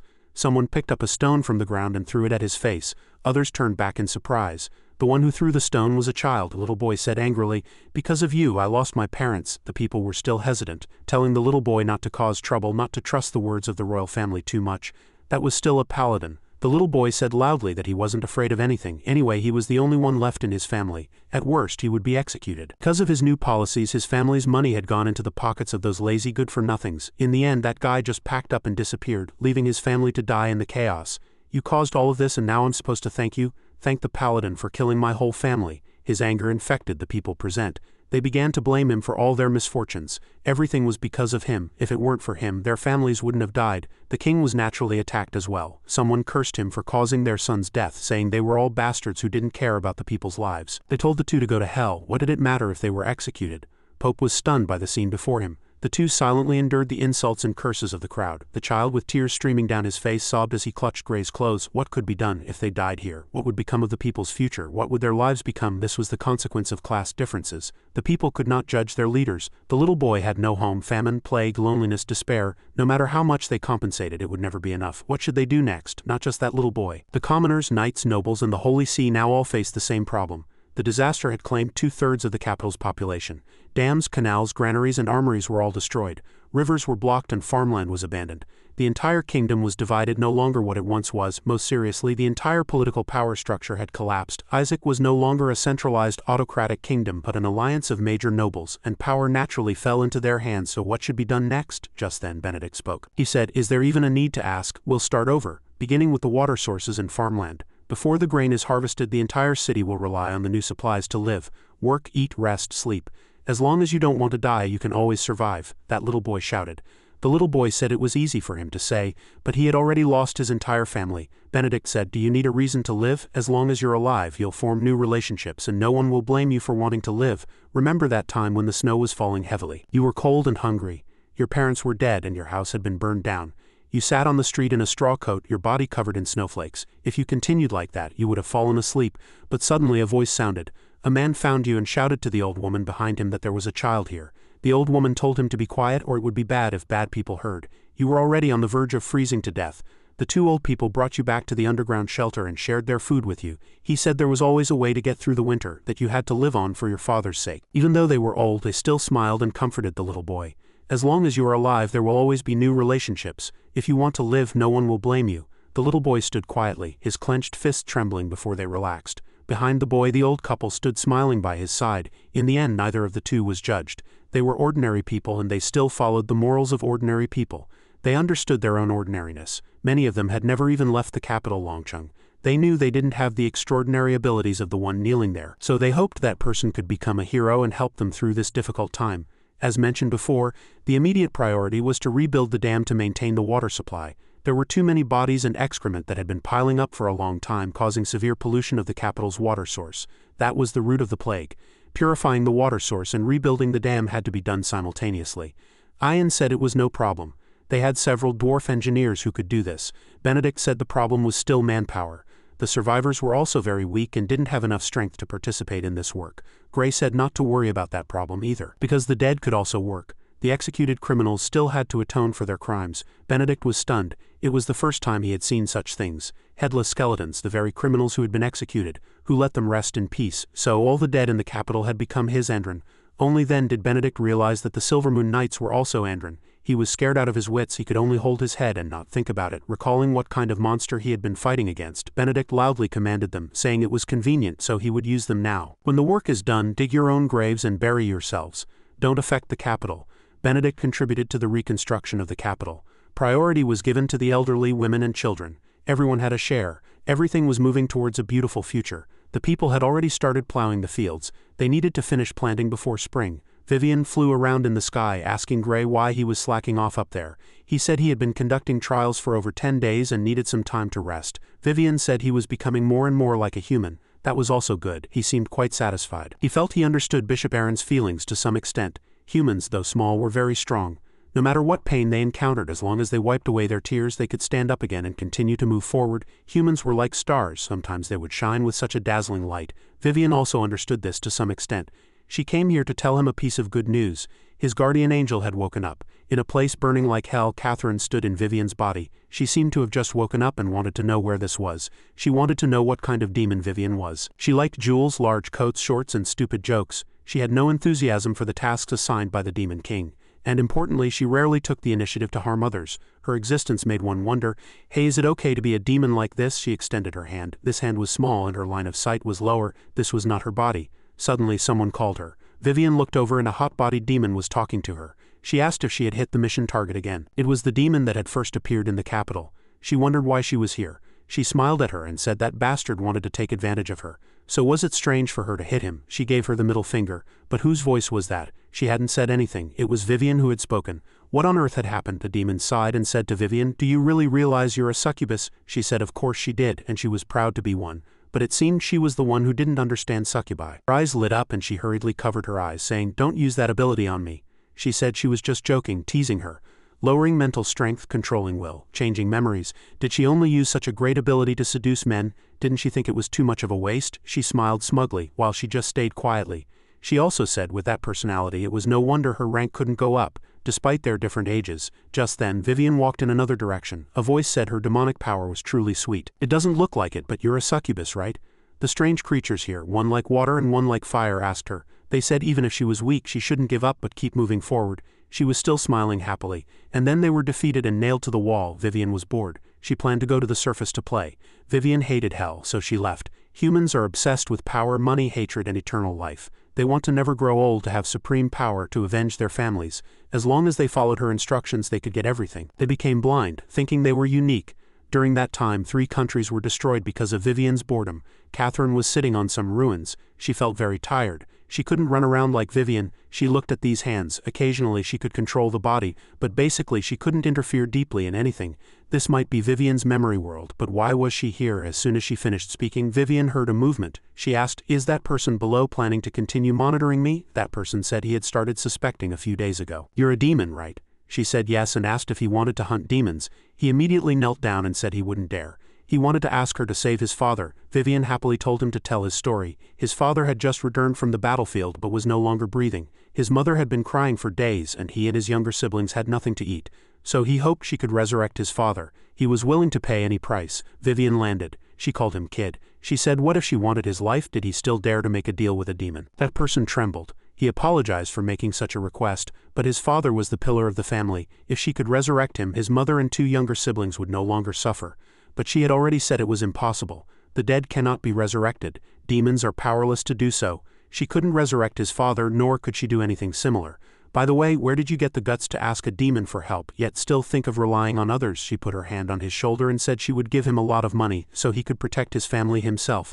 The price was that after he died he would give his soul to her.